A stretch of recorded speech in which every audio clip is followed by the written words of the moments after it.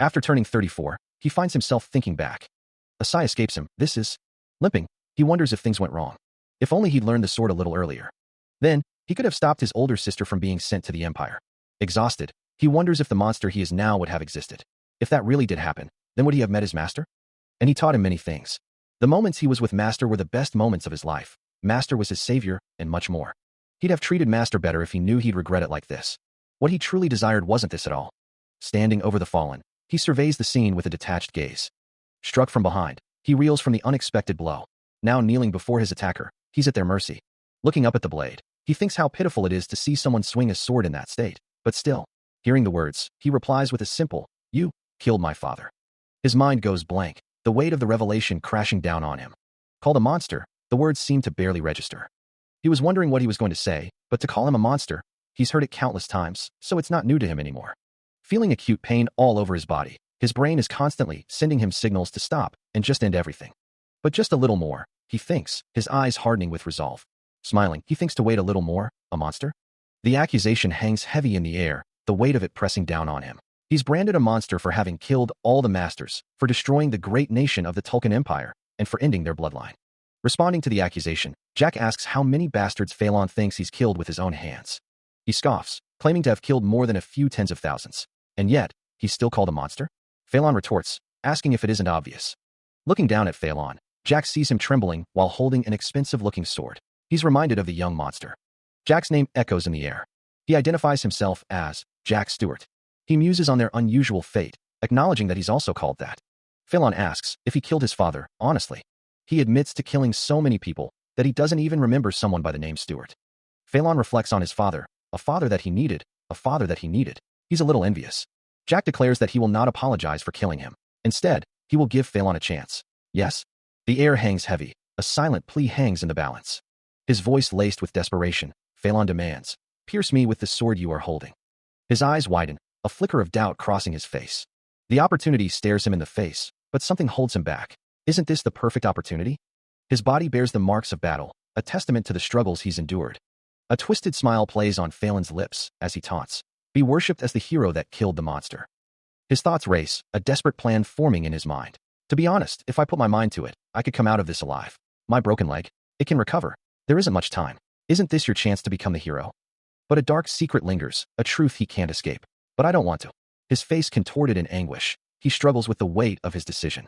His grip tightens on the sword, a symbol of the power he wields. The blade gleams, reflecting the light of the impending choice. His legs tremble as he stands at the precipice of destiny. The sound of labored breathing fills the air as Jack kneels before Phelan, his sword still in hand. A memory surfaces, a stark reminder that the boy couldn't kill him. But that was then. A disembodied hand reaches out, the voice echoing, "Well done." Phelan continues his goading, suggesting that Jack would live peacefully after killing him, enjoying the rest of his life as a hero. He paints a picture of a life filled with exhausting days, but also many names bestowed upon him. His expression darkens, warning Jack not to live and regret like him. Tears welling in his eyes, Jack wonders if, unlike Phelan, he is still young. His resolve wavers, the weight of the decision pressing down on him. Phelan declares that the demon is dead, and the war has finished, urging him to go and tell the others. Tears streaming down his face, Jack cries out, questioning why he lived like this, with this power. A flashback shows a younger Jack, the question echoing, "Why did you live like this?" The answer, who knows? Why did he live? Held in someone's arms, the world fades around him. This is the end. He can feel it, the loss of sensation in his fingers, like a balloon losing air. And his sight is becoming blurry. Even though he doesn't want them to, his eyes are slowly closing. Slowly, the moment he forgot to breathe, all the sounds around him stopped. That last moment, he suddenly had a thought. That is what he thought. Submerged, sinking deeper into the abyss, a sense of weightlessness washes over him.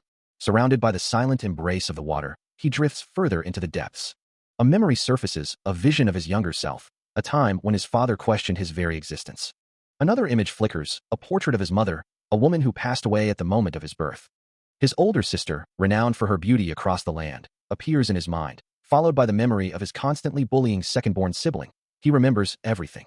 Having abandoned the name Jack Valantier, he became a swordsman, traversing the continent. The line between reality and dream blurs, the events of his life flashing before his eyes. Looking down at his feet, he wonders, is this the end? Is he truly dead? A sigh escapes him, as the weight of his past settles upon him. The Second Continental War, a conflict he himself ignited. He remembers being the victor, a ruthless ruler, a monster among monsters. The man who sought revenge destroyed the Tulkun Empire, dominating the Western continent. He recalls killing all who bore the name of Tulkun, declaring victory, always winning. He was happy that he achieved all his goals, so he willingly accepted his approaching death, because he no longer had a reason to live. And that's how his heart stopped. But what the hell is this situation? He doesn't think it's black magic or sorcery. Clutching at his chest, he wonders if he really came back to the past. His eyes widen, and he asks how this is possible. The Valantier estate stands tall. The text explains that the Marquis House of Valantier was a renowned family in the Teslan kingdom, belonging to the loyalist faction that supported the king. Reflecting on his origins, he was the third child, the youngest member of the family with the title of Marquis in the kingdom. He muses that, if he hadn't been so greedy for the title of heir, the position he had would have been enough to live comfortably for his entire life, a fact that was common knowledge. Thinking back, this was the Rose Garden, an exception within the Marquis House of Valantier. A hand reaches out, gently touching the roses. It was more than just a garden, it was the Rose Garden. It could be called an annex, found in the corner of the estate. Though it looked beautiful on the outside, it was just an illusion, a place known as exile. Its sole purpose was to completely shut him off from the outside world. It was the family's way to support him. Looking back, that was this place, the Rose Garden. Lost in thought, he gazes at the sky. Approaching him, Ron says, "Young master, I prepared something for you to drink." Holding the drink, he thinks, the only one in this estate that cared for him. Reflecting on the past, Jack thinks of Ron, the butler and servant who has stayed by his side. Offering him a glass of tomato juice, Ron asks, "You didn't put any poison in this, right?" Ron replies, "No. How could I? I'm joking. I'm always thankful to you." Chuckling, Ron asks, "What's that for?" Looking down at the tomato juice, Jack thinks, there are 11 people in this rose garden, excluding me. He continues, thinking that one of those people is Ron, the one who gave me this tomato juice, and the other 10 are the soldiers who are keeping an eye on me from over there. Thinking to himself, he muses, besides Ron, I don't think I need to pay attention to the others. But what should I do now? Lost in thought, Jack walks through the rose garden. He reflects, but it's not like I knew I would regress, and it's only been an hour since I realized that I regressed. Looking at his hand, he thinks, of course, it's not like I have a plan in mind. He continues, currently, I'm 14. Even though I'm 14. Looking at his hands, he thinks, I don't have any calluses on my hands, and I don't even have the likes of a mana heart, or anything similar to that. If he compares himself to the other children from noble families, he thinks he's really inadequate. But of course, the reason for that is, at this time, he had no mana. Ow, that hurt. He wonders, what is this situation? A figure looms over him. Careless, he thinks. Yeah, it's been so many years since he's gotten hit in the head. His eyes widen. The figure says, you reckless, simple-minded bastard. He stares, speechless. Phelan Valantier, the Valantier family's second child and 3 years older than his brother, looks back on his past. The reason he never underwent mana training wasn't for lack of trying. In a flashback, a younger version of Phelan stands in the background, while another figure stands in the foreground, their back turned. It was all because of the threats and abuse he suffered. A scene unfolds in the past. 2 figures stand in a gazebo, their conversation unheard. A close-up reveals a pair of intense eyes, filled with a deep-seated resentment that has lingered for decades. The memory, it still wavers in his mind. The word hangs in the air, lowlife. The voice echoes, claiming he could have been killed at any time. A hand pours liquid, the gesture laced with disdain. Tears welling in his eyes, he's told he doesn't have a single bit of usefulness, unlike his older sister. Phelan Valantier sits across from Jack Stewart, warning him not to bother learning anything, be it sword techniques or magic. As long as he possesses the blood of a marquis, or at least while he's in this household, he'll only eat and wear what they give him. Phelan Valantier finishes, telling him to live like he's a dead rat. The Marquis-to-be looks down at Jack, a cruel smile playing on his lips. He says that he, who will become a marquis, might think of him as his younger brother. The scene shifts to a younger Jack, knees weak as he sits on a chair. He remembers being very weak-kneed when he was young. Servants whisper behind closed doors, saying that due to his weak-kneed personality, he's been called the shame of the household. Of course, this was only something that was talked about within the household. The laughter of children echoes, a sorry excuse for the third child of a marquis family. It would have been more pathetic if this ever got out. Whispers follow him, the sound of laughter that even the commoners in his family gave as they giggled among themselves. The Valantier estate stands tall, a symbol of the family that treated him this way. The people who led that were the second child of the family and Count Mantis. Phelan looks on, a coldness in his eyes. Well, that's that, but it truly. A figure stands in a grand room, the only family member that he can rely on and the only person who's ever cared about him. It's ridiculous to see how he acts, since the firstborn of their family is a woman and not a man. His sister, who's 1 year older than Phelan, is in front of him. She gazes out the window, unable to become the successor of the family just because she's a woman. She was the beautiful first child of the Marquis family who can't become the successor. Her fate was already decided from the start. She'll be forced into a marriage that benefits their father, trapped in a gilded cage. A small mansion, a family line to carry on. That's the reality his sister faces, and he's forced to stand by and watch. Phelan sees her as nothing more than a tool to be used, or someone to be seen with, but never too close, especially when royalty is around. Jack thinks Phelan deserves to die for his actions. Phelan demands to know why he's being stared at with such intensity. Angered by the look in his eyes, Phelan grabs Jack's arm. A knight looks on, surprised by the sudden confrontation. Jack's anger is palpable. Furious, Phelan shouts, "You think you can block my arms? You're worse than an insect." Losing his temper, Phelan throws him to the ground. Still reeling from the previous blow, Jack cries out as he's kicked again. Looking down at him, Phelan asks what he thinks he's doing. A sinister smile spreads across his face as he prepares to continue his assault. He mockingly asks if he should offer Jack a hand up. His face contorted with rage, Phelan calls him a lowlife who doesn't know his place. He notes that Jack has managed to gather mana, while one of his men observes that something bad might happen. Phelan thinks to himself that they aren't even trying to stop him. He finds the situation to be a joke as he watches Jack struggle on the ground. One of Phelan's men cries out, begging him to stop. The man pleads with him to hold it in, warning that he mustn't try to use mana in such a situation. Without hesitation, Phelan punches Jack in the face. As Jack is kicked again, Phelan wonders if he's worried about this, stating that he isn't worried in the slightest. Ron is a man who has a lot of secrets, after all. From across the courtyard, Phelan shouts, "You arrogant bastard." The young master continues his tirade. "I'll just kill you and that arrogant servant together." He seems seriously talkative.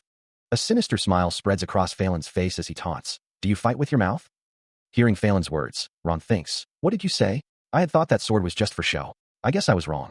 Despite the odds, Ron steels himself, thinking, "Even though I haven't trained, nor do I have an ounce of mana in me." Clenching his fist, he admits, "I'm not confident." But a determined glint shines in his eyes as he smiles. He declares, "I'm not confident of losing." Gathering his resolve, mana begins to flow. Preparing to strike, Ron thinks, his power is exactly at the third circle. That's all he has. Even if he uses mana and swings an expensive sword, a kid's a kid. Considering Phelan's clumsy sword technique, Ron wonders who he expects to cut. It's a joke. Phelan wonders if he should just throw him, but decides against it, grabbing Ron. Getting right up in his face, Phelan declares that Ron needs a lesson to strengthen his mental power. He's a third circle mage, and Ron is a low-life bastard. Ron thinks that they should obviously include their head as well. In that case, okay. With a grunt, Phelan throws him to the ground. He then stomps on Ron's hand. A gasp of pain escapes him as his hand is crushed. Phelan thinks that it'll only be fair if he returns at least 1/100 of the amount of humiliation he's been given. He asks, "Isn't that right?" Someone is being restrained, their struggles futile against their captor. His face contorted in disbelief, Phelan can only stammer out a single word. The armored figure stands firm, ready to carry out his orders. The scene shifts to another location, where the armored figure is kneeling before someone. Now then, Phelan's expression hardens. The armored figure remains still, awaiting further instruction. The knight's grip tightens on his weapon. A hand is raised, a single, clear command given. "Don't move." His eyes glowing with an eerie light, Phelan warns, "If you don't want to become like this, that is." The scene unfolds, a stark contrast of control and desperation. He has someone pinned beneath the surface, their struggles growing weaker with each passing moment. A voice echoes, a cruel reminder of expectations. The captive sputters, their body convulsing in a desperate plea for air. His mind drifts, a perfect memory surfacing amidst the chaos. Phelan's grip tightens, a chilling question hanging in the air as he asks if he should cool his little brother's head. Bubbles rise, a silent testament to the fading life beneath the water. A desperate gasp, a final, futile attempt to draw breath. The captive's struggles intensify, a surge of panic fueling their weakening limbs as Phelan taunts him about not even thinking of using the mana he's so proud of. His thoughts darken, a bitter reflection on the events that led to this moment, blaming the person he's drowning. A memory surfaces, a sister's marriage marking a turning point. The truth emerges, a father's assassination and a son's rise to power, all tainted by poison.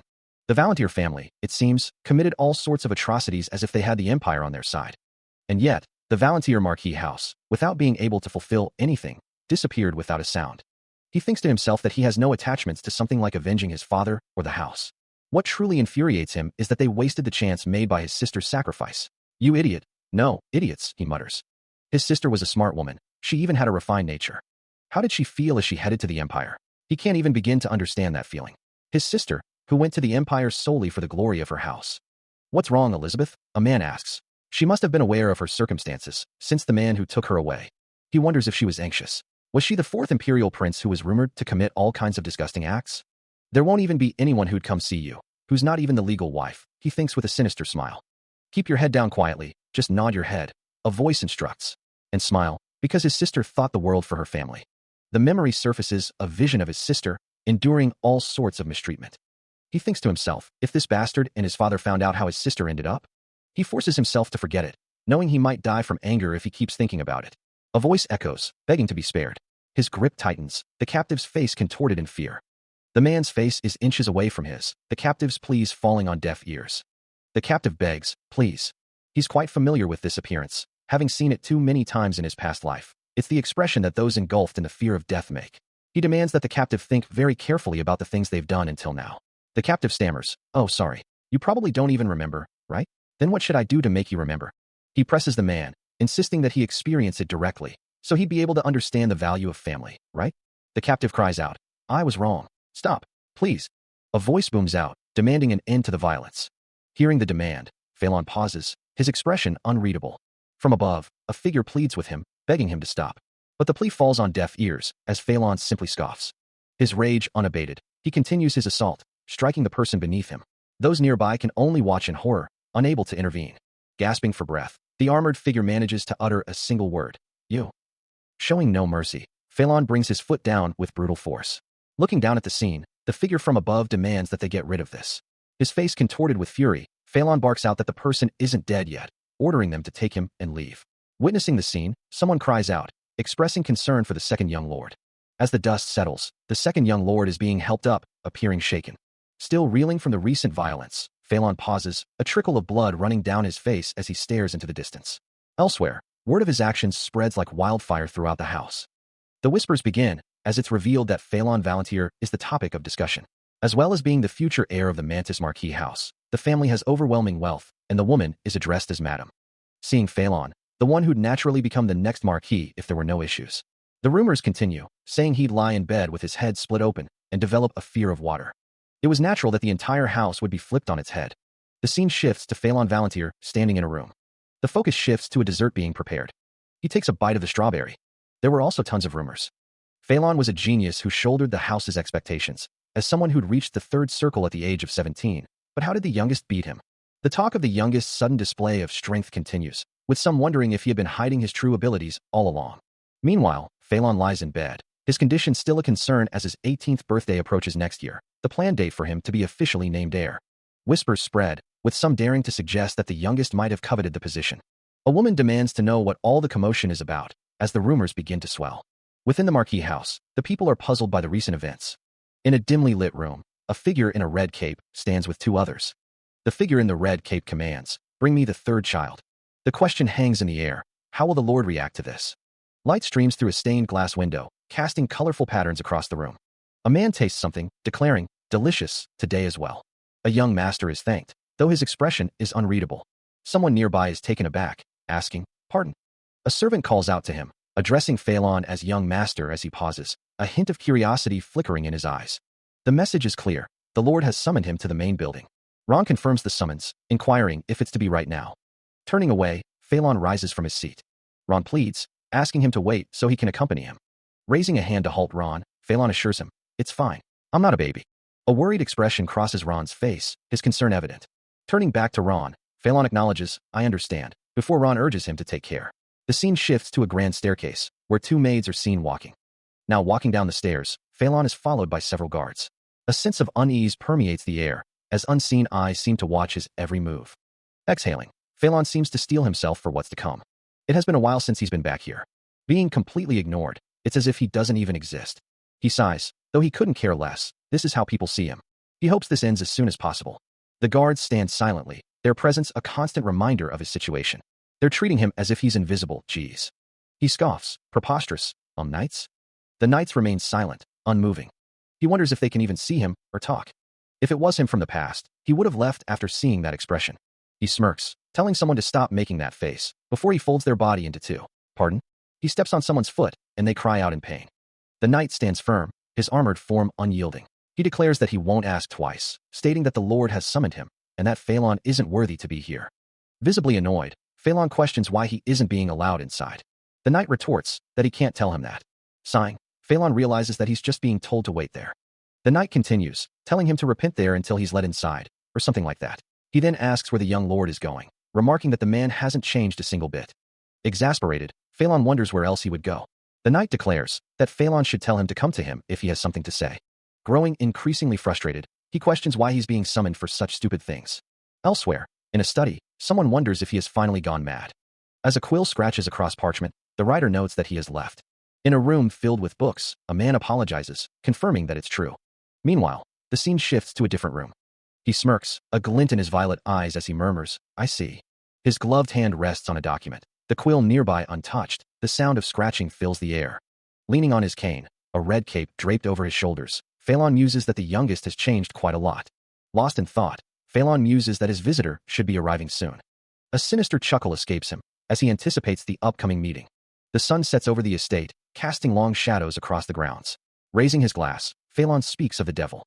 A procession of servants makes their way through the estate, their footsteps echoing in the halls. His face betrays a hint of stubbornness, a trait that runs deep within him. A wry smile plays on his lips as he reflects on how little he's changed. Surrounded by his entourage, Phelan continues his observations. He thinks of his father as non-existent, recalling the attempt on his life when he ran away from home in his past life. He was greedy for power beyond his grasp and lacked the ability to realize his ambitions. With a polite smile, sitting in the open air, Phelan welcomes his guest, declaring that this is who Marquis Valantier is. His expression hardening, he thinks to himself, he could never call someone like that his father. Turning his head slightly, his eyes narrowing, he wonders why they did it. Nearby, a woman's voice rings out, filled with indignation, questioning how anyone dares show disrespect to the Lord. The sound of footsteps approaches. The visitor has come a long way. Phelan rises to his feet, looking down at the approaching figure, and asks, "Why don't we head inside? Or are you planning on talking here?" Focusing on the details, the visitor carries a cane. The woman from before is joined by two children, all looking shocked as they watch the exchange. The camera focuses on the cane's tip as it taps against the floor. The man from before looks on, his expression a mix of shock and anger as the scene shifts indoors. The cane is placed down, emitting a soft glow. Sitting in a chair, Phelan wonders if he is checking if he secretly made a man a heart, as the cane continues to emit a soft glow. Continuing his earlier thought, Phelan states that he doesn't have anything like a mana heart right now, implying that he may have had one in the past. As the other man observes him closely, Phelan is told that he seems to have a talent for martial arts. Taking a sip from his glass, the man responds that the other wouldn't believe him if he told him he regressed, simply stating, "Just because." Nearby, a woman is furious, calling the man an impertinent brat and a mere commoner's child. Turning back to Phelan, the man is told that he was thought to be useless, but now he is seen to have some use. Looking down, the man wonders if he is not Phelan's child, and if he's useless, he asks if Phelan wants him to be acknowledged as his child. With a dismissive tone, the man states that acknowledgement after all this time is something he's not the least bit interested in. Whispers spread among the onlookers as the man turns to leave. As the man walks away, Phelan says that he has heard him. Watching him leave, the onlookers are confused, wondering why he's leaving without getting angry and why he came in the first place. The woman from before speaks, addressing someone as second mother. The woman is furious, wondering if it's because the second child became like that, noting that the other woman's wrinkles have gotten worse and that she should take better care of her appearance, calling her an impertinent brat. Though he claims not to be a pervert, Phelan can't help but smirk, seeing her make such a face. Clearly upset, the woman asks to be excused. With a polite smile, Ron bids her a good evening. Before she departs, she requests that her regards be sent to the second child. Looking at the building, it seems like a harmonious family. To Jack Valantier, the third young lord, who made a commotion in the house, he is sentenced to 20 days of solitary confinement. That's what the letter says, as a commotion breaks out. Ignoring whenever the second child pummeled him, Jack wonders why he gets solitary confinement, and what it even is. Drawing on a piece of paper, he wonders if he isn't already exiled to this rose garden, and why he's getting solitary confinement on top of that. He wonders if he's just being forced to stay inside, since there's barely a month left of his academy vacation, but still, solitary confinement. Stopping his drawing, he pauses. Suddenly, Jack remembers the academy, admitting he'd completely forgotten about it. He reflects on his current age. Considering the rules of the Teslan kingdom, all noble children must attend the academy, as long as they're physically able to. No one can avoid compulsory education. He knows that the official duration for the academy is 4 years. Enrollment is allowed at 14 years of age, so he's in his first year now. It's currently summer vacation after the end of the first semester. Jack is surprised to think he's a student. He knows his master is very closely related to the academy. Even if he skips over everything else, his master is the one thing he can't skip over. He can't afford to waste his time. Looking at the drawing, he supposes he should go to the academy. There are 27 days left for the vacation, and 20 days of solitary confinement. It takes about 6 days to get to the academy from here. He wonders how he endured stuff like this. He's telling himself to screw off to the academy once he comes out of solitary confinement. Ron asks if he's finished. Looking around, Jack asks where that solitary confinement room is. Ron wonders if Jack's lost his tongue, asking where it is. The words hang heavy in the air, the implication clear. There's only one place that could be called a solitary confinement room in this house. Presenting a bouquet of flowers, Phelan speaks of accommodations for criminals, those who've committed a crime within the territory. A gasp escapes him. He can't believe what he's hearing. Offering a curt nod, the other man simply replies, yes. His voice laced with disbelief, he can only utter, you. Rage boils over, the sky mirroring his fury as he vows that the other man will wait. It's not a break, but an extension of something else, and you can tell from looking at him whose head is split open. During the vacation, he attended social parties almost every day before his head was split open, meeting the vassals while acquainting himself with other nobles. The cold, unforgiving bars of a prison cell come into view. Though it's not like he had any interest in the marquis position in the first place, it's just what people in the marquisate tell him, that he has no place anywhere in this marquisate. A muttered curse escapes him. Before the knights came for him, he voluntarily headed to the prison. His hands clench into fists, a quiet resignation settling over him. As he is washed while shedding tears, Ron's face is one of inexplicable pity. The tears fall, each one a testament to the situation. As a figure gets embarrassed, they are ushered away with a plea to take care. Lying on the prison cot, Phelan can only manage a simple Seeing the meager accommodations, he wonders if his father had any consideration for him, since there's a bed, a wash basin, and even 3 meals a day. But he wonders what the point is, considering there's a blanket that probably hasn't been washed for 500 years. And the food that even peasants wouldn't eat. He spent the whole day thinking in solitary confinement. But this is just too much. The text explains that nobles who own a territory can punish the people within that territory. This is due to territorial laws that they've created on top of the kingdom's laws. In other words, a vassal has the same power as a king in their own territory. Thinking of Phelan's imprisonment, the figure believes he should still be his son. He thinks to himself, it's not like he instigated a rebellion, but his father chose to imprison his own son? He wonders if his father will announce that he used poison or a forbidden artifact, but no, that's a bit trivial. He'd probably cook up a scenario like this. Jack Valantier, the disgrace of the house, learned black magic, laughing maniacally. Due to his own greed, he is confronted. The second child, Phelan, who discovered that, tried to rectify his little brother, but Jack Valantier, instead of listening to his older brother. Though he suffered a wound to his head, he remained defiant. He still forgave his little brother even after all that, telling him it's okay. The thought of the Marquis and his wife's heads is probably what's on his mind, making him sick just thinking about them. He should just leave after a day or two, unable to waste his precious vacation in a disgusting prison like this. He has no love for this estate. Though he wants to leave as soon as possible, there are 3 things on his mind. Ron and Master. And besides all that, he's currently an extreme weakling. Barely over 5 feet tall and weighing next to nothing, Phelan laments his current state, noting the distinct lack of muscle. To him, this world is dictated by one thing alone. Only the strong survive, and the weak are nothing more than fertilizer. He survived because he was strong, and he obtained everything he ever wanted. He has things he needs to do, and more people to take revenge on than he expected. Right now, he needs 2 things, time and power, both of which the Academy will provide. The time has come to discover talents to increase his power, and he'll naturally regain the power he had in his past life. If only he could regain his power, then he could protect his master, sister, and Ron. A quiet rustling, as Phelan shifts in his bed. Then, though he doesn't like it, he should take what he needs.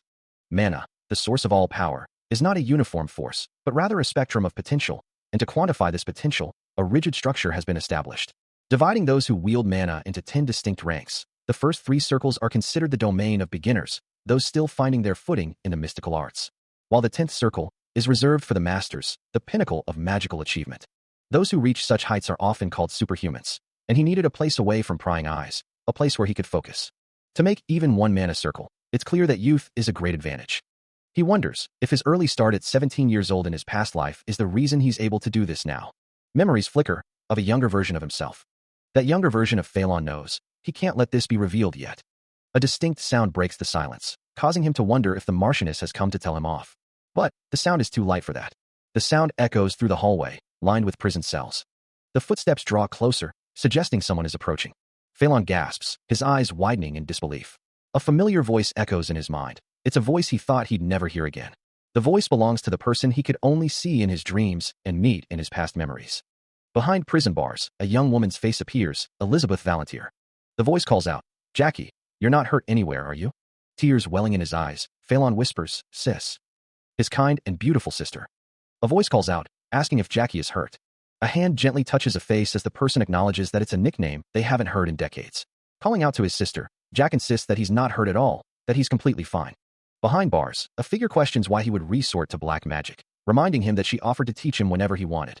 An apology is offered, along with the sentiment that Jack should have waited at the academy a little longer. A familiar name is uttered, and Jack seems to be questioning something. From behind the bars, the figure asks if he's even listening, wondering if he's actually hurt somewhere. A sinister smile spreads across his face as Jack denies any injury, claiming he's just so glad.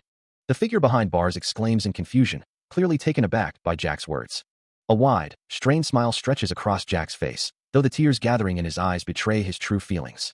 From behind the cold bars of their prison, his sister asks if he's really all right. She wonders if they should just run away.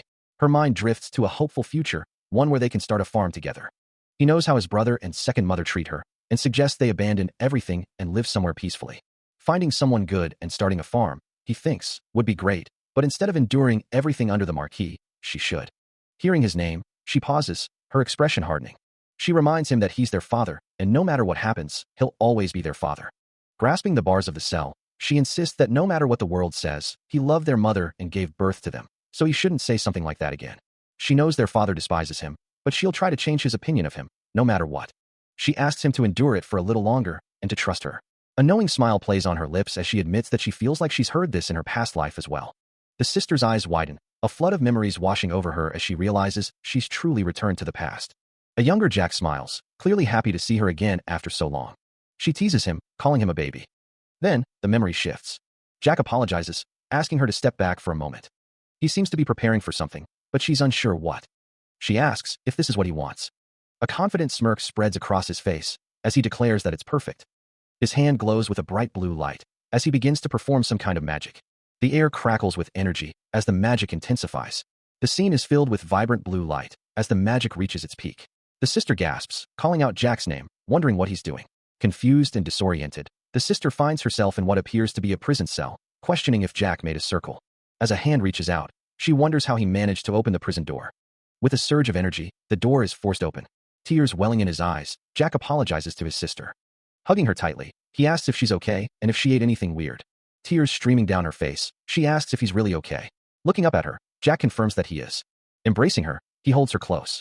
Holding her close, Jack promises that things will be different this time, that a lot of things will change. Tears still falling, he tells her that she doesn't have to sacrifice herself, promising to make it so she can do anything she wants. Holding her close, he comforts her. Her eyes filled with worry, she continues to embrace him. From this point on, a dark and foreboding prison stretches into the distance, its stone walls hinting at the horrors within. Memories flood back, of interrogating the fourth imperial prince who took his sister away in a past life. That truth, a clenched fist bound to a wooden table, speaks volumes of the suffering endured.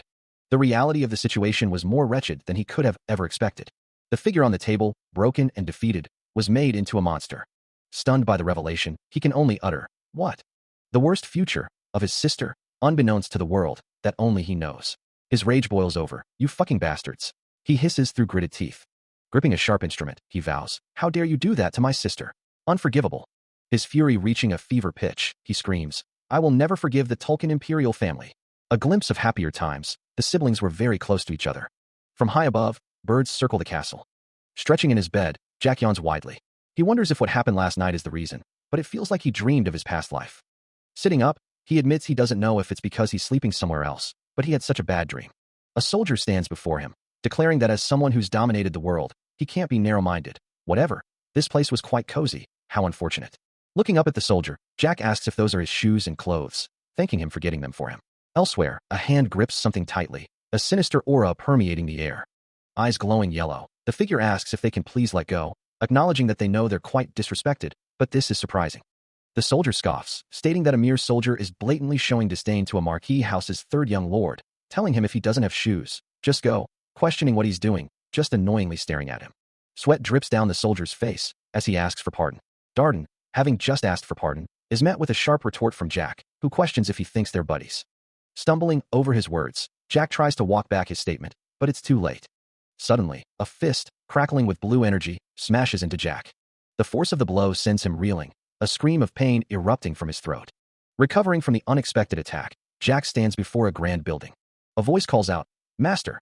Confused, he wonders who is calling him. Turning, he sees Phelan, who greets him with a simple, "You're back." Phelan rushes to his side, asking, "Are you hurt anywhere?" Jack insists he's completely fine. Changing the subject, Jack asks if there are more people around now. Phelan confirms that 10-foot soldiers and one page from the Iron Blood Knight Order have been assigned to them. Phelan wonders if he is the page from the Iron Blood Knight Order. Confirming what he already knew, Jack acknowledges the third young lord's statement. The third young lord assumes that he had no dreams of taking care of him, but he can't help but feel bad for him. Something has clearly caught the third young lord off guard, as he realizes that someone must have found out what he did in the prison. The third young lord stands in his armor, while Jack observes him. The third young lord asks, if it's not too much, to please tell him what happened in the prison. Jack wonders why the third young lord is being so polite. The third young lord mutters that he was just given a report. The third young lord's actions involve taking a guard's fingers and his right eye. Confused, Jack asks what he's talking about, stating that there's no way the young master did such a thing. Sighing, the third young lord curses, calling someone a son of a bitch. Jack is being comforted, as he questions if it's really accurate for him to use the word right in a situation like this. The third young lord thinks that a dog of Mantis would at least know. As the third young lord is flanked by Jack and a knight in full armor, the knight's words are deemed too harsh. Fixing the knight with a cold stare, the third young lord reminds him that all he's meant to do is stay put and look after him. Isn't that all he was ordered to do? His voice dripping with disdain, he tells the knight that he can clean up the mess afterwards, by himself, in his own time. The knight is reminded that he was given a mission to observe him, but he keeps making a mess. He should be begging him not to make a mess. Humbled, the knight apologizes. The third young lord finds it good that, at least, this dog knows how to think. Turning away, he says he's too lazy to keep talking, and orders the knight to report to him after he settles this matter on his own. He tells the knight to complain to the Marquis, if he has complaints. Placing a hand on the third young lord's shoulder, Jack tells Ron that they should go. Turning away, the third young lord walks off. The knight is now referred to as Chick. His fingers drumming, the third young lord seems to be in deep thought. The third young lord strolls alongside Ron, a sudden craving striking him. He announces his desire for some meat. Responding with practiced efficiency, Ron assures the third young lord that he will prepare it immediately. Inside, the light streams through the window, illuminating the preparations underway. The third young lord's eyes sparkle with anticipation, a heart appearing above his head as he savors the first bite. A chibi version of the third young lord appears, uttering JMT, a Korean expression for delicious. Ron stands nearby, his cooking skills earning high praise from the satisfied third young lord, who declares them top-notch. Ron seems a bit flustered by the praise, but the third young lord tells him to stop staring like a carp if he wants to say something. Ron simply replies, nothing. Ron offers the third young lord a piece of meat, presenting it with a flourish. The third young lord, holding a piece of meat on his fork, asks, aren't you hungry, Ron? There's plenty, so shall we eat together? With a concerned tone, Ron asks Phelan if he's hungry, suggesting they share a meal together, adding that there's plenty to go around. His expression unreadable, Phelan remains silent. Inwardly, he questions how he could bring himself to share a meal with Ron. His patience wearing thin, Phelan orders Ron to sit down, stating that he has something important to discuss. Relenting, Phelan agrees to eat if Ron insists. Changing the subject, Ron inquires about Lady Elizabeth, to which a nearby servant replies that she's as usual. His gaze intense, Ron's concern is palpable. As he twirls spaghetti onto his fork, Ron is told he's not an idiot.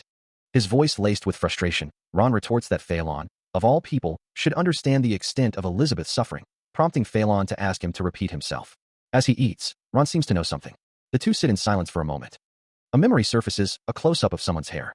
A voice echoes, I'll say it again, your cooking skills were always good. The memory continues, from what I can remember, in my younger days. A young girl stands in a doorway. The reason why I could enjoy my meals without a care in the world. A man stands in a kitchen, was because you always checked whether any of the ingredients were poisoned or not. The memory shifts. Young master, so you knew that much. That's not the only thing. Let's see. The man's expression darkens. You're a ninth circle mage right now, right? Back in the present, Phelan remains silent, lost in thought. He recalls another memory. As someone who stood by my mother's side, you may know. The memory continues, but I don't know what kind of person my biological mother was, since she passed away when I was born. But seeing my sister, who people say resembles my mother, she must have been a good person. Returning to the present, Phelan finally speaks. This is what I truly feel. As he sits across from Ron, a question hangs in the air. Did you protect my mother from the sidelines, right? With a gentle clink, a cup is placed on the table. Lost in thought, he recalls that her escort was a ninth circle mage. A chuckle escapes him. If this were a novel, I would have thrown away the book, complaining about the realism. A sinister smile creeps across his face. It actually happened. The rain falls heavily, blurring the line between memory and reality. The pounding of hooves echoes through the forest. I wasn't alone. While being chased by the pursuers sent by my father, he thought he was alone. Tears streamed down his face as he flees through the storm. The pursuers were probably members of the Iron Blood Knight Order, just like the chick I saw earlier. The Marquis sent pursuers to kill his own son. The captain of the Knight Order at the time was a ninth circle swordsman. As the memories flood back, and Ron, a memory surfaces of someone sacrificing everything to protect him. He remembers being escorted away, fleeing on horseback from unseen pursuers. Even then, Ron was there. Back in the present, Phelan admits, he was afraid after learning that Ron had been his mother's ninth circle mage guardian. He wonders if his mother was truly a commoner, and if the Marquis even knew the truth. Ron replies that she probably didn't even tell him. He thinks to himself, he'll just keep living on without knowing, since what kind of person you are is all that matters right now. Phelan asks what he wants from him, stating that, aside from him and his sister, he doesn't trust anyone here, and asks Ron to protect his sister.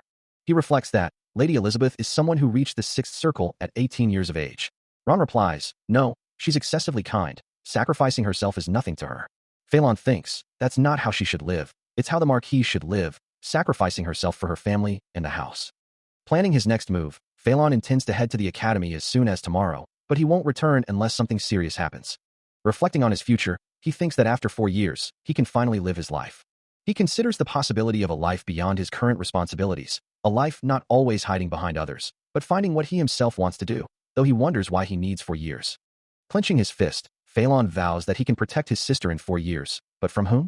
Elsewhere, the third young lord excuses himself.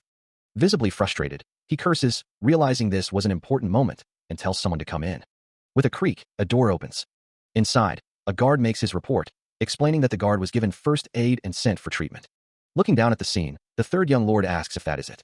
The guard explains that he accidentally cut off his own fingers while training and dropped his dagger, which unfortunately stabbed his eye, and that the third young lord ran to the annex building. That's how it was wrapped up. The third young lord is told good work, and since he's the Marquis's dog, he's asked if he should be given the leftover bones, but he declines, saying he's okay. Sweating, the man reveals himself as James Canta. Looking off to the side, a dismissive scoff escapes him, whatever. Standing before a knight in full armor, the young master states, I'd like to train in the sword, so bring me 1 real sword, and 1 wooden sword. The knight, visibly annoyed, retorts, errands are not my job. Holding up a fork, Phelan asks, you're saying you at least have the pride of a knight, are you? You don't like me, right? A sinister smile creeps across his face as he thinks, I'll give you a chance to beat the shit out of me. The knight, taken aback, asks, are you serious? Phelan responds, of course. You see my hand. He continues in his thoughts. You think hands like these have ever held a sword before? You can just beat the shit out of me however you want in a duel. The knight, now seemingly convinced, asks, are you telling me to become your swordsmanship teacher? A sly grin spreads across Phelan's face as he thinks, Uft. Looking out at the building, Phelan thinks, that's the third most hilarious thing I've ever heard in my life. Just go bring me a sword. The scene shifts to a window overlooking a courtyard, where a question hangs in the air. Across the table, a man asks, so? He continues, leaning forward, if you were to get hurt, do you want to make a bet with me? A flashback shows a knight in armor, thinking, whether I can beat that chick or not. Another figure appears, seemingly surprised, a gasp escaping them. The man from across the table proposes a different kind of wager. Instead of betting on who will win or lose, we should wager on how many hits you receive. A smile spreads across the other man's face as he replies, that'd be fun. What do you want to bet? The man questions, are you seriously going to do this? A confident smirk plays on his lips as he declares, then let's do this. If I get hit, even once during the duel with the chick, you win. How's that? The man leans back, considering the terms, 1 hit? How about the loser grants the winner's wish? If there's something he wants from him, all he has to do is give the order. Smiling slyly, the second young lord remarks, I'm this manner's servant, after all. Saying something like that makes me want to tease you even more. Holding up a fork, Ron replies, as I've told you already, there's only 2 people in this Marquis house who I trust. Continuing, he adds, and Ron, that's you. It's bad manners to point at someone with a fork.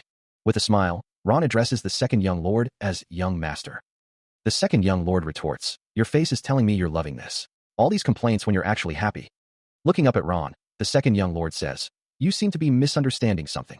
Smiling confidently, the second young lord continues, I don't order around the people that I trust. I ask them for a favor. Looking intently, Ron repeats, young master. With a playful grin, the second young lord says, if it's like that, it's hard for me to refuse.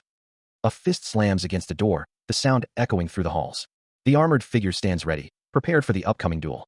The second young lord, seated at the table, speaks, third young lord, forgive me for my rudeness earlier. If you need a sparring partner, then I will gladly be your partner. He continues, his expression thoughtful. So please reconsider what you said earlier. There are countless people like that guard who disrespect me straight to my face. Ron listens intently. The second young lord elaborates, but indirect humiliation like that, and laying a hand on me directly, is completely different. He must be afraid of what may come afterwards. The second young lord raises a finger. That's why he's kneeling and saying this. Then, do you want to go somewhere no one can see us? Ron's eyes widen slightly, a thought crossing his mind. The second young lord smirks. You're afraid of losing to me? Ron responds, I'm not afraid. Is that so? Really? He continues, a hint of amusement in his voice. Then, I guess you're confident that you'll beat the shit out of me. Your face says it all. Well, it's obvious. The second young lord tilts his head, questioning, pardon. The scene shifts to a view of training weapons, a voice exclaiming, "Whoa!" The second young lord and Ron stand in a large training area. The second young lord remarks, "I never knew we had a place like this in our basement." Following Ron, the second young lord stretches, ready to begin his training. Looking around, the second young lord asks if this is where Ron works out. Ron shakes his head, explaining that this place was originally made for Lady Noah and her 2 children. Looking around the space, the second young lord notes that he's never used this place before, but it's remarkably clean. He remarks, "Someone must be cleaning this place regularly, right, Ron?" Ron smiles, accepting the compliment. Turning his attention elsewhere, Ron wonders what the third young lord is staring at so intently. An attendant presents a wooden sword, and Ron urges the third young lord to hurry. Accepting the weapon, the third young lord confirms that he's ready to begin with the wooden swords. The third young lord grips the wooden sword tightly. As he holds the sword, the second young lord compliments him on his swordsmanship. Thinking to himself, the third young lord muses that if he piled up all the humans and other species he's killed in his past life, it would reach the heavens, before thanking him for the compliment. Taking the wooden sword in hand, the third young lord swings it at Darden, declaring that he should take this seriously, even if they're wooden swords. A swift kick sends Darden stumbling, his footing compromised. The wooden sword flies from his grasp, clattering against the stone floor. The third young lord presses his advantage, his movements fluid and precise. Having easily disarmed him, Darden thinks to himself that, as expected, a novice is a novice. Since he's afraid of the aftermath, Darden decides he'll just scare him a bit and end it there. But before he can react, the third young lord slams him to the ground. Dazed, the third young lord stares down at him. Stunned by the sudden turn of events, Darden can only mutter a confused "huh?" The third young lord stands over him, his expression unreadable. Darden, now on the ground, realizes that he'd be dead if this was a real sword, and wonders where the third young lord learned to move like this. He wonders, was it not his first time holding a sword? Someone wonders what they just saw. Even if he just smacked it lightly, for the 14-year-old young master, there's no way it would have felt light. The sound of clashing swords echoes. The knight thinks it should have ended like this, as the young master is sent sprawling. He swings again. It's all going according to expectations. Perfect movements, he thinks. Perfect attacks and evasions, he's sure of it. If he was holding a real sword, the page may have died. Someone wonders just what in the world happened to the young master. Forgetting swordsmanship, he's never even held a sword before. Is this what they call a genius? Jack Valantier wonders, his expression a mask of disbelief. No, he thinks, shaking his head slightly. Not even a genius would be this skilled, Jack Valantier muses, a hint of a smirk playing on his lips. In the training yard, Phelan Valantier asks, "You're in your mid-20s, right?" Darden replies, "When I was 18. The scene shifts to a younger Darden, who is then asked if he reached the 4th circle in 5 years. The text states that Darden reached the 4th circle at 23 years of age, and another character considers that he has some useful talent, considering he started late. Jack Valentier's eyes narrow, as he thinks, let's see. He considers that Darden could reach the 7th circle, but then corrects himself, believing he could even reach the 8th circle. The text states that Darden could even aim for the Knight Order captain position in a noble family's Knight Order, as Jack Valentier continues to observe. Phelan Valentier asks, "Teach third young lord?" Jack Valentier thinks, isn't this hilarious? He thinks that a talent like this being reduced to taking care of a child is a joke, and then says, "Okay, I'm starting to like you now." As the third young lord stands ready, he's warned that he'll get hurt. A sinister laugh echoes, the unnamed character clearly relishing the prospect of a fight. The laughter intensifies, a chilling prelude to the coming storm. With a sneer, the character dismissively calls him a chick. The third young lord is given a warning, a hair's breadth separating conceit from confidence, as he wonders if what just happened was a coincidence or sheer luck. Drawing his sword, the unnamed character prepares to strike. A declaration hangs in the air, a prelude to the impending clash. Taunting him further, the character repeats his insult, daring him to attack. The fight begins, the third young lord is struck. The unnamed character's words cut deep, explaining that rushing in after a mere taunt is why he's only a page. Steel meets steel, the sounds of their swords clashing echoing through the training ground. In a swift and decisive blow, the third young lord is defeated. The sword clatters to the ground, a stark reminder of the recent defeat. Elsewhere, a figure remarks, "It looks like he's died twice today." In a flashback, the third young lord is sent flying by his opponent's strike. His opponent explains, he simply changed the direction of the sword the moment they clashed. The unknown fighter continues, this is what he calls an advanced technique, asking if the third young lord wants to see it. Humiliated, the third young lord grits his teeth. The fighter declares, he'll use a real sword next time, receiving a nonchalant response. Back in the present, Ron is addressed by the young master. Smirking, the figure from earlier states that he won the bet. A vision of Elizabeth appears. Her wish is what he requested earlier, and she asks if he can do it. Ron's expression hardens as he listens intently. Clenching his fist, the young master vows to put his life on the line to make it happen. Having witnessed the third young lord's defeat in the previous timeline, the young master faces him once more, but this time, the third young lord declares things will be different. Smirking, Jack Valantier calls him a missing little chick and notes that he can use mana. His eyes gleaming with amusement, the young master states that he can use it too. Infusing his blade with a vibrant blue mana, Jack Valantier launches the first strike. The force of the blow sends him reeling backwards, the third young lord struggling to maintain his footing. The young master presses his advantage, his mana-enhanced blade meeting the third young lord's defenses with overwhelming power. Gasping in pain, the third young lord can barely hold his ground against the relentless assault. The young master's attack shatters his defenses, leaving the third young lord vulnerable and bewildered. Crashing to the ground, the third young lord can only groan in agony. With a final, decisive strike, Jack Valantier ends the fight. Standing over his defeated opponent, the young master wonders if it's over already. Struggling to rise, the third young lord can hardly believe he was defeated with only third circle magic. Looking down at his defeated opponent, the young master is met with disbelief. How could a first circle possess such power? It's impossible, he thinks. As the knight lies defeated on the ground, a voice explains that his confusion is understandable, considering he was defeated by a mere first circle. The explanation continues, stating that instead of the usual means of distributing mana evenly, one can focus their mana onto one region. This allows one to increase overall physical capabilities, making it quite simple, actually. The defeated knight, still on the ground, questions, "What do you mean? If I'm not an official knight, what else could I be?" Standing in a room with a fireplace and a large window, Phelan Valantier is asked what he means. A hand reaches down to pet a dog, calling it a hound, a very loyal hound. Looking up from the ground, the defeated knight is shocked by the offer. Phelan Valantier looks down, suggesting he become a hound that only follows his orders. The offer is made, that he'll be able to live a much more entertaining life than an official knight would. He'll only follow orders, but if he becomes a hound, he'll be able to live a much more entertaining life than an official. He wonders what he'd gain from becoming his hound. Asking what he'd be doing, the blonde-haired man wonders what he has to gain. He'll gain power, and he'll even gain some authority, if he wants. As the boot presses down on him, the man asks what a hound does. Stepping on the man's chest, he explains that a hound assassinates people who get in his way and protects him. Lying on the ground, the man questions if he has to assassinate someone. He wonders who he has to assassinate. The boot presses down further, he tells him to think about that on his own, and his target. He'll give him one day, isn't it obvious? A blade looms, and a man's face is etched with worry as he's told, "I hope you make the right decision." The third young lord responds to an unseen figure, "Yes, little chick." The young master is being cautioned, "Aren't you being too reckless?" Someone asks, "About what?" Followed by, "I'm asking if you trust that page." The young master replies, "Of course not." He's reminded that what he said earlier may reach the Marchioness's ears. He smirks, taking a sip from his glass. He's told, this is not time to laugh. The Marchioness must be waiting for a chance. A woman with purple hair thinks, if she finds out that you're leaving tomorrow, there's no telling what could happen. Someone asks, "Aren't you worried?" The response is, she may want to, but she can't.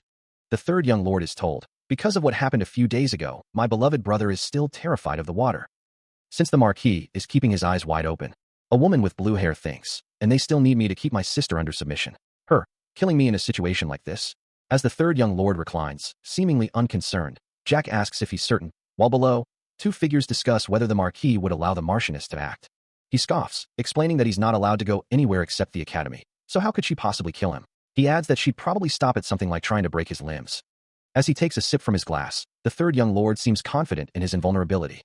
He thinks, when no one in this world was able to kill him, a mere Marchioness couldn't either. He continues to think that the Harpy Lord, Orc Lord, and Dragon Lord, among many others, couldn't kill him, but a woman like that could? The third young lord is getting a massage, and he says that it was pretty funny, thanking the masseuse, saying he's aching all over since he's never exercised. Ron replies, confirming that he's welcome. The third young lord declares that as long as he doesn't choose death himself, he'll never die. Jack looks at the third young lord, and Ron says that he could say that. Jack smiles, but doesn't say anything.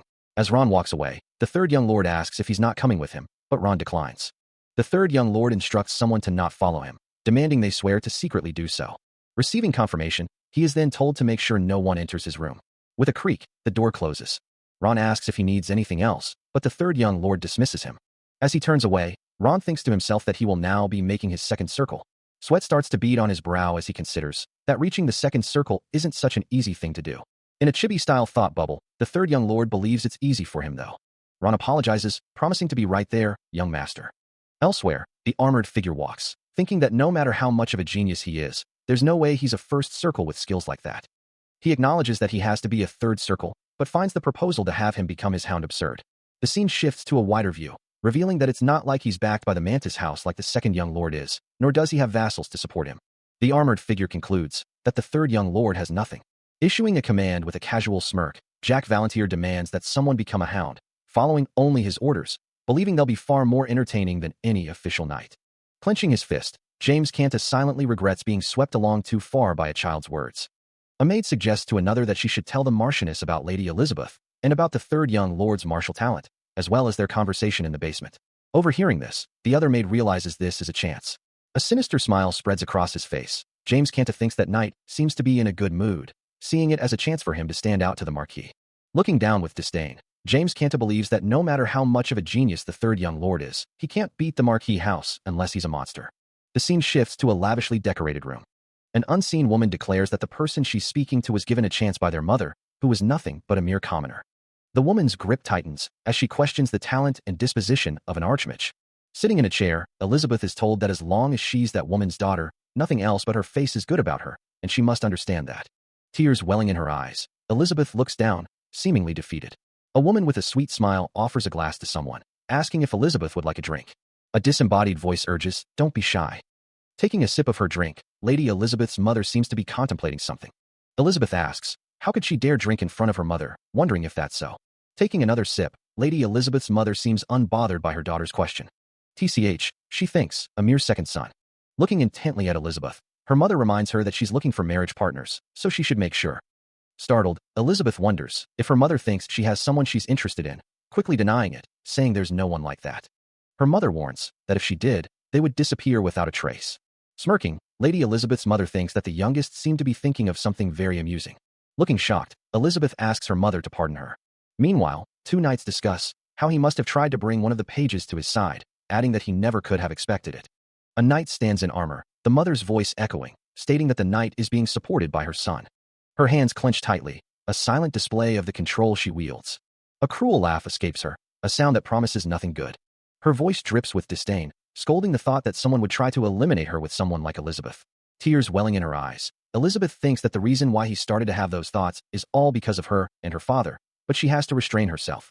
Her mother sighs, a false note of sympathy in her voice, glad that Elizabeth is so understanding, but she will keep looking for marriage partners. She continues, saying she'll say this just in case, so just keep doing what she's been doing. A hand reaches out, a silent threat, as Elizabeth is told to come. Her mother's face looms, a predatory glint in her eyes, warning that if Elizabeth ever shows interest in another man, or anything of that sort. A sinister smile spreads across her face, asking if she knows what will happen. Tears stream down Elizabeth's face, her eyes wide with fear. The darkness closes in, a visual representation of the suffocating control she is under. A voice assures someone that they know and shouldn't worry.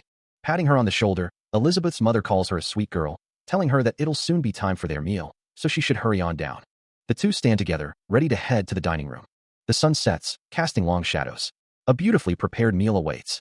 As the family gathers around the table, a sense of unease hangs in the air. The room is grand, but the atmosphere is heavy. Looking concerned, a man with a head bandage seems to be speaking to someone. Wondering why the mood is so somber, a character remarks that it's not like the nation is doomed. Calling out, Jack's presence is suddenly known. Expressing his frustration, the third young lord thinks that he should at least have a spot for him on the table, and that he should have a meal with his family at least once. A few minutes ago, it was explained that there are two main ways to use mana. The first way is to circulate the generated mana evenly across the body. This type of mana circulation can heighten your senses, intelligence, and most importantly, strength. The second way is to inject mana into a systematic formula and materialize it. Hellfire is an example of that. It's explained that Ron is a 9th circle mage, and Chick is a 4th circle swordsman, which is why the people who use mana are divided into mages and swordsmen. Swordsman. The third young lord lets out a sigh. He is surrounded by a faint blue glow. Someone asks, "What are you staring at?" He thinks to himself, 2 months, that's how long it took for him to achieve the 2nd circle. It usually takes several months to reach the 2nd circle, he thinks, still lying in bed. It's true. But Ron only took 2 months, a voice echoes in his mind. He's amazing, as always. He shouldn't be hearing that from someone who became a 2nd circle mana user in 5 hours. The third young lord thinks, what time is it? Looking at his pocket watch, Ron informs him that it's 5:48 p.m.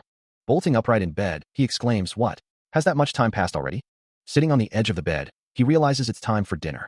Ron asks if he should prepare a steak as always, but the third young lord tells him to forget it. He wonders if the haughty main building should be having dinner soon too. Getting up from the bed, he declares, all right, I've decided. Wait, you're not.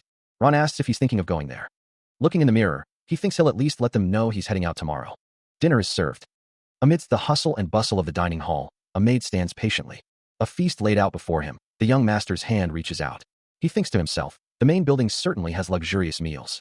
Enjoying the meal, he finds it delicious, but not as much as what Ron makes for him. At a nearby table, two figures sit in silence. Savoring the taste, Jack wonders. A stern voice cuts through the air, demanding if he came here to say something. Wiping his mouth, Jack responds, "Well, I guess so." His father presses, asking why else he would come to this dull-ass place. Phelan believes someone thought he was laying low, but he thinks they must have lost their mind. Continuing to speak with someone, Phelan asks why they are making such a face, saying they are making the atmosphere awkward. Looking distressed, Jack asks to talk outside, offering to help if there's something Elizabeth needs. A gloved hand is raised, signaling for quiet. Looking down, Phelan says very well, and that he will hear what they have to say. Holding a wine glass, Elizabeth says she is heading back to the academy tomorrow, and that she can't bear to stay in this gloomy atmosphere any longer. Phelan responds very well, thinking to himself that he didn't say it to receive her permission. Looking down at his brother, Phelan says he is glad he allowed it so easily. Sweating and bandaged, Phelan's brother asks how he has been lately. With a sinister smile, Phelan presents a bottle of wine, inquiring if his companion is thirsty, given their aversion to water. His words hang heavy in the air, as the camera focuses on a pair of hands clenching tightly.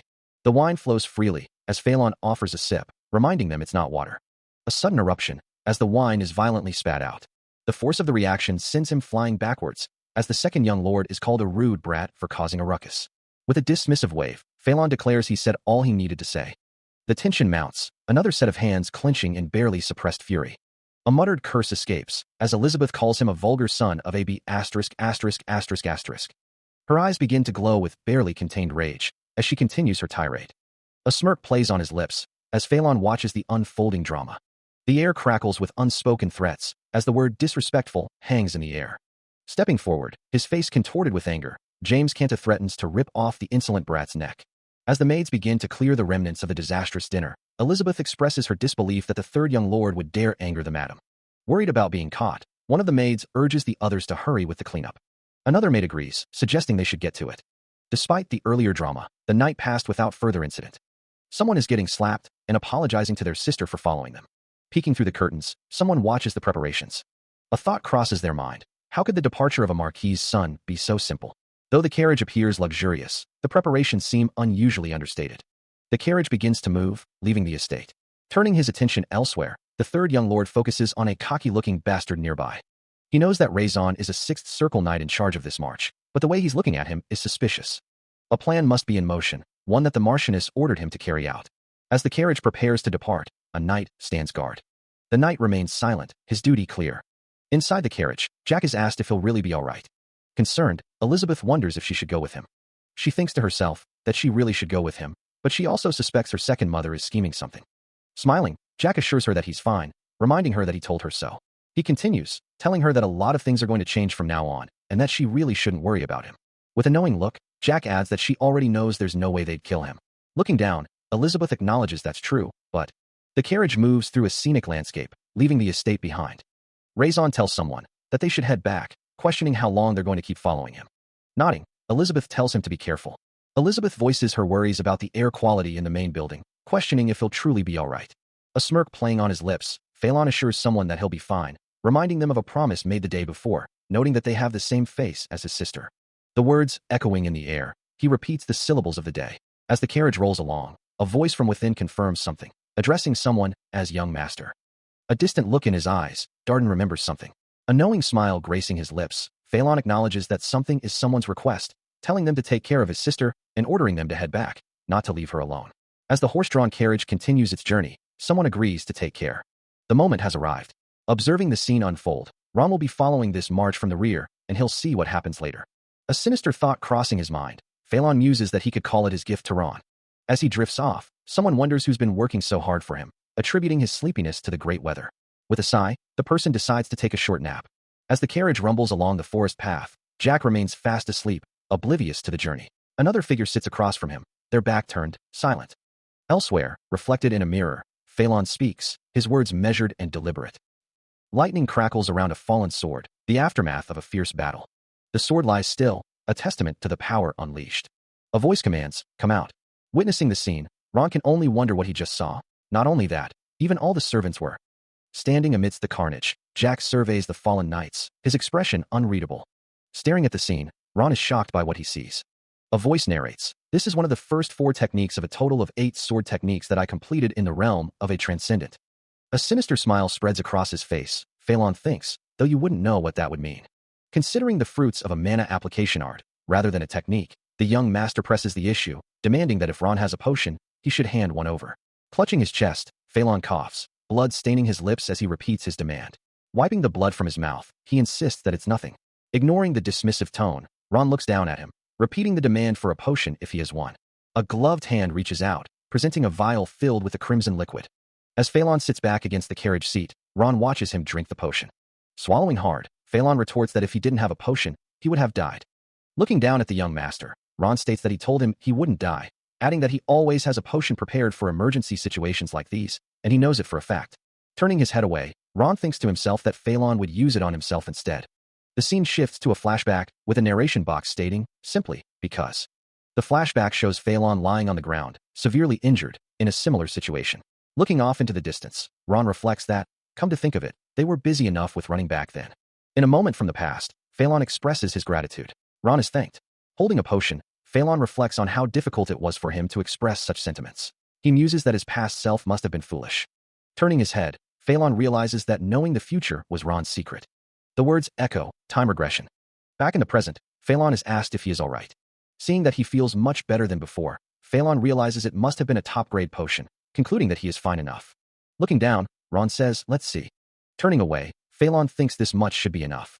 Looking down at a defeated knight, blood pooling around him. Looking down at the knight, Ron is called by Phelan, who refers to him as young master, stating that the little chick is dead. With his foot on the knight, Phelan reveals he was planning on raising him to be his errand boy. Standing over the defeated knight, it could be said that he made a wise decision, as Phelan didn't really have much hope for him from the start. But Ron simply replies, yes? A smirk playing on his lips, Phelan notes that he doesn't even seem surprised by his time regression, wondering if there isn't anything he's curious about. Pondering what that might be, Ron wonders to himself what he could possibly be curious about. Observing Ron's reaction, Phelan remarks that the process of time regression must not have been pretty either. Leaning in conspiratorially, he says he could tell him, but he'd rather not, though if he's really curious, he will. A bead of sweat trickling down his temple, Ron asks what he thinks he's curious about, before admitting that he's not really. Pointing an accusing finger, Phelan declares that Ron is no fun, prompting an apology. Pressing the issue, Phelan asks if he isn't curious about what happened to the future Ron. A look of grim acceptance washing over his face, Ron thinks that he wouldn't have survived one way or another, stating that he's not someone who'd die an untimely death, before Phelan bluntly states that he did, prompting Ron to ask for a pardon. Stating the obvious, the words dead and serious frame Ron's face as the words, you died an untimely death appear. A look of understanding dawning on his face, Phelan says he sees, telling Ron not to get so discouraged over something like that. Saying he'll rest for a bit, Phelan settles into the carriage. Meanwhile, Ron stirs, waking up with a groan. The scene shifts to a battlefield, a lone figure standing amidst fallen soldiers. A close-up reveals the grim reality, a soldier lying lifeless on the ground. The text speaks of a single sword, one attack leading to 25 corpses. His gaze hardening, Phelan notes that their hearts were pierced, but not by a sword. Back in the present, Ron wonders, how could he perform such an attack? Turning away, Phelan's expression is unreadable. Ron reflects on the situation, questioning if this time regression will truly be alright. The scene returns to the carriage, a sense of worry hanging in the air. A voice calls out, warning of the young master's presence. Gasping, Ron wonders if Jack is truly alright, even after drinking a potion. Looking up, Jack asks if it was Ron who came to his aid, then admits he's not alright, that it hurts like hell. Presenting a bag, Ron simply states that he understands. Explaining the contents, Ron says he went through the knight's belongings, finding 5 high-grade potions, 63 gold, and 40 silver. Catching his breath, Jack seems to be in pain. A smirk plays on Ron's lips as he thinks to himself that Jack carries around absurd amounts of money. He then asks if Jack isn't going to drink the potion. With a sigh, Jack says it's pointless to drink it now, as Ron presents the pay for the potion. Examining the potions, Ron realizes this isn't alchemy. Smiling, Ron confirms that his top-grade potion turned into 3 high-grade potions. From within the carriage, a voice wonders what they're going to do about the corpses. The answer comes, just leave them. They'll either be eaten by beasts or found by someone. Looking down, Ron remarks that they'll get suspicious if you are the only one not among them. Jack asks me. Ron wonders by who? Who else but the Marquis? If he were the Marquis, Ron thinks, he would summon him immediately. A smirk plays on Jack's lips as he asks, wanna bet? Ron sighs, no, I'd just lose again. As expected of you, you're smart. Jack remains confident. But he believes that you have something that you believe in. Jack's expression darkens as he states that no one else knows that you're here, right? Of course. Picking up a box near the carriage, the man asks if he's sure. With a smile, Ron confirms that he's set up an illusion. Meanwhile, the butler is probably cleaning the annex building right about now. An illusion of a ninth circle magic that can be considered a clone, though the ones powerful enough to see through that magic are on a subjugation in the demonic beast forest, you never know. He continues, the Marquis may question you about what happened here today. The scene of the crime. If the situation gets bad, just tell him that I was the one who did it, and in the worst case scenario. He instructs, tell him this as well. Ron asks what he should tell him. A vision of a red-haired figure, stating that if either you or my sister dies, that will be the start of the day the Marquis house is destroyed. Back in the present, Jack is silent. If the Marquis seems like he's going to kill you, it's just a hypothetical situation. Don't make such a serious face. You're making me nervous for no reason. Ron can only hope for the Marquis to act like a father to my sister. You could say that I'm giving him one last chance. As he stands near the carriage, a question hangs in the air. Must he really head to the academy? The other man responds, affirming that he must, before wondering what would happen if the Marquis were to summon him. The academy, he points out, has its own set of rules. Understanding the situation, Jack states that he will take his leave. Judging from his expression, he must really want to go with him. That would be fun in its own way, but it's not the right time yet, he thinks, before telling him to be careful of monsters on his way back. He wonders, when will he see him again? Regardless, he asks him to take care of his sister. Seeing that Ron is gone too, he decides to see for himself. Considering he has to set up camp in the mountains 3 times, from the Marquis house to the academy. Even by road, it still takes 4 days by hiking, he thinks, before stating that this is no different from walking down a road. With a firm grip, he clutches the handle of his suitcase, ready to depart. Mulling over the journey ahead, Jack figures there's a village somewhere nearby. But it seems even the simplest tasks present a challenge, as he struggles to mount the horse. Finally managing to get on, Jack sighs, finding his small stature rather inconvenient. The journey continues, as he rides across a wooden bridge, the scenery passing by. A thought crosses his mind. He's not planning on heading straight to the academy. Under the light of the full moon, a silent wish echoes, hoping she should have returned to her original appearance by now. A woman named Valentine Milos appears, apologizing to Ron and his sister, but affirming that her priority right now is her master. Reflecting on the past, she remembers the one who allowed her to continue living, granting her enough power to carry out her revenge. A shadowy figure looms, the one who turned her, the world's greatest fool, into a person. A haunting truth lingers. She's the epitome of fear to those who remember her. How long has it been? Riding away, Jack wonders when his heart pounded this hard. The carriage approaches Arbeloa, a territory under the assembled Duke house. Arriving at the inn, Jack Stewart wonders if he should stay the night. Hearing the sounds of children's laughter, he turns his attention to a group playing nearby. Seeing their happy faces, Jack Stewart thinks this must be a great place to live. Entering the inn, he spots a dog. The aroma of cooked meats fills the air. The dog looks up at him, thinking, who's this? Petting the dog, Jack Stewart hopes no one picks a fight with him here. A man at a nearby table is surprised, thinking, wow, it's my first time seeing such a young customer come alone. Approaching him, the innkeeper asks if he wants a meal or a room. As the innkeeper watches him, she wonders if he's an employee or perhaps a mercenary. Jack places coins on the counter, requesting a light meal, a drink, and a room, also mentioning that his sword is with his horse and asking for it to be brought up.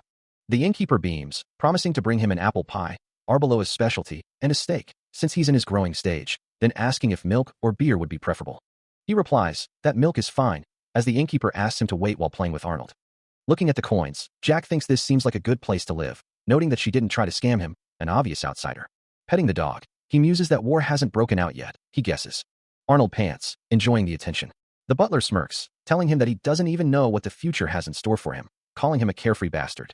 Jack thinks, living carefree without knowing a thing may be for the better. Nearby, someone asks if he heard. 2 patrons discuss, wondering if they're going to fully eradicate the seed of the demonic spirits this time, and commenting that they're planning for a large number of mana users to participate since the scale of the plan is so big. Another patron questions why they do something so unnecessary, since even the Tolkien Empire is laying low, and asks how they're supposed to get by with only 20,000 mana users. As the meat sizzles over the open flame, a question hangs in the air. Have they become laughingstocks? It was mentioned earlier that the Marquis' super elite force, the Iron Blood Knight Order, is currently dispatched to the demonic beast forest to carry out a subjugation mission. All of this is happening by the king's order. The king of Teslon gathered the private soldiers of each house en masse, deciding to have them subjugate the demonic beast forest along with mercenaries. The forest itself is a gigantic expanse with a lofty mountain range called the Grand Canyon as its base. It's one of the neutral zones, though it looks ordinary. Looking ordinary, it's the home of ogres, orcs, goblins, elves, harpies, and the Imugi. Troll blood becomes a material for potions. Ogre tendons can be used for bowstrings, and monsters called parages, made of iron, are used as materials for weapons and armor. Harpies' feathers are used for ladies' accessories, and elves are raised as pets due to their looks. The reason they're trying to conquer a neutral zone like the demonic beast forest must be due to humanity's greed. Not only that, this subjugation will fail no matter what. How much did they lose again? he remembers now. The Iron Blood Knight Order lost a third of their knights. And it was pretty much the same for other nobles' private soldiers. Due to this failure, the king of this nation loses public sentiment and support from the nobles. That was also probably what started the division within the kingdom. And about a year later, a civil war broke out once too, he thinks. The topic of conversation turns to the king, with one voice declaring him to be the root of all problems. Another man chimes in, swearing that if an incapable person gains power, there will be consequences. Seething with rage, one of the men grabs another, threatening to remove his head. Elsewhere, a man observes the scene, remarking that the man is certainly drunk. Someone notes that he sure is fearless, considering countless people have lost their heads for insulting nobles and the king. He then asks if the other person has heard about the Marquis House's third young lord. The conversation continues, with someone mentioning that they heard the third young lord of the Valentier House used black magic. Another person adds that he even went to prison, causing one of the men to laugh, finding it hilarious. He's reminded that the Marquis House's moron is sitting right next to him. The man scoffs, questioning how that moron could possibly learn black magic, since that black mage has been dead for a long time. A woman laughs, remarking that he's probably the fool of a Marquis family and likely stumbled across it somewhere. Someone asks, what's so funny? The man realizes he didn't even know he was smiling. Someone asks if he's going to tell them something, complaining of boredom, and another notes that there aren't many customers either. Jack waves off the rumors, stating that it's nothing much, but then adds that the third young lord of a Marquis house is a moron, apparently. Ron admits he was eavesdropping because it was funny. As Jack asks what about him, Ron replies that he's just making judgments or whatever. Jack smirks, saying that of course, he judges after he's seen things for himself. Ron's expression darkens, observing that there are times when the rumors are true, after all. Ron sits at the table, as Jack asks if that's so. Ron takes a bite of food, clearly enjoying it. He remarks that the food isn't as delicious as what he makes, but it's still pretty good. Even so, Jack thinks that's just what he thinks. He continues, thinking that since the third young lord of the Marquis house is this attractive compared to the rumors. Jack winks, wondering if he doesn't think that's the case, right? The rumors surrounding the third young lord of the Marquis house don't quite capture his true appeal. A wink and a smile, she doesn't think that's the case. Munching on a snack, the young lord seems to be enjoying himself. Noticing something, he asks what's wrong. Gesturing to her cheek, the innkeeper is a body covered in muscles, and mercenaries are her regulars. Offering him a piece of meat, she explains that she's cut it so it's easier to eat, confirming that she is the branch manager of the Adventurers Guild. Her green eyes widen, a look of surprise crossing her face. He smirks, stating that this isn't just a guess. It's said that there are mercenaries in each town who roam around to find work.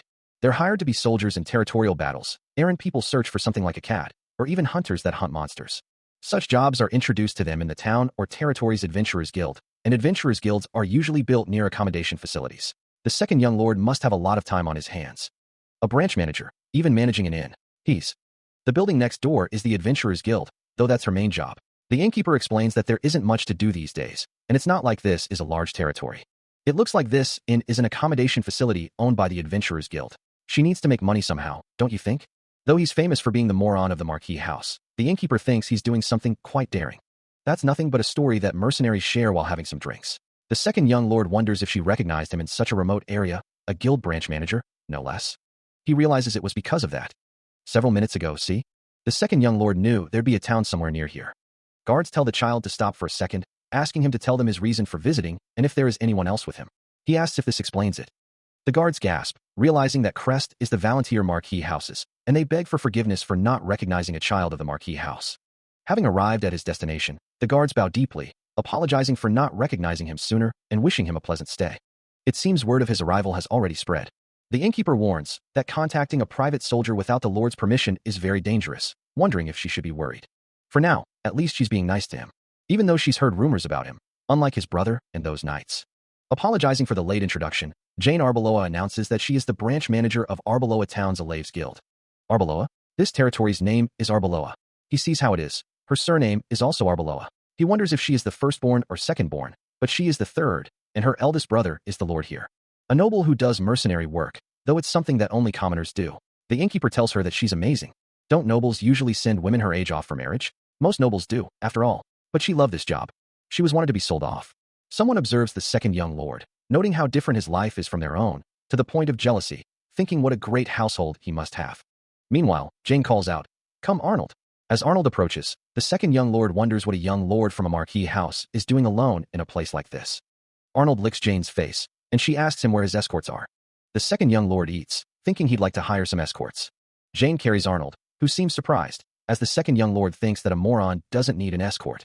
Jane finds the second young lord amusing, saying he's unexpected, thinking he's too different from the rumors. The second young lord thinks he certainly has quite a long way to go by himself and reiterates that he'd like to hire some escorts. Jane asks, how many? The second young lord says he'd like people with camping experience and good cooking skills, if possible, then asks about the reward. Jane says there's 2 gold in advance and 3 gold when they arrive, and Arnold thinks she's so generous. It's true that merchant escorting missions are 30 shillings per person, and the kingdom's monetary units are simple. As he dabs his mouth with a napkin, the second young lord thanks Jane for the meal. The kingdom's monetary unit's simple enough. Jane assures him she'll have everything ready by tomorrow, confirming that he'll be paying for the food and commodities separately. The second young lord sits at the table, waiting for Jane to return. Counting out 3 gold coins, he tells her to prepare it for him, adding that it would be great if there was a carriage and horses available. Smiling, Jane tells him that he's truly a generous customer. Handing him a key, she tells him to rest up, mentioning that she'll gather only the veterans. As the second young lord takes the key, he thinks to himself that nothing bad should happen in the town. The inn is quiet, the other patrons minding their own business. The second young lord's shadow stretches across the floor as he enters his room. Lying in bed, he closes his eyes, ready to rest. He thinks, Before drifting off to sleep, he thinks that he should wash up. The second young lord lies still in his bed, breathing softly. The sound of sobbing echoes, a lonely lament in the darkness. The sobs continue, a raw expression of despair. A voice cuts through the gloom, observing what a pitiful child this is. A hooded figure wonders, will they keep living like this? Tears stream down their face as they contemplate living so powerlessly forever. The hooded figure muses, though being good-natured isn't a sin. The chained figure is told that being incompetent is a grave sin. A question hangs in the air, do you want to change? A desperate plea, I want to change. A voice responds, very well. Chains bind a figure, a silent promise hangs in the air. Then, from today, the figure is told, they will call him master. A close-up reveals eyes filled with determination, or perhaps desperation. The morning sun streams into a bedroom, where Jack lies in bed, still catching his breath. Outside, the sky is painted with the soft hues of dawn. He sighs, it's morning. The sounds of the house stir, a new day begins. A voice calls out, good morning. I've prepared everything for your departure. Knock first before entering. A furry face appears, barking excitedly. The dog's paw reaches out, ready to pounce. He groans, what the hell, first thing in the morning, as Arnold showers him with affection. The camera pans to the staircase, ready for the day's descent. Having woken up, Jack hears the sound of someone approaching. A cheerful voice greets him, you're up. You must have had a good night's sleep. Ron smiles, that's why I've prepared a high-quality carriage. Outside, a stern-looking man addresses him, and I've gathered only the veterans for your escorts. One of the escorts whispers to another, aren't they the guys who were bad-mouthing me yesterday? The other escort chuckles, we'll be in your care, my lord. The captain of the Fire Ant Mercenary Group introduces himself. I am the captain of the Fire Ant Mercenary Group in charge of escorting you until the Rocky Mountain, John Doe. Someone observes, he's blatantly using an alias. What an amusing name. I'm happy you think so. The captain continues, it's a pretty long journey from here to the Rocky Mountain, and excluding the small towns that we'll stay in along the way, there's nothing in between, so we'll be camping out twice. He yawns, these two have been chefs back in the day, and they've camped out so many times that they're considered veterans. The captain concludes, in short, I don't have to do a thing, right? Ron replies, yes, that's correct. Jack sighs, okay then, let's go right away. I'm tired. Another voice responds, yes, sir. As they prepare to leave, the air crackles with unspoken questions. He remarks, you've introduced me to quite an amusing mercenary, haven't you? But a disembodied voice muses, that would only be the case if he was an ordinary mercenary. A close-up of an eye reveals a hidden power, a reminder that no matter how different his body may be, his senses remain unchanged. Though Ron is a ninth circle mage, he's hiding his identity and power. Indeed, he's certainly not an ordinary case, not only that, but he's also hiding his power. The woman with white hair asks, didn't you say you wanted a veteran? Jack replies, I think we'll see each other again. He then adds, then let's have a beer together next time. Turning to Jane Arbeloa, he says, I'll think about it if you're buying. As she waves goodbye, Jane Arbeloa says, have a safe trip, dear little customer. The wagon begins to move, carrying them away from the town. Relaxing on the wagon, Jack seems at ease, ready for whatever lies ahead. What a beautiful day. Feeling much better than yesterday, Ron lies back, a serene expression on his face. Elsewhere, a man observes Ron, his gaze intense. Calling out to Ron, the man approaches. Stammering, the man admits he's heard Ron is the child of a high noble. Confirming the rumor, the man adds that the branch manager believes Ron is traveling around the world. Admitting he's curious, the man encourages Ron to ask him anything. Fingering the knot of his tie, the man seems nervous. Focusing on the crest, the man wonders if it belongs to a noble house. Observing the man's expression, Ron notes that he seems to know what it is, but not exactly. The man reveals that it's called Valantier, and that house is going to fall soon. It's a crest, representing that house. Word spreads that the Valantier Marquis house is on its last legs. Pointing to the crest on the carriage, one of the men explains that it represents the doomed house. The group continues on their way. Meanwhile, Jack Valantier muses that there's someone else who knows about the rumors. A knowing smile spreads across his face as he asks if they know too. The man being held looks terrified, sweat dripping down his face. Jack's expression darkens, observing that they seem to have finally realized who he is, and he finds it funny. He reflects, after being released from prison, a rumor began to spread. He taunts the man, asking what's wrong and demanding he laugh. He apologizes, but then admits that the rumors aren't completely wrong, as he does know a little bit about black magic. A figure shrouded in darkness declares that even if he's a swordsman, there's no way he wouldn't know about black magic. But he wonders, why would he ever use something like that when he has fists? A subordinate asks, and you? He asks, why didn't you do anything when this guy was bad-mouthing me? You shut his mouth when he was bad-mouthing the king. He thinks, I'm so sad. Everyone who's watching this situation is confused. I'm not very well. Phelan Valantier thinks, very well informed.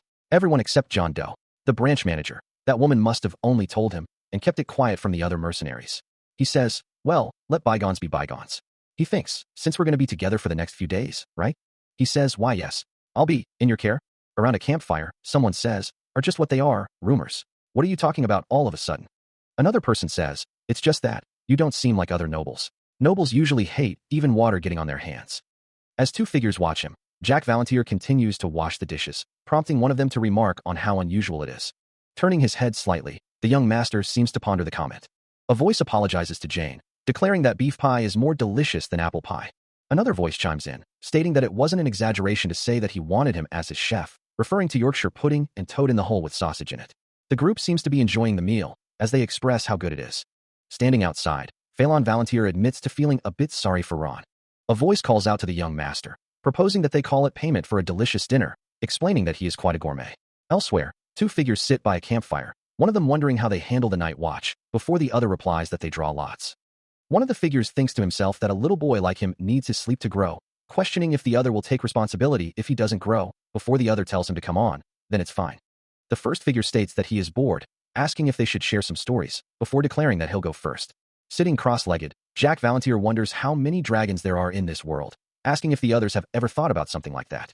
Another figure states that dragons, before another voice chimes in, asking if that founding king or whatever didn't exterminate them several centuries ago, to which the first figure replies, exactly. The story of this land can be summarized simply, it all began with the legend of the founding kingdom. The founding king, Julius Teslan, along with his two supporters, exterminated all the dragons dominating this place, the Western continent. And with the dragons gone, they built the Teslan Empire, the former state of the current Teslan kingdom. Though as time passed, the Teslan Empire became the Teslan kingdom, and has been reduced to a subordinate nation of the Tulkun Empire. Up to this point, it's the truth that everyone knows. Phelan begins to list the dragons, 2 lord dragons in the Black Sea, 1 baby dragon in the Tulkun Imperial House, and 5 in the Magic Beast Forest. There are 8 that he knows of, roaming around while being polymorphed. So there are at least 16 dragons that exist in the continent. A dragon is shown, but Jack thinks they obviously wouldn't believe him. Dragons only appear in legends. No one has currently ever seen them. Dragons cannot intermingle with humans. A pact that could endanger their very existence ties them down, after all. Phelan wonders if that means the founding king didn't actually kill all the dragons, that Coward didn't exterminate the dragons. He only created an opportunity to negotiate with them, or to be precise, the ones who did everything were his 2 unnamed supporters. The air hangs heavy with unspoken questions. Phelan wonders aloud what those dragons are doing right now. He muses that the continent they know of isn't all there is in the world, adding that to be concise, this is the Western continent, and there's an Eastern continent across the Black Sea. Skipping over the baby dragon, he explains that the Lord Dragons mostly have a single mission, to guard the barrier in the Black Sea. He admits he's not sure about the details either. It's a barrier made several millennia ago that separates the Eastern and Western continents, and the Dragon Lords mostly inherit the mission of guarding this barrier. To be honest, the dragon himself is also curious. He wonders what kind of world is the Eastern continent that the Dragon Lords are blocking. Phelan sighs, lost in thought. The others burst into laughter. One of the men remarks that he's quite the storyteller, adding that he must have wanted companions to talk with on his journey. With a slight smile, Phelan remarks, well, James Canta, seemingly having been holding onto Phelan's arm, is told to release him, and he responds, yes. I apologize. I didn't expect them to believe me anyway. The mercenaries gather around a campfire, their voices hushed, and it doesn't matter if they believe him or not. One of the men asks, are you going to sleep? He responds that he'll wash and change his clothes first. The men offer to escort him, but he insists he can wash on his own. As the lantern flickers, he heads off to wash. He dips his foot into the water, testing the temperature. A sigh escapes him. He thinks to himself, those noisy mercenaries didn't believe my story. He splashes water on his face, wondering why he even bothers running his mouth when no one believes him. He muses, I can't run my mouth. A protagonist hiding his power is boring. The water feels refreshing. He continues, besides that. Around the campfire, the mercenaries remain unconvinced, their faces etched with doubt. One of them, identified as John Doe, eyes the scene, thinking the young master could be a spy from Tulkin. Soaking in the bath, the situation feels ambiguous to him. The branch manager strikes him as suspicious, too. If he thinks about it, this situation feels like a puzzle piece, one that just doesn't fit. He asked her to introduce him to mercenaries who could escort him, but an 8th Circle mana user hiding his name appears. The captain of the Iron Blood Knights is also currently in 8th Circle, a figure who is standing with a woman. In other words, someone who'd be welcomed with open arms anywhere appeared as the captain of a mercenary group he's never heard of before. Does he have some sort of circumstance? Well, instead of bothering himself with someone like that, he has something he has to do first. He's recovered a lot from the aftereffects of soul speech. Carriage. The water is no match for him, he thinks, as he floats in the water, but even so, where he's headed is where his master is. Splashing through the shallows, he'd rather not bring him along if there's even a sliver of suspicion that he could be a Tulkin spy. Climbing out of the water, Jack figures he has no choice but to ask him directly. Emerging from the trees, Darden asks if he's already done washing. He admits that it bothered him more than he thought, so he couldn't just keep washing himself. His eyes narrow. Darden asks if he's seriously asking him that. Turning to face him, Jack says that he bothers him. Bottom text present. Darden wonders why an 8th Circle mana user is doing mercenary work. He thinks that the place he's headed to right now is very important to him, that it holds a great deal of meaning to him, and that he'd rather not bring someone like him who's hiding something. Confused, one of the men wonders what the boss is, but Darden tells him to be quiet. One of the figures states that he is actually in 8th Circle, asking what the others want him to do. Having shared an interesting story, the scarred man demands that it's now the others' turn to tell him one. His eyes gleaming with a predatory glint, he emphasizes his desire to hear an interesting story. A chilling question hangs in the air. What will the man do if he refuses? The stakes are made brutally clear. Failure to satisfy him will likely result in death. His golden eye narrowed. He wonders if the other could be a spy from the Tulkin Empire. A sudden shift in topic. He recalls that Jane told him this, mentioning a desire to have a beer together the next time they meet. A flicker of suspicion crosses his face. He questions why Jane is being brought up all of a sudden. The woman's upside-down posture doesn't distract from her words. She asks if he still doesn't know after everything she just told him, wondering if he isn't curious. A tense silence hangs in the air, punctuated only by a soft exhale. Having pushed him this far, he notes that the other's mana circle isn't moving, speculating that he's either being vigilant or is hesitating, concluding that he's lucky. The plan had been simple. Cut him down the moment he moved his circle, a choice between oblivion and servitude. Holding a blade, he asks, simple, right? Now, I'll give you 1 minute starting now. I sincerely hope you'll make the right decision. The world outside seems peaceful, but beneath the surface, schemes are brewing. Flashing back to a time, yesterday, at Jane's Inn. Amidst the aroma of freshly baked bread, a voice muses, he's a very fascinating child. The innkeeper remarks, you know, right? The abandoned, third young lord of the Valantier Marquis house. He's way too different from the rumors. Gazing intently, someone observes, from that little boy's eyes, you can tell he's got lots to hide. The man with the short dark gray hair states, he requested an escort mission, so I'd like you to look into him. You never know, right? Clasping his hands, another man says, that boy may change our lives. He's definitely different from the rumors. Focusing on the boy's eyes, a voice wonders, who'd ever look at those eyes of his and call him a retard abandoned by his house? The man with the short dark gray hair asks, anyway, what should I say? A young man with brown hair and a red bow tie asks, what are you doing? A minute is short, you know? A sense of dread washes over them, a feeling that something isn't right. They're getting a really bad feeling from that child, as if they're a herbivore standing before a lion, their intuition screaming at them. That child is dangerous. Surrounded by his companions, one of them muses that something feels strange. Touching his chin, Darden wonders how he was discovered to be an 8th Circle mage in the first place. His eyes narrow, as he considers whether Jane gave him a clue. Shaking his head, Darden dismisses the thought. There's no way she would, he thinks, stating that he trusts Jane, and she would have told him if she did. The forest stands silent, as if holding its breath. A disembodied voice declares, 40 seconds left. Darden turns to the others, asking if he's an 8th Circle as they say. Will they even be able to kill him? His eyes gleam with a dangerous light, challenging them. Darden reflects on how a child's eyes can be so fierce, admitting that it crossed his mind. Lost in thought, he wonders if the boy before him is truly a child. Should he evade the question, or tell him the truth? He urges the boy to say something, anything. Where should he even begin? In a situation where he feels like he might be devoured any second, the countless choices he's made as a mercenary flash before his eyes. He answers, since he was always on the lucky side. Deciding to trust his gut, he declares that time is up. A sinister smile spreads across his face as he states that he is not satisfied. A flashback begins, showing a figure with a sword. It looks like someone's going to die. Does he know everything? The flashback continues, with someone asking about Jane's circumstances. The figure grips the sword, saying, well, all right. The scene shifts to a starry night sky above a forest, setting the stage for the next part of the flashback. The flashback continues, revealing that John Doe's story was short. It was a love story between the daughter of a noble family and a commoner. The flashback concludes, noting that it's a common story you could hear anywhere. A memory surfaces of when he met the 19-year-old Jane, back when he was a seven-circle mage. They both fell in love at first sight. And from that moment, the seeds of love have continued to sprout ever since.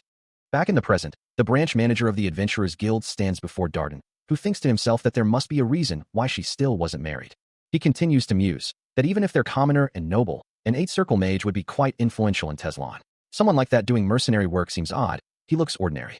The flashback continues, as Darden is seen with a gasp, surrounded by others. Someone asks if he caused some sort of trouble, and another mentions his relationship with the guildmaster.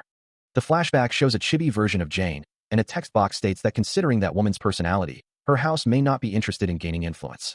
Back in the present, the branch manager says, so said is the branch manager of a small territory's adventurers guild. The branch manager continues, and you're doing mercenary work? You just got closer to me to see if you can benefit somehow? Darden confirms that is right. Darden thinks to himself, wondering if he should believe him, thinking that a story like this can be easily made up.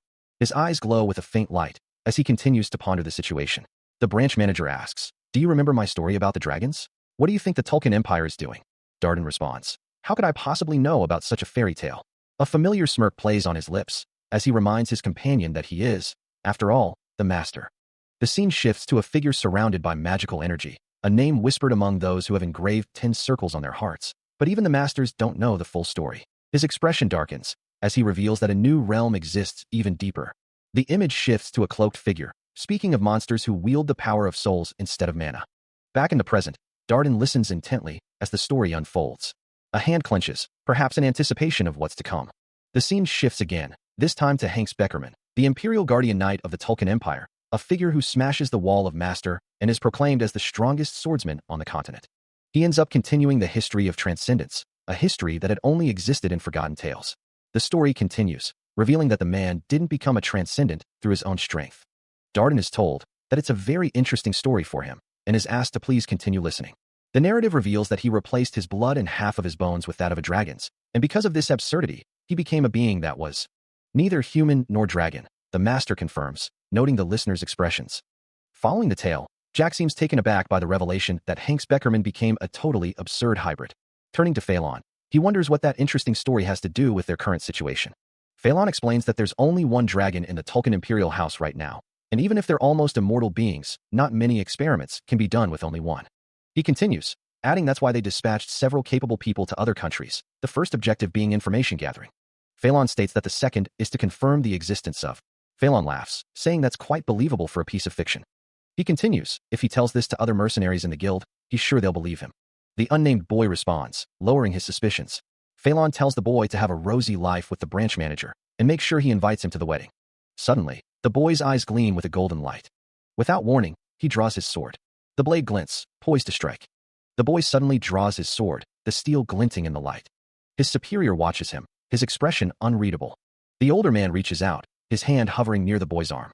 His voice trembling with anger, the boy declares, because I was the one who doubted you first. The grip tightens on the sword, the boy's knuckles turning white. The older man's expression softens, his eyes filled with concern as he looks at the boy. He warns him, this is the last time. If you release your bloodlust like this again, I'll turn everyone here, including you, into dust. Another voice pleads, young lord, boss, please calm down. Let's put our. The boy sighs, swords away and talk it out, okay? Ow. I did my best to get closer to them, but that ship has now sunk. He mutters, well, I guess it can't be helped. The relationship between employer and employee is usually like this. The fire crackles, a silent observer to the brewing storm of doubt and ambition. The blonde-haired man admits he's not sure either, as Darden questions why someone who could become a knight captain for a noble would choose this path, reminding him that he was once an 8-circle mage. Darden presses, recalling that the captain had told him he was only a 4-circle mage when they first met 2 years ago, a fact Darden confirms. The blonde-haired man sighs, admitting he's a little upset, but acknowledges that they've been together for years and that Darden has saved his life before, so he shouldn't be too harsh. He reassures Darden that he is now an 8-circle mage, suggesting they could become the strongest mercenary group on the continent at this rate. Darden wonders if he's really going to become the mercenary king, asking if he thinks the title is a joke and how an 8-circle mage could possibly become the mercenary king. The captain's words hang heavy in the air, as Darden reflects on the fact that there are at least 4 mercenaries known to be masters. The blonde-haired man wonders if everything that child said is true, lost in thought. Darden responds with a simple, yeah, finding it a little shocking, but ultimately okay. He thinks to himself that everyone has their own circumstances, after all, but wonders why he didn't react to that just now. A sword is drawn. Darden sighs. Even now, his fingers are still shaking. Clearing his throat, he admits to himself that he can't tell the others he almost peed himself. Remembering Jane's words, he thinks the child is interesting, but definitely dangerous. A man lies in bed, thinking he has a bad feeling about something and should look into it. A man smiles, asking if someone wants to hear another interesting story. Darden and another man look surprised, wondering what it is this time.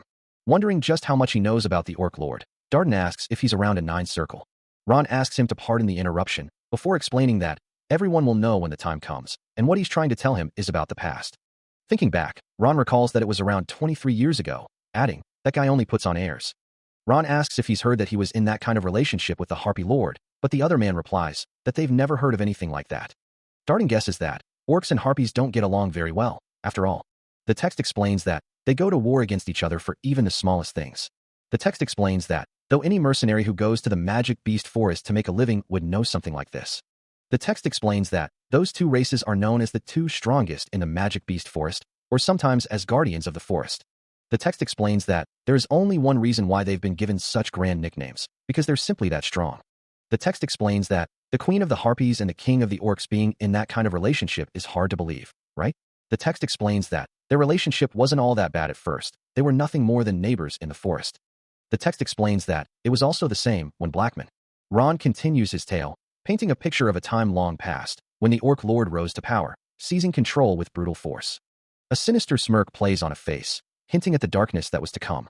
But as Ron explains, an issue arose 5 years later, a forbidden love between the Blackman and the Harpy Lord. Humans, harpies, or orcs, they're all the same. They may be different races, but they all share the same fundamental desire, power. They conspired amongst each other, using that as an excuse, but the result of that desire was a complete failure. Those guys are still the lords, aren't they? That's true. Then why is the relationship between the 2 races so bad now? After resolving their internal struggles, Blackman and Vilea each made their choice. The prosperity of their race over their love. Certainly, I don't know whether this child's story is true or not, but what I know for sure is, how interesting.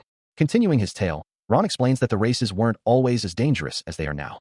According to the story, the Harpies learned the secrets of battle aura from the orcs, and the orcs learned the secrets of spiritomancy from the Harpies. He elaborates that these 2 races, with the largest populations in the forest, learned each other's techniques. The ones who started it all were, of course, the Blackman and Vilea. Ron continues, saying that they have now become the races that represent the forest. If, in the future, he advises that if Darden happens to be captured by either the orcs or the Harpies, he should try telling them the story he just told him. At the very least, they won't kill him immediately. Listening intently, Darden admits he's not sure how much of that was true, but he should just consider it to be true. He agrees, stating he'll try it out if that time ever comes, as Jane Arbeloa offers him some beef jerky. Jane made it, and it's delicious. What? Standing before Phelan Valentier's desk, a grim report hangs in the air, bodies found dead in the mountains near Arbeloa territory. Expert investigators have weighed in, suggesting they were killed by a very advanced magic. Something like this happened at the same time, and the elites of the Iron Blood Knights are absent. It looks like they'll have to carry out a more professional investigation, Phelan says, ordering Gonzalez to find out who was behind this. Gonzalez acknowledges the order, as Phelan considers the youngest child, whom he hadn't mentioned. Considering that his body was not among them, Gonzalez thinks he may have run away. If not, then that child must know something, Phelan thinks, granting full authority. Turning to leave, Gonzalez hears the command to bring back results. Yes, sir, he replies, reflecting on the youngest. I thought he was completely useless, Gonzalez thinks, but he sure is quite useful. A sharp, distinct sound. The next day dawns, marking the start of their journey to Rocky Mountain. A bag of supplies is secured, ready for the road ahead. Another bag is added to their provisions. Looking at the growing pile, Jack wonders if they're overdoing it. Holding up the bag, he remarks that it might be too much. He thinks to himself that all he needs is 10 gold and potions, the rest is on him. Smiling, Jack apologizes for doubting Darden, thanking him for his help. He adds, take care on your way back. Darden and another figure exchange glances, wondering if he isn't going with them. Darden thinks to himself that this may sound a bit out of line, but he may say it anyway. He looks up, a question forming on his face. Being a mercenary, Darden says it's not as bad a job as Jack thinks. The young master's expression remains unchanged. So, Jack replies, though he doesn't know all the details, he believes he knows as much as he needs to. The third young lord of a noble family, Jack insists he's not bragging when he says he has absolutely no one backing him. But I've seen how people in that position, Darden says he's seen them meet their end countless times. And so, the veteran hunter continues.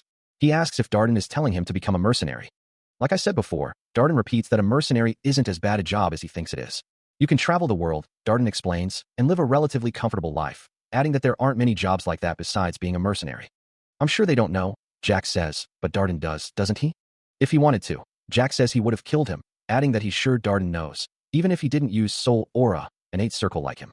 The forest seems to hold its breath, a silent observer to the events about to unfold. Darden sighs, acknowledging the situation's gravity. He continues, reflecting on the young man's potential, recalling his own past. The young man offers a polite response, but dismisses the gravity of the situation. Darden touches the young man's shoulder, sharing a cryptic warning. He urges the young man to remain hidden when the time comes. Darden assures him that he will know when the time is right, even if he doesn't understand now. The veteran hunter hands over a pouch of coins, emphasizing the importance of life over money. The young man smiles, acknowledging the advice. Darden bids him farewell, sending him on his way. As the young man walks away, he seems to sense something is amiss. Darden looks at the young man, wondering if he can tell him his name. The young man replies, he already knows who he is, but wants to hear it directly from Darden. Smiling slightly, Jack tells him to just remember him as Jack. Darden nods, accepting the answer. He pauses, considering the situation. Darden looks directly at Jack, his expression serious. The young man responds, acknowledging Darden's gaze. With a bright smile, Jack says they should meet again if their fates ever cross. The young man turns, facing the distant bridge. Suddenly, he bursts into motion, a trail of blue energy following his feet. Leaping into the air, Jack accelerates further. Landing with a burst of speed, the young man continues his rapid advance. Panting, he wonders if he's almost there. Continuing his journey, the path ahead is still long. His pace slows, he wonders if his body is too young to handle this. Breathing heavily, he realizes he can't do things the way he used to. Despite the challenges, he presses on. Focusing his energy, he moves forward. With determination, he assures himself that he's sure of it. Reaching a stone wall, he realizes it's here.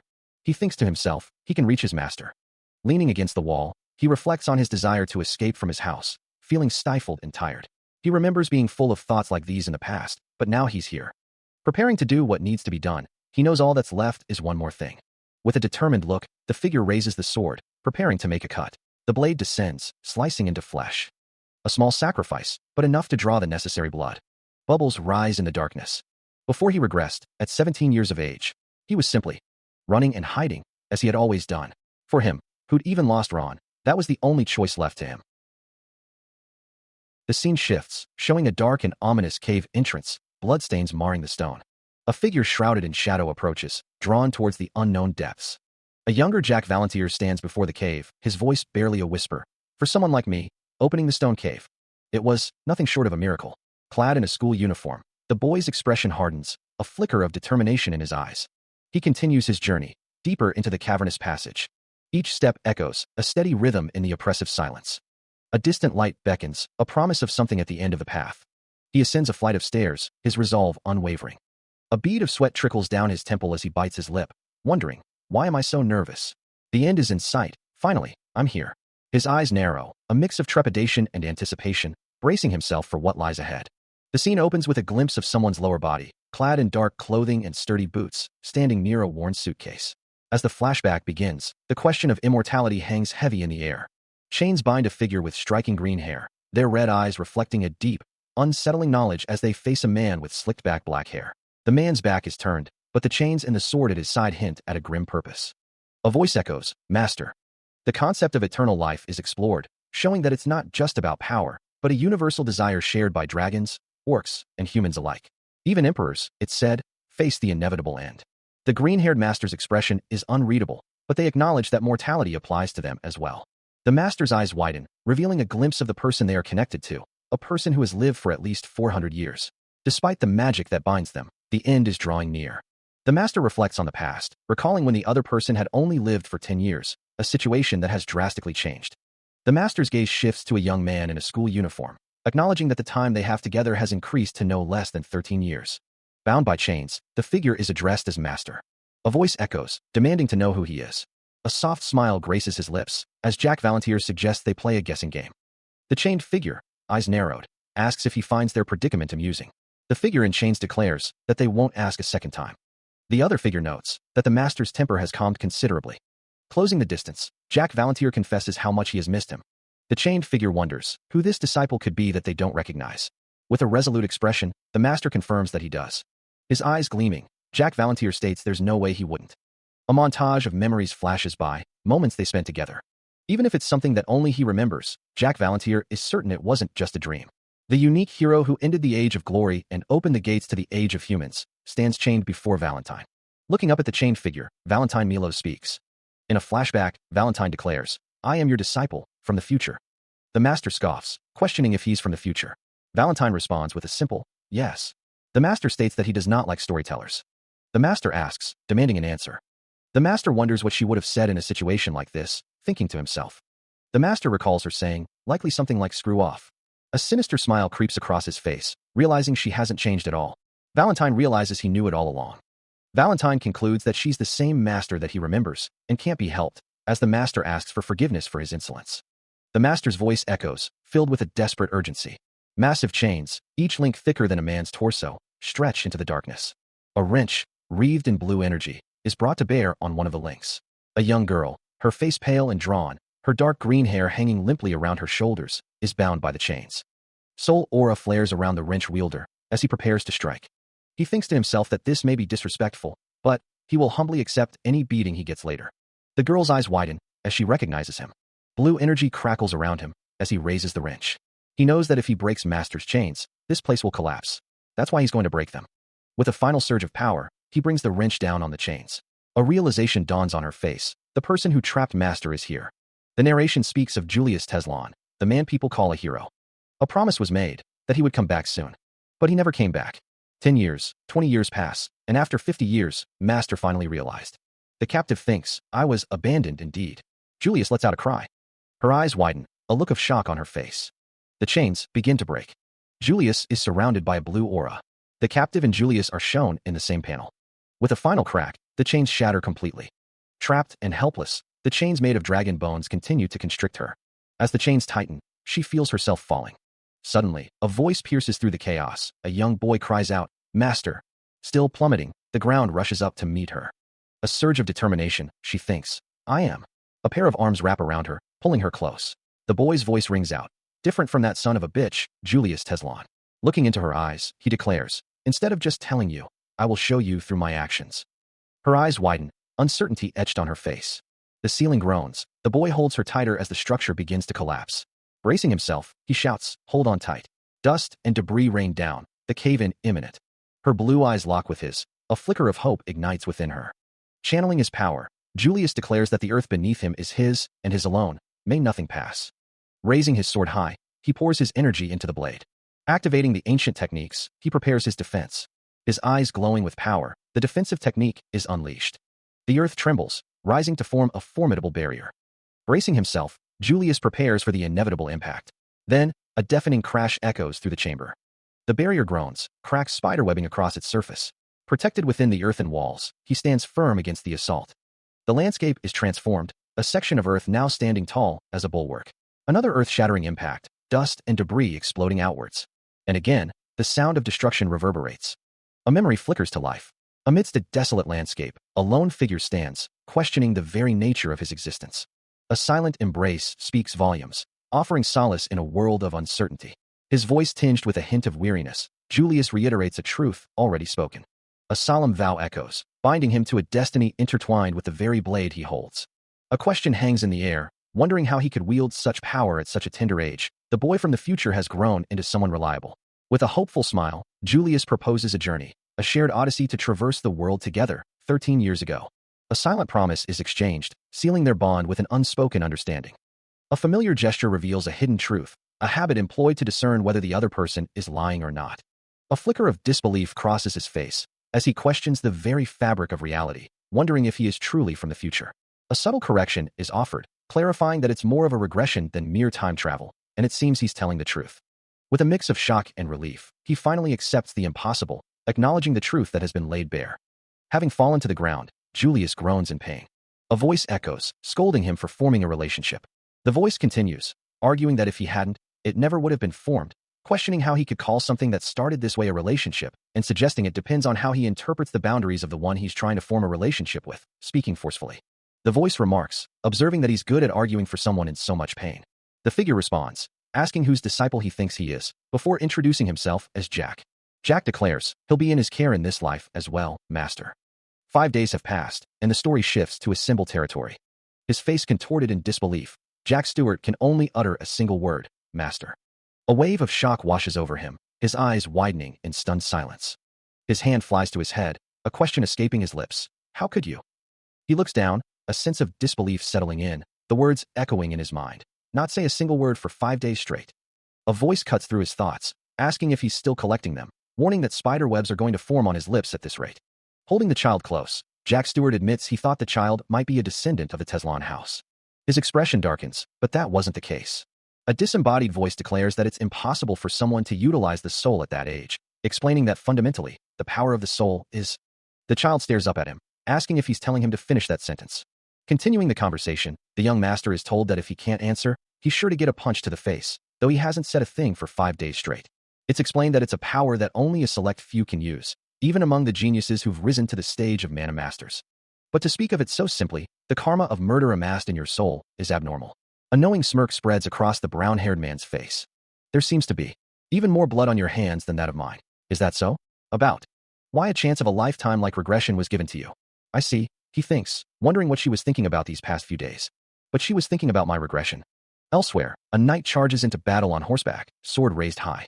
Amidst the fallen, a child cries. The silence hangs heavy in the air. He thinks back to the conversation, remembering the words spoken, the faces of those around him, and the implications of what was said. But honestly, I have no idea, he recalls saying. The memory continues, the younger Jack musing. If they do, then they'll approach me someday. What if no one does? Well then, that's that, I guess. The younger version of himself smiles, stating, the time that I'm spending with you right now is the most important to me. The memory shifts, the younger Jack laughing as he declares, of course, I'll find someone who'll be on my side. At least your words are pretty. So, what are you going to do now? A small dog looks up, as if understanding the weight of his words, thinking, I need someone. Flashing back to another time, a younger version of Jack is surrounded by light. 5 days prior, he recalls, on the night that I brought Master with me. Back in the present, he clutches his head, feeling ill. Considering his weakened state, he realizes, I need someone I can trust who can be my arms and legs and protect me. Shall we do some light shopping today and rest? He smiles, adding, I also need a new sword. Let's see, are there any good ones around? A startled cry rings out, as someone shouts for others to make way. A pained groan follows as something spills. Clutching her head, a young woman apologizes, explaining she was in a hurry. A young man assures her, he wasn't looking where he was going either, asking if she's all right. Kneeling, the young woman laments that her flowers have fallen out, though she doesn't think they're ruined. Startled, she responds with a nervous yes, when the young man calls out to her, wondering if she's hurt anywhere. Offering a bag of money, he calls her comrade. The young woman is speechless. Taken aback by the term, she stammers, but the young man insists he'll give her the money if she does as he asks. Seeing the bag of money, the young woman gasps in shock. She appreciates the offer, but can't accept so much, wondering if it's too much money for a child. The young man asks how much she will receive, and she replies that 1 shilling is plenty. With a soft clink, the coin settles into her palm. As she accepts the offering, the vendor calls out a cheerful farewell. Suddenly, Jack stops in his tracks, a realization dawning on him. He nods to himself, processing this new information. He muses to himself. Yes, the gem I'd been looking for was in a place like this. A smile spreads across his face as he thinks. It's been a while since I've seen a vampire. He wonders, a vampire? Were you not asking her to become your comrade because you knew? The young woman denies it, stating that he chose her because she's talented enough. He thinks to himself, I can't believe you couldn't even tell something like that. Please teach me lots of things while living a long and healthy life. He chuckles. That depends on you. You're the same as always, even after I've regressed. The young woman stares at him, thinking, in any case, how strange. That child's face. I feel like I've seen it somewhere before. As she walks away, the young woman is lost in thought. Bathed in the soft light of the forest, the young woman stands with Jack. A sudden realization washing over her, something clicks into place. Elsewhere, a voice muses, surprised to see someone from that forest in a place like this. It's truly a strange turn of events, and he needs to find someone after Jack buys his sword. Offering the birds a treat, a figure remarks that they are blessed to be playing with birds. Peeking in, Jack Valentier observes them with mana, hoping nothing bad happens. In the room, a blonde woman questions who the other person is, wondering if they could be a vampire hunter. She asks if they have already forgotten her face. The woman reveals herself to be Valentine Milos. She confirms that she is the one who forced them all into the magic beast forest, adding that they could say that she is their mortal enemy. Valentine's expression shifts to one of shock as she reacts to something. Coughing, Valentine Milos spits up blood. Lying in bed, Valentine Milos seems to be struggling, her body weakened. Gasping for air, she can barely manage a pant. She thinks to herself that she has become nothing more than a doll, a curse that allows her to live as a human for only one night each month. A younger version of her appears in her mind, demanding an answer to an unknown question. Clutching at her chest, Valentine Milos wonders why she, a vampire progenitor, is in a place like this. A pair of red eyes appear as she wonders about the magic beast forest. Gazing at her own hand, she thinks that it looks like she hasn't drunk blood in quite a while, questioning why she is staying like that. Looking off to the side, she asks if someone is feeling sad for her. Looking out the window, she realizes that much time has passed. In the past, she remembers being so great and powerful that someone couldn't dare approach her. Looking up, she thinks that it's not like she still resents someone. She thinks to herself that it's for what someone did back then. Two cloaked figures stand beside a woman, their faces obscured by shadow. One of them says that if it weren't for her, they could have gone extinct by the enraged humans. Lying in bed, a small figure beside her, Valentine Milos states that she will now answer the question. The scene shifts to a view of the magic beast forest. The vision expands, revealing that there are 5 tyrants. The scene changes to a silhouette of 2 figures standing atop a structure, implying they are ruling them from behind, and that there are 2 lords. A younger version of Valentine Milos is being held by someone, as she thinks about getting away from them. Lying down, she recalls that back then, her daughter was so small and beautiful. The memory turns dark, as someone screams in terror. A younger Valentine Milos is tied up, begging to be spared, saying that the dragon said this to her. The perspective shifts to a close-up of the dragon's feet. The dragon looms over her, as she recalls that it was because she was so pitiful that he'd show her mercy. Back in the present, lying in bed, Valentine Milos is asked if she wants mercy, and she responds yes. If she survives, she knows that in this village, with only cow and pig blood, they'd spare her and her daughter. To save her daughter, he'll do anything. How miserable. She is one of royal blood that overpowers all others. She is only waiting for death in such a shabby village. When are you going to leave? Uncle? He doesn't like visitors much, and he'll be here soon. What is it, Charlotte? I'd like you to tell me more about this uncle of yours. My uncle? Could it be? You approach me to scam my rich uncle. Do you really think that little of me? It's boring just waiting, so just tell me. Well, it's nothing much. Let's see. Uncle is rich. Charlotte listens as her mother explains. She doesn't know much about him, but he gave them and her mom this house, and he's a good person who comes to give them food once every 3 days. The food he provides is simple, cow and pig blood. Elsewhere, a young man with dark hair and amber eyes says, listen carefully about your uncle. He wonders, are you talking about me? Back at the house, a silver-haired man asks, did you have a friend like this, Charlotte? The silver-haired man continues, I don't think I've ever seen you before. Charlotte exclaims, Uncle. The dark-haired man realizes, it looks like you're the uncle she was talking about. The silver-haired man thinks, this man in front of me. You seem to be the child of a noble house based on your appearance. He asks, no? What brings you to this humble home? The dark-haired man thinks, this dragon. HM? The silver-haired man observes, it seems. The man remarks that they have many guests today, as he addresses Valentine Milos, who is sitting beside him. He then asks if she could call his daughter for him. It seems they have many guests today. Can you hear me? And we have a single guest here. Bring that child with you, along with that man outside. What are you mumbling about on your own? My master is summoning me. Let's head inside. You did come here to have a look, right? At your toy's final moments. Charlotte? Mom has something too. Jack asks the girl why she seems so surprised, commenting that she looks as if she's seen a ghost. With a sigh, Jack says he won't be doing anything and tells her to say what she has to say. A sinister figure declares he has no intention to interfere with the last moments between mother and daughter. A young girl cries out, Mom. Mom. She asks what's wrong and if she's hurting somewhere, calling out, Charlotte.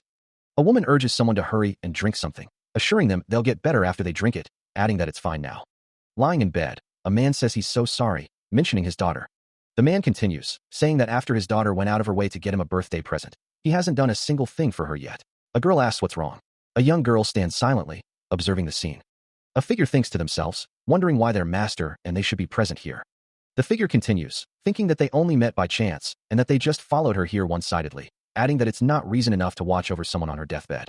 A girl asks if the other's name is Vivian, and so, asks if she can entrust her daughter to her. A voice declares they will try to make themselves a reason. Someone asks, pardon? There is not enough time, so I will make it short. The young man wonders, how would you like your daughter to grow up? Lying in bed, Charlotte is asked if she wants the revival of the vampires, or to rule this world as a progenitor. A figure looms over her, asking if she wants the death of the dragons, who treated the vampires, or if it's neither of those. The figure continues, wondering if she wants to be used as their toys and driven to their deaths. A soft chuckle escapes him, as he awaits her answer. Her hand trembles, but she manages to say, okay. The figure acknowledges her decision, stating that she has no lingering desires, as long as. Charlotte, looking distraught, says, that's more than enough, for me. The young man leans in, asking for her name, before revealing, it's Jack Valentine. Charlotte, still in bed, is asked, "Can you truly take responsibility for my Charlotte?" A young boy stands by Charlotte's bedside, declaring, "I can, and I will." Tears welling in her eyes, Charlotte looks up at Jack, who adjusts his tie, a noble vampire progenitor. Looking out the window, Charlotte whispers her gratitude to Jack. Reaching out, Charlotte professes her love. More tears fall as Charlotte calls out for her mother. Lying on the floor, Charlotte is told to open her. In a crowd of people, a voice cries out, wondering what they're supposed to do if even she leaves. A hand gently strokes the back of someone's head. The scene shifts to a view of a quaint town. A sob escapes someone in distress. Sniffling, Jack comforts someone, holding them close. Someone holds a child close. Sobbing quietly, Jack struggles to contain his emotions. Stumbling to his feet, Hanks mutters to himself, trying to make sense of the situation. A maniacal laughter echoes, filling the air with a sense of dread. The laughter intensifies, growing louder and more menacing. Back in the room, Jack watches over Charlotte as she rests. A voice whispers, revealing a twisted sense of purpose. Unable to contain himself, a figure declares his amusement at the situation. Without warning, the protagonist delivers a swift kick to Jack's head. The force of the blow sends Jack flying. Meanwhile, Hanks is sent hurtling through the air. Debris rains down, striking Hanks as he falls. Crashing through a wall, Hanks is left battered and bruised. Having been sent flying, Hanks can't believe someone would just punch at someone like him. He mutters about the rude young lord. As the dust settles, it seems Charlotte has made quite the bad friend. With a sinister grin, the red-eyed figure decides they must teach him a lesson, asking for his name. The figure is surprised, not feeling a trace of magic, yet finding it peculiar. Elsewhere, a voice notes that the doll is talking. Excluding the two lords, the other 5 dragons should be. Since you're merely 200 years old, are you an adult dragon born within that time? The red-eyed figure smirks, ready to attack. The figure wonders how someone could know something like that before demanding to know who the hell they are. A figure with long white hair and piercing red eyes demands, "How do you know something like that?" The figure continues, clearly agitated. "Who the hell are you, bitch? All these dragons and their garbage personality." A young woman with green hair and glasses declares, "I can stand by myself." Someone grabs the young woman's arm, their grip firm, preventing her from moving. The young woman, now identified as Valentine Milos, asserts, "I am Valentine Milos, a mage of the past." The white-haired figure seems taken aback, exclaiming, "No way, that immortal necromancer." A voice responds, "Yes, it's trivial, but at one time." The voice continues, "I was called something like that. How dare you try to fool me with such a barefaced lie?" The figure, now revealed to be Bahamut, hisses, "Bahamut, Voldemort." The text explains, Bahamut and Voldemort. They are the names of the 2 dragon lords. The only ones who know of their true names are dragons like themselves, and those who have seen them directly. To think that they would know their names, they must be the real deal. But that Valentine Milos is still alive? Well, it doesn't matter. Valactus Machiavelli declares that he is of the proud and supreme fire dragon tribe. He never thought he'd meet a big shot of the past in such a shabby place. All she was planning on doing was to dispose of the daughter that her toy gave birth to with certainty. An order is given to go back this instant. Valactus Machiavelli asks if he was just ordered to go back, and if they have forgotten the verbal pact. The supreme and high dragons showed mercy to the other races aside from humans, because they pitted them. And you tell a dragon like myself to go back? The dragons showed mercy? That is incorrect. The one who showed mercy in the end wasn't the dragons, but me. Looking up with a sneer, Valactus Machiavelli seems surprised by something. Recalling the past, he remembers when he made the verbal pact in the forest. The memory continues, a question of why he divided the dragons and the humans. The answer comes, it was because of their arrogance, believing there was nothing above them, leading to a war between species. The specter of the past lingers, as the same events seem to be repeating themselves. His anger flares. Valactus Machiavelli has had enough of the nonsense. Sighing, he addresses someone as a lizard. A young man, accompanied by a small, dark-haired figure, seems surprised, questioning if he heard correctly. Looking up with fury, an unseen character expresses their outrage at being addressed in such a manner. The unseen character continues, demanding that they try to act like a human while showing such arrogant behavior to the master. Looking down with disdain, Valactus Machiavelli declares the unseen character an impertinent creature. The unseen character's rage boils over, promising to rip Valactus Machiavelli to shreds. A clawed hand reaches out, as Jack Valantier watches the scene unfold. Suddenly, a foot slams down, crushing Valactus Machiavelli. Following the brutal stomp, he's sent flying by a swift kick. The force of the blow sends him hurtling through the air, leaving a trail of dust in his wake. Crashing down, he coughs up blood from the impact. Gasping for air, he struggles to regain his composure. Another foot descends, grinding him further into the ground as a voice declares that next time, he'd better speak to Master with courtesy. Spitting blood, Valactus Machiavelli curses his attacker, furious that a lowly human would dare treat a dragon like this. A figure with glowing eyes commands him to stop his ridiculous babbling, threatening to kill him if he doesn't lower his eyes. The foot presses down harder, emphasizing that he is nothing more than a mere insignificant creature. He is kicked again, as the unseen assailant asks if he thought he could just do whatever he wanted, because a monster like Valentine Milos is backing him. A young woman with green hair looks on, her expression unreadable.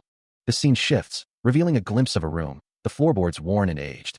A young girl's face peeks into view, her eyes wide with fear. A hand clutches at a shirt, the voice echoing with a hint of desperation. Ron's gonna nag at me again if he sees this. Looking down at the young Charlotte, a figure asks, "Do you see now, Charlotte?" The image shifts to a man with long white hair, his expression cold, the voice declaring that her uncle is irredeemable trash.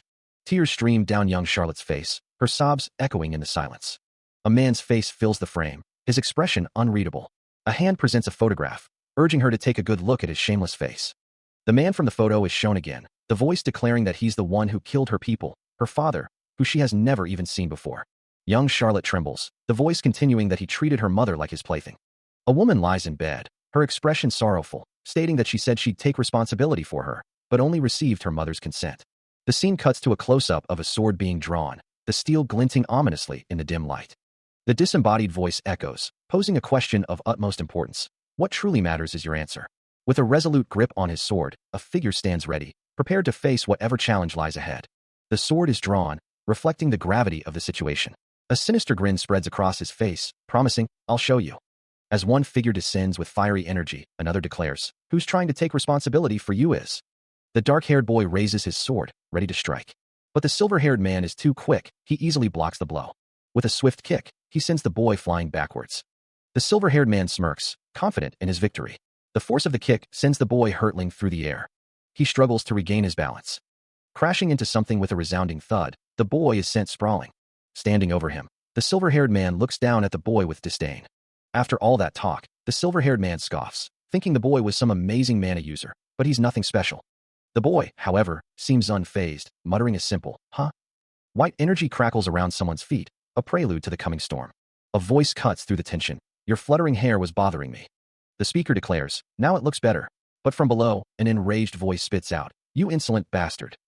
His patience wearing thin, the man in the cloak declares, "I will not stand for this any longer." Unleashing a torrent of power, he shouts, "Cut her." Surrounded by a crimson aura, the boy stands his ground.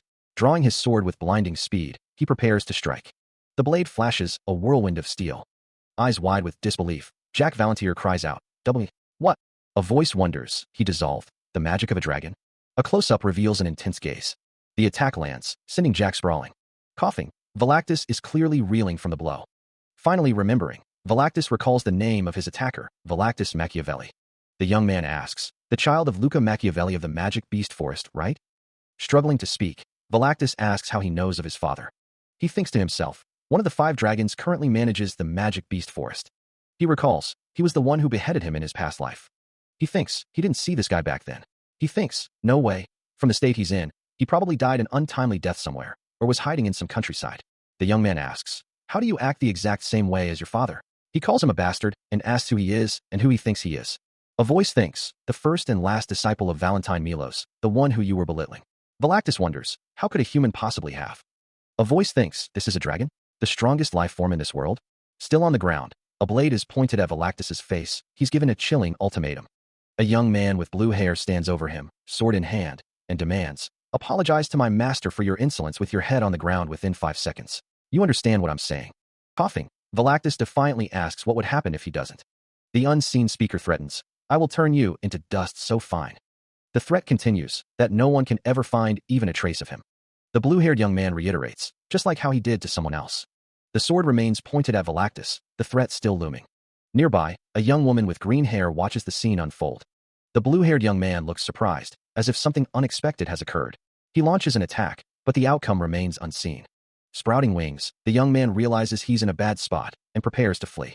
Deciding to retreat, the dragon knows he must fall back and let the other dragons know of this. The dragon seems surprised by something. Someone nearby didn't think he'd actually run away. Grasping his sword tightly, Valactus Machiavelli admits he didn't want to use this. But with a grimace, he acknowledges that the situation has changed. Preparing himself, Valactus Machiavelli activates Soul Sword Post form. Meanwhile, the dragon continues his retreat. A strange sensation washes over him, and Valactus Machiavelli grits his teeth. As the dragon flies, a swirling vortex of energy appears before him, prompting a confused outburst. The air crackles with power, as the technique is revealed to be Four Realms' first form. The vortex intensifies, revealing the name of the technique, Sky Realm. Eyes widening, Velactus Machiavelli seems shocked by what's happening. Without hesitation, the dragon flies directly into the swirling vortex. What sort of monster is it facing now? Falling through the darkness, the figure plummets downwards. Sweat beads on their brow, a desperate thought crosses their mind. Why can't they escape? Panic rising, they scream into the void, a desperate cry of why. Still falling, the ground seems no closer. A pained grunt escapes them as the inevitable draws near. Gasping for air, they can only manage a choked HHIA. Desperation clinging to their voice, they plead, "STA, stay away." A hand reaches out, closing the distance. Terror grips him, a blood-curdling scream tearing from his throat. A final, ragged breath, and a whispered, "Heard." An unfamiliar ceiling comes into view. His eyes flutter open further, a confused sound escaping him. The room is opulent. The doors are grand. He wonders, where is he? A voice speaks, concerned about when the young master will wake up, and what has happened. The man's voice rises in pitch, calling out to Ron. Holding up fingers, the man asks if he recognizes him. He retorts, insisting that he is not a child and questioning Ron's presence and the location. The man considers, realizing something. He exclaims, asking if the young master knows where the girl and the doll that were with him are. As for the girl, she has been given a bath, some clothes, and time to rest. Elsewhere in the manor, someone is sleeping soundly in the next room.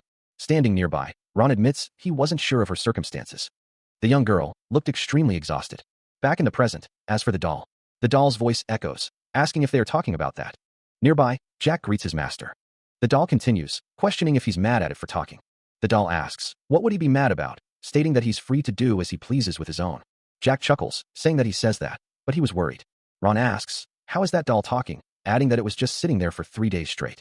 Turning to him, Ron responds with a simple yes. Jack says, he'll explain everything later, but he needs Ron to swear to him this. Lying in bed, he thinks to himself, that person is my master. Shifting slightly in the bed, Jack reminds someone to make sure to show courtesy from now on. A man with light brown hair looks down, a single tear rolling down his cheek. The light brown-haired man stands in the room with Jack, telling him that he is sure that he has a reason for what he says. Sitting up in bed, Jack asks, and so what happened?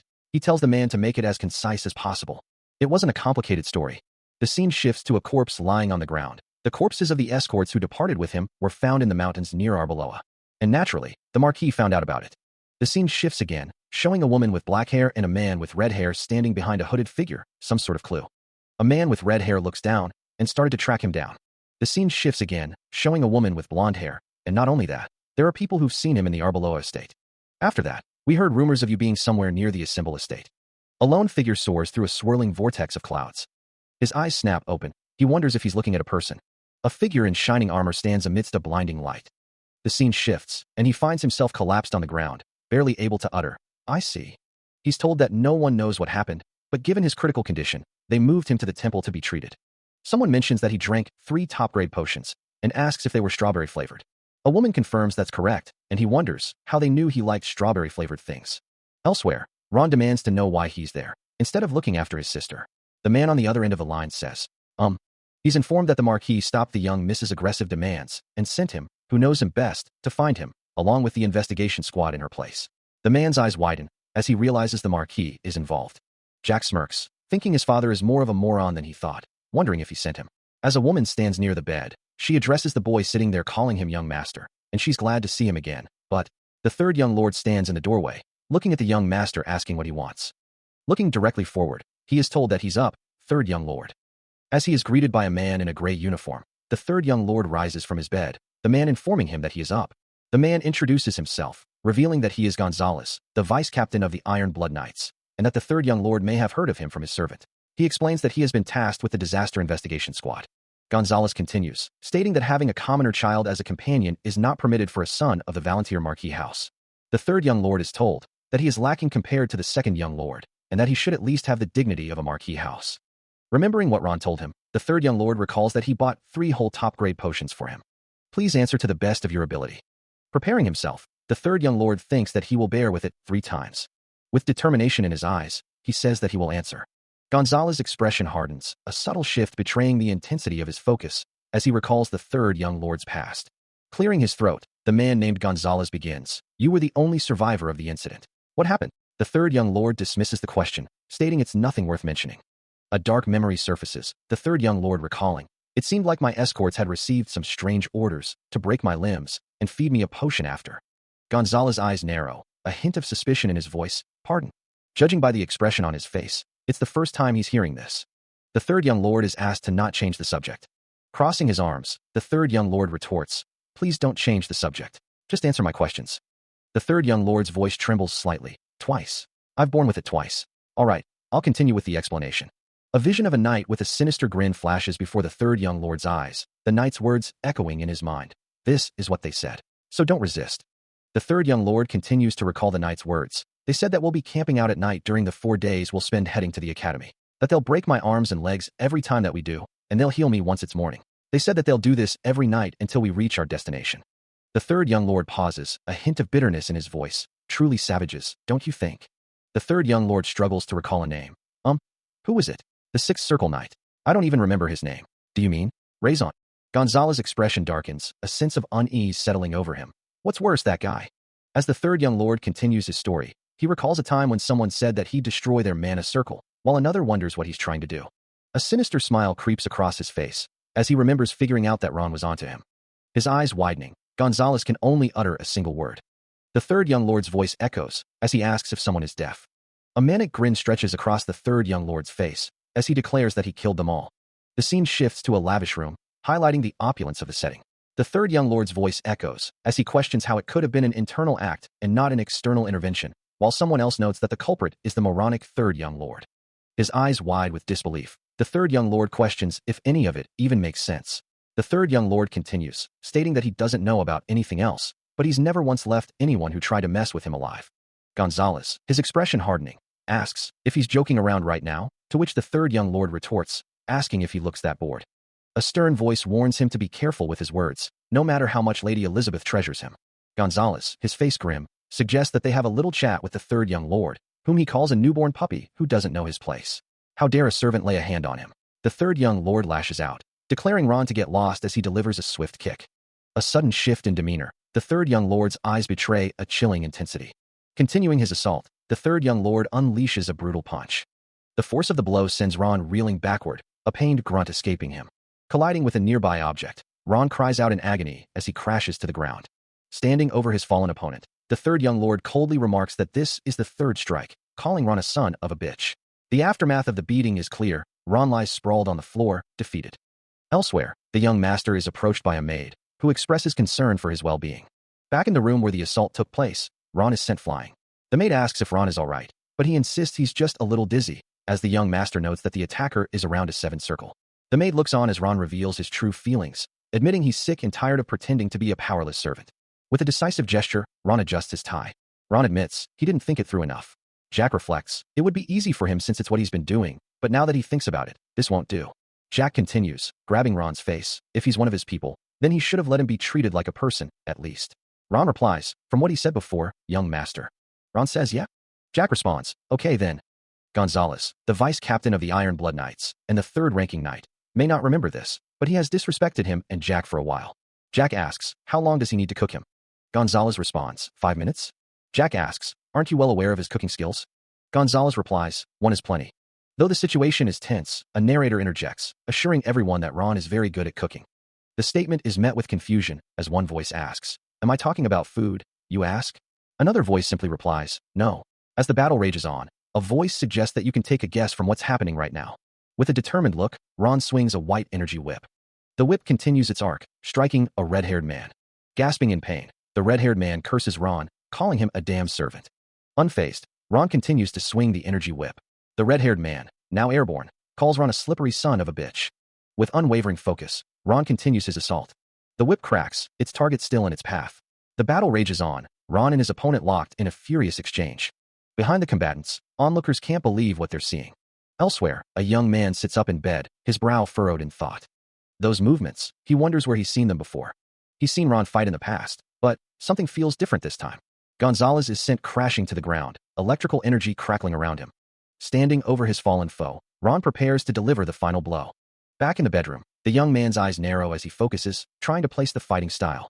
Even if he's a 9 circle, the basics of his foundations lie in magic, not martial arts. Ron, who has the normal physique of a servant, is pushing his opponent hard. Is he really beating the crap out of Gonzalez, a 7 circle knight? He must have a lot of close combat experience, with people much stronger than that guy too. Well, even if Ron is one of those spies from the Tulkun Empire. So I won't be able to kill or beat the shit out of him. Meanwhile, in the thick of battle, the armored knight reels back from an unseen blow. Spitting with rage, the red-haired knight screams, "You arrogant prick! Die!" His eyes narrow, focused on the fight.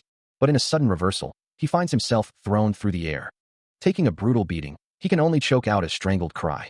Back in the bedroom, Jack mutters to himself. Even though he has such strength, he sure endured disrespect for a long time, all for my sake. Yes. Elsewhere, a blonde-haired man smiles, addressing someone off-panel as young master. Turning his head, Jack wonders what's taking so long to cook a single ingredient. Still watching the scene unfold, Jack can only stare as the man he knows as Ron stands before them. The man, now identified as Gonzalez, simply says, "Oh." A new figure appears, declaring, "I'm finished, young master." Gonzalez, lying on the ground, is told, "You took 1 minute and 12 seconds. Work out a little more." Jack watches, unsure of what to make of the situation. The third young lord addresses the guards, demanding, "What are you looking at? Do your job as guards." The guards, in unison, apologize to the third young lord. Ignoring the exchange, the camera focuses on a plant. The third young lord grabs Gonzalez, preparing to speak. Gonzalez, now being assaulted, thinks to himself, "Gonzalez, what a cool name. You must be capable since you've advanced so much in life. I'm sure my father thinks of you very highly, no?" The third young lord continues his assault, muttering, "With that lowly servant." He continues to beat Gonzalez, asking, "Do you finally understand the situation you're in?" The third young lord, still holding Gonzalez, says, "Well, it's not like I expected an answer, but in any case, you came to investigate a case, and it's been fully resolved now, right? Good for you." Beaming with pride, the third young lord is pleased that the culprit and the motive have been discovered. A close-up reveals that this is the third-ranking knight of the Marquis house, a man in his mid-30s. Considering the situation, he thinks that Gonzalez is conclusively Vice Knight Captain material, but it would be a waste to kill him. He calls out to him. Looking up in surprise, Gonzalez wonders what is happening. The third young lord leans in, asking if he wants to become an 8th-circle mage. He asks if Gonzalez wants to become Vice Knight Captain. Putting a finger to his lips, the third young lord suggests they make a little promise, just between them. From a distance, it's clear that the young master is plotting something again. T is overjoyed, thinking that he has grown up to be so mature and that she couldn't be happier. She wonders what is going on. From a low angle, Jack is seen standing with a small dog.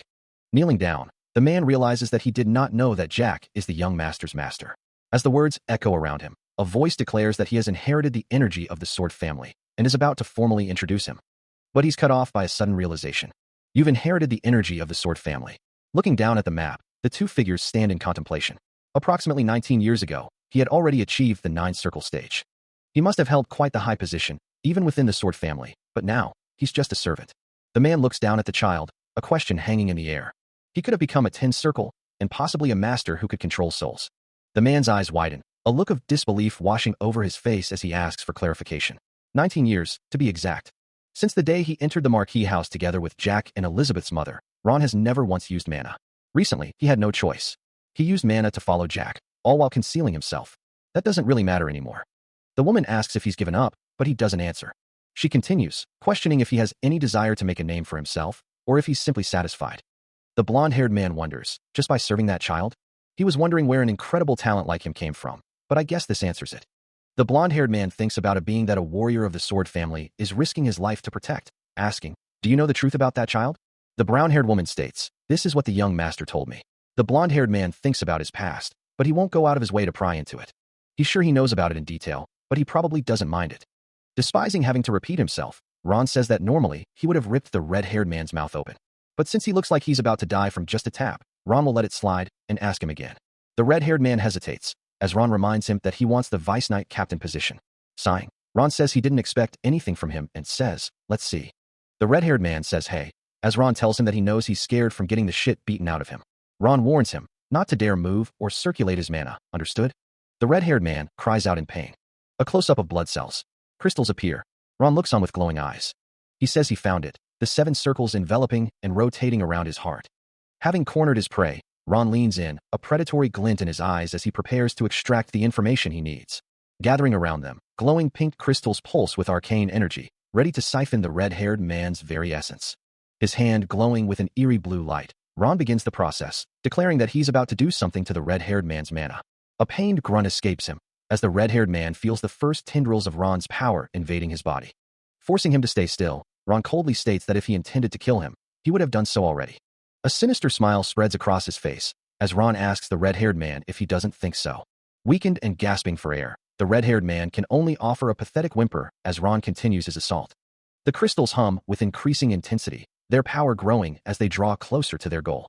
Each crystal pulses with a malevolent energy, ready to tear apart the red-haired man's mind. The blue glow intensifies as Ron continues to drain the red-haired man of his mana, leaving him a husk of his former self. The crystals spin faster and faster, their power reaching a fever pitch as they prepare to deliver the final blow. A final, agonizing scream rips through the air as the red-haired man's mana is completely extracted, leaving him broken and defeated. The mana having been forcefully extracted from him, the red-haired man collapses. With a whoosh, the ornate doors swing open. His face contorted in pain, the red-haired man trembles. Ron tells him he can open his eyes now. The red-haired man, still reeling, stares at Ron in disbelief. Ron states it's all done. The red-haired man, exhausted, sits up, noting the 8-circle formation. He wonders if Ron just forcefully raised it, asking, who in the world is he? The formation glows as a voice declares that he's not in a position to be asking any questions right now. The red-haired man remains silent, sweat still dripping from his brow. A brown-haired man smirks, his eyes gleaming. The brown-haired man tells him he no longer has any choice. A voice commands from off-panel, you must do everything that I tell you to do from now on. If you refuse my request, or can't do it. The sky burns with a fiery sunset, casting long shadows. His face contorted in fear, the red-haired man hears the rest of the command. And not only that, in the most horrible way that you can't even imagine. From above, a voice asks, you heard those rumors, right? A sinister smile spreads across the speaker's face as they reveal that I learned black magic. A flashback reveals a younger Jack standing over a defeated Phelan, a stark reminder of past events. Within the Marquis house, a certain rumor begins to circulate, its tendrils reaching every corner. Whispers spread among the maids, the words learned black magic hanging heavy in the air, a dark cloud over Jack's reputation. The red-haired man leans back, stating that it's not just a rumor, it's true, and that the other man should know better than anyone else, since he just experienced it. A fist clenches, a silent promise of action. The dark-haired man commands, demanding that someone kneel before him. He continues, reminding the kneeling figure to remember what he's about to say, even if he has to engrave it into his bones. The man with the red eyes instructs, telling him to first go back to the Marquis house. He then orders them to report to the Marquis, and to say that the third young lord knows nothing. The kneeling man responds, affirming his understanding. A flashback shows a bloody sword. In the Marquis house, plans are being made. The order is given, eliminate at least 40 of them. The red-haired man is shocked. He is reminded to keep something in mind. He confirms that he will. A sinister chuckle escapes someone. The red-haired man is told not to be so scared. As long as he does what his big bro says, he'll get huge benefits, like what he's getting now. Even now, he's becoming an 8th circle in an instant. It's good for him too, as long as he does what is said, and he'll give him those benefits. He asks if he wants more, and laughs when he doesn't say no. Restrained by another, the red-haired man is told to relax. Elsewhere, Ron is ordered around. A man is beaten, a sinister smile watching the violence unfold. A plate of food is presented, a silent invitation to partake. Speaking plainly, the red-haired man explains that the child will become Ron's hands and feet. The red-haired man is encouraged to do his best. Having had enough, a man is told to screw off. A man stands alone in a room, lost in thought. Reflecting on past events, Ron hopes the second chick does what he tells him to do. A chibi character is told that they are all done, young master. Complaining of hunger, a young man is asked if he intends to go dressed like that. He wonders what's wrong with his attire. Catching his breath, someone seems relieved that something was avoided, though they were prepared for it. Observing the state of the luggage, it seems that someone had prepared for the mess. Expressing gratitude, the young master acknowledges that he is once again in Ron's debt. Thinking to himself, Ron wonders why he hasn't left yet. As someone clings to him, Ron is told not to disturb them as they are going out to eat. Clinging tightly, the blonde-haired woman is worried that even Ron might not wake up. Looking concerned, Ron stares down at the blonde-haired woman. Ron's name is called out. Preparing to leave, the young master tells Ron to prepare some of his favorite dishes in advance, as he is going to get some fresh air. Bowing, Ron is told to have a nice walk. Clinging tightly, the blonde-haired woman is asked to let go. With the sun setting in the background, a building stands tall as people gather outside. Looking down from the balcony, Jack apologizes, though his words seem to hang heavy in the air. Her voice tinged with sorrow, Valentine admits that even if her house was still standing, it wouldn't matter. Tears welling in her eyes, she continues, saying it would be meaningless to live in that empty house all by herself. Even if my house was intact, Valentine Milos reflects on a past tragedy, her voice tinged with sorrow as she admits her mother isn't there anymore. If she lived in that empty house all by herself, what would become of her? Too. Valentine recalls losing her mother at a young age. At an age so young, she doesn't even remember it. Even so, Ron and Master were there for her. So, Even if her life was the absolute worst, she was able to experience the slightest taste of happiness. She looks up, a bit confused as she's offered something. Her eyes widen, unsure of what's happening. Extending a hand to her, Jack volunteers says, "Charlotte, come with me." Her expression is one of uncertainty. She takes a gulp. The blood drips down her face. Jack Valentier watches her, thinking she must have been hungry. A strange energy surrounds her. Her hair seems to be changing. Her eyes widen in shock. A gasp escapes her as she feels the change. She thinks to herself, "My body recovery." The reason why vampires were a species on par with dragons. That was because they had a special characteristic that allowed them to recover in an instant if they drank proper blood. Looking at Jack, Charlotte is taken aback, wondering what he thinks, if she feels better. She exclaims, thanking him very much.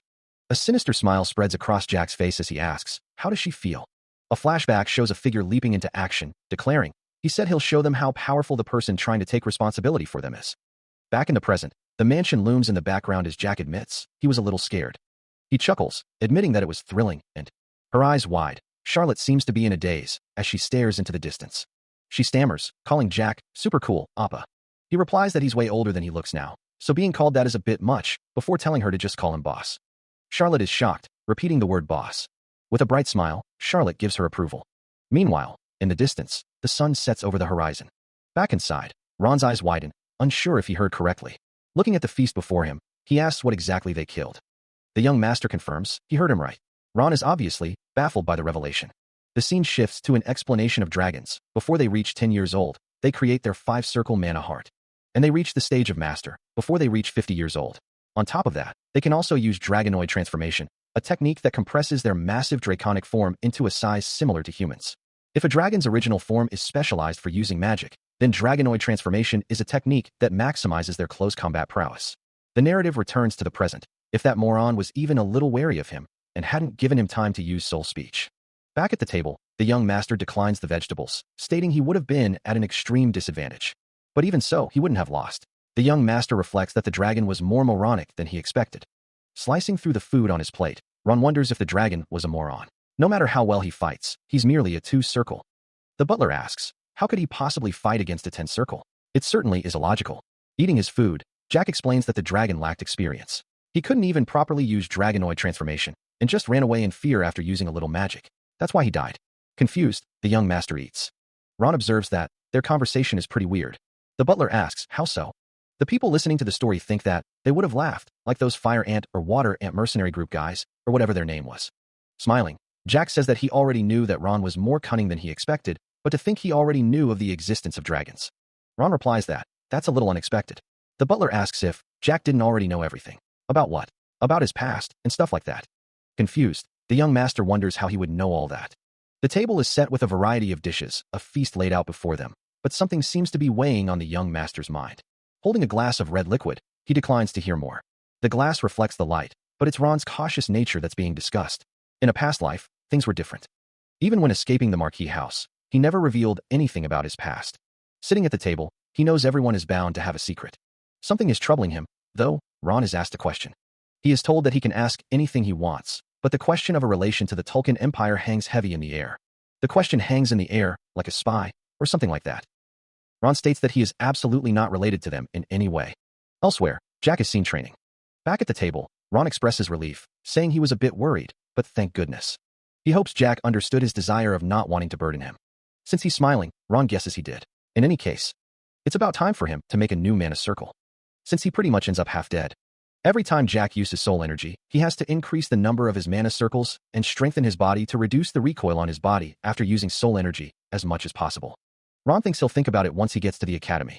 He guesses Jack really is his disciple. To think he'd use the Bond of Darkness. Bond of Darkness. It is a black magic that only Master and he know in this entire world. It's obvious that others wouldn't know of it, since Master was the one who created the formula for this magic. The glorious era that Master was at her prime in other words, the era of war. Master used this Bond of Darkness on her enemies and spies. She engraved a pledge on the forcibly made circle, and if they were unable to fulfill that pledge, it would not only affect the circle, but would also cause the entire body to explode on the spot. It is a wicked magic that spread her notoriety across the world. So, what pledge did you engrave on that forcibly made circle? What are you aiming for? It's insurance, for both Ron and my sister, young Master explains. I'm not sure what it is, but to think you'd care so much for me. Ron, am truly touched. He's become so emotional after his conversation with Master. Peeking around the corner, Charlotte calls out for her boss. Her eyes wide with concern, she wonders where Charlotte is. Finding her just in time, Charlotte is offered a seat. Declining the offer for a meal, she insists she's full thanks to her boss. Hearing her request, Ron listens intently. Her expression hopeful, Charlotte wonders if it's even possible. The butler remarks on his capabilities, but Ron admits he doesn't know anything about this. A flashback begins, showing a conversation. He sighs, deciding he should take care of it himself. The young master is accused of blackmail, but Jack retorts, asking if he thinks he's just some thug who does nothing but blackmail people. Her eyes wide, Charlotte asks if she's going to school. He confirms that she is, adding that children should play like children, even though she's a child too. Her talent is undeniable, but how could Charlotte possibly enroll in the academy? To just leave her unattended is out of the question. Though she doesn't possess any mana circles right now, the path forward remains unclear. Or maybe, just like him, she may grow to a level where she can use soul energy, easily surpassing the 10 circle if taught well. If Gonzalez writes her a recommendation letter, he's sure she'll be able to enroll. But the problem is her age. Charlotte, who has only just turned 11, cannot be enrolled using normal means, as students enroll in the academy at the age of 14. Well, don't worry. You'll inevitably be able to go to. Just like the other children, she'll be able to go to the academy. A few days later, the academy looms in the distance. Having finally arrived, a student cheers, excited to be at the academy. Bottom text present. As they arrive, Ron says, "Thanks, Ron. Please take care of yourself, and send a letter if you need anything else." Ron replies, "Yes, young master." Ron asks, "Can I ask you for a favor? I'd like to leave matters regarding the Marquis house entirely to you." Ron thinks, focus entirely on academy matters? Someone observes, that Gonzalez guy turned out not to be as smart as I expected him to be. The speaker continues, "Truth. I don't think highly of Gonzalez. He's a pawn to be used and thrown out at most." Elsewhere, someone states, "I ordered him to do something." As the man speaks, Ron listens intently, considering the request to manage someone. Elsewhere, a chilling thought emerges. Plans are being made to cripple someone of high status. The scene shifts to a disturbing tableau, where a figure stands amidst a scene of carnage, declaring it very. The man's face is grim, as he contemplates the slow, deliberate nature of the planned assault. Reflected in a grand mirror, the Marquis house's senior officials are observed, along with those from the Mantis Count family. Ron acknowledges the situation, as the other man brings up Lady Elizabeth's position. A woman with long red hair reflects, believing her sister is too kind. She considers the fall of the house, thinking that something may change her, but she needs some sort of trigger for change, not asking her to become a scumbag like them. Elsewhere, a young man with greenish-gray hair salutes, asking someone to watch over her for him. Ron appears troubled, letting out a sigh. He responds, acknowledging that the young master has changed a lot. The young man with greenish-gray hair smirks, a subtle sound accompanying his expression. Approaching the grand entrance, the air crackles with anticipation. A voice declares, "That much is obvious." Outside a bakery, a man observes, "You have a good subordinate." Pushing the third young lord along, Ron hears that it's more suitable to call him a good something. The third young lord responds, "Oh." Ron winks, telling the third young lord that he's also a good person. The third young lord thinks. He mutters, "What a hollow comment." The blonde-haired girl exclaims, "Boss, it's my first time at a place like this. Look around as much as you like. You'll be attending this place from now on." She grins, "Okay." A voice asks, "Are you Mr. Jack Valentier?" Her response is almost automatic. Jack asks, "Do you have business with me?" A maid asks for their pardon, as the dean is. The scene shifts to a grand library, where a voice declares, someone is waiting for him. The view pans over to a window, and a voice notes that he's quite famous. The voice continues, describing him as the bloodied son of a noble family. Found among several destroyed buildings, Jack Valentier sits in a chair, looking contemplative. Someone asks if he's all right, and he thinks it's been a while. Rommel Einhard Assemble is introduced, and it's revealed that he is the father of the current Duke Assemble, and was the previous Duke Assemble. The narration continues, stating that he is also the head dean of the academy. The scene shows Rommel Einhard Assemble and Jack Valentier in the same room, and a voice notes that this place really hasn't changed at all, whether it be in the past or the present. The voice continues, someone asks if taking the test is really all they have to do, and what about attendance, but Rommel Einhard Assemble says it's fine. It's revealed that the test ranking list was reported to the kingdom, and someone is told they won't be expelled. The character looks down, silent. Despite being told he won't be expelled, the young master is warned that people will certainly try to kill him before he reaches maturity. The dean, his expression unreadable, tells him to keep this in mind, stating that he's seen more than a dozen children in the exact same situation. Then how? He wonders, am I supposed to live from now on? The dean's face remains stern, his gaze unwavering. He places a hand on the young master's head, telling him that's for him to think about from now on. If he'd like, the dean will assign him a one-person dorm room. The offer hangs in the air, a strange sort of partial favor from the dean. Elsewhere, a sinister smile spreads across a young man's face. He wonders, would you like to make a bet? Back in the dean's office, the offer of a private room still lingers. Rommel's eyes widen. A voice asks, "Sir?" Jack says, "Since I was indebted to you in the past." The voice continues, "I'll save your life once. In exchange, grant me just one thing." Since he was indebted to him in the past, Ron vows to save his life once. In exchange, he asks for just one thing. Nearby, a gramophone sits silently. The old man states that Ron has changed. He recalls that when they first met, Ron was covered in injuries and could barely speak. Ron has changed so much in just 1 month. Elsewhere, a young girl thinks that it may have been just 1 month. But for her, it's been 20 years. 20 years is enough time for a landscape to change twice. And the same goes for a person, the old man thinks, before asking, "How exactly will you save my life? Tell me." If his memories serve him right, the time it took for the Tezlon kingdom to fall in the war against the Tulkun Empire was exactly 1 month. The Tezlon kingdom might have fought for 1 month, but there were as many as 30 masters in the Tulkun Empire. And a considerable number of them were half-bloods who had a dragon's blood and bones implanted into them. And not only that, the number of mana users 7 circle and up reaches at least 1,000. There are only 2 masters in the Tezlon kingdom. There aren't even 100 high circle mana users, with such a huge difference. 1 month? It wouldn't have even taken 3 days if he were a Tulkun commander, but the reason why Tezlon was able to last for 1 whole month was thanks to this Dean in front of him. It was all thanks to the Battle Mage Corps, made solely of Dean Rommel's own soldiers. There were as many as 700 of them. It said they suddenly appeared one day and started fighting for Tezlon. If the Dean hadn't suffered an accident, Tezlon would have lasted around 2 more months. That was a betrayal by his most trusted and treasured aide. Blitus. Jack Valantier. It's discourteous of you to call an instructor by his name. He is a Tulkun spy. Marco.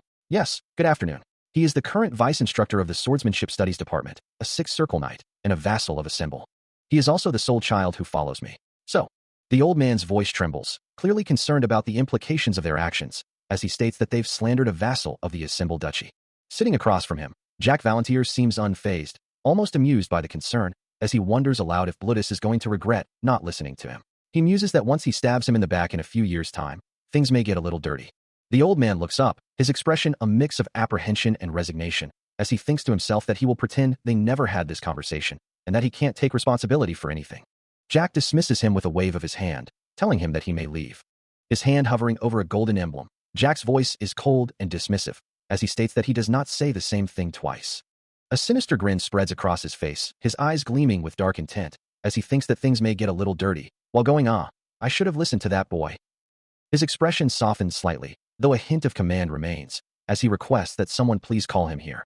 His hand rests on the table, the golden emblem glinting in the light, as he reflects that he went out of his way to offer to save him. The ornate doors of the room stand as a silent testament to the power and wealth contained within, awaiting the arrival of the summoned individual. A man in a vest and tie appears, his expression neutral, as he asks if he called for him, "Sir." The scene widens, showing Jack and the old man seated at the table, the new arrival standing respectfully before them, awaiting further instructions. The old man's face is shown, his expression unreadable, as he is identified as Blitus. Relaxing in his chair, Jack tells Blitus that he doesn't need to send information to the Tulkun Empire anymore. Hearing this, Blitus looks concerned. He asks, "What are you talking about?" He seems to think Jack has become deaf or stupid. Sitting up, Jack suggests they make things simple. Smirking, Jack reveals his true identity. He knew that he was the notorious Jack Valantier, and that he had heard about his accident. His eyes glinting, Jack wonders if Blitus suffered a psychological injury instead of a physical one. Blitus is shocked, realizing that even a severe penalty wouldn't be too harsh a punishment.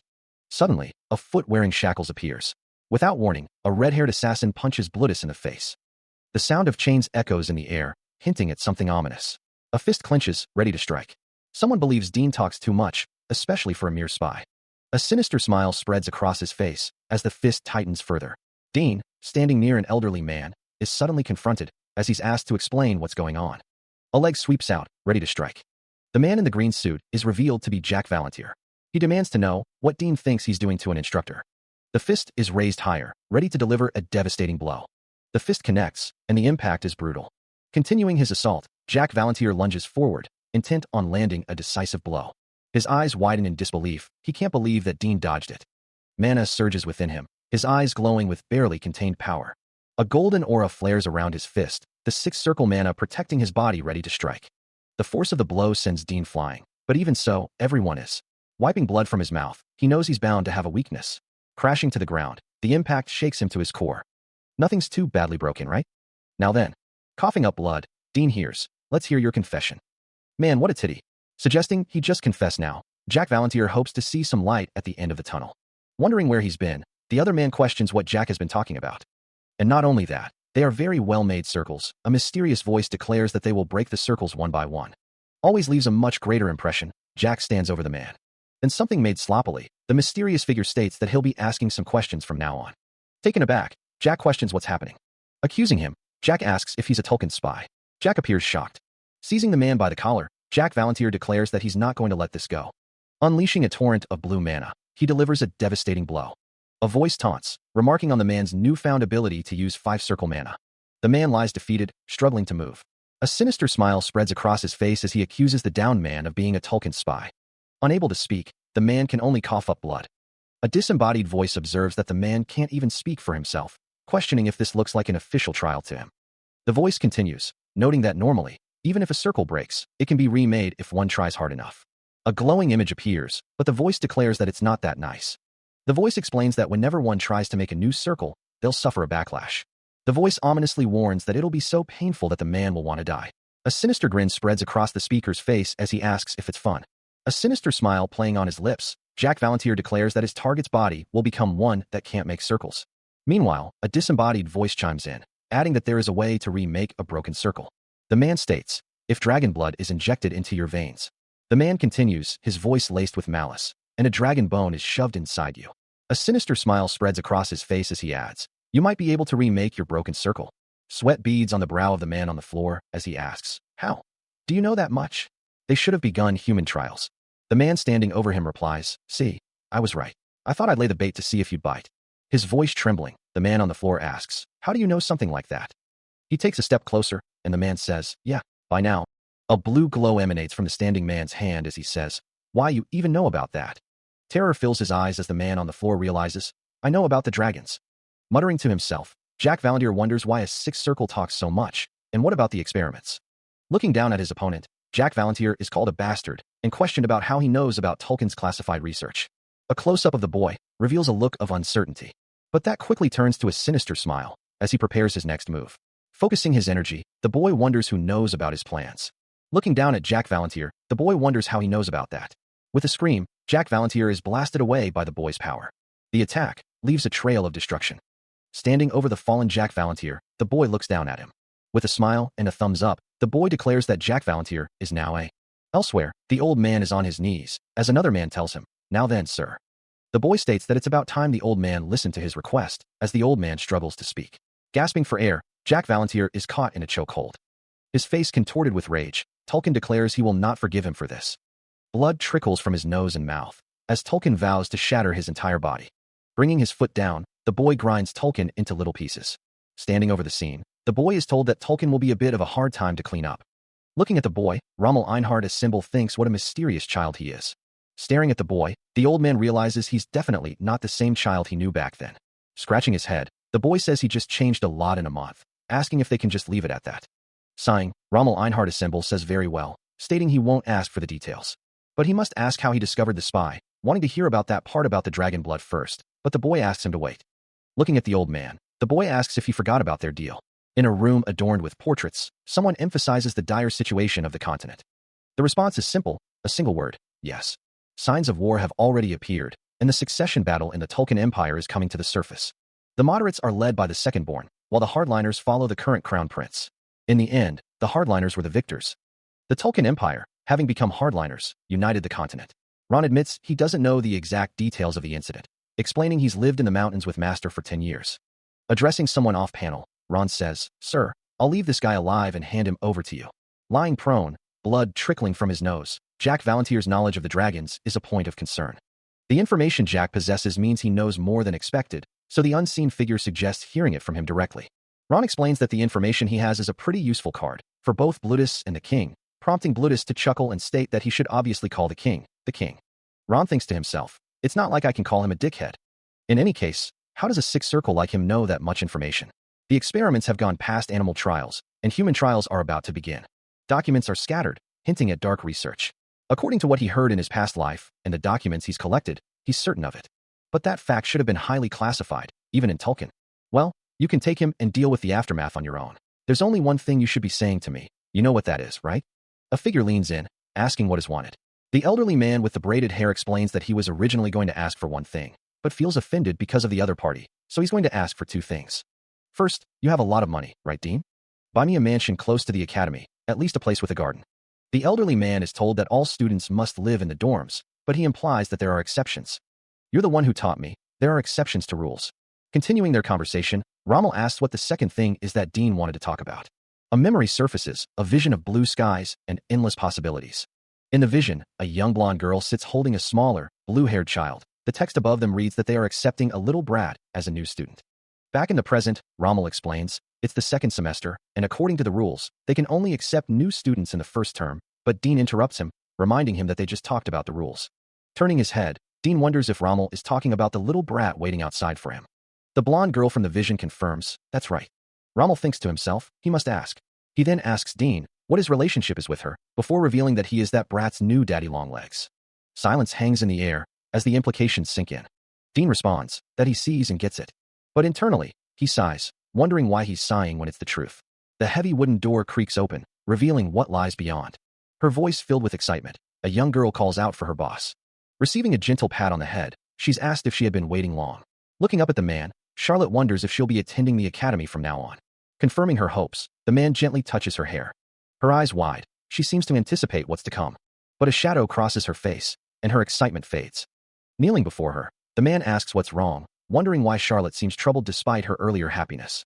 A moment of contemplation passes, as the man considers the unexpected turn of events. Whispers carry on the wind, speaking of an academy reserved only for the chosen. Holding a doll, she states, it's not human. Jack asks, what does that matter? Confused, Charlotte responds, huh? He asks, do you hate the fact that you're a vampire? Do you wish you were a human instead? Charlotte looks shocked, her eyes wide. Tears well up in her eyes, as she trembles. Looking down at her, he thinks, it might be strange for me to say such a thing, but she's quite a pitiful child. A flashback reveals that members of House Royale were seated on the throne from generation to generation. They are a royal family of vampires. The flashback continues, showing a scene of devastation. Look what happened to them. The scene shows bodies and skeletons. Their species has become extinct, and her mother, even her father, was caught up in the massacre. Back in the present, Charlotte sits alone on her bed, who was the only important person she had remaining. Jack sighs, deeply. A voice echoes, a guiding principle. A younger Jack, kneeling on the cobblestone street, clenches his fist, resolving not to be held back by trivial matters. Looking up at Charlotte, he declares, that's who she is. He promises, he always keeps his promises. Looking up at her, he vows to always take responsibility for her. Taking her hand, he assures Charlotte that if she wants to become a monarch, he'll make her one, and if she wants him to help rebuild her species, he'll do that too. Their hands clasp tightly, a silent vow exchanged. He promises to resolve all her difficulties. Standing together, hand in hand, he warns her never to think about something like that again. The sound of shoes on pavement, a small thank you whispers from her. Charlotte's mother's words echo, asking what she said. The mother's words linger, nothing is free in this world. A close-up of Jack and Charlotte, the weight of those words hanging heavy in the air. There's nothing to be done, or so it seems, as Jack smiles, a hint of mischief in his eyes. The voice says, but Charlotte insists that everything is okay. She admits that she probably has something she wants to ask of him.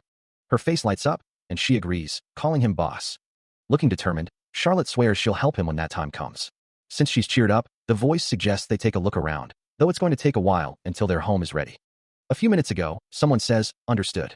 The elderly man asks about the companion's enrollment, and Jack assures him that he'll take care of it today or tomorrow. Regarding the off-campus residence, it will be ready in 2 hours, but there's a hint of uncertainty. The elderly man says that he's sure it'll be difficult maintaining such a large mansion by himself, so he will send some people who will take care of the house. Smiling, Jack thanks him for his consideration. The sky is blue, and the leaves are green. The mansion looms large, its imposing structure a silent witness to the unfolding drama. Caretakers are just an excuse, Jack thinks, as he considers the implications of Rommel's offer. He's saying he'll put watchmen on me, isn't he? The child in Charlotte's arms looks up, tilting her head slightly, a soft HM escaping her lips. The child stares intently at Jack, her gaze unwavering. Why are you looking at me so proudly? Charlotte walks alongside him, her expression thoughtful, considering the child's words. From your viewpoint on the difference between species, I could tell that you prioritize identity over all else. Jack glances down at the child, a flicker of surprise in his eyes, as he realizes the depth of her perception. I thought you were just some twisted bastard, but I guess I was wrong. A small smile plays on his lips as he responds to the child's unexpected compliment. I'll take that as a compliment. Suddenly, a sharp sound pierces the air, a hand gripping a sword hilt, ready to strike. Jack, still holding the child, is caught off guard, his expression a mix of confusion and alarm. A figure lunges forward, swinging the sword with a ferocious yell, the blade glinting menacingly in the light. Jack's eyes narrow, his grip tightening on the child, assessing the sudden threat. What a hard worker. Though it's none of my business. His face contorts in surprise as he hears something. Let's watch for a little bit. Charlotte looks on, a question mark floating above her head, as Jack seems to understand something. Okay, understood.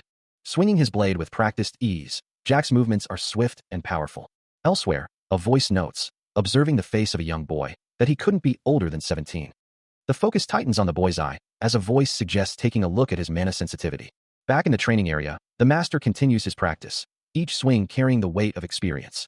The boy's eyes suddenly glow with an intense blue light, shocking the two figures observing him.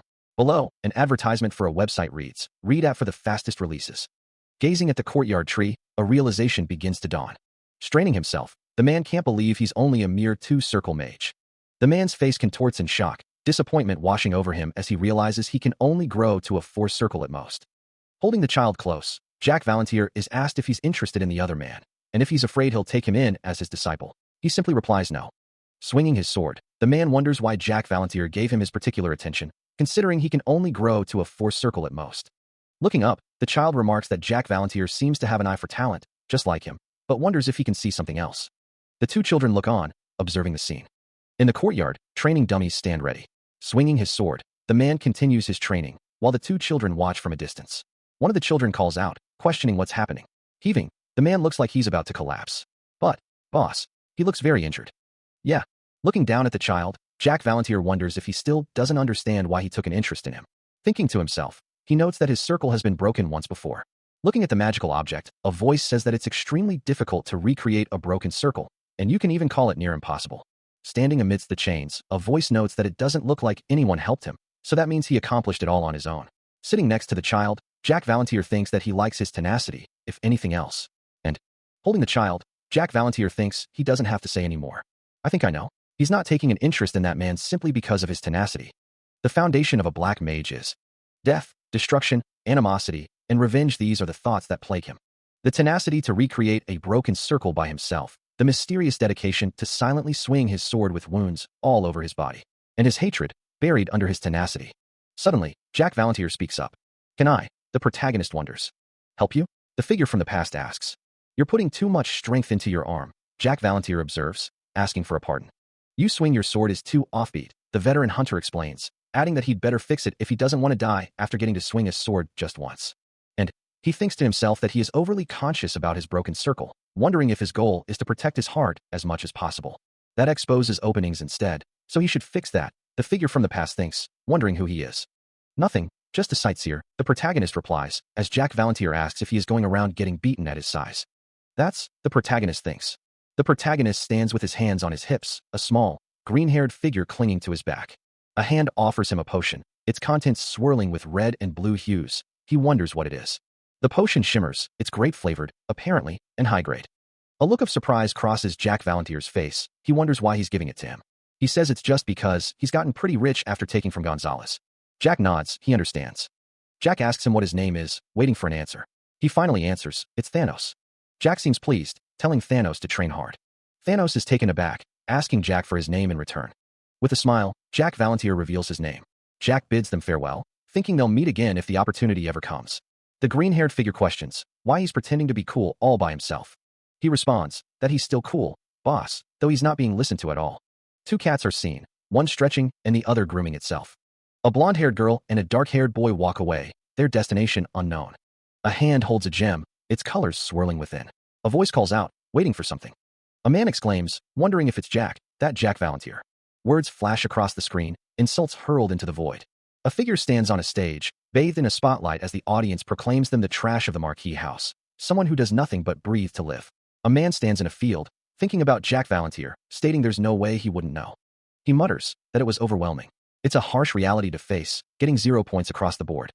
Scratching the back of his head, he wonders if he might have misheard the name. Two figures stand overlooking a scenic landscape, the sky a bright blue above them. A close-up reveals a man's face, scars marking his weathered features. A man stands holding a child, framed by a building in the background. A maid exclaims, Magic Tower Master. Two figures walk through a courtyard, engaged in conversation. One asks, what are you thinking about? The scarred man looks up, his expression contemplative. A voice wonders, are you really going to accept all of that child's demands? Another voice responds, yes. He sure knew how to make a deal. Two men sit in a room, one asking, do you not like him? The other replies, "No, I'm not saying that." A man stands over a subdued figure, thinking, even if he did catch a spy, he is far too suspicious. A child whose two circle at most single-handedly subdued a sixth circle? As the man behind him declares that he's the more dangerous one, Jack Valantier listens intently, his expression unreadable. The old man sips his tea, observing that they're only looking at one side of the coin. He must be thinking of spending his days in the academy with that new student, having brought a child with him. The old man wonders, why would someone go out of their way to stir him up? He muses that he may be beneficial to their kingdom.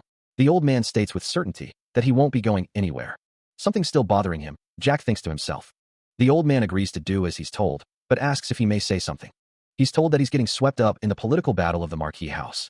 The old man questions, isn't House Valentier's battle of succession already over? A figure stands silhouetted against a bright light, stating that he knows Marquis Valentier very well. Even if his firstborn, Elizabeth, that moron will only think about using her as a political tool, possessing enough talent to become a master. At a gathering, the topic shifts to a second-born child, and someone asks, what about him? One of the figures present thinks to himself, he's never seen someone as stupid and narrow-minded in his life. The academy is overflowing with talent of that degree, and it's not like he's all that sharp either. Rommel Einhard as symbol asks, what is it you want to say? You have aged quite a bit, headmaster.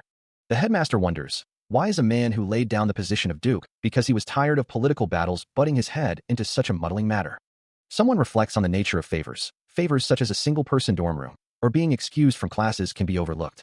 The speaker continues, but providing him a home and allowing him to attend from outside campus is beyond giving favors. Rommel Einhard as symbol states, people will hear of it soon enough. Rommel Einhard as symbol continues, it has already been 30 years since we've been together. I know exactly what you're worried about.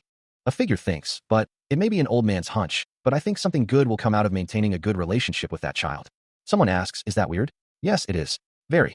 Rommel Einhard as symbol laughs, huh? The headmaster thinks, the house will be ready soon. Why don't you judge what kind of person he is yourself?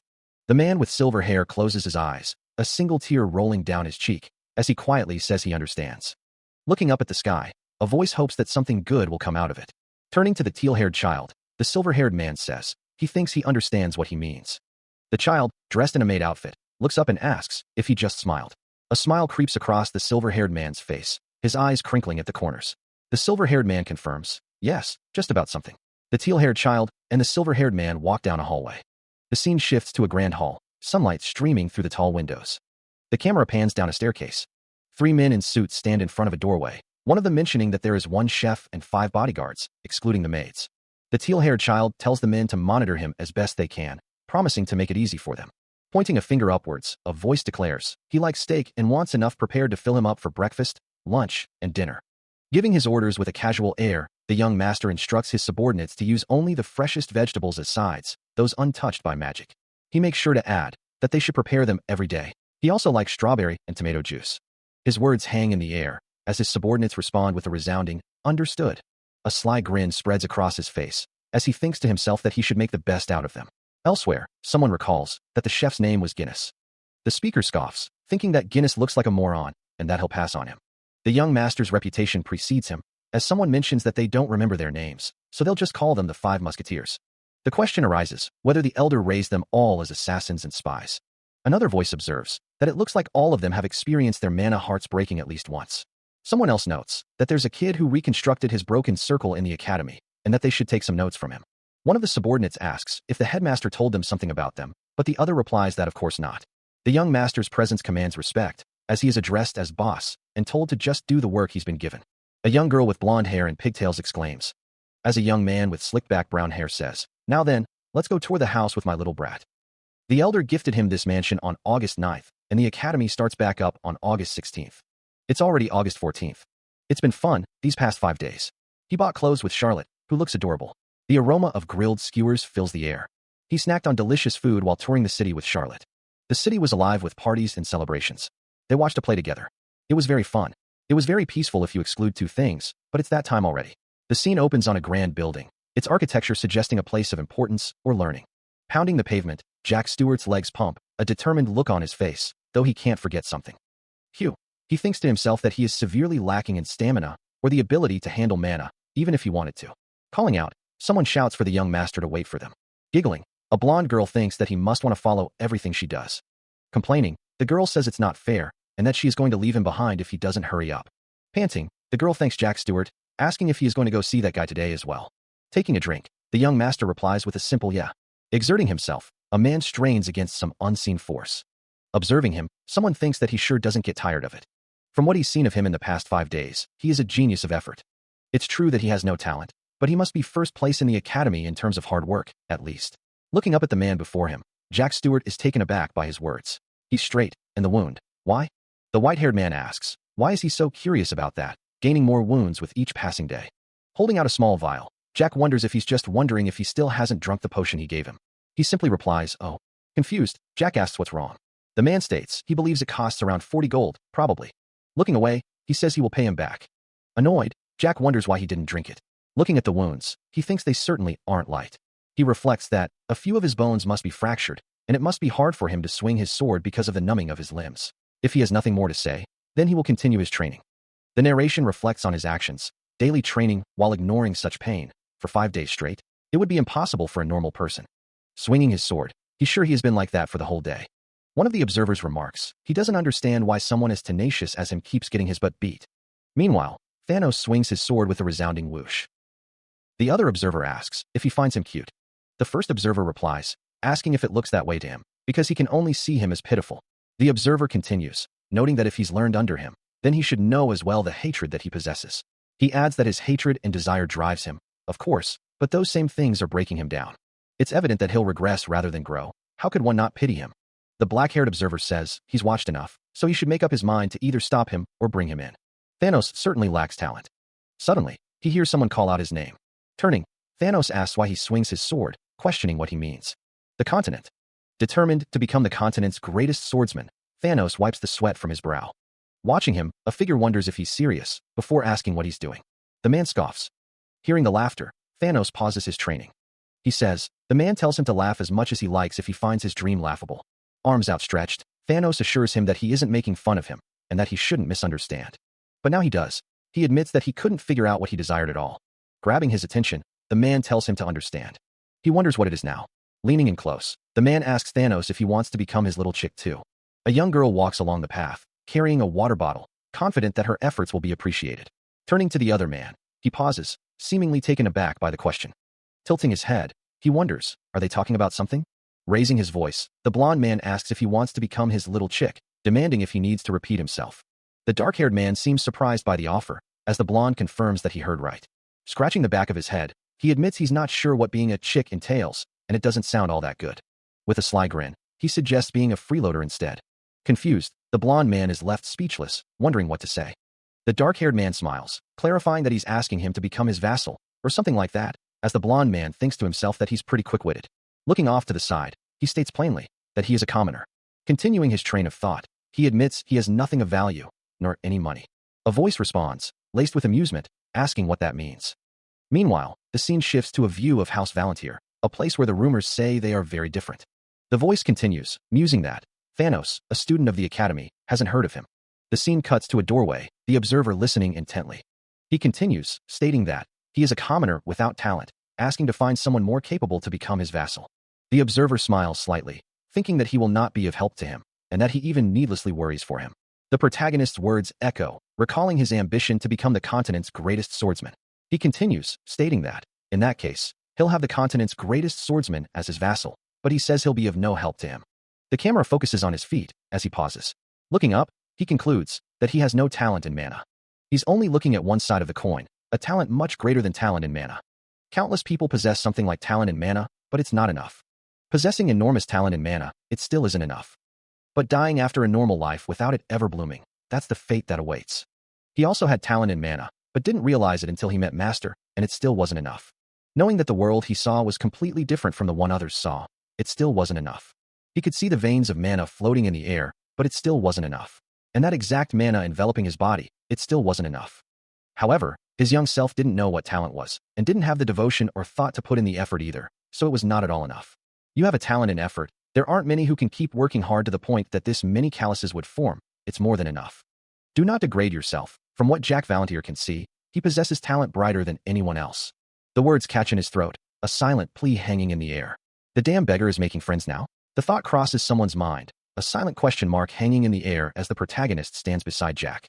There shouldn't be anyone passing by this area, since the semester hasn't begun yet, a blonde-haired man observes, his arms crossed with a calculating gaze. The fact that they remind me of our second-born disgusts me. The protagonist is being compared to someone else, and it's not a compliment. He thinks he should go. That beggar must not have heard me. The blonde-haired man says, a hint of annoyance in his voice. Didn't I tell you not to talk to anyone in the academy? How dare a filthy commoner like you defy me? Were you not beaten enough? The blonde-haired man continues, his tone growing more aggressive. Please go. This is my... Jack urges, his expression unreadable. Were all the wounds on your body caused by those guys? The blonde-haired man asks, his gaze intense. Were they? The protagonist's eyes glow with a fierce determination. I thought it was strange that a beggar like him had a potion, so you gave it to him. The blonde-haired man says, his tone accusatory. How does he know about the potion? He wonders. The protagonist and Jack continue their conversation, with Jack asking if they took the potion he gave him. A hand holds up a small bottle with a red and blue liquid inside, and Jack curses, realizing he's been robbed. Jack asks, what does Ron have to lose to get the shit beaten out of him by insects like them? The man with brown hair is shocked, asking if he said insects, and Ron asks him to please go now. The protagonist refuses, saying that he'll get hurt, but he apologizes. The brown-haired man asks if they didn't steal the potion he gave him. The man with brown hair says, that makes it his business.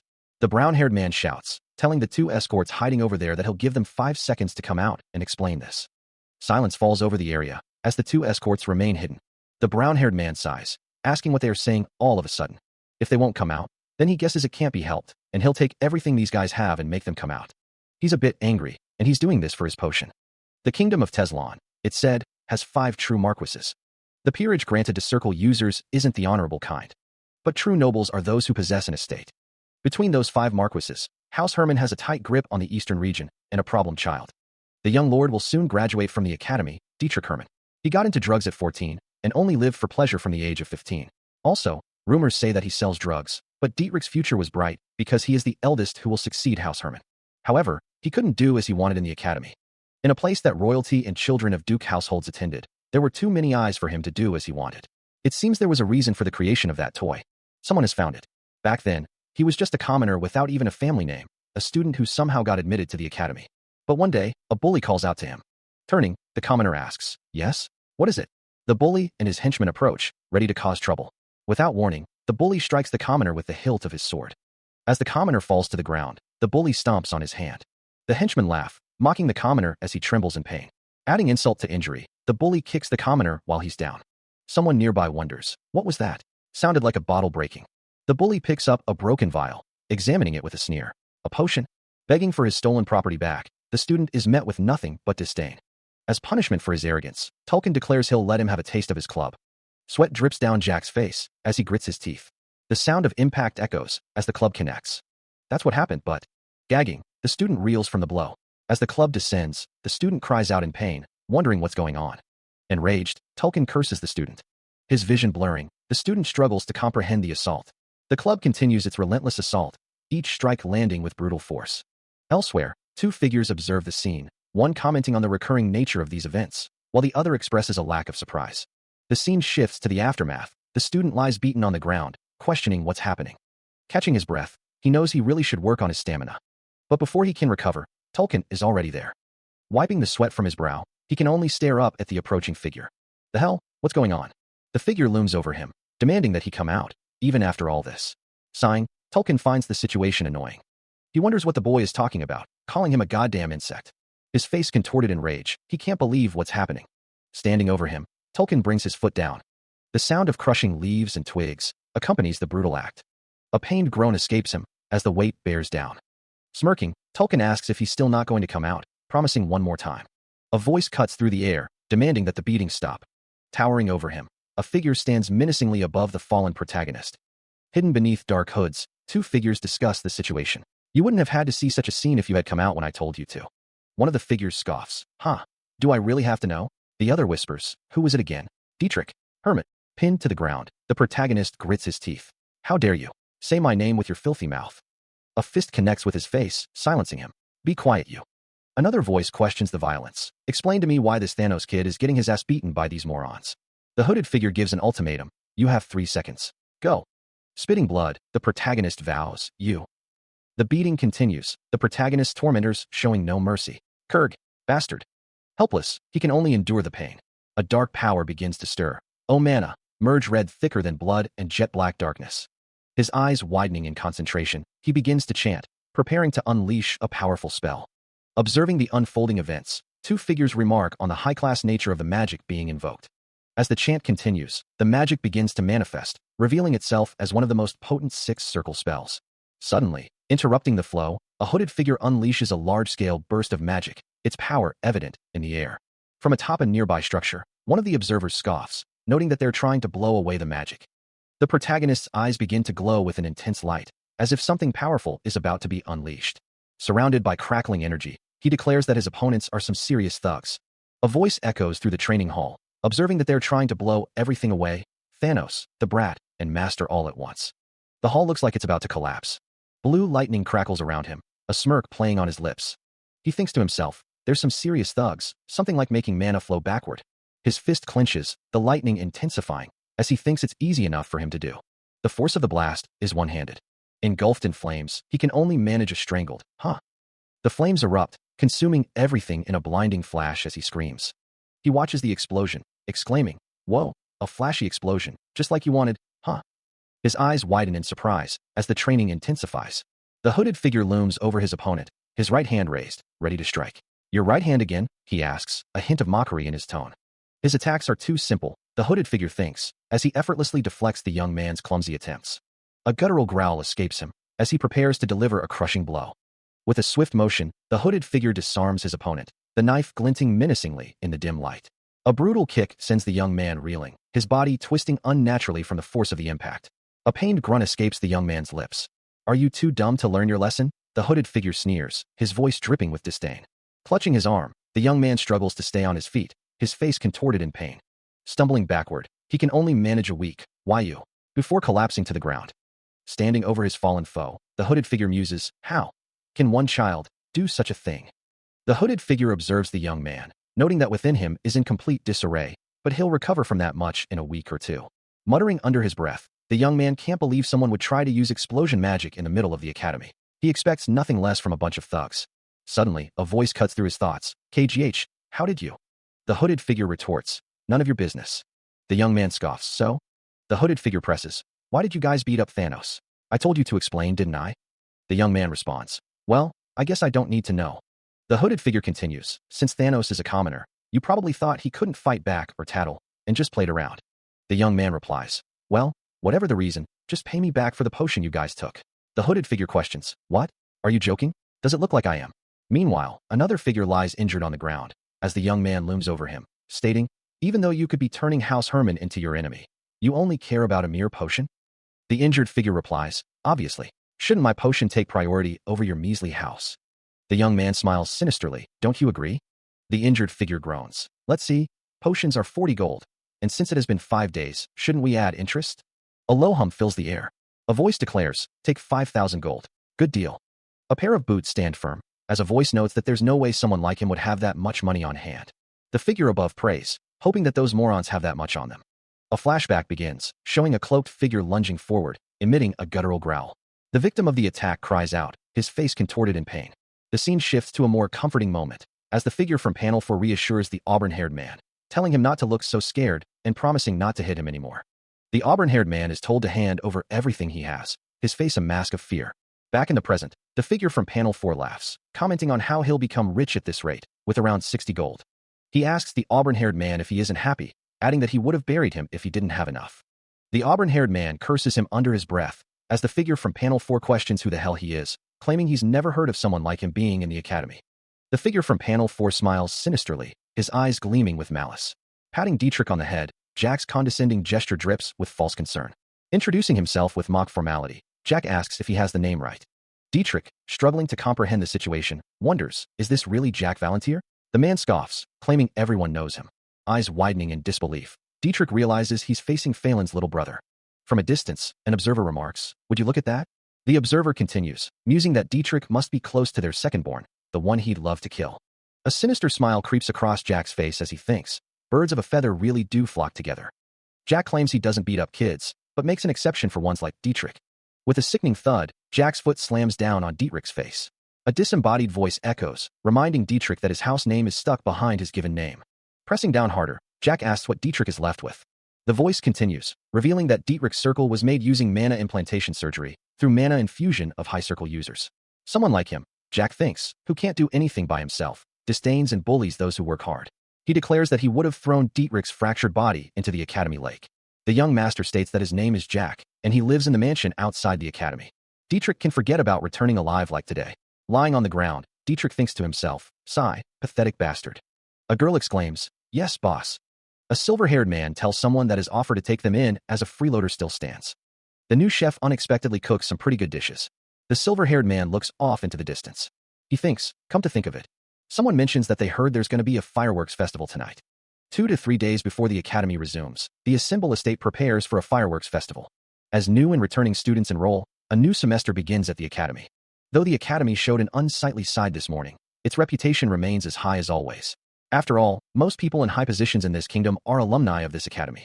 The king, the 2 dukes, the queen, and the princess, they all attended the academy.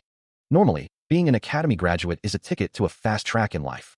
If there is a problem, it would be that such a status will expire soon. For years? Or was it 5? As time passes, the name Teslan will no longer exist in this continent. With a sigh, she hopes they all die soon. The young man's expression darkens, a flicker of annoyance crossing his features. He wonders, did he say that out loud? The other person at the table looks at him, tilting their head in question. He asks, are they talking about the academy?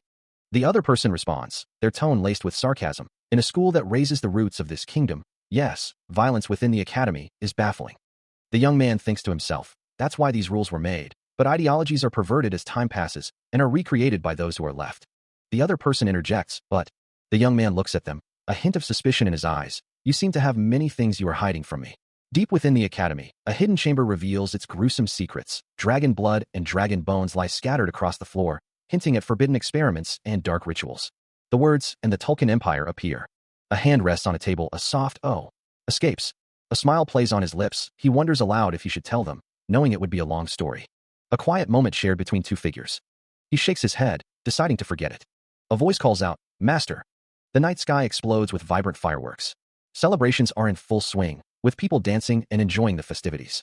A peaceful town square bustles with activity. From a balcony, 2 figures observe the scene, commenting on what a peaceful world it is. Sipping his wine, the man is asked, how are you so good at fighting, boss? A blonde woman leans in, revealing that it comes from a lot of experience. Under a sky bursting with fireworks, Jack is asked a pointed question, has he killed many people? Without hesitation, he confirms that he has, indeed, killed an enormous number of people. A cat meows in agreement, as Jack clarifies that he came from 20 years into the future. Thinking back, he recalls speaking with Ron about this as well. He remembers telling someone that, and that they died an untimely death. Wanting him to be honest, the scene shifts to a drink on a table. He explains that he frequently walked around this city, but he's never seen the other person in his past life. To be more specific, he's never seen a vampire anywhere other than the magic beast forest. On the day Vivian died. In a flashback, Philactus proudly declared that he had come to kill Charlotte. Which means, Charlotte died in his past life, at no more than 10 years of age. Why are you suddenly curious? Continuing from the previous question, Jack tells the other person to tell their boss everything. Responding to Jack, the other person makes a noise of acknowledgement. In a flashback, a younger girl thinks about what she wants to be. The younger Jack tells her that she is good at fighting, just like him, and she responds that she knows it. The scene shifts to a glass of iced drink, along with a description of a painful past and the desire to change one's powerless self. Back in the present, Jack suggests that they start as soon as tomorrow, catching the other person by surprise. He asks why she is so surprised and reminds her that she wants to get better at fighting, doesn't she? He continues, stating that they need to make her a man of heart and determine whether her body is more fit for martial arts or magic. The girl, with a determined look on her face, remains silent. Looking up at the fireworks, she says that she will be in his care. Jack smiles, seemingly pleased with her response. As the fireworks light up the sky, a voice says that it looks like they'll be busy starting tomorrow. A voice calls out, filled with concern, from somewhere within the castle. A voice booms, laced with fury, demanding silence. In the aftermath of some unseen violence, 2 mates huddle together, one tending to the other's injury. A figure raises a whip, his face obscured by shadow, cursing under his breath. The figure strides away, leaving the scene behind. Sweat beads on his brow as Jack Valantier grits his teeth, struggling to contain his rage. A voice whispers, filled with malice, as a figure stands bathed in an ominous red glow. Those eyes, burning with an unnatural light, were overwhelming. The memory of that gaze still sends shivers down his spine. And the shame of that moment, the utter terror, remains a fresh wound. His fist clenched tight, a surge of frustration boils within him. The anger rising, he curses the one who provoked him. His voice dripping with venom, he vows to inflict the same pain he's feeling. The threat hangs heavy in the air, as he promises to kill them. A name echoes in his mind, Jack Valantier. The scene shifts to a memory, a castle bathed in the soft glow of the night sky. It's been 2 days since the academy started, and he finds himself walking alongside someone. Now, the other students should have reached the other cities, but he misses Ron. A soft sigh escapes him, wondering why he's talking so much. That's because he feels dizzy. The girl beside him munches on a sandwich, claiming the red sauce is her blood. A child looks up at her, asking if it's tasty.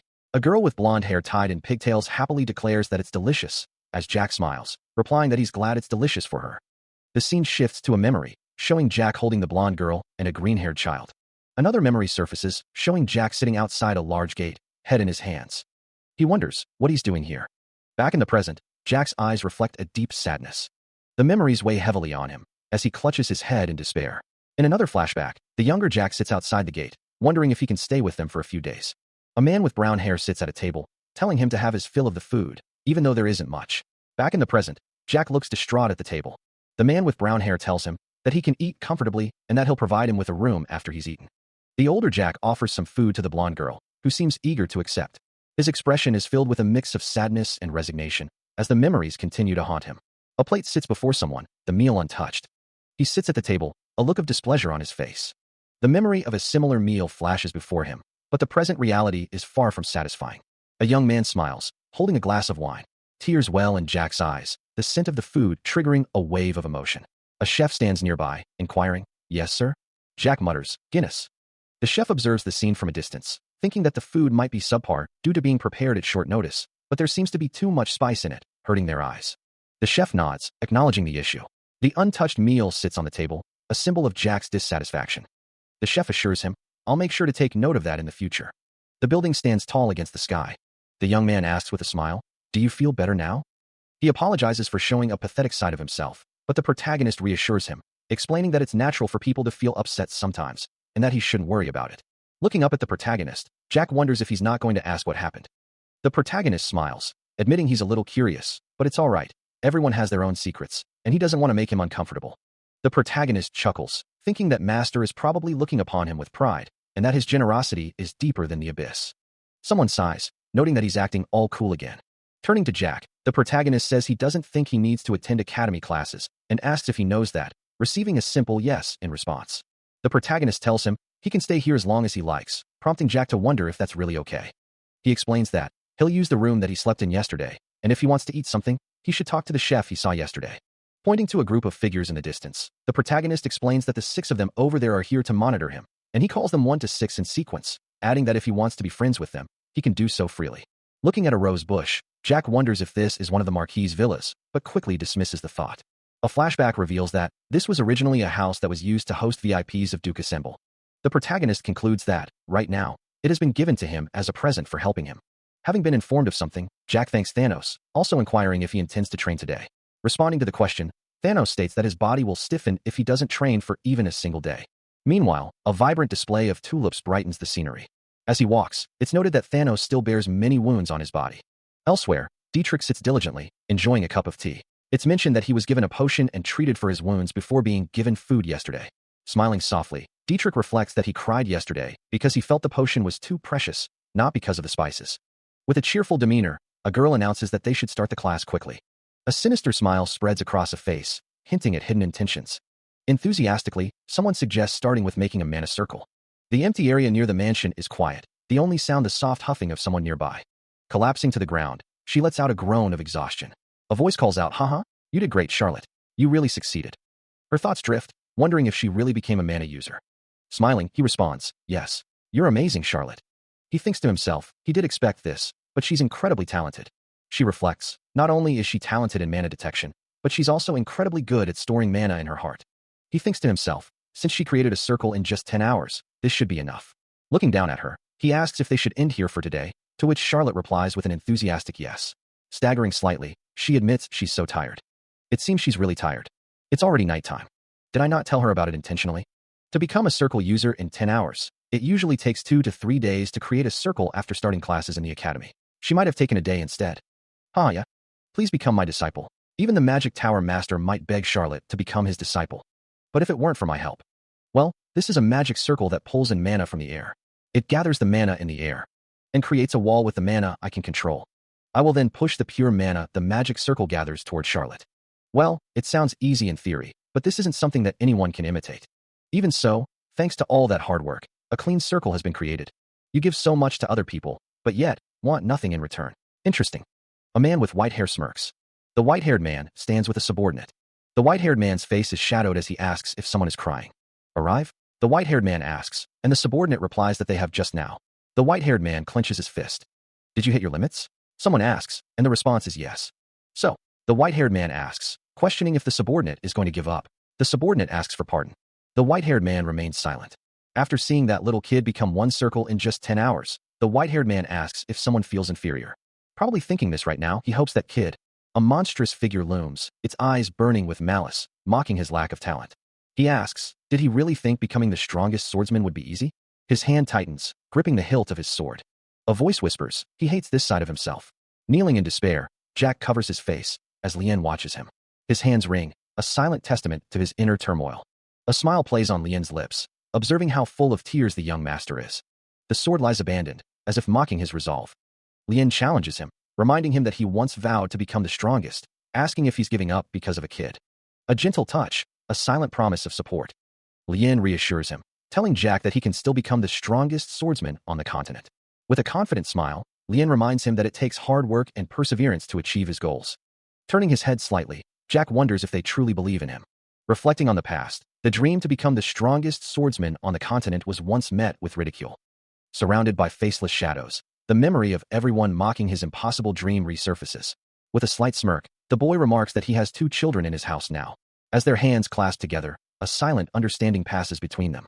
Kneeling before the child, Jack is thanked for believing in him. Observing the scene, the boy admits that he is cuter than he initially thought, encouraging him to keep working hard. Standing in the desolate landscape, he reflects that this is just his experience. Clasping hands, the figure thinks that his efforts have never betrayed him, despite aiming to be the strongest swordsman. Even so, Jack can't help but feel a sense of unease. Amidst the fallen leaves, a silent wish is made that there should be at least one person encouraging him.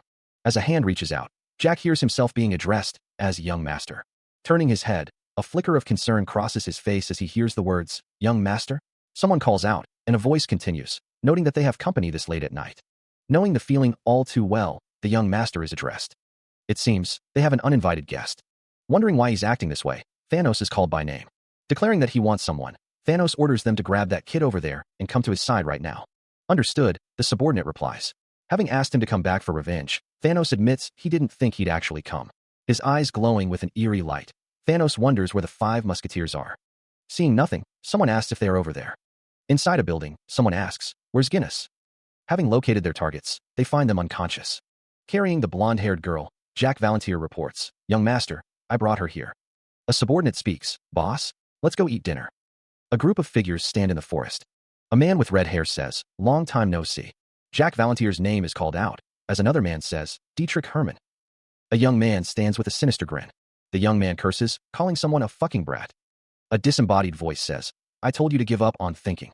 Dietrich Hermann declares, my name is Dietrich Hermann. Someday. A voice declares, I'll become the proud Marquis of the Great Eastern Territory. This is a world ruled by strength. Knowing his family's power will soon be his, the man wonders why he should allow Jack Valantier, who gets on his nerves, to live. He thinks to himself that he'd probably get in trouble with Countess Symbol, but that old man. Since Jack Valantier is the one who attacked first, it could be said that there are even witnesses to that.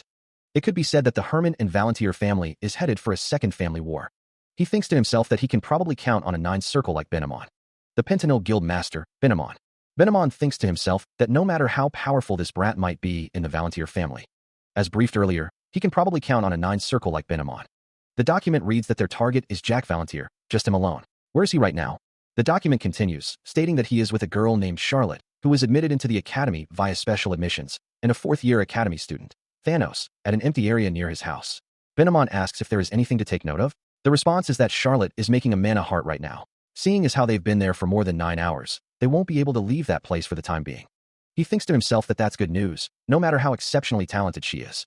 Word comes down that it'll take at least 2 days for her to make a mana heart.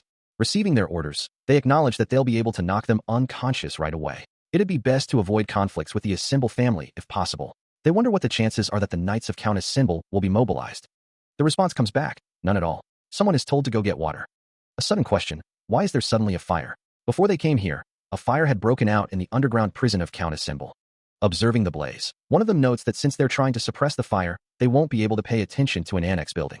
They got lucky. The cloaked figures agree. Great. There won't be any variables from now on. This is a special rank request. The mission is clear. Our target is Jack Valantier. Mission, start. A figure plummets into the darkness. The response is immediate. Yes, sir. Reflecting on the events, it's revealed that they're talking about a special rank request that pays 50,000 gold. A sinister smile spreads across his face as he thinks, "You're as good as dead now, Jack Valantier." His eyes narrow, a plan forming in his mind. The words echo in his mind. Two figures stand ready to defend him. One urges him to run, promising to buy him time. He thinks to himself, this is all happening because of him. The white-haired man is resolute. He'll do whatever it takes to buy enough time. He realizes the two of them are seriously trying to protect him. He scoffs, these fools. He smiles. He thought they were just cute. Honestly, though, this feels good. He reflects. He can't possibly be indebted to young children while putting them in danger. A voice echoes, if you want to die that badly. He thinks, then there's no helping it. His eyes widen. A sinister grin spreads across his face. Since this is how things turned out, he'll just destroy. A man exclaims in surprise as a small figure with green hair tugs at his cheek, demanding his attention. Looking down at a figure with red hair, the small, green-haired figure asks if they're going to take care of them themselves. A man with auburn hair and a blue uniform looks on in shock, wondering if the doll is moving and if it spoke. A full moon hangs in the sky. A figure with glowing eyes stands in the darkness. Several figures look up, seemingly drawn to a source of light. Shielding his eyes, the auburn-haired man exclaims at the brightness. Bare feet stand in water. The water swirls around the feet. A close-up reveals the glowing eyes of the figure in the water. A figure with long, flowing hair stands in the water, surrounded by a bright light. A pair of eyes open, a familiar face emerging from the depths of memory. A figure bathed in ethereal light stands tall, a beacon of hope amidst swirling clouds. In days long past, she stood at the pinnacle of this entire continent. A unique hero, one who guided humanity to the very top of the pyramid of existence. How did a doll become human? 400 years later, she has returned. Looking up at her, he can only manage a single, stunned sentence. You're back. Gazing down at her, T speaks. I've waited for you, teacher. A sudden strike. The force of the blow sends him reeling, a strangled cry escaping his lips. It hurts if you suddenly hit me out of nowhere, teacher. Do you remember? Flashing back to when they first left the cave, T recalls. When you first got me out of the cave, you ignored my opinions. Continuing her train of thought, she adds, you ignored what I was saying and what I thought. Teacher looks at her, thinking to himself that she is as beautiful as ever and that he really missed her. T recalls him saying that she'll let him hit her once, but she questions his sincerity. Teacher demands, your coat. Hand it over. Confused, T asks what he just said, but he repeats his demand to hand it over, reminding her that it's cold. His expression firm, he insists, hand it over. A man in a blue coat looks on, seemingly annoyed. Teacher drapes his coat over T's shoulders, and she quietly thanks him. He tells her that the weather is pretty cold as he wraps the coat around her. Smiling softly, he says, I don't regret bringing you out of the cave, you know. She wonders if he doesn't regret it, even though she did as she pleased and ignored his opinions. Continuing their conversation, T wonders what would have happened if she had wanted to be imprisoned and die there. Knowing that's not what she truly wants, Teacher explains that there wasn't a need to separate humans from the other races. That's right. But the you in the past had realized that you made the wrong decision already, didn't you? It was actually a prison that he imprisoned himself in. Looking up with a mix of shock and disbelief, he can't believe what he's hearing. To owe you one, my student? The words echo in his mind, a question forming. She called him her student? A memory surfaces, a time when she had always treated him like a child, even though she knew he had regressed. A faint smile plays on his lips, a sense of satisfaction washing over him. This feels good. Meanwhile, in the present, a dark energy gathers, a promise of retribution, since you tried to harm my student. The energy intensifies, engulfing a figure in a crimson aura, even if what he's about to do is a little harsh. Back in the memory, a pained expression crosses his face, a silent ugh, escaping his lips. In the present, chaos erupts as an order rings out. What are you all doing? Just kill all of them. A figure lunges forward, a blur of motion amidst the turmoil. The narration speaks of the absolute darkness that dyes the skies and envelopes the earth. A scene of struggle unfolds, one figure seemingly restrained or injured. The battle rages on, a chaotic scene of figures clashing amidst the darkness. As the darkness gathers around him, Jack Valantier stands firm, a faint glow emanating from his hands. His voice echoing with newfound authority, respond to my command. The air crackles with energy, a symphony of power building around him. The very fabric of reality seems to bend, responding to his will.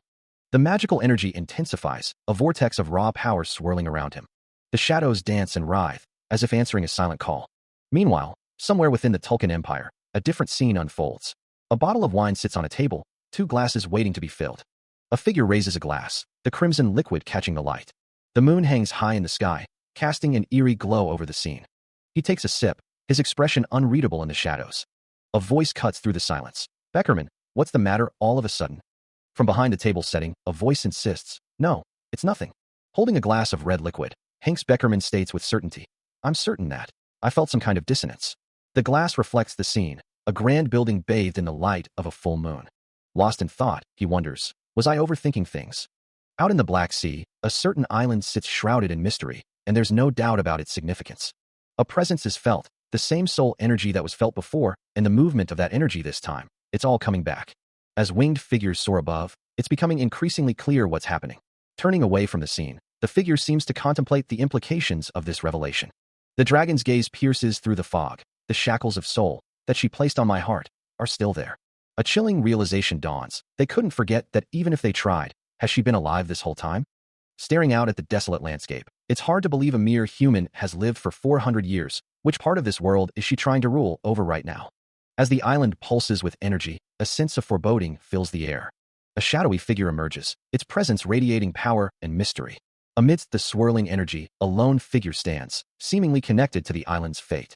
A close-up reveals an eye, reflecting a terrifying vision of skeletal figures. From the depths, skeletal figures begin to emerge, their forms twisted and grotesque. The air crackles with an unseen energy, as more of the skeletal entities materialize. A surge of power courses through the scene, illuminating the skeletal figures with an eerie glow. The energy intensifies, further solidifying the presence of the skeletal figures. A wave of confusion washes over him, as Jack struggles to comprehend the unfolding horror. What is this? His legs begin to fail, a chilling realization dawning on him. What's happening? Collapsing to the ground, he feels his limbs disintegrating, his body betraying him. His legs, his arms. A horrifying truth dawns on him, a chilling whisper in the void. This is death. His hand crumbles to dust, a stark reminder of his fading existence. This is how he dies. Agony consumes him, as he screams in terror, his body dissolving into nothingness. His face contorted in anguish, Jack's eyes dart around, a desperate plea etched on his face. As skeletal hands reach out, the scene warps into a macabre tableau. His voice cracking, Jack offers, all right, if it's money you want, I'll give it to you. A figure shrouded in dark energy seems to consider his offer, their voice dripping with disdain as they ask, would 50 gold be enough? 100 gold? Please, just spare me. His voice barely a whisper, Jack begs, please. The skeletal hand looms closer, sealing his fate. The scene shifts, revealing a figure cloaked in dark green, their back turned. A swirling vortex of purple energy crackles, a silent omen. A moment of quiet, the night sky a canvas of stars. The scene transitions again, revealing a serene landscape. Standing beside a blonde woman, the green-haired figure is approached by another. Hesitantly, the blonde woman asks, the final boss, Madame Valentine. A hand reaches out, as if grasping for something just out of reach. A young girl cries out, her face contorted in fear. A man places his hand on the girl's head, while Valentine Milos looks on. The girl's expression is one of shock, her eyes wide with disbelief. The text speaks of a royale who inherited the blood of the noble progenitor, a warrior advancing forward without being dominated by hatred and greed, as the man with white hair looks on. With a sinister smile, Valentine Milos declares his name, a relic of the past who took in a stupid disciple. The man with white hair asks that they continue to take care of his disciple, speaking from beyond. The man with white hair states that what Valentine said was all correct, except for one thing. Sir Jack is not stupid at all. Valentine Milos looks on, a sinister expression on his face. Valentine acknowledges someone's statement, though it's not her usual reaction. A young boy insists he's not stupid, giggling nervously. She touches the boy's face, finding him difficult as always. Someone sighs in relief, as Valentine announces she'll be speaking to her smart student alone, asking the others to give them space. The blonde girl and the white-haired man acknowledge her request, while the boy looks surprised. Turning her attention elsewhere, Valentine tells Charlotte that if she's hungry, there's some of her blood in the kitchen, extracted in advance, and instructs her to eat it and go to sleep. She then tells Thanos that if he goes to the backyard, he'll see some unconscious people on the ground, ordering him to wake them up and go to sleep early. The white-haired man acknowledges her instructions, as the boy waves goodbye. The boy thinks that they're such loyal and kind children, finding it pretty fun when he's with them. Valentine remains silent, her expression unreadable. A young man with brown hair and yellow eyes smirks, thinking so. Under the full moon, someone asks what she wanted, inquiring about speaking with her smart student alone. The moon hangs heavy in the sky, a silent witness to the events unfolding below.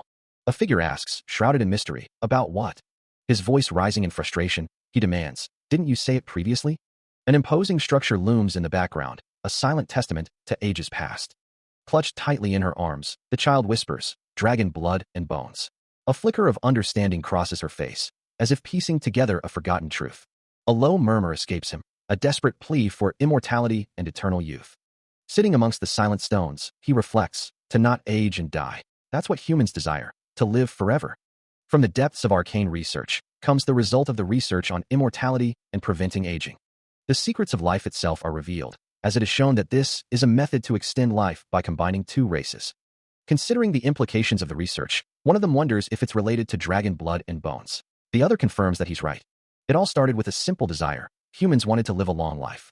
Of course, it would be pointless to just live a long life. The goal was more specific. They wanted to live in a young and healthy body for a long time. The research on immortality and eternal youth was being carried out a long time ago. A certain scientist suggested an interesting opinion. Since living eternally isn't realistic, maybe. The scientist proposed a radical idea. We should just make humans capable of living thousands of years like dragons instead. The key was to understand that different races have totally different blood, organs, and even bones from races that have short lives. The focus shifted to the rate at which their bodies age. Understanding the quality and quantity of their cells, and their sensitivity to mana, which allows them to take in mana. That's how the research began. This line of inquiry resulted in the combination of two races. But that result led to half the success of the research. They had failed greatly in trying to achieve immortality and eternal youth. The pursuit of power often comes at a steep price, even when it's the strength of elves. But the only problem was that, as the price for such strength, their lifespans were reduced to 5 to 10 years. The half-blood demon experiment that took place 400 years ago is currently taking place again in the Tulkun Empire. The Tulkun Empire has managed to. They seek to extend the lifespan of half-bloods to 30 years in just 2 years. It seems that's not the case. My master, who had found out about the ongoing experiment too late, destroyed all documents related to the research and all the products of half-bloods. The cost of progress is often written in blood and ash. A scene of utter devastation unfolds, with victims crying out in pain amidst the chaos. The destruction seems targeted, with scholars bearing the brunt of the assault. Not even mages or swordsmen are spared, as the carnage continues without remorse. In the end, everything is consumed by flames, leaving no one alive. Standing before a younger figure, the green-haired character recalls a pivotal moment, stating that she had forgotten one thing. The younger figure responds, "You should have killed the Dragon Lord." A flicker of regret crosses the face of the green-haired character as the weight of the past settles upon them. A dragon's claw looms large, a reminder that the Dragon Lord gave his own kind to humans. The younger figure affirms, yes. The green-haired character reflects that the two Dragon Lords must have wanted to interfere with the human world very badly. The younger figure asks about the dragon that became the experimental subject, wondering if the green-haired character knows who that is, but they don't know. The younger figure believes that the green-haired character would know without the need for much explanation, referring to those half-bloods of the future. A figure shrouded in light and shadow stands before another, their words echoing with a shared destiny. They are alike, and soon, all will wield the power of soul aura. Turning her head slightly, the woman remains silent. In a vision, a dragon is revealed as an experimental subject in Tulkun, a child of the two Dragon Lords. A voice responds with a simple, yes. It is said that only dragons can use soul aura, and these two are among them. Thus, their own bloodline is forged. The 10 circle users of the Tulkun Empire would naturally possess the talent to use soul aura. Combined with the children of the two Dragon Lords, a potent mixture is brewing. As a result of overlapping talents, the potential is immense. Those people were able to break through the limits of mana and use soul aura with ease. The man states that he'll ask this as the other's teacher, urging him to feel free to ask him anything. Confused, the other asks what he is trying to do, questioning what he means. A voice echoes from the past, acknowledging a previous life. Since they know the future, a curiosity arises. A question hangs in the air, the answer shrouded in uncertainty. The experiment will be completed 2 years from now, but is he still alive? A voice responds, of course. A sinister plan begins to form, to explode the research lab and kill all those involved. As they struggle under the weight, the group continues forward. A question hangs in the air. Valentine wonders if there's really a need to act so soon. Dietrich apologizes. His face contorted in disbelief, Dietrich asks what she means. A sinister smile creeps across her face. Valentine questions if he truly doesn't understand. Her gaze intense, Valentine declares that he is definitely her pupil. Dietrich reminds her that she said she wouldn't get involved with the world's matters. Valentine retorts that this is something she didn't take care of properly in the past, so it's only right that she gets involved now. A sigh escapes him. Dietrich realizes that she seems like she wants to fly back to the Tulkun Empire right now, and he has no way of changing her mind. The text declares that exploding the lab is the best way to screw those Tulkun guys over. The text clarifies that to be more precise, it screws over the people. Chains bind a structure of impossible angles, a monument to those who seek to unify the continent. A bloodied hand, adorned with a ring, represents those who support and push for crossbreeding experiments. The memories fade. Her sister no longer remembers any of it. Falling through time, Valentine is the only one who remembers. Thinking about it, Dietrich finds the situation increasingly irritating. Valentine asks, "Open the subspace once more." His expression hardening, Dietrich declares, "I need a sword. A good one." A sinister smile spreads across her face. Valentine replies, "You even know what I have." As she turns, Valentine remarks, "You sure are my pupil." Energy crackles, a sign of the power about to be unleashed. The blade materializes, a weapon of immense power. Holding the summoned sword, Dietrich prepares for what's to come. A blade of exquisite craftsmanship, forged by the king of dwarves and refined by the mermaids, gleams with an otherworldly light. Holding the sword aloft, Dietrich calls out its name, Solarian. It's been a long time. Back in the present, Valentine's hand hovers over a mask, a strange blue mana swirling around it, as she thinks to herself, "One more thing."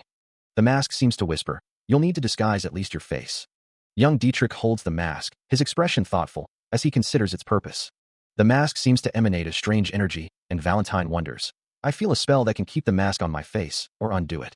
I can also feel a strange mana flow. What is this?" Looking off to the side, Valentine muses, "I don't remember. I think I bought it at a market long ago."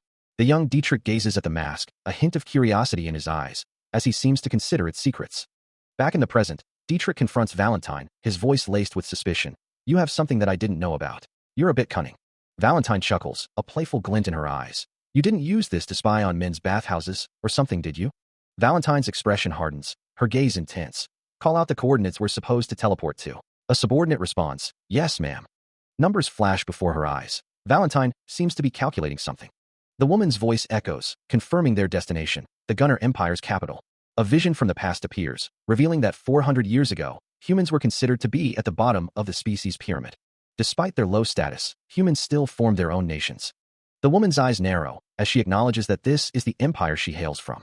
A laboratory beneath a historical site, she muses, finding the setup rather clever. Red energy crackles around her hand, as Valentine prepares the teleportation spell. The teleportation portal shimmers into existence, and Valentine asks if he is ready. A wide grin spreads across his face, as Jack declares that he is always ready. Addressing him directly, Valentine calls him teacher. The teleportation portal intensifies, ready to transport them. A voice muses, about a combination between a human and a dragon. A bottle of wine sits on the table between them, as Jack remarks that Valentine is something else entirely, adding that it's an honor to hear that from her.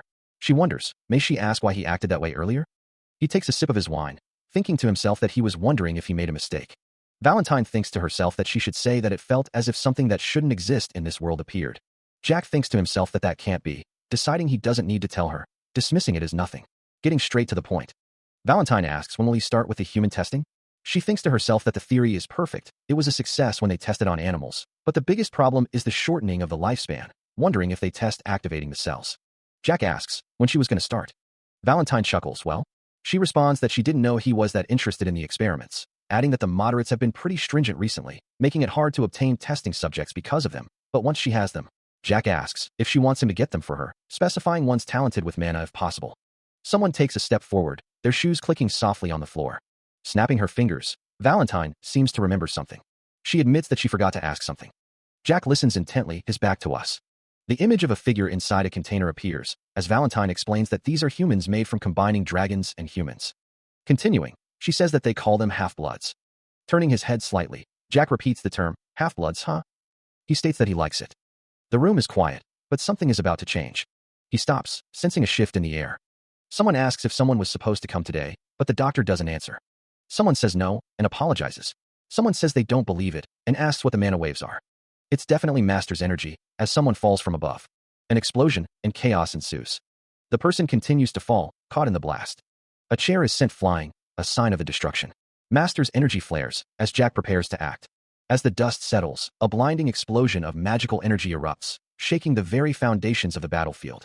The raw power coalesces, forming a massive, intricate geometric structure that hums with barely contained force. Energy crackles and dances, the air itself shimmering with the intensity of the impending attack. Caught in the blast, Hank Beckerman cries out as the full force of the magic slams into him. Staggering back, he can barely comprehend the sheer power that just struck him. The world is consumed, as a second, even more devastating explosion of fire engulfs the area. Supported by a comrade, Hank Beckerman is asked if it's finally over, but he knows better. Not yet. With eyes glowing in eerie green, a voice promises, another one. The magical energy surges again, building to a crescendo of destructive potential.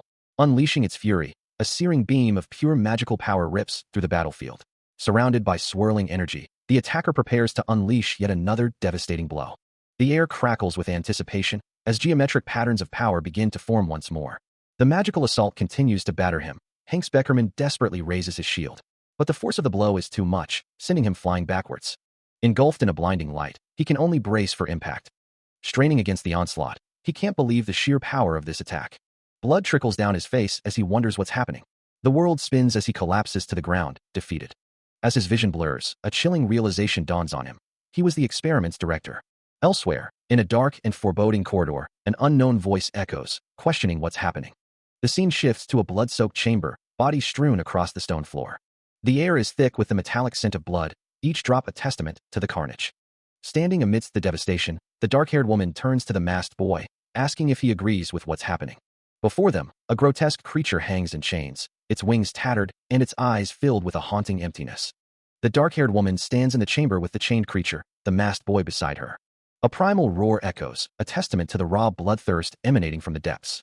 The narrator describes the scene as endlessly deep and filled with great bloodthirst. Even the surrounding mana is affected, warped by the intensity of the emotions at play. The dark-haired woman steps forward, declaring she'll take care of this one. The masked boy responds, agreeing to her plan.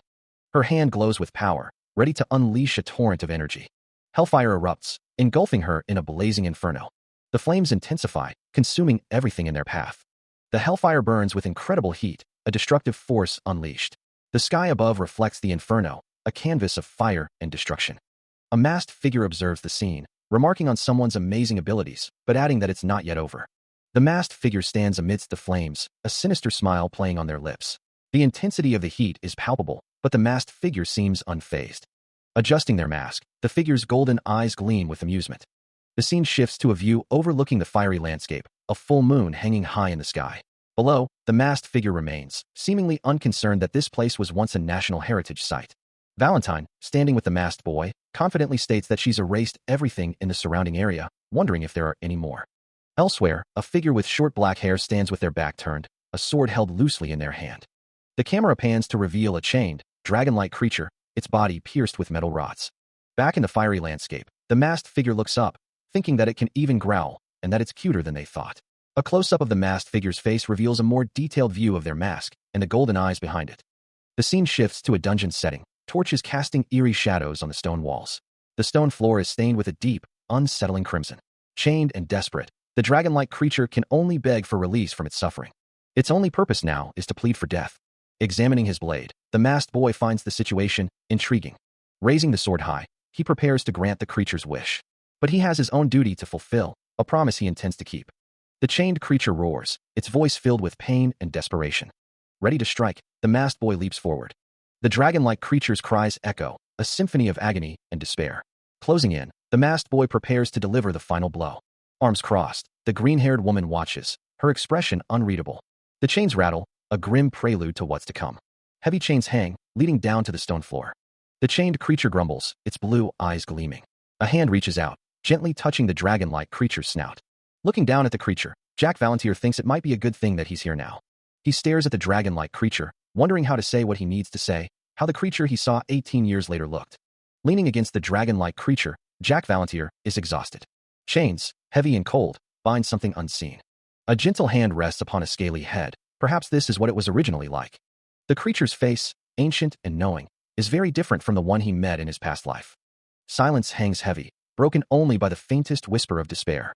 Lying beside the massive beast, a figure finds a strange comfort in its presence. A desperate question echoes in the chamber. You want to live, right? Chains dig into flesh, binding him as a test subject, tied up by others. Is it better to go through physical and mental suffering? A fate worse than being livestock. They'll make armor from your leather, and attempt to fuse your blood and bones with something else in experiments. Chains hang heavy, a silent testament to a fate already sealed. A masked figure speaks, his words dripping with a chilling formality. Of course, your consent won't matter to them. The mask obscures his true feelings, but the eyes betray a hint of madness, a dark promise hanging in the air. You'll end up losing even your will. The words cut deep, painting a bleak future, a life where even hatred is a luxury. Only the desire for death remains. A creature, broken and weeping, is asked a cruel question, whether it truly desires such a fate. A glimmer of hope, a whisper of defiance, the possibility to live somewhere else. A single eye, filled with determination, pierces through the despair, a reminder that one's will is the most important thing of all. A final ultimatum hangs in the air, a choice that will determine everything. The question echoes, a desperate plea, begging to know if there's a desire to live somewhere else. A tender touch, a moment of solace, as a figure kneels beside the dragon-like creature. The masked figure strains to hear, but the response is lost, the words swallowed by the weight of their circumstances. Speaking with a gentle tone, Jack urges the creature to voice its true desires. A tear falls from the dragon's eye, a silent plea echoing the abandonment it has suffered. The dragon's roar fills the air, a desperate cry for life itself. Reflecting on his past, he acknowledges the necessity of his actions, even if they were unwanted. Considering the dragon's broken state, he wonders if there's any hope for its recovery. Looking at the dragon before him, Jack realizes it's not the same creature he remembers, and he quietly agrees to a course of action. He recalls a time when the dragon begged for death, a stark contrast to its current fervent desire to live. A soft smile graces his lips as he decides to grant the dragon its wish, inviting it to return home with him. Turning to Valentine, he seems to seek confirmation, or perhaps justification, for his decision. A smirk plays on his lips, a subtle hint of amusement dancing in his eyes.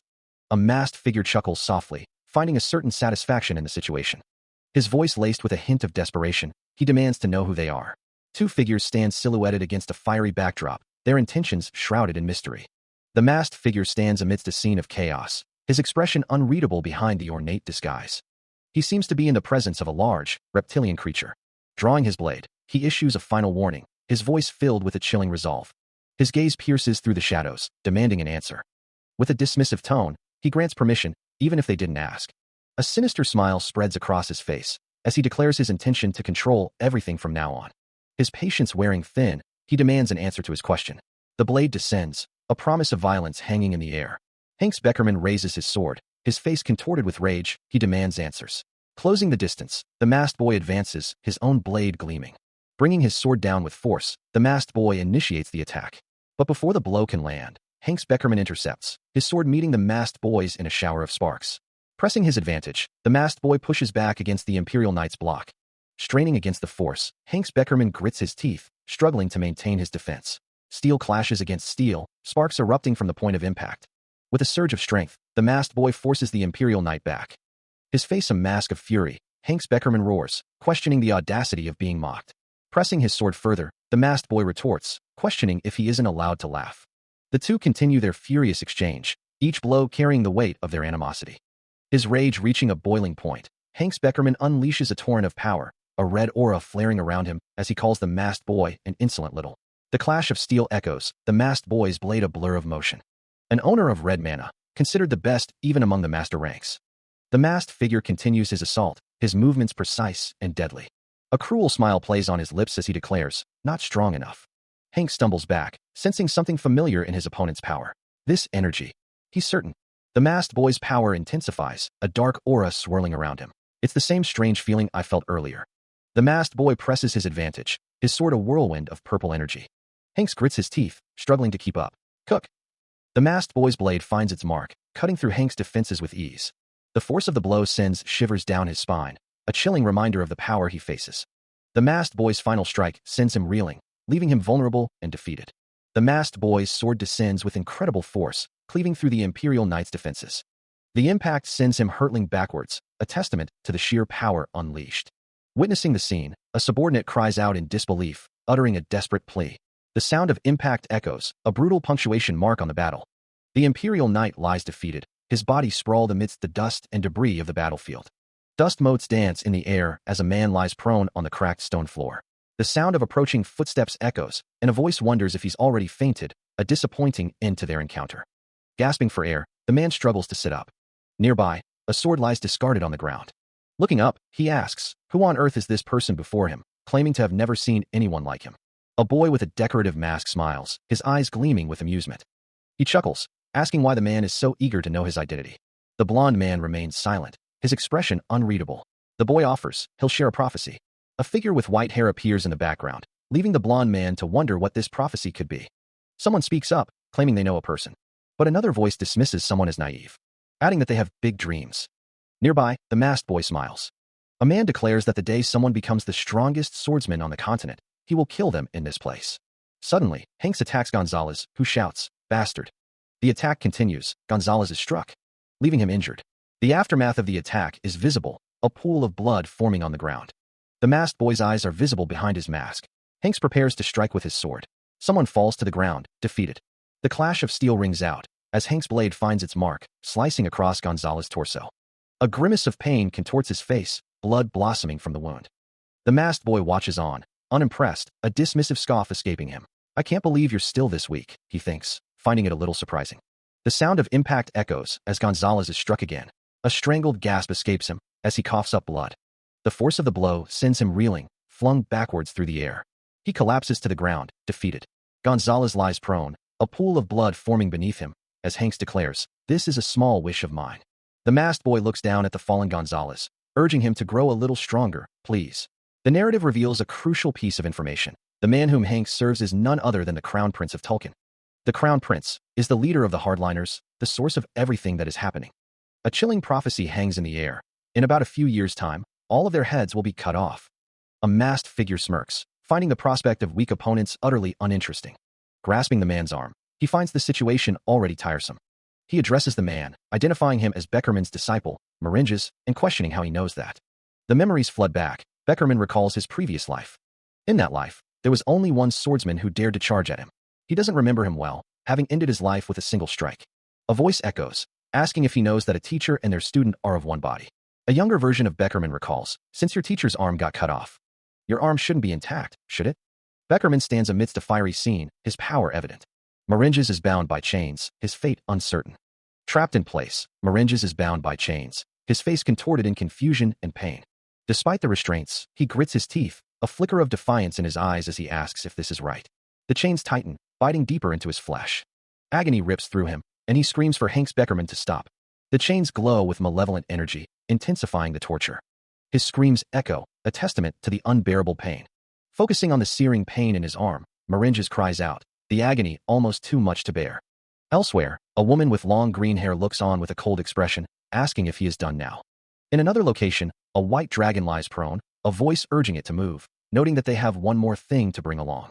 A teleportation circle activates, ready to transport its occupant.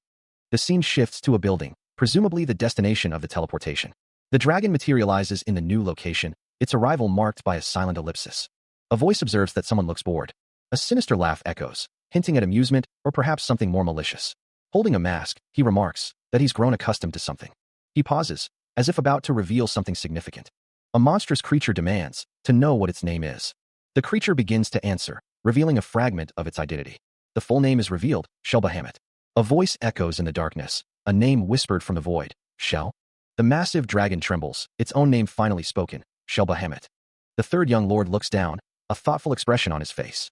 Kneeling down, he offers a gentle, it's okay. He continues, his voice soft. Why bother mentioning the names of parents who abandoned you? Your name is Shel, got it?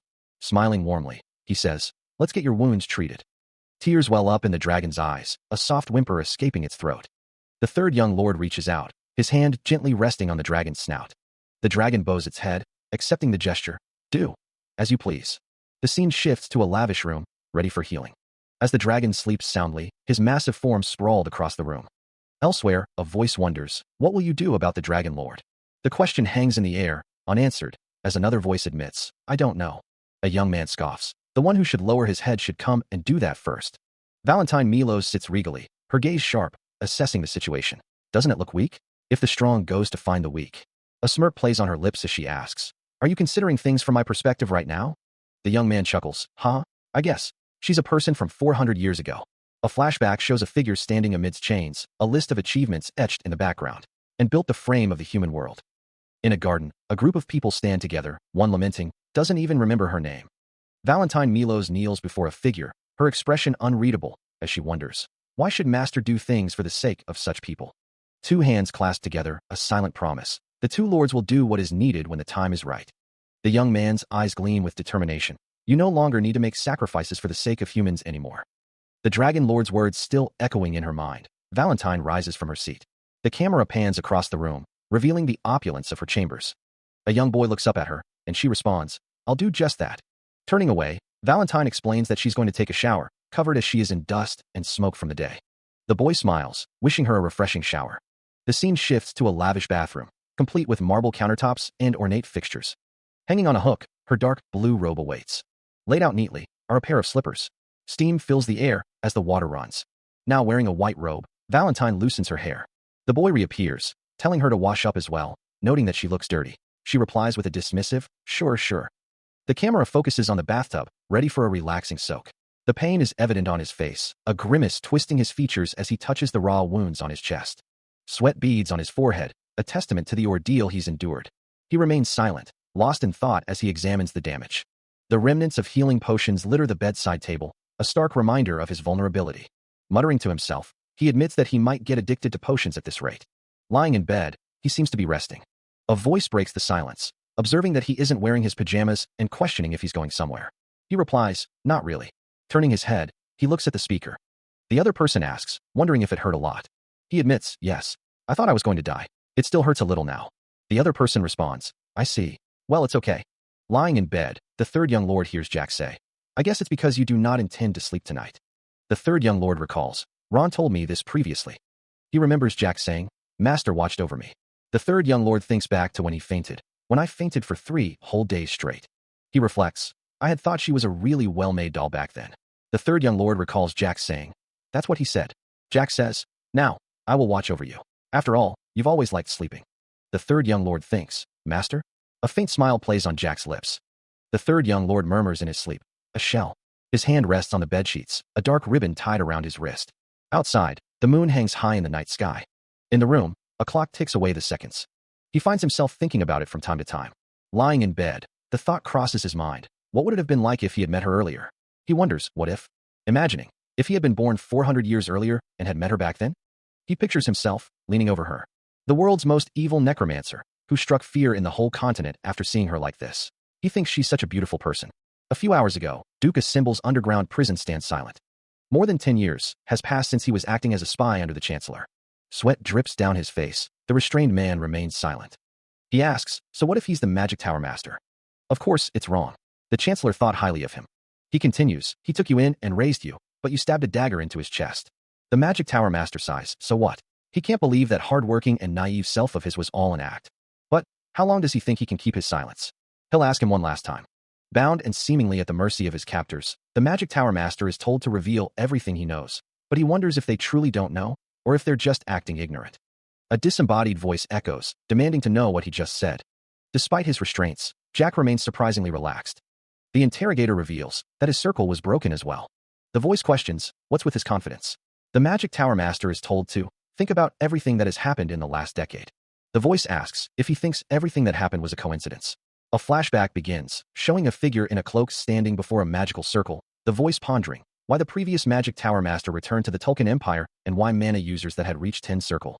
The voice continues, abandoned this country without a single ounce of hesitation. The flashback shows soldiers discussing why the mana users were forcefully summoned with the excuse of subjugating the forest of monsters. Back in the present, the Magic Tower Master is told he'll probably start telling them why. A sinister laugh escapes him as he prepares to answer. Confined within the cold, unforgiving bars of his prison, the silence screams louder than any torture. A dry chuckle escapes him, the sound swallowed by the oppressive atmosphere. The flickering torchlight dances across the stone walls, casting long, distorted shadows that mirror his own uncertainty. Chains bind his wrists, a constant reminder of his captivity, yet a nagging question gnaws at his mind. Why hasn't he been tortured? Even if the Duke is loyal, why wouldn't he do anything to a spy from another country? Lying on the cold stone floor, he realizes that no one has tortured him at all. He's been imprisoned for 5 days, but he doesn't look gone at all. The Magic Tower Master knows he needs to think about this very, very carefully, about whether there really is a future for this kingdom. Massive doors stand as a silent testament to the kingdom's strength, but behind them, shadows stir. Footsteps echo through the halls, each step measured and deliberate. A cloaked figure walks towards a blinding light, pondering the source of his confidence. The light intensifies, a silent promise of answers, or perhaps, a final reckoning. Don't tell him that. The sentiment echoes in the darkness. This whole country is already rotten to its core. Adding to the decay, there's Bloodus' attitude. Lost in thought, Bloodus learns he'll be transferred to the capital tomorrow morning. He considers the implications, thinking there's a chance there won't be an official trial for him, that it will probably be taken care of internally. However, Bloodus isn't scared. In fact, he is very confident. He wonders, could it be that he is confident he'll survive? For hours later, a fire broke out in the prison building of Duke Assemble. Amidst the chaos, Bloodus makes a run for it. His eyes wide with terror, he's clearly desperate to escape. But his escape is short-lived, as he suddenly falls. He lies prone on the ground. It wasn't just an act, he was really dead. A somber mood settles over him, the reality of the situation sinking in.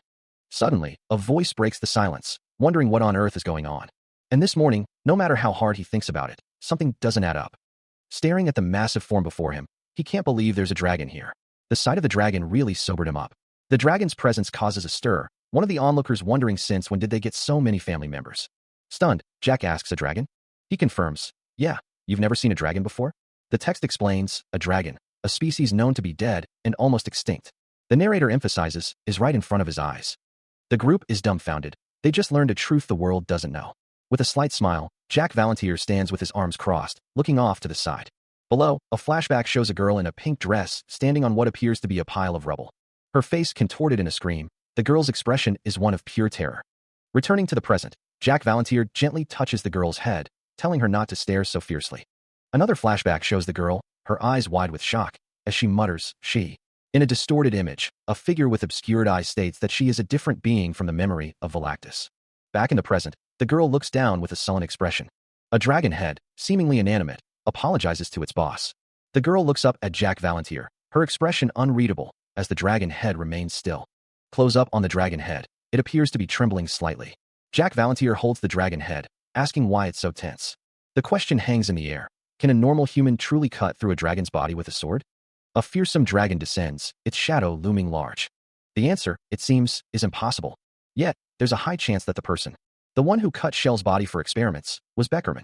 But, since he was able to deal with him easily, a childish giggle escapes him. He supposes it's normal for Shell to be scared of him whenever she sees him. The dragon's face looms closer, a question forming in its mind. Does he look different after waking up? A smirk plays on his lips, he guesses he's pretty. The boy kneels before the dragon. Is this a posture of submission? In a past life, Shell wasn't in the right state of mind. It felt like she would be a little better than she had been in 10 years' time. Someone gently pets the dragon's head. Based on what is known, she's only 8 years old at most. Thinking about it, the people around him are all pitiful in their own ways. Taking a closer look, her arm is. A transformation begins. Ow. Ow. A monstrous leg, scaled and clawed, fills the panel, the transformation taking hold with alarming speed. How could this be happening? Back in the room, a sinister chuckle echoes, one of the figures gloating about curing her wound in an instant. The sound of soft footsteps, and a voice muses that she attracts way too much attention. A woman with flowing green hair stands amidst a swirling magical circle, her expression unreadable as the transformation continues. The monstrous leg continues to morph, the change happening in an instant. The transformation is nearly complete, the figure exclaiming in shock. A magical circle glows intensely, as a voice cries out in disbelief. The hand contorts, becoming something inhuman. The foot twists and reshapes, the transformation reaching its peak. A gasp escapes, as someone witnesses the horrifying change. A young woman stares in wide-eyed terror, uttering a single word. The transformation is complete, polymorph? The group surrounds her, a mix of concern and curiosity etched on their faces, but Shell is assured that she doesn't need to worry about attracting attention now. A slight smile plays on her lips, as she seems to consider the implications of her transformation. Watching her, the third young lord notes that the master looks like a normal person now, almost shining. There's a light about her, a light you keep wanting to look at. The third young lord wonders if she doesn't have an orientation today. He seems to be thinking, Jack Valentier looks on, a bit surprised, observing the two of them too. A young girl nods, as she's told that they'll be back soon, so rest up first. But, what do dragons usually eat? Images of various foods flash, meat, fish. Fruits are shown, but it's doubted that they are vegetarian. Tilting her head, she asks if they like steak. Still adjusting to her new form, Shell looks up, a question forming on her lips as she wonders what a steak is. Watching her, Jack considers asking what exactly she ate in the underground room, but thinks better of it. Offering her some food, he suggests she try eating that first. And this building. If she feels bored, Jack suggests the view from the roof is really good. Smiling warmly, he tells her she can go up and think about what she's going to do. In the faraway past, a country named Teslon was established. At the same time, the academy that was established has raised numerous talents. Just like how nothing lasts forever in the world. All of this will fade and disappear as time passes. He sits back, a thoughtful expression on his face. Something about this era feels different from what he's heard. His younger self is told that he should be proud to be a student of this academy and to keep advancing forward, as he is the hope of their kingdom. The elder asks why he's saying this instead, noting that it's the same for this era as well. The students whisper amongst themselves, wondering what the elder is talking about, as he warns that dark shadows are cast upon this kingdom. Yes. While the master apparently exploded the experiment room last night, more than 2/3 of Tolkien's 10 Circle users are still with the Hardliners.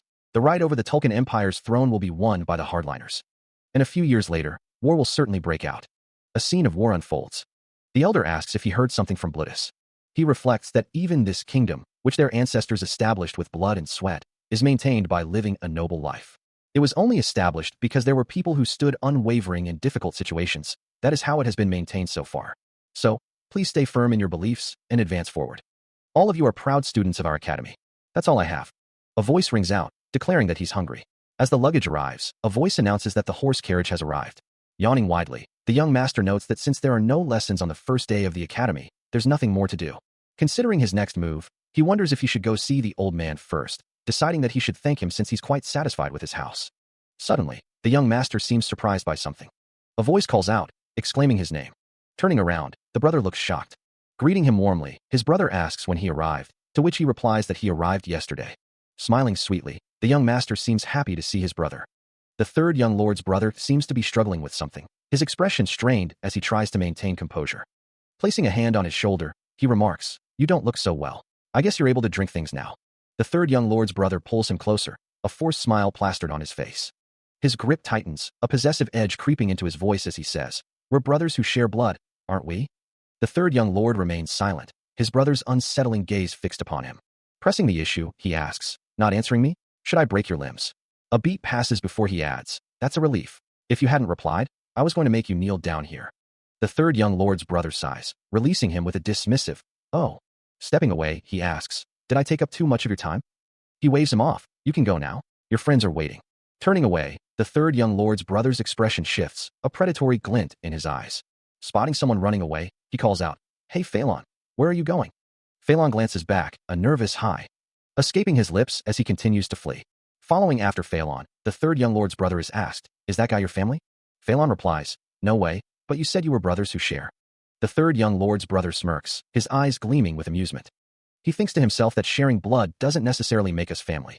Phelan looks away, clearly uncomfortable. The third young lord's brother asks him, "What are you thinking so hard about?" "What am I then?" Phelan wonders, The third young lord's brother thinks to himself, "Is Charlotte already hitting puberty?"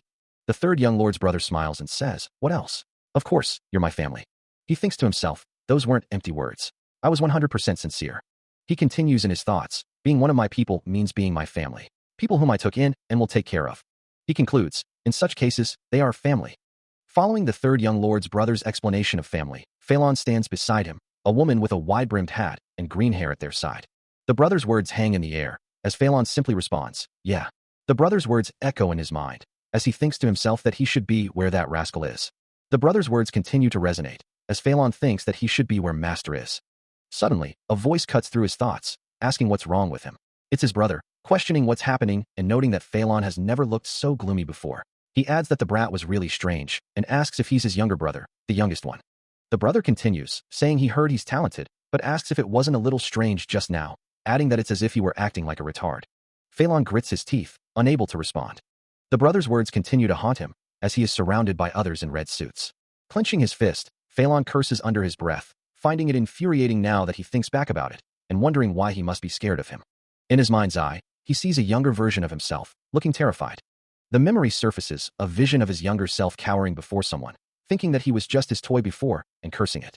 He abruptly turns and walks away, leaving the third young lord calling after him, wondering where he's going.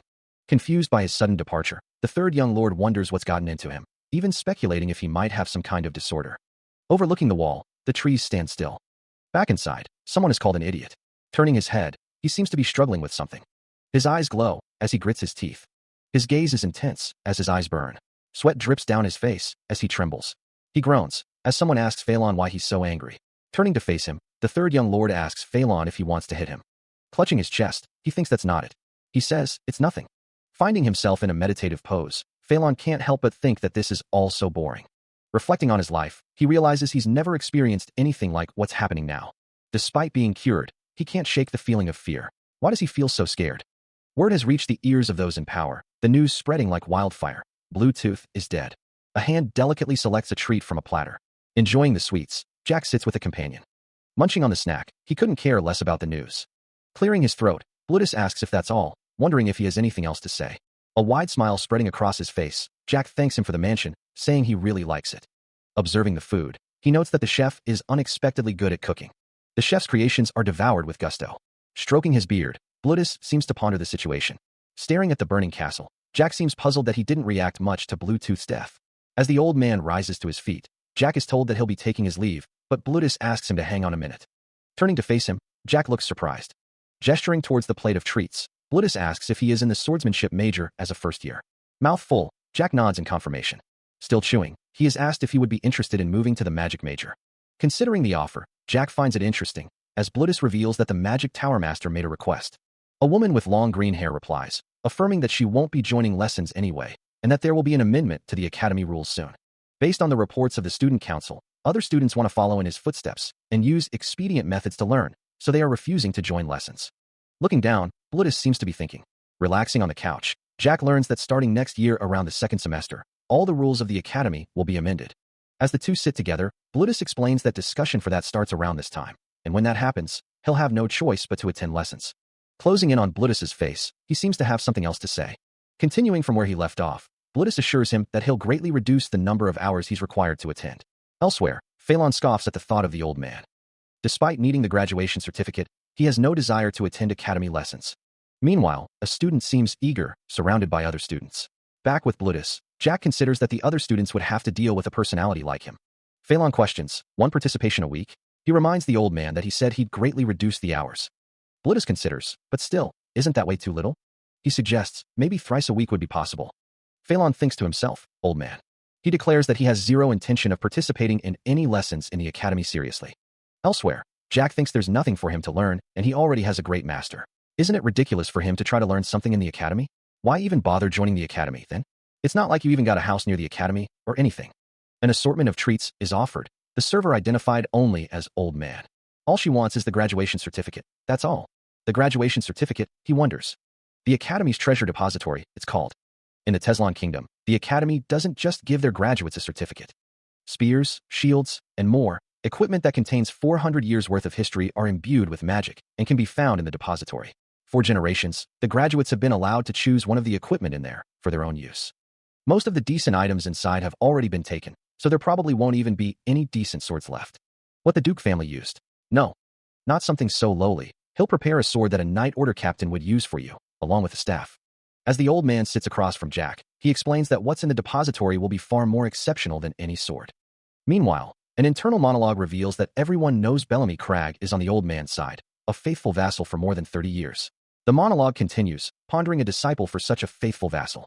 It's revealed that while this is for Bellamy's sake, it's also the old man's scheme to make him one of his people.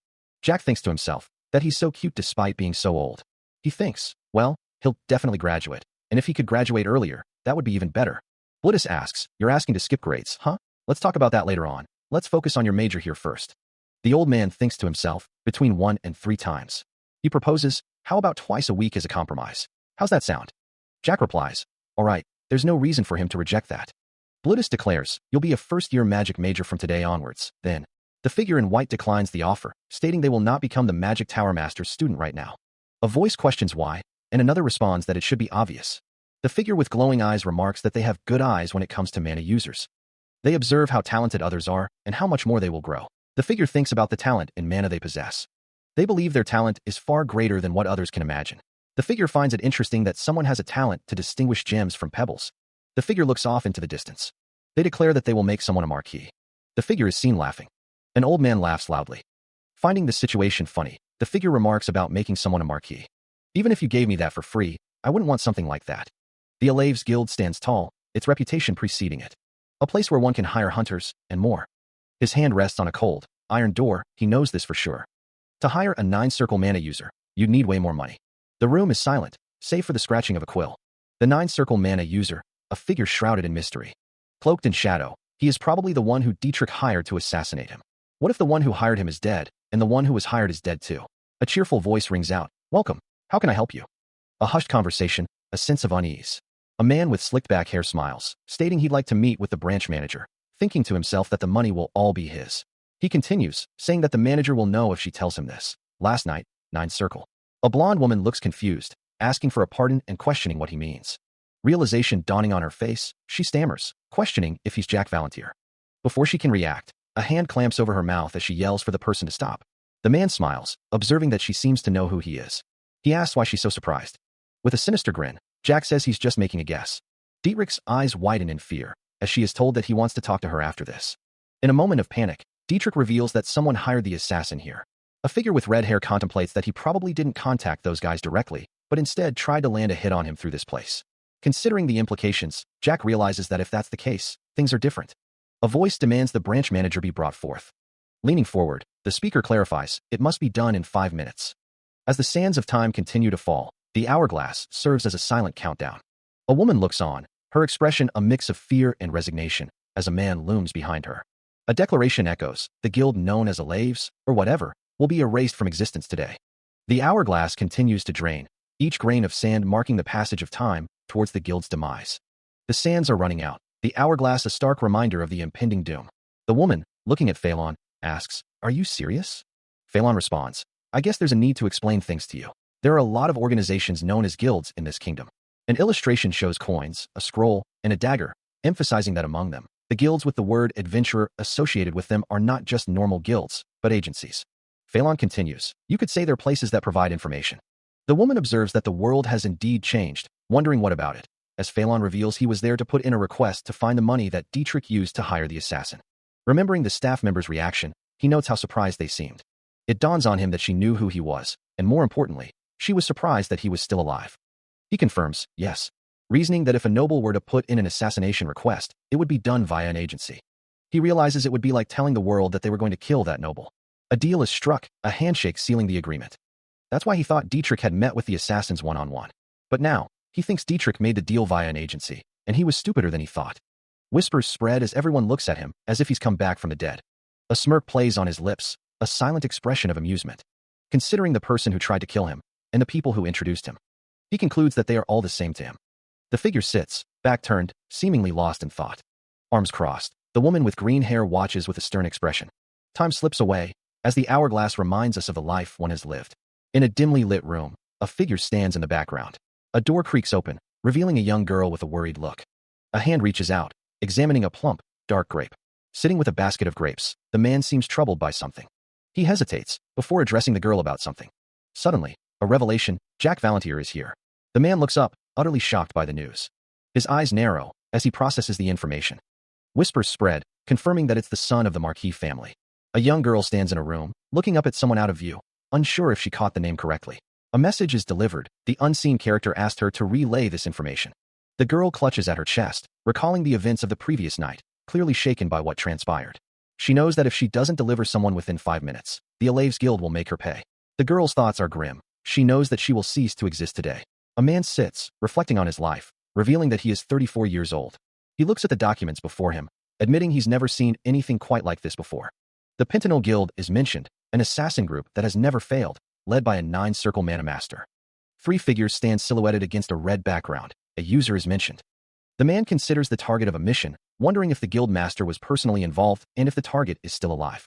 He decides there's no need to think any further, correcting himself. He wonders if the young master is outside. Time is running out, as an hourglass sits, nearly empty. The sound of footsteps echoes. Someone is clearly on their way up the stairs. Having been made to wait, a woman offers her apologies. The person ascending the stairs arrives, meeting their greeters. Extending a hand, a voice welcomes the newcomer. Stepping forward, the man introduces himself. I'm Avero, the Alaves Guild's assembled branch manager. The view overlooks the town. A lone speech bubble hangs in the air. Relaxing on a chaise lounge, Phelan waves off some unseen concern, eager to get down to business. Looking up, Dietrich asks if he's trying to put in a request. His eyes narrow. A bead of sweat rolls down his face, sparkling like he just smelled incoming money. Phelan crosses his arms, revealing that some people tried to kill him last night. The man in the foreground is flanked by 2 figures who were introduced to the job via the Alaves Guild. Looking down, Dietrich seems to be thinking. Nodding, Dietrich agrees that's right, but he doesn't feel guilty at all, acting like there is no need to hide that fact. Against a backdrop of swirling colors, the question hangs in the air, was it a law of the kingdom that an adventurer guild could get processing fees? Leaning back, Phelan remarks that it's not phrased in that exact way, but that's the crux of it. Dietrich, ever composed, explains that they're an organization under the protection of the kingdom laws. The scene shifts to a stylized depiction of mercenaries and clients. Mercenary groups need work, and people who need to hire others for tasks would look for mercenaries. The text explains that that's why adventurer guilds are created. They are made to get and introduce jobs all over this kingdom. The narration continues, stating that the guild operates as an agency in the Teslan kingdom, and its guild master is hidden behind a veil. The text concludes, it's simple. Phelan expresses his certainty that a lot of money was given to those who tried to kill me last night. Probably, since we're talking about the great Penanil mercenaries. His expression darkening, he admits that, however, we don't know just how much it is too. A woman in a green dress stands nearby as Dietrich states, that's why I'm here. He elaborates that the money that was used to hire them is the key. A figure sits, legs crossed, on a plush couch. Phelan, looking confused, asks what? A close-up of a man's eye, glowing gold, as he demands, get it all myself. A woman in a wide-brimmed hat and light blue dress responds, I do understand, but there's a procedure. Phelan, looking slightly annoyed, says, you're trying to hire us. He continues, explaining since they're not a normal guild or a mercenary group, they'll need to write a contract for this. Not a verbal contract, but one that has the stamp of the kingdom. They'll need to make a contract with an official document. The man in the suit explains, just so you know, what I just mentioned can be found in Clause 1, and the clauses in regard to this contract can be found in Clause 2. The man's face contorts in anger as he says that within the contract, the client, which is Phelan, would have to let them know the details of the deposit money, advance payment, and processing fees. Phelan retorts, it sounds to me like you don't understand. He asks, raising a finger, pardon. The man in the suit states, I'm not here to put in a request. A vision appears, showing the person who tried to kill him and the person who helped him. A figure stands silhouetted against the sky, their thoughts echoing a cold indifference. As a foot comes down with force, a voice declares that someone is sorely mistaken. The documents sit stacked high, revealing that these people didn't reject Dietrich's request, they simply made a choice. His eyes burning with rage, Phelan vows to kill everyone in the guild. His face contorted in fury, he grits his teeth. A question hangs in the air, kingdom laws? He demands that they stop spouting nonsense. Before they can react, Phelan threatens to bruise that pretty face of theirs. His eyes narrowed, a dangerous glint in them. He demands they do whatever it takes to find his money. A stark ultimatum, they have 1 week. The room seems to darken as the threat hangs heavy. If he doesn't get the money in 1 week, that will be the day the Alaves Guild will cease to exist. Towering over the seated figure, Phelan makes his presence known. As he's escorted away, a voice calls out, telling him to let's go, master. Standing over someone, though they're out of view, Phelan repeats himself, making sure his message is understood. His expression hardening, Phelan thinks to himself that he'll be carrying out his own investigation after this. Smirking, his eyes gleaming, Phelan asks if they know what will happen. Towering over someone, Phelan warns them not to even think about taking processing fees or whatever from it. Sweat dripping down his face, the man looks up, understanding the gravity of the situation. Wiping his face, the man stands before Phelan, listening intently. A cat looks up, responding with a simple yes. Looking up, a chandelier hangs from the ceiling. Walking up the stairs, Phelan is followed by a woman in a light blue dress. Looking down, a scale sits on a table. Her eyes wide with worry, the branch manager is asked if she's okay.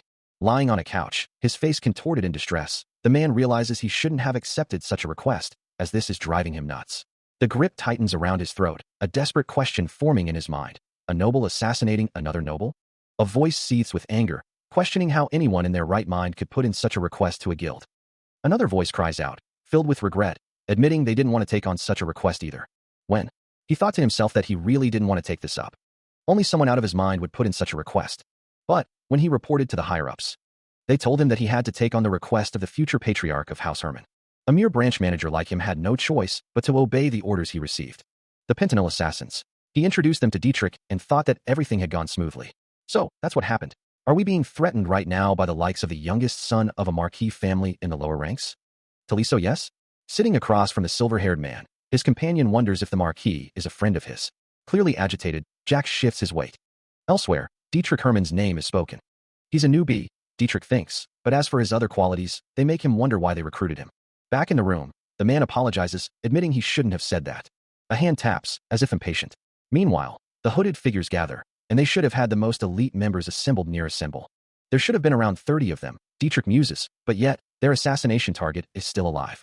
The tapping continues, insistent and rhythmic. Jack doubts Benamon was powerless, as he sits with his arms raised. Dietrich reflects that he doesn't know how much was offered for the assassination of Jack Valantier, and there is no information about whether the assassins have gotten out of the territory. Were they captured? Dietrich wonders, before someone calls out, Taliso. Visibly distressed, he confirms the report. The name hangs in the air. Dietrich Herman is asked if the fool participated in the opening ceremony today. He shakes his head, confirming that he did not, and is then told to tell the details. The report continues. Only his servants were found in the inn they were staying at, and his bodyguards have been missing since last night. The Magic Tower Master sits on the bed, stating that the missing Talise is strange. He suggests they think about this, laying out the hypothetical situation. The thought is horrifying, and Jack Valantier laughs. The scene shifts to a bloodied room, where it's stated that they're the pros among pros, and there's no way they would have escaped. It's also stated that Dietrich Hermann, who went missing, is now dead, and the Pentanil assassins are probably all dead too. Dietrich Hermann states that the mission was a complete failure. He wonders if it really failed, though. The Magic Tower Master shouts, calling him an idiot and stating that their assassination target is here, well and alive. Jack Valantier laughs, wondering how he could be perfectly fine after fighting with those assassins. Even if someone had protected Jack Valantier, even if you asked me that, he should have looked nervous, since he was an assassination target. He doesn't look nervous at all. Among the people who entered his symbol recently, there wasn't anyone outstanding. There were a few knights from the Valantier family, but the timing doesn't match up, no? Could they already have someone in the territory? Don't tell me Duca's symbol. Jack Valantier is staying in a separate mansion of Duca's symbol. If Jack Valantier is an important guest of Duca's symbol, it stands to reason that Duca's symbol will get involved. However, the fire that took place in Duca's symbol's prison, he shouldn't have been able to mobilize any of his troops. Contact the branch manager in the Valantier territory. It feels like I'm missing something here. Yes, sir. Ask him for all the information about Jack Valantier. Bring all of it to me. With a cold order given, the search begins for Bentiman's hidden money. Phelan is asked, do you have any other orders? The message speaks of an encrypted letter sent to the higher-ups. The report comes in. Dietrich Hermann's assassination mission has failed. The warning is issued. Be careful, as they suspect that Duca's symbol is protecting Jack Valantier. And elsewhere, a question lingers about who that woman was beside Jack Valantier. The Pentanil assassins are missing. The question is asked, who on earth was that woman beside Jack Valantier? Phelan sits, contemplating the situation. Just now, when their eyes met for just a moment. He thinks, instinctively. A wave of fear washes over the small creature as it gazes up at the massive beast. Meanwhile, a woman tells Phelan Valantier not to look into the woman and to do nothing about her at all. The branch manager wonders why Phelan is here. He responds that he's here to see if she's doing good on the written apology, leaving her confused. Luckily, Avero was the type to follow his instincts. Returning home, two figures stand in disbelief, uttering, "What am I seeing?" A young woman with blonde hair grips a wooden sword, her expression a mix of determination and frustration. Across from her, a muscular man with white hair holds a similar weapon, his stance suggesting years of experience. The air crackles with anticipation. The two warriors face each other, ready to begin their training. Wooden swords clash, the sound echoing through the training grounds. Watching from a distance, a young man munches on a snack, observing, I guess they aren't fighting, but sparring. Two chicks chirp, seemingly oblivious to the training. A voice muses that both of them seem to be trying to get past one circle. The training continues, the wooden bars of the training area bearing witness to their efforts. The clash of wooden swords echoes through the training grounds, a testament to the intensity of the sparring match. Observing the scene, a woman with green hair remarks, even though they aren't fighting. Phelan, standing beside her, appears puzzled, asking, about what? The woman responds, her gaze fixed on the sparring partners. Does Thanos really think he can win against that child from last night? Phelan's expression darkens, a flicker of recognition crossing his face as he recalls, from last night. A realization dawns on Phelan. Ah, of course. She's talking about Hank Beckerman. The woman elaborates, her tone laced with skepticism. You see it. Charlotte has never held a sword before, has she? The woman continues, pointing out Charlotte's awkward stance. She's holding it awkwardly. She doesn't know how to put distance between her and her opponent properly either. Despite the perceived disadvantage, it's noted that Thanos is being pushed back by her. The sparring continues, the intensity unwavering, as both Thanos and Charlotte maintain their focus. A voice observes, while it might look like Charlotte's the one getting pushed back. The observer concludes, Thanos is actually Thanos. Because while he is physically stronger, Thanos is unable to get a conclusive victory, much to Charlotte's amusement. Swinging a wooden sword. But before the blow can land. Observing the sparring match. Elsewhere, a woman asks. A figure declares that. The text states that. The woman laughs, asking if he's not afraid to make the bet. He proposes that. The woman responds. As to how he will train that child. Well, there are tons of ways to do that. Then, Dietrich tells the two of them to take it easy, stopping the sparring match. Oh, Thanos wonders what they were doing. Jack wipes his brow, looking thoughtful. It's not like he's getting angry because they fought, or that he wants to punish them, though. Charlotte compliments Thanos, noting that he seems talented with swords. Thanos looks surprised and pleased by the compliment. Sparring, but he thinks it happened thrice. Dietrich asks him to repeat that. You tried to parry Thanos' strikes thrice, and succeeded twice. What should one do when there is an overwhelming difference in strength between them and their opponent? The answer is simple. The dust settles, revealing the aftermath of the sparring match. If she hadn't stopped them, Charlotte would have landed a strike. A gentle hand pats her head, acknowledging that she's pretty good and definitely talented with swords. He offers her a treat, asking if she can go up and eat this first. Gazing out over the landscape, Jack is lost in thought. He has something he needs to talk to Thanos about. Walking together, Dietrich and Charlotte are enjoying each other's company. He wonders where she learned to do that. The garden is in full bloom, a peaceful sanctuary.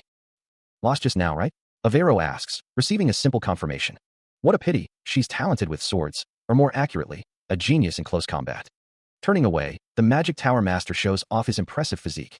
A memory flashes, showing Charlotte realizing that one needs to parry in order to turn the tides of a fight. The memory continues, showing her executing the action and succeeding twice. Dietrich thinks that she simply hesitated because she didn't know how to counterattack. The memory of Jack continues, as he thinks that if the spar had lasted one more minute, she'd have been lying on the ground. Turning to Charlotte, Jack asks if she's stubborn or just egoistic. He pauses, and Charlotte asks for his pardon. Charlotte thinks that the size of a child's body is small. She remembers the fact that she tried to parry his attacks. She realizes that she has completely figured out the strength of his sword and the directions of his attacks. Jack asks Dietrich what he should have done then, and he responds with, about that. Jack thinks that it's simple. He needs to make it so that she can't parry easily, either change the directions of his attacks or change the amount of strength he puts into it. The Magic Tower Master explains that she didn't do either, simply swinging her sword like how she's trained so far. This won't do. Die once first.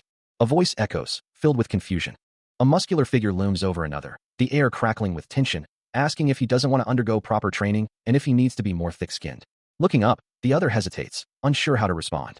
The muscular man continues to press, stating that he just feels like he's imposing, and asks him to please stop teasing him. A hand lands firmly on his shoulder, the man stating that he just told him, didn't he? The man's face is partially visible, as he asks if he's prepared to die, isn't he? His eyes wide with shock, Jack can only utter a single word. Phelan's expression hardens, as he asks if he feels like he's dying. A hand grips the hilt of a wooden sword, ready for training. The wooden sword awaits, silent and ready. Having heard the request, the figure confirms his readiness. Elsewhere, amidst a garden of roses, a question hangs in the air. A woman, her voice laced with desperation, pleads with her master not to leave her side. Nearby, someone wonders if the plan involves illusion. Back in the room, the figure is asked if he intends to create an illusion. A young boy, clearly impressed, declares that she's truly extraordinary, a sentiment echoed by another. The conversation turns to the nature of the illusion and the immense mana it would require. With a touch, the magic circle begins to take shape.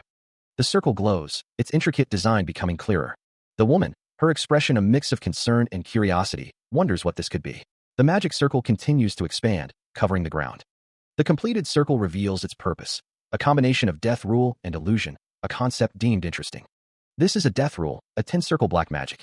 It exerts control over a designated space, a black magic that changes mana to fit what its user wants. It can also force people into a state of panic.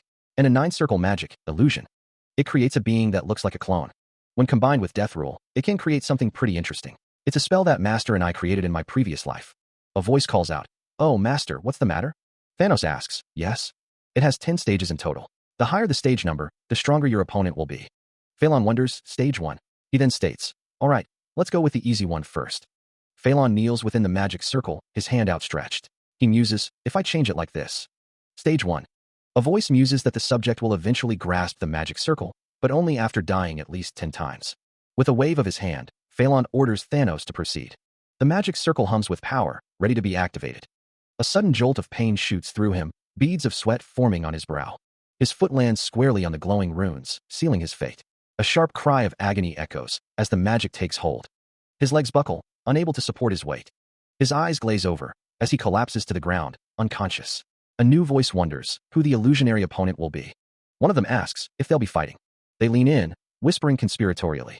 One of them remarks, with a hint of disbelief. Phelan gives a knowing smirk, a glint in his eye. A girl with green hair looks on, unimpressed. "You're a really nasty kid, aren't you?" Hearing this, the green-haired girl responds, "I hear that very often." Elsewhere, a figure stands within a glowing blue magic circle. A voice echoes in the darkness, wondering where this place is. The figure remains still, surrounded by the intricate patterns of the circle. Suddenly, the figure's head snaps back, as if struck by an unseen force. The figure stumbles, losing balance. In the darkness, a muscular figure stands, gripping a sword. Below him, another figure lies prone, a sword piercing the ground nearby. The standing figure's eyes glow with a menacing red light, his expression grim. A familiar face comes to mind. The man wonders just who he is. He's seen him somewhere before, those eyes. Those eyes, they're unmistakable. It hits him, young Master Jack. The memory surfaces a younger Jack Valantier, shirtless and gripping a glowing sword. This is the training. He remembers the training, the feel of the sword in his hand. He needs to remember. His sword. The training, the sword. Hey. The moment he felt like the world was moving so slowly. It had almost come to a stop. He knew he needed to remember. It hits him, a sudden, chilling understanding. That his head had been cleanly severed. Done by him. A heavy silence descends. His eyes wide with terror, he can only gasp as the world seems to close in around him. A strangled cry escapes him, the sound of something terrible about to happen. Stumbling backward, he hits the ground hard, the impact jarring his senses. Clutching at his head, he struggles to understand what's happening. Heavy footsteps approach, the sound of someone closing in. As he looks up, dazed, Dietrich Hermann stands over him, an unreadable expression on his face. Before he can react, a brutal attack slams into him, purple energy crackling around the assailant. A hand gestures, as a voice wonders, why the surprise? Did you see a ghost or something? Phelan Valantier stands over a seated figure, musing, just now, what did I see in the magic circle? What else? An illusion. The scene shifts to a smaller, more intimate setting. Phelan explains, it's called illusion magic. A grand building looms in the background. As the voice continues, you're lacking experience. You have never put your life on the line in a fight before, right? The scene changes to a serene garden. The voice confirms, yes. A vision of a younger, more muscular figure appears, stating, is what I looked like when I was 18 years old. Jack Valantier looks on, remarking, you now know after fighting him, but I'll still say it. The younger figure stands bathed in light, declaring, you'll be sparring with the me from my past life. A close-up reveals a determined expression, as the voice warns, the longer you last against him. The voice continues, emphasizing, the stronger you'll become. If you lack talent, then use experience to make up for it. A bell tower stands tall, as the plan is laid out. I've set it up so that he will only use sword techniques and not magic, and he will also only use up to 1 circle mana. Jack Valantier looks up, a hint of understanding in his eyes. Try to defeat him. I now understand what's going on, but your past life? Oh, come to think of it, he hadn't mentioned regressing from his past life. Well, he'll just tell him about it later then. Phelan chuckles, wondering if Jack isn't confident he can defeat him. Jack closes his eyes, lost in thought. He vows to defeat him, like he once did.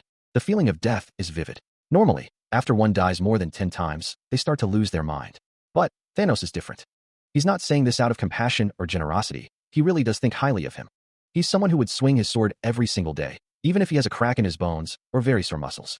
When he asked him about it previously, he said that other than when he is sleeping and eating meals, he's always swinging his sword. The problem is that he's using that tremendous mental fortitude, an amazing talent.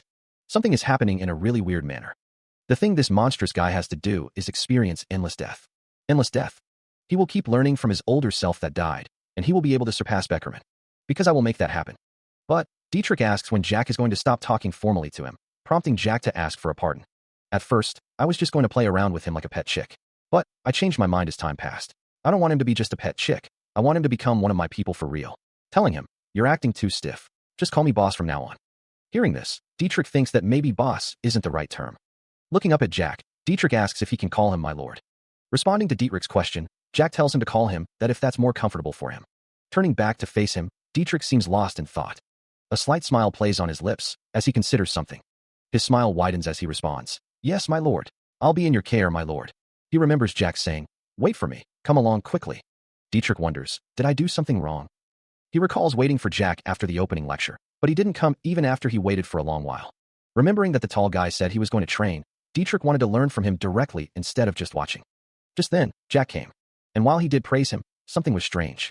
Dietrich realizes Jack looked a little angry. He wonders if it's because he sparred with him without Jack's permission and resolves to apologize when he comes. With a simple farewell, one of the figures departs, leaving the other to ponder something. A sudden realization dawns, her eyes widening in surprise. The other figure's expression mirrors the shock, a gasp escaping her lips. A sudden shift in perspective, the world tilting. Falling to her knees, she cries out, I'm sorry. I didn't know you were coming. Her face contorted in fear, the blonde-haired figure's eyes dart around frantically. The name echoes in the silence, a weight of unspoken meaning. A figure stands cloaked in shadow, their face an unknowable void. A memory surfaces, a child embraced by a woman. A voice whispers of someone calling himself uncle, but who is just a dragon, who played with me and my mother like a toy. The sentiment is clear, a deep-seated loathing. I hate dragons. But the boss said this. She is different from Galactus. A stark contrast, two figures lie prone, their fates intertwined. Crimson stains the scene, a life extinguished in a pool of blood. Standing over the fallen, a figure looms, their expression unreadable. A hand reaches out, a gesture of either comfort or control. A soft sigh escapes her lips. Finding comfort in a warm embrace, she is held tightly. Meanwhile, a thought lingers, the boss still hasn't told them something. She reflects, she didn't even try to find out what the other had gone through. But the memory of a beautiful stained glass ceiling comes to mind.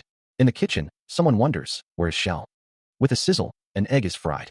The cooks are hard at work, preparing a meal. One of the cooks asks if the other would like to eat something since they are here, and the other agrees. Remembering, it's what he told her. So, the two are hugging, but someone wonders why they are hugging each other here. A man wonders if they got closer in such a short time, but the woman thinks it would be more accurate to say that one of them has gotten closer to the other.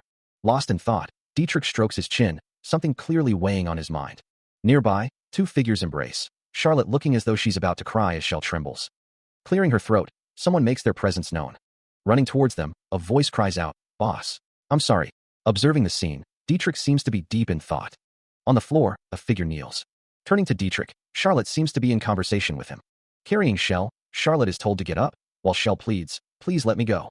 Nearby, something catches the eye. Deep below, a chain figure seems weird. Continuing to carry Shell, Charlotte is reminded that yesterday, Shell was full of hatred, but today, she has become a totally different person. Watching the scene unfold, the observers seem to be waiting for something. After all, she must have gone through a lot in the experimental lab. With a slight tremble, a hand reaches out. Ready to start again, Dietrich positions Charlotte for another strike. Looking up at him, Charlotte asks if he's upset that she apologized to him.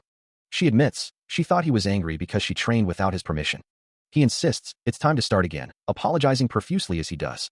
Dietrich thinks to himself, there's no need for her to get permission from him, wondering why he would be angry at her. He assures her, even if she used a wooden sword to hit his head, he would never get mad at her.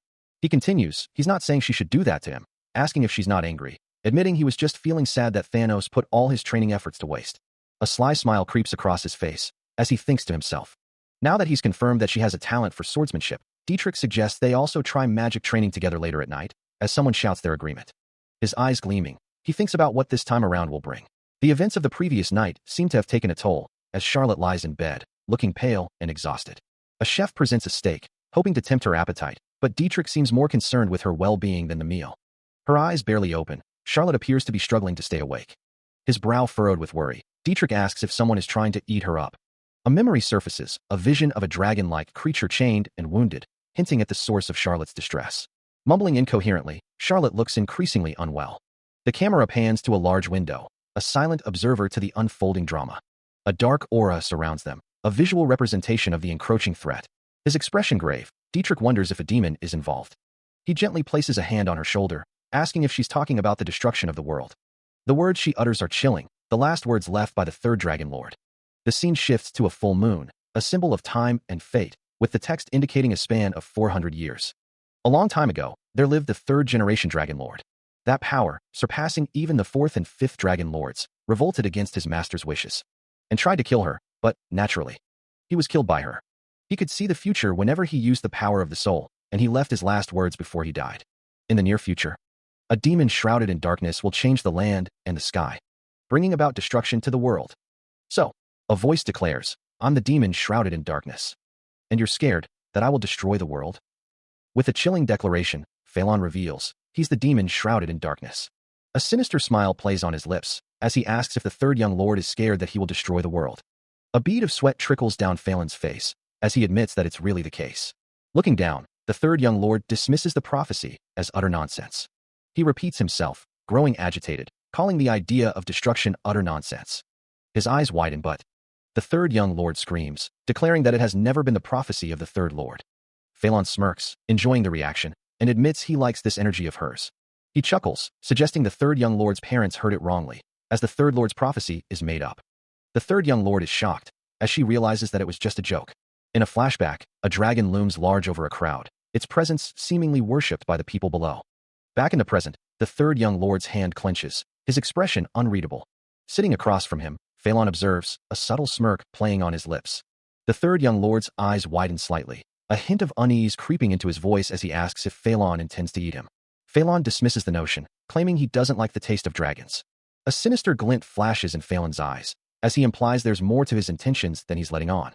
He leans forward, his voice laced with a subtle threat, mentioning that lunchtime is approaching and he expects complete honesty. The scene shifts to a plate of steak, as the third young lord asks, how was the steak? The girl hesitates, a bead of sweat trickling down her face, her expression betraying her true feelings. Despite her apprehension, she forces a smile, declaring that it was delicious. A blonde child pipes up, suggesting they all eat steak for lunch, but also expressing a desire for something different from breakfast. Phelan assures them that there will be new dishes from tomorrow onwards, hinting at a new type of steak. Phelan looks on with a slight smile. A small child suggests, let's eat delicious food and cheer up together. Someone wonders if they've introduced themselves to each other. A woman introduces, she's Charlotte, adding that she'll eventually become the vampire queen. A voice declares that the child is the one who will become the sixth dragon lord. Looking down, the child wonders how she could dare to dream of becoming a dragon lord. Pointing, Phelan says, "Over there, that's Thanos. I'll introduce him properly during lunch." Someone exclaims their enthusiasm and is then asked to tell Guinness to prepare lunch. A hand reaches out and grabs a skewer of food. The group stands together, considering the next step. Charlotte suggests, "Let's go together." The child agrees, saying, "Okay." A young girl offers a simple, "Sure." The text declares, "You sure are great at lying." The prophecy speaks of a unique third dragon lord. Unlike others, this being uses soul aura instead of mana. He only used the soul aura for the abilities of his mind. The prophecies he made were all short ones. It will rain tomorrow, and a conflict will occur somewhere the day after tomorrow, yet none of his prophecies were wrong. Among the prophecies he has made, there is only one that hasn't happened yet. A demon shrouded in darkness will change the land and the sky, bringing about destruction to the world. The woman in the large hat asks if he thinks she will destroy the world. Looking down, a smirk playing on his lips, Phelan thinks that she is the only one in this world capable of even talking about destroying it, though he admits he isn't sure about that, and doubts that prophecy will come true. If that prophecy is true, I'd have destroyed the world in my previous life.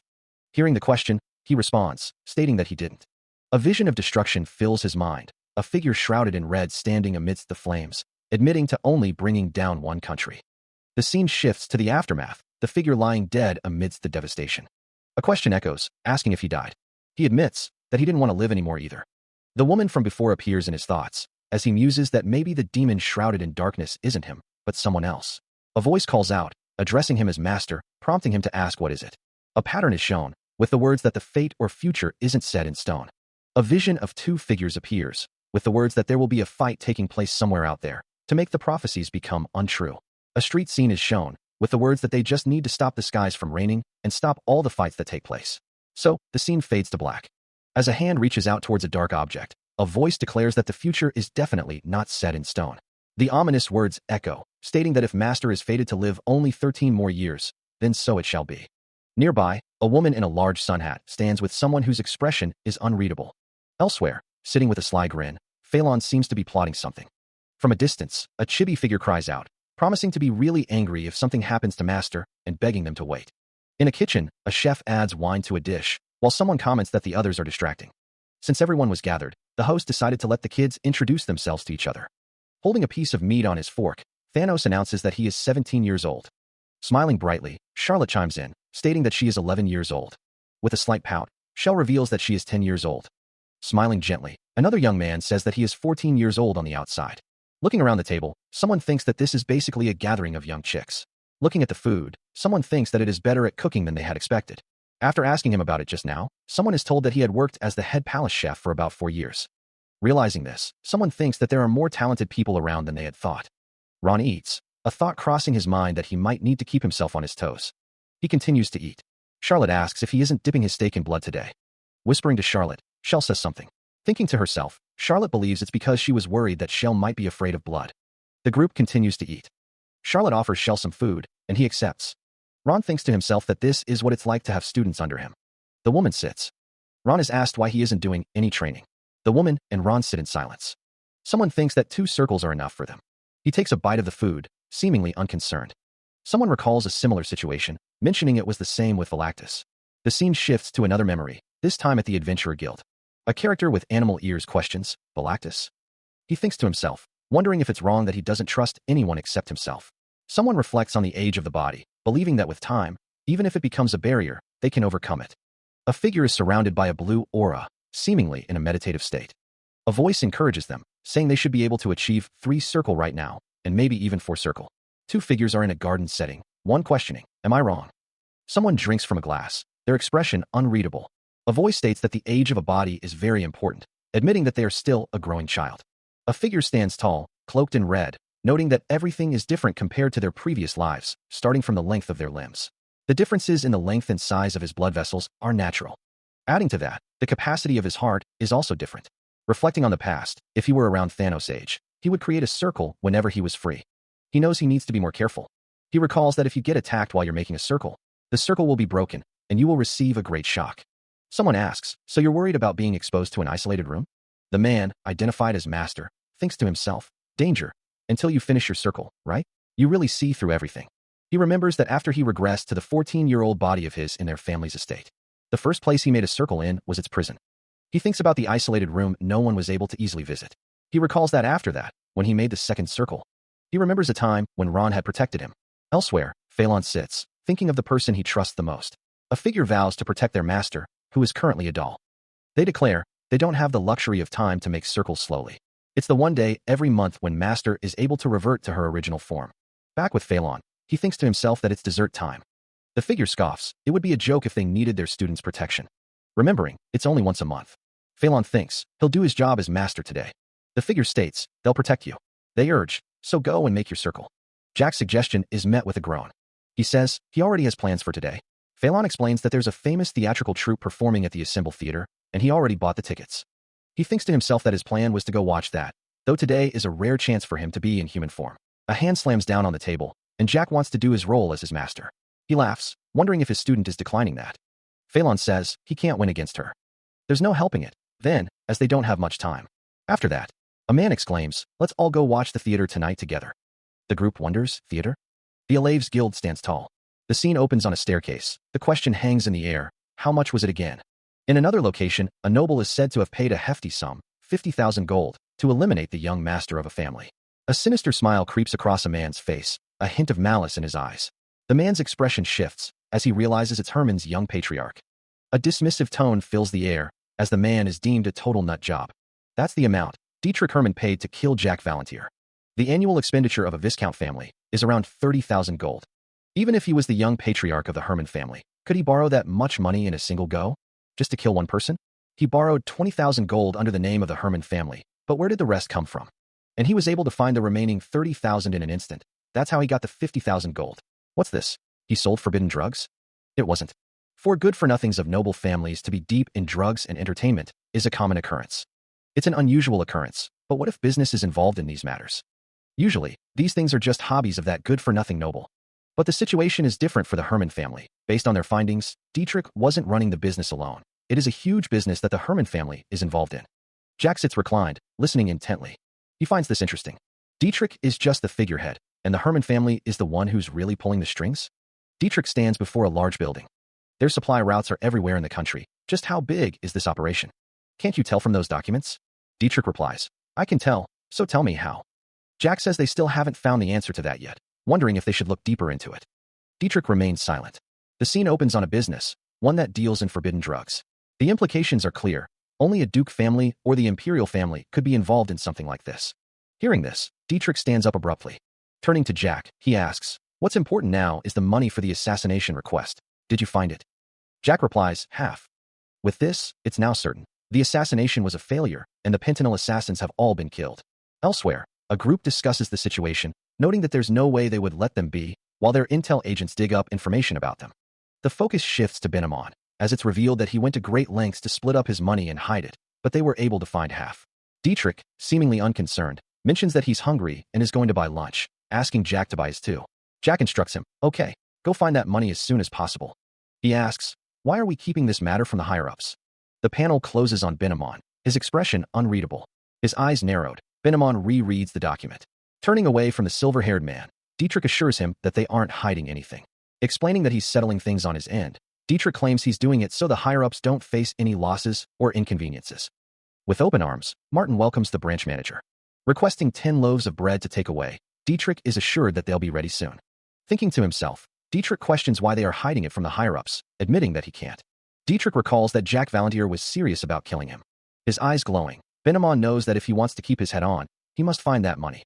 Considering things like reporting to the higher-ups or not, Benamon decides it can be decided later on.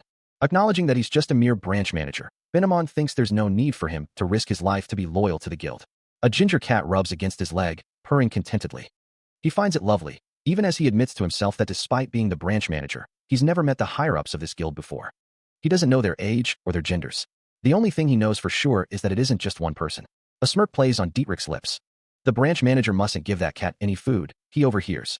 In the first place, it was weird to be asked to subjugate the forest of monsters. Although he's a little sorry for those people who are risking their lives fighting in that faraway forest. He takes a bite of bread. Right now, this isn't just a simple subjugation. While the monsters can't go out of the forest, their true nature is still the same. War always brings about chaos to society. Right now, someone's handing out goods, telling everyone to take one each. The Alaves Guild is stronger than one would expect. It's not hard for them to manipulate the situation within the kingdom to their whim, and they're the loyalist faction. Since the guild is being protected by the kingdom's laws, it's a natural outcome. With an unnecessary subjugation, they can drastically reduce the number of mana users, and the king has a higher chance of getting support from the nobles. Just why? Did the guild work with those guys? Recently, there have been more and more suspicious events. Dietrich Hermann mumbles. The name echoes in the silence, a question hanging heavy in the air. Dietrich Hermann. A delicate hand presents a beautiful, yet sinister arrangement, a business built on the sale of forbidden drugs. The voice muses, there's simply no way such an enterprise could flourish without the kingdom deliberately turning a blind eye. Lost in thought, the figure remains prone. The question arises, did they really install the good-for-nothing Dietrich as the figurehead? The speaker scoffs, and give him 300,000 gold for that? The implications sink in, meaning they're raking in at least millions in profits. More importantly, the camera pans to a building. The woman states, that information is something even our own agents could uncover in a day, though. The prone figure laments. What's worse is that even I don't know about it. Certain that something isn't right, Dietrich lies prone, convinced that the truth is being intentionally covered up among the guild's higher-ups. That's why, he realizes, they asked him to accept Dietrich's assassination request previously. The reason why the higher-ups are moving so secretly, he thinks, trailing off. Raising their glasses, one of the men declares that the money is the slush fund of the higher-ups, but another voice disagrees. Elsewhere, row upon row of armored soldiers stand ready, as a voice wonders if they are preparing for war, suggesting the funds are for a military purpose. Back in the room, Dietrich wonders if the money is from the higher-ups. He considers if it's from a higher-ranking person who is looking after the higher-ups, deciding that this is definitely not funds for the subjugation of monsters. Meanwhile, a voice declares that the forest subjugation is being funded mainly by Count Mantis. Elsewhere, a woman in a red dress stands near a window, her expression unreadable. Back in the room, Dietrich wonders why and what the money is for. His brow furrowed, he appears troubled. Recently, it feels like someone has intentionally weakened this city's fighting force. No, this country's fighting force. There's been a huge spike in drug distribution and criminal activity, forcing the city to hire extra mercenaries for security. This isn't him just overthinking things, not on top of everything else. He thinks it was about 2 years ago, when rumors started circulating. The Tulkun Empire, allegedly conducting experiments using dragons. While dragons are said to be extinct, that's just what the books tell us. Like how there's no smoke without fire, there's a reason why rumors exist. He tried to look into it once he heard that rumor, but the higher-ups contacted him. They told him, don't investigate the recent rumors involving the Tulkun Empire. If that was just a mere rumor, why would they need to ask him not to investigate it? There wouldn't have been a need for them to ask him not to investigate it, if it was just a rumor. This is just his intuition, but this situation feels way too similar to the previous one. He needs to stop thinking about it, but this is the instinct of someone who makes a living off information. Because this uneasiness is swallowing him up. With just the information he has, this is the story Dietrich can come up with. Considering the highest ranks of the Alaves Guild, he begins to rethink his strategy. The buildings are either from the Tulkun Empire, or extremely close to it, and is controlling the flow of I-formation. Let's rethink this, experiments using dragons. Then where do the researchers find the dragons? A possible habitat for the dragons would be the forest of monsters. If the true objective of the subjugation army is to find traces of dragons, that is very likely. The Tulkun Empire is totally fine with using the soldiers of another country as expendables. They'll be cheering if there are good results. And even if there aren't any results, they still stand to profit since the forces of this country would be diminished. Dietrich's mind races. The on-site presence is likely from the Tulkun Empire. He rises abruptly, the weight of his thoughts pressing down on him. If his guess is right, the Tezlon kingdom won't last for long. A kingdom that looks normal on the outside, but has already become a colony of the Tulkun Empire. In that case, what are they really after? A realization dawns on him, the pieces falling into place. It could be war, a conflict that will engulf the continent. And also this place, which is falling apart helplessly. The Tezlon kingdom, this is a very likely scenario. The higher-ups of the Alaves Guild and the high-ranking officials of this kingdom are definitely hardliners of the Tulkun Empire. And their goal is to unite the continent. If so, how much more time is left? 20 years? 30 years? He can't help but disagree with the assessment. Knowing full well, this will take far longer than 10 years. But when that time comes, will there even be a place for him? A place for him in this guild? Once the rabbit is caught, a hunting dog no longer exists. Tears well in his eyes, as the weight of the future settles on his shoulders. He needs to find a new rope to hang on to, one that is sturdy. A new path, a new purpose. One that he can climb without it snapping, a future he can build. A figure sits in the center of a glowing array, bathed in an ethereal light. An unsettling silence descends, broken only by the creaking of stone. 3 young girls stand together, their expressions unreadable. One of them wonders, who is he? A figure, bathed in a cold light, reveals his disdain. He hates humans. A dark ritual unfolds. Her blood was taken. Chained and bound, a dragon is held captive, pierced throughout its body by iron poles imbued with magic. A figure recoils in disbelief, finding it impossible that he could like people like that. A masked figure recalls, the one who saved him was a human. A young woman stands alone, her expression filled with sorrow. It begins with a hand, glowing with an unknown energy. But that's not all, there's more to the story. There wasn't much knowledge about the foreign piece within her body. And so, they threw her into the middle of nowhere in Tulkin. At first, she wondered what strong humans would eat, and if they also ate dragons. You only saved me so you can eat me later, right? However, this human didn't want anything from her. A face stares out, contemplative. A dragon is petted. It wouldn't be possible that a kind person like him would be a demon or someone who destroys the world, she thinks.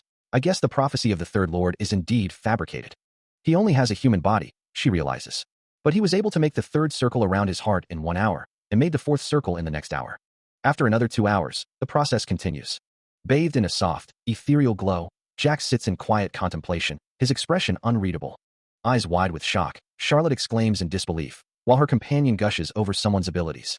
Observing the incredible sight before her, Shell can only offer a simple, understated reaction. The green-haired woman raises her voice, telling Charlotte that there's no need to be so uptight. Placing a calming hand on Charlotte's arm, the green-haired woman urges her to calm down. Her expression a mix of awe and concern, Charlotte remains speechless. Looking off into the distance, the green-haired woman remarks that the two of them are exceptionally talented, but urges someone to take a good look. Still sitting in meditation, Jack remains at peace. Focusing on the magical circles forming around him, Jack seems to be creating the most ideal form of a circle. Observing the scene from afar, Thanos notes that even circles have different levels of power. Gazing at the structure before him, Avero wonders if she is really human. Her gaze intense, the green-haired woman declares that she is a demigod. Her eyes glowing with an eerie light, Shell wonders if she is a monster. As the child sits on the stairs, a voice explains that each circle is very solid and they're all in harmony with each other. The voice continues, describing that kind of state where mana has become one with his body is also called mana coalescence. The voice adds that if one becomes able to control that perfectly, they'd reach the state known as the pinnacle phase. Approaching the child, Shell is greeted with a nervous, "Why yes, ma'am." Placing a hand on the child's head, Shell assures her that she's worrying over meaningless things. The child wonders if she was thinking about who Shell and her student are. Shell responds that she knows a little. Shell states that she can tell the child about who she is, but she can't tell her about him. She guesses it's because she's an outsider. Closing her eyes, Shell admits that even she doesn't know much about him. The child remains silent, seemingly lost in thought. Embracing the child, Shell says, "Very well, just what happened to you in the experimental lab." Holding the child close, Shell offers comfort. Shell is seen with the child, her expression gentle as she offers reassurance. The scene shifts to a character in a grand hall, bathed in light, as a voice echoes, "As long as you're with him." The child looks up, their eyes wide with a mix of fear and hope, as the voice continues, "No one will be able to harm you in this world." Tears welling in their eyes, the child manages a small, "Okay." The scene transitions to a distant view of a majestic castle, its towers reaching towards the sky, a symbol of protection and strength. Another view of the castle, this time bathed in the warm hues of sunset, suggesting a time of peace and reflection. Against the backdrop of a full moon, a voice muses, "It might sound like I'm bragging, but this is definitely unprecedented in history." The character reflects on their own capabilities, wondering, was my body always this capable? A figure stands in a corridor, surrounded by a faint blue glow, thinking, I did think I was pretty fast when I made the circle in the prison, or when I was in front of Ron. The figure is now surrounded by swirling energy, their thoughts turning to the source of their power, as they consider, but this isn't just because my energy is pure due to my young age. The energy intensifies, enveloping the figure, as they question, could it be because of the soul aura? A visual representation of the soul aura appears, a vibrant blue flame, a power beyond ordinary mana. The swirling energies coalesce, as Shell reflects that he'd naturally be able to control mana proficiently, since he already knows how to control soul aura proficiently. So then, he muses, observing the town square below, perhaps something could be done here. From a balcony overlooking the square, a blonde woman realizes that he can become even stronger since he already knows how to control soul aura in this life, prompting her companion to exclaim in awe. A smirk plays on his lips, as the purple-haired man seems to be enjoying the spectacle. Seriously, the blonde woman thinks, wondering if she'll be able to become stronger than in her past life. A question hangs in the air. Am I really going to destroy the world, or what? The party is in full swing, with guests dancing and enjoying the festivities. Others watch on, applauding the performers. A young girl claps along, her face lit up with joy. A young man observes the scene, a thoughtful expression on his face as he wonders, since when did she get so close to Master? Nearby, another figure remarks, I never thought the Dragon Kid would be able to laugh like this. The observer continues, I thought she had forgotten how to laugh. Elsewhere, a character reflects. I'd like to stay behind and train a little more, as another replies. Come on, let's go together. He thinks to himself, if I had known that everyone would like this so much, I'd have insisted on bringing Thanos along. The young man from before continues to muse. I left him there since he said he didn't want to come. Well, I guess it's not easy to become the strongest swordsman on the continent. He crosses his arms, thinking, the show isn't to your liking, huh? The young man smiles, observing the girl's joy and remarking, is that so? The performance has ended, but the emotions still linger in the air, a testament to the show's impact. A sly smile plays on his lips as Phelan wonders if Bahamut is referring to how Christine is the phantom of the theater. A chuckle escapes Dietrich as he asks if the other thinks it's an amazing story. Nearby, others are equally captivated, one musing on the female lead's role as a phantom. The masked figure embraces his companion, but the man, Eric, seems lost in thought. Dietrich lets out a small laugh, then pauses, a hint of uncertainty in his expression. A predatory glint in his eyes, Dietrich suggests they go get their dinner. Observing the departing crowd, one attendee notes that people are already leaving before being cut off. You always change the topic when you are cornered, they say, before agreeing to leave. Under the starlit sky, the building stands tall, its windows glowing with warm light. Inside a cozy tavern, laughter fills the air as patrons enjoy their drinks and meals. A bell rings, announcing a new arrival. The server approaches, asking how many of them are there, and if they'd like to take away one portion of food as well. Inside the tavern, the scene is set, a hearty meal awaits. At a nearby table, a group reflects on their recent fun, agreeing that it was indeed a good time. A man with short brown hair gives a slight smile, his expression unreadable. The man's eyes widen slightly, as he exclaims how long it's been. A woman with her hair in a bun greets him, calling out, Avero? The man called Avero seems surprised, his expression questioning. The group at the table watches, observing the interaction. Avero stands next to the woman, looking down at another man. Avero states that he wasn't expecting to meet the man here, asking if he's sure he wasn't tailing him. Avero laughs, saying that he's just there to have his meal and that no intelligence agent would tail someone so obviously. The man looks down, retorting that Avero should be busy looking for his money, though they've already found half of it. Avero approaches the table, as the man comments on how fast he is, to which Avero replies that it's his job, after all, and that he's joining their table like nothing. A man with blonde hair gives a slight smirk. Another man, with a playful expression, says, you look like you want something from me. A plate of eggs and bacon sits on a table. The man from before rests his head on his hand, a sly smile on his face. A man agrees with a hearty laugh. The scene shifts to a woman surrounded by red roses, a text box simply stating, Master. It's said that she is indeed eye-catching wherever she goes. Someone exclaims, beautiful lady, as they look at the woman. Another character observes that if it's fine with her, he'd like to have the honor of eating with her. Someone else thinks to themselves that the man was just playing the phantom role. A close-up of the woman's face shows a slight smile. She apologizes, stating that she's not available today. The man from before notes that she already has plans, hoping they can go out together next time. Inquiring about her origins, Jack asks which family the woman is from. Leaning in close, the woman simply responds with a quiet hey. The tension thickens between them, as the woman stares intently at Jack. Elsewhere, a voice echoes, calling out for Apollo. The call for Apollo intensifies, suggesting a growing urgency. Jack states that he won't be giving anyone money for helping them like this, but the woman retorts that she isn't looking to get any. She just didn't like the sight of him doing that. Regarding the money, Jack says he'll visit her soon to talk about it. He invites someone to sit with them and eat together. Dietrich observes that Jack's eyes are asking him if it's okay, and he admits he'd like that as well. Jack asks if Dietrich has money with him, prompting Dietrich to ask for a pardon. Dietrich is reminded that it wouldn't be free, and he declares that he doesn't buy food for strangers who are older than him. Dietrich seems to be in distress, as he is left speechless. Mulling over the current situation, he realizes he needs money. A feast is laid out before him, a spread fit for royalty. Enjoying the meal, Dietrich is encouraged to eat as much as he wants. As he eats, someone remarks on how well he takes care of the children. He continues to eat. Between bites, Dietrich is asked why he accepted the request. Chewing thoughtfully, he recalls being instructed to do so by the higher-ups. Elsewhere, a figure smirks, their intentions unclear. Returning to the meal, Dietrich is asked if he's saying he's just a limb, if that's what he wants to say. The question hangs in the air, echoing the word limbs.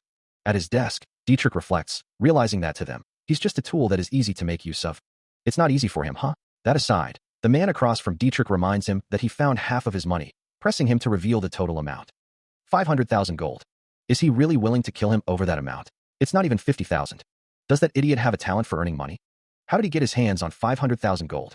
It seems he was running several businesses. The two continue to eat. You were just testing me out, weren't you? Why do you say that? Your answer is way too vague. You're just trying to see how I respond, aren't you? In regard to the several businesses of the Dietrich family, I guess there's something more to them.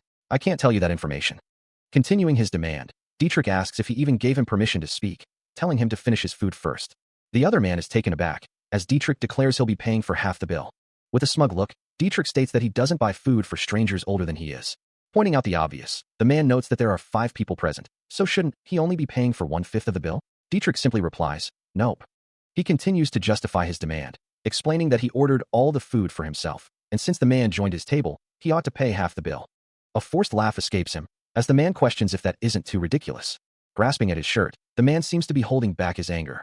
Sweat trickles down his face, as Dietrich asks if he has anything to say. Trying to defuse the situation, the man assures Dietrich that he was just joking and will pay for the meal. With a sinister smile, Dietrich tells him to take it as a present for his journey to the afterlife. The man thinks to himself, hoping that all his money will change into a different kind of present.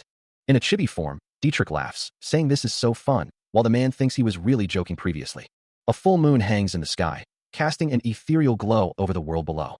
Amidst scattered plates and remnants of a meal, a stark declaration echoes, it's time. Her gaze intense, a figure adorned with an ornate brooch seems to emanate an aura of quiet power.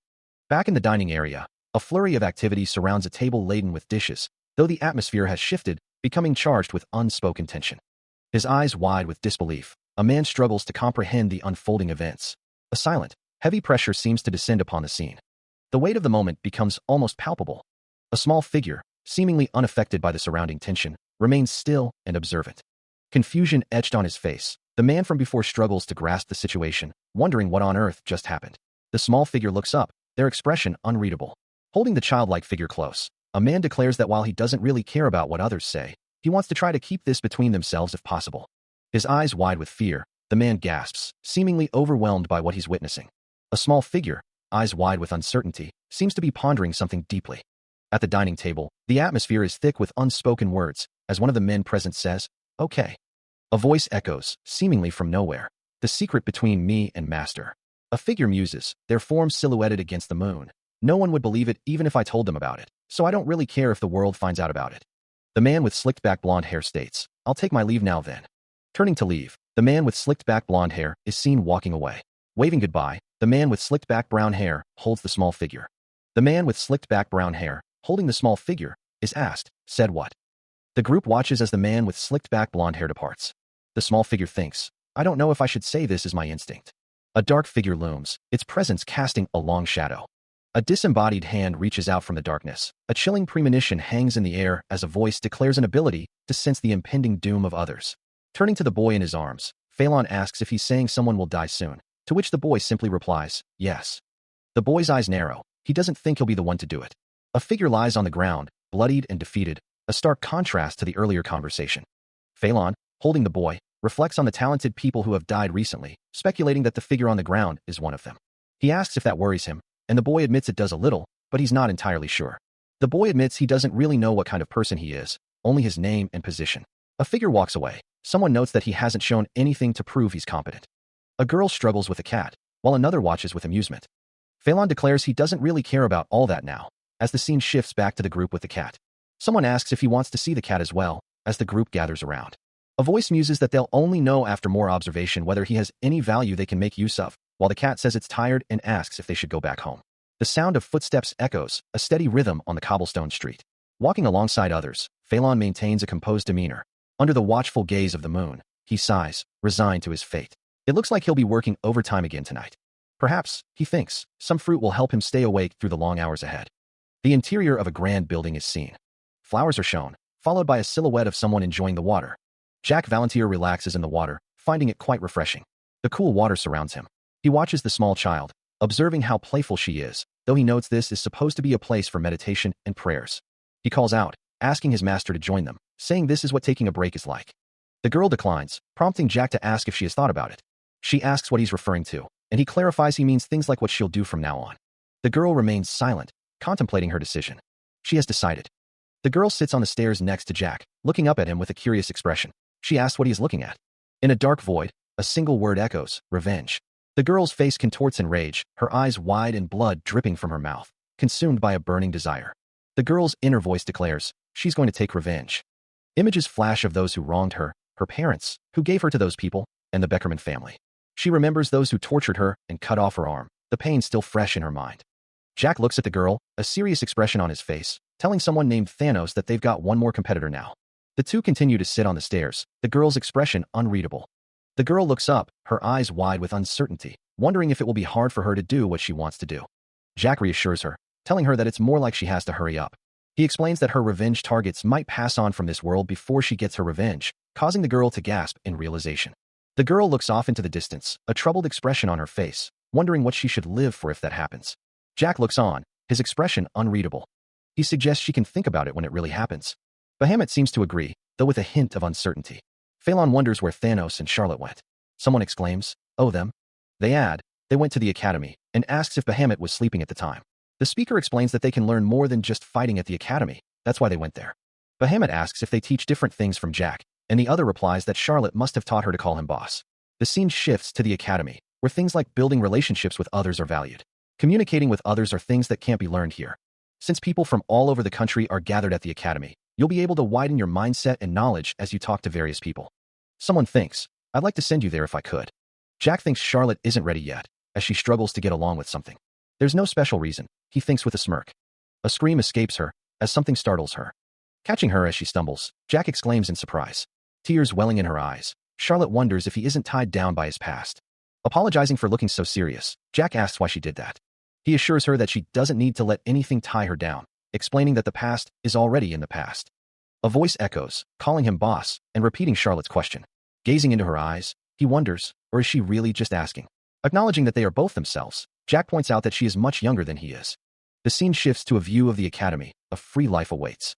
If he ever wants to attend the academy, he just needs to let him know, but she points out that he's still a child.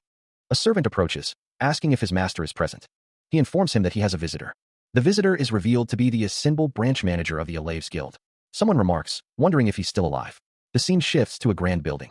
The branch manager sits, looking weary, as he awaits his visitor. The camera focuses on his feet. Someone arrives, stating that they brought him his money, and he acknowledges that they were fast, managing to find the other half in a day. An envelope is presented, sealed with wax, confirming that it's here. The branch manager receives the envelope, a look of relief washing over him. The envelope is opened, revealing checks from the Continental Finance Manor. If you submit one of these, you can exchange it for gold on the spot. Avero thinks to himself as he counts the money. Continuing his count, he reaches 3. A voice says that there should be 500,000 gold, but there are only 5 100,000 gold checks. The voice continues, questioning the presence of a single 5,000 gold check. Looking up, Avero asks what the 5,000 gold check is for. A voice responds that it's half of the money he has access to. The voice continues, stating that he has a few questions. The man says that if Avero answers them, he'll give him another 5,000 gold. The unnamed character looks up, seemingly surprised. The unnamed character responds, agreeing to answer the questions, but refusing to discuss his personal life. A figure lies prone, seemingly unconscious. Sitting across from Dietrich, Phelan asks, "What is it? What do you want to know?" He continues, inquiring about the Pentanal mercenary group. "Did you kill them all?" Turning his head slightly, the man wonders if he's being asked if he killed them. He's trying to find out if someone else is behind their deaths. Dietrich wonders if someone else is behind their deaths, or if Phelan killed them himself. A voice declares that he killed them, making sure that no one could ever find their corpses, erasing them from the world completely. Dietrich says he sees, wondering if Master is the one who killed them. A sword and crown rest against a red background. The figure wonders why the Tulkun Empire is being brought up, questioning if it's related to the fight for the throne within the Tulkun Empire. His golden eyes narrowed. How could he possibly be related to them? A slight smirk plays on his lips. It's interesting, though. Tulkun, huh? Elsewhere, a man sits, listening intently as another speaks. It's his turn to ask a question. A surge of blue energy erupts around a figure, memories flood back. The blue energy intensifies, blurring the lines between past and present. He shields his eyes from the blinding light, the memories becoming clearer. A voice echoes through the haze. "Ugh, you trying to get information on me? I'm fine with that." A figure is submerged in water, surrounded by blue energy. A voice declares, "It's good that you also obeyed my order to get all my money back." Legs are shown submerged in water. A voice murmurs, "I like all." The blue energy swirls, but the Tulkun Empire? Stacks of money are displayed, with an additional bonus of 5,000 gold. A voice speaks from the shadows. "That's by no means a small amount of money. This is probably all the money that you could gather. You rushed to get all this money overnight." But yet, he's being questioned about mentioning the Tulkun Empire just now. The scene shifts, focusing on a hand as the memory intensifies. A close-up of an eye reflects fear and desperation. A voice echoes, "You're looking for someone new to stand behind, aren't you?" A foot descends, ready to crush its target. "The one who is behind me will become that new person you will follow. Is that what you were hoping for?" A voice drips with malice. "I know you're familiar with how to survive in the world. The unseen figure continues, but you're mistaken about something. The foot presses down, grinding into the victim. Let me make this clear. No one is. A chilling prophecy. Someone told me that you would die soon. The flashback culminates in a brutal image, the victim bloodied and broken. One who will kill you. The voice concludes, indeed, I don't have any intentions of doing so. The weight of the child in his arms is a stark reminder of the promises he's made, the deals he's struck. You did everything I asked you to. His expression darkens, a flicker of something unreadable in his eyes, as he asks, you feel it too, don't you? A coldness settles over him, a mask of control slipping into place, as he warns, that you found out something you were not supposed to find out. A looming figure stands in the doorway, a silent sentinel, its presence a heavy weight in the air. The silhouette shifts, eyes glowing with an eerie light, a silent promise of something terrible to come. The thought bubbles up, unbidden. It's still surprising, though. Those Tolkien bastards are by no means sloppy, but you still found out about them. He sits, a forced calm in his posture, though the tension is palpable, the weight of unspoken words hanging between them. A cruel smile plays on his lips, a hint of admiration laced with something darker, as he says, I like your skills. A flicker of confusion crosses his face, a moment of vulnerability before the mask snaps back into place. Pardon. Reaching for the rope, a desperate act, a yearning for something beyond his grasp, he vows, I will become that person you can stand behind. A sinister grin spreads across the other's face, eyes gleaming with dark intent. If you ask me to help you, I'll do so, even if you do die. Standing over the fallen figure, a dark promise echoes. I could turn you into a death knight and give you the chance to seek revenge.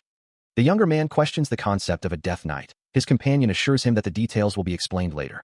Leaning in close, the dark-haired man wonders, what's truly important is whether the other will be of any use to him. A voice echoes, recalling that he was never destined to live a normal life. A figure stands amidst a fiery landscape, already knowing this truth. Charlotte stands over a fallen figure, thinking she hadn't intended to do so anyway. Shell reflects, he will shape the three of them to be important pieces of the future. Avero wonders if he can become one of those important pieces as well, questioning who the other person really is. A young man, surrounded by cartoon foxes, asks me. Someone finds it a little embarrassing to say this himself, urging the other to see it for themselves. The young man is surprised. The older man asks, by the way, do you like fishing? A young girl responds, yeah, fishing. The Alaves Guild stands tall, a place for true fishing that's fun, not the boring kind by the streams. With a creak, a door swings open. Startled, a woman exclaims, realizing someone has arrived at the right time, with a serious face throughout the night. He is informed that the branch manager was looking for him and is told to go find him. The focus shifts to a close-up of the branch manager's face, the word manager, hanging in the air. A sense of unease settles in, as someone wonders what could be the matter, hoping it's nothing too troublesome. The Alaves Guild stands tall, its walls hinting at the secrets held within. Footsteps echo through the halls. The branch manager is definitely competent. He is also exceptionally smart and has very good instincts. A silver-haired man wonders, I can't believe he's working overtime, something he hasn't done in the last few years. Did something happen? A voice calls out from behind the door. All right, come in. Seated on a couch, a blond man asks, what did you just say? The Tolkien Empire? A white-haired girl, clutching a doll, exclaims, goodness, what on earth? Sweat drips down his face as a brown-haired man whispers, what have I done? His face flushed, he begs, please forget what I said. The branch manager sits across from Jack Valantier, wondering what kind of situation this is, considering they're not normal adventurers. He leans forward, revealing that they're backed by the Tolkien Empire. The scene shifts to a vase of purple flowers, as a voice declares that dukes, even those of the imperial family, mean nothing. A man trembles, clearly in distress. Back in the room, Jack Valantier asks the branch manager to tell him everything he knows and who is behind him. The scene shifts again, this time to a field of purple flowers, as a voice wonders how the Penninel Guild was annihilated and why they were after the funds of the forbidden drugs. The man from before is shown with tears in his eyes, clearly distraught. He reveals that Duke Assemble and Duke Malone gave him the orders, and he was just doing as he was told. Jack Valantier is speaking with Taliso, who confirms something with a yes, sir. Taliso is instructed to send a letter to the higher-ups, confirming with a yes. Taliso is told to tell them that he thinks the Dukes are up to something, but he seems to be experiencing some sort of distress. The man from before is still trembling, wondering how their guild is related to the Dukes. The sound of a fist slamming down echoes through the room, a clear sign of building frustration. The urgency in the air is palpable, as one voice declares that this is no time for mere observation. Their lives are in immediate danger. Demanding clarification, one of the figures questions the meaning of monitoring. A message takes flight, revealing that the order was to accept Dietrich's request, and the failure to do so carries significant weight. A question hangs in the air, as someone wonders if anyone has any idea what's truly going on. Trying to downplay the situation, one of them suggests that a newbie like himself couldn't possibly know anything, but he's quickly told to stop acting innocent. The higher-ups are mentioned, followed by the revelation that the Tulkun Empire had no intention of killing Dietrich, who was merely a puppet. The question of why Dietrich was killed is posed, with the implication that he could have been left alone and used, but the Duke family got involved. The grim reality sets in: Dietrich is dead. In simple terms, it's revealed that the Duke family, and perhaps even the kingdom, is preparing to go against the Tulkun Empire. The gravity of the situation becomes clear. This is already taking place. A confession is made, an apology for putting up an act the whole time. Shelbahamut makes it clear he received separate orders. With a hand resting on his shoulder, Phelan Valantier assumes that he probably received the same orders as well. The room falls silent, the tension thick enough to cut with a knife. Shell's words echo in the air, a chilling reminder of the consequences of betrayal, to get rid of him if he gets in the way of the Tulkun Empire. He asks if Phelan now understands. Closing his eyes, Shell wonders why he's saying all of this. The scales of justice hang in the balance, but the outcome seems predetermined. A bead of sweat trickles down Shell's face, as he struggles to find the right words. A sinister smile creeps across Shell's face, as he remarks that it's as expected of the branch manager, to think he was just acting like he knew nothing. The branch manager, looking increasingly uncomfortable, stammers, asking if he can leave now. Suddenly, Phelan's foot comes down hard. Without warning, Phelan delivers a brutal kick to the branch manager. The branch manager cries out in agony, as Phelan asks if he wants him to sell him off as a slave or something. Shelbahamut, towering over someone, demands they shut their mouth and stay down. Appearing distraught, the branch manager apologizes. Meanwhile, a small, green-haired figure looks on with concern. Someone declares they have no interest in a brat like Valantier. Holding the branch manager, Shell asks why he's being told this now and what he wants from him. Eyes closed, the branch manager is accused of just saying whatever he wants. Sitting on a couch, the branch manager is called a newbie and questioned about who he is, as he was supposedly being monitored. A close-up reveals a shocked expression, as someone realizes they've probably heard of the secret corp of the Malone family. The narration explains that, while mana users are categorized into swordsmen or mages, people who specialize in assassinations, like Binamon of the Pentanal Guild, use something like a dagger. The world refers to such people as either assassins or cleaners. It's revealed that noble families will have private soldiers like normal swordsmen or mages. Within the shadows, a clandestine group gathers, their purpose shrouded in secrecy, but it's revealed that they will also have a separate cleaner team. Meanwhile, a man sits pensively, considering the implications. A Duke family is also involved. He muses, wondering if one of the perpetrators is Duke Malone.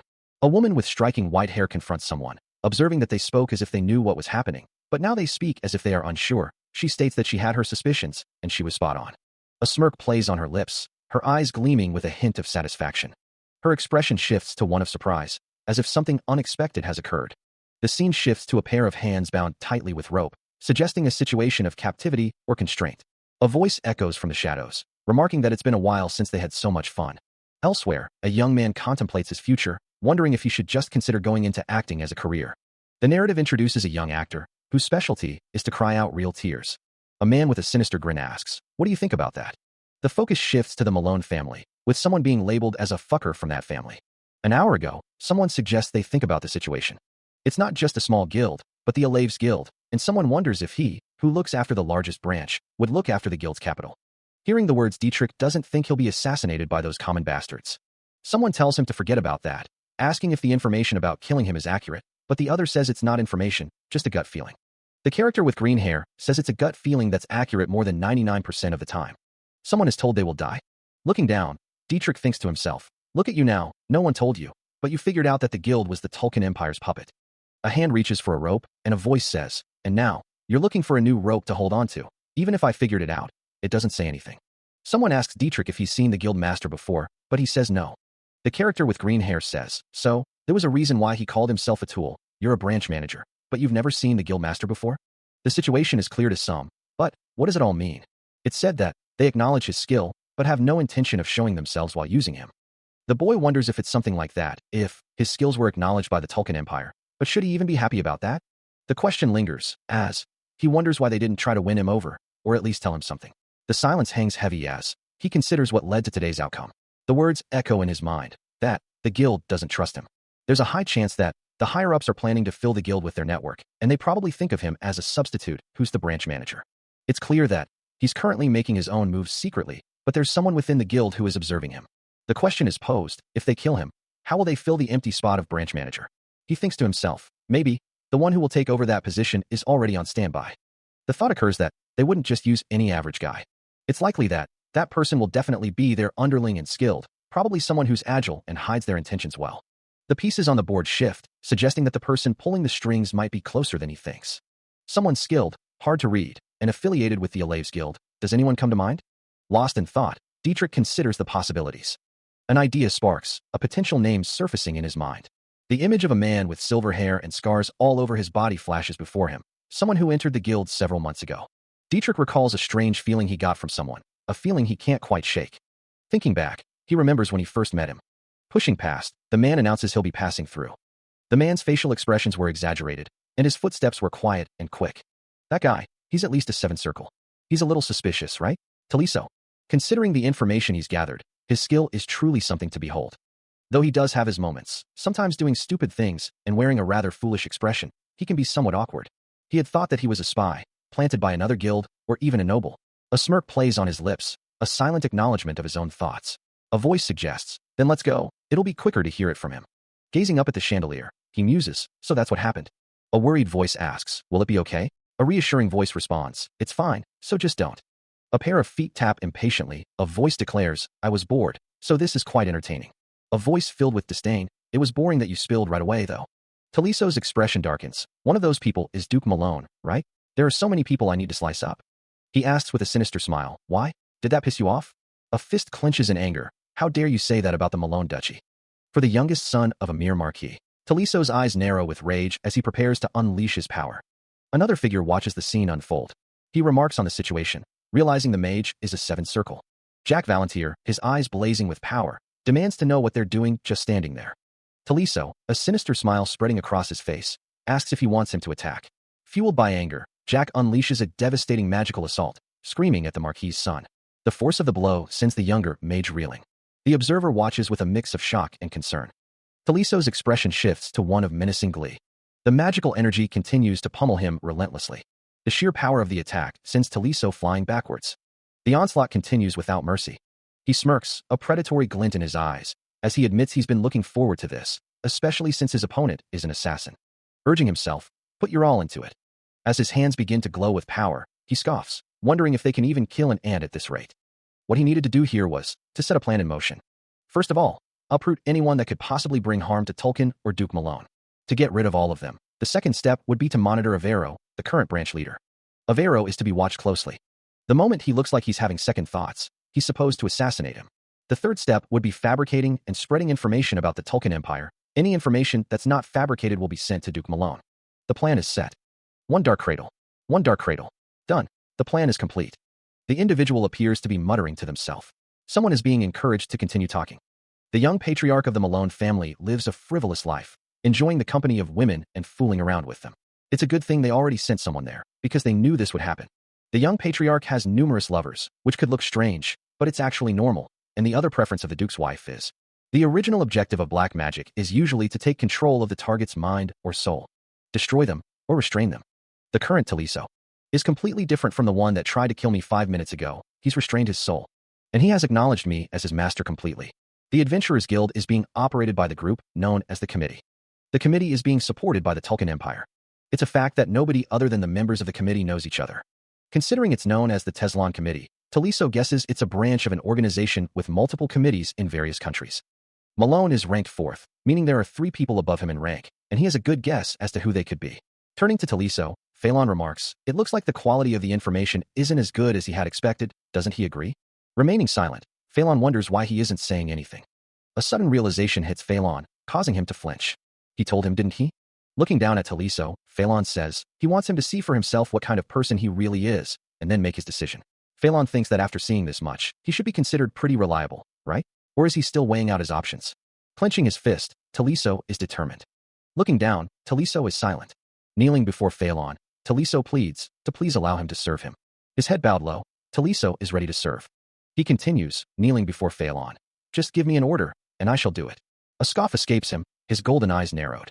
Phelan sits, legs crossed, observing Taliso. He raises an eyebrow, questioning. But I don't intend to recruit people who are only looking to do what I say. A beat of silence, before he asks, pardon? What did you do? Looking away, Taliso admits. I began to look for a new master. Phelan considers him. What I'm going to do with you is not that different from the Adventurers Guild. Seated at a table now, Phelan stares blankly, as Taliso looks on. He thinks to himself, remembering his own words. You've always been curious as to who I really am, and I avoided telling you that. To be honest, it was because I found it annoying, but what's important is that if a similar situation arises, you'll do the same things again. Taliso's expression is one of concern, as he asks, wrong? A smirk plays on Phelan's lips, as he seems to accept Taliso's answer. Phelan leans in, his expression unreadable as he hears Taliso's words. You're probably correct. The words hang in the air, heavy with unspoken implications, because he's experienced it in the future. A vision of bubbling potions and towering spires fills the mind's eye, the fact that the current Tulkun Empire is ill. The stage is set. That is when the fight for the throne will start getting serious. The Crown Prince will become the Emperor. Shortly after, the Hardliners will claim victory, and the Continent War will start. The details remain shrouded in mystery. He doesn't know the full details of what has happened. But one thing is certain, in Teslan so far, but he does know. A tragic fate, that his sister died a tragic death, and the kingdom fell. The world crumbles around them. That's all he knows. The speaker's voice is laced with apathy. Truth be told, he was just disinterested in it all, and that continues to remain the same. Taliso remains kneeling, head bowed, as Phelan considers the weight of those words. The younger man asks a question, wondering how old Phelan is. He responds, stating that 34 is pretty young and that he still has a lot of time. Changing the subject, Taliso wonders if Phelan is married or has any lovers. He asks what Phelan's long-term goals are, wondering what he wants to do with his life. Phelan responds, stating that he is not married. He answers, saying that he wants to live for a long time. The scene shifts to a different location, where one man asks if the other has heard of regression. If it's about what has been passed down orally for generations, then he has heard of it. The man responds, that'll make this quick, then. Tears well in his eyes, as he prepares to reveal a secret. He grips his chest, ready to confess. He declares that he is a regressor. His hand resting on the other man's neck, Phelan's eyes gleam with a predatory light. Taken aback, the blond man can only stammer, pardon. A sinister smile playing on his lips, Phelan declares, starting now. His voice dripping with false generosity, he continues, I'll make an exception for you, and tell you what the future will be like. A question hangs in the air, where does one even begin? A single thought, A figure recalls, killing everyone who dared to use the name Tulkun. Not stopping there, the dragons, too, fell before him. That got on his nerves, excluding the orcs and harpies. Everything else in the forest of monsters died. A declaration rings out, freedom was granted by killing all the dragons, you know? But those who became free. Regardless of age, they joined hands with Tulkun and pointed their weapons at him. A face emerges from the darkness, eyes filled with a haunting intensity. Standing in a pool of light, the journey continues. A dark admission hangs in the air. He admits to killing them all, justifying it as a response to a ridiculous situation. The reason he spared the lives of the orcs and harpies, a stark contrast to his previous statement, remains unspoken. The reason, they provided him with help. A silent pause, a moment of contemplation. A chilling premonition, a lot will die in the future. Reflecting on his past, he recalls being given a lot of nicknames, Sword Demon, Sword God, Demon, Monster, and other things. A sudden realization dawns, a subtle smile plays on his lips, just as he expected. A burst of manic energy, he laughs, almost to his own mouth. He reflects on the consequences of his actions, admitting he doesn't know the exact numbers, but guesses the population of the Western continent was reduced to less than half because of him. A moment of introspection, he thinks he doesn't intend to tell him any more than what he's already told him though. A desperate plea echoes in his mind. He doesn't want Master to hate him too. It's just for you to know, the figure thinks, considering the implications of the secret. The figure stands, contemplating the offer. I won't chase after you or kill you. The silver-haired man says, a hint of amusement in his voice, before asking what if he spread rumors about him. Responding to the offer, the blonde-haired man simply says, all right, having told him about his secret. This should be the first time he's faced such a situation, the figure thinks, considering the implications. Demanding to know, what rumor, the figure asks, insisting he never did anything this time. This kid. No, this man is different from everyone else he's ever met. The figure crosses his arms, a confident smirk playing on his lips. He's the type where common sense doesn't work on. The assassin group of Duke Malone and the vice captain, a seven circle, in other words, a strong person. Considering the strength of the individual, it's said that he will be killed by a young boy with a small body. The hands snap a twig, doing so with ease. It's as if he was just breaking a twig. And he revived him, too. Looking at the old documents, he's read about it before. Regression, knowledge of the future. The image of destruction fills the air. Tulkun was destroyed. But for some reason, he doesn't feel like he's lying. This is his instinct. It is said that this person will become a king. A soft sound echoes. Kneeling before Phelan, Jack lowers his head. Offering himself completely, he states that he'll serve him and awaits his orders. Observing the scene, Phelan sits perched on the edge of a table.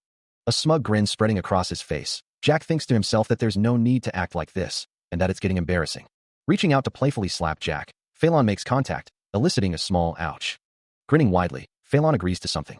Extending a hand, Phelan tells him to get up and that they should go together. Taking his hand, Jack wonders how he should address him from now on, and Phelan responds that he can address him however he's comfortable with. Bowing his head, Jack acknowledges him as young master and my lord. Considering the implications, Phelan thinks to himself that things will get complicated if people witness him calling him his lord, adding that he'll address him differently depending on whether they're in a public or private setting. Deciding on a new course of action, Phelan tells him to leave calling him your lord for the future, and to just call him young master for now. With a cold command, Phelan orders someone to help the injured man and keep his head up, making sure they understood. Clearly in pain, the injured man expresses his disgust. Agreeing with someone off-panel, a man says they should move their location first. The text reveals the name of Eru, and that he started sharing all the information he knew. The text speaks of monster subjugation. The text states that hunting dragons was the same as the goal of monster subjugation. The text reveals that the money earned from the forbidden drug business was estimated to be several millions of gold. The text explains that the gold that Dietrich used to pay for the assassination was obtained for his role as acting as the puppet boss. Reading a document, a man remarks that this is how it was. With a sigh, someone thinks that he's trashed through and through.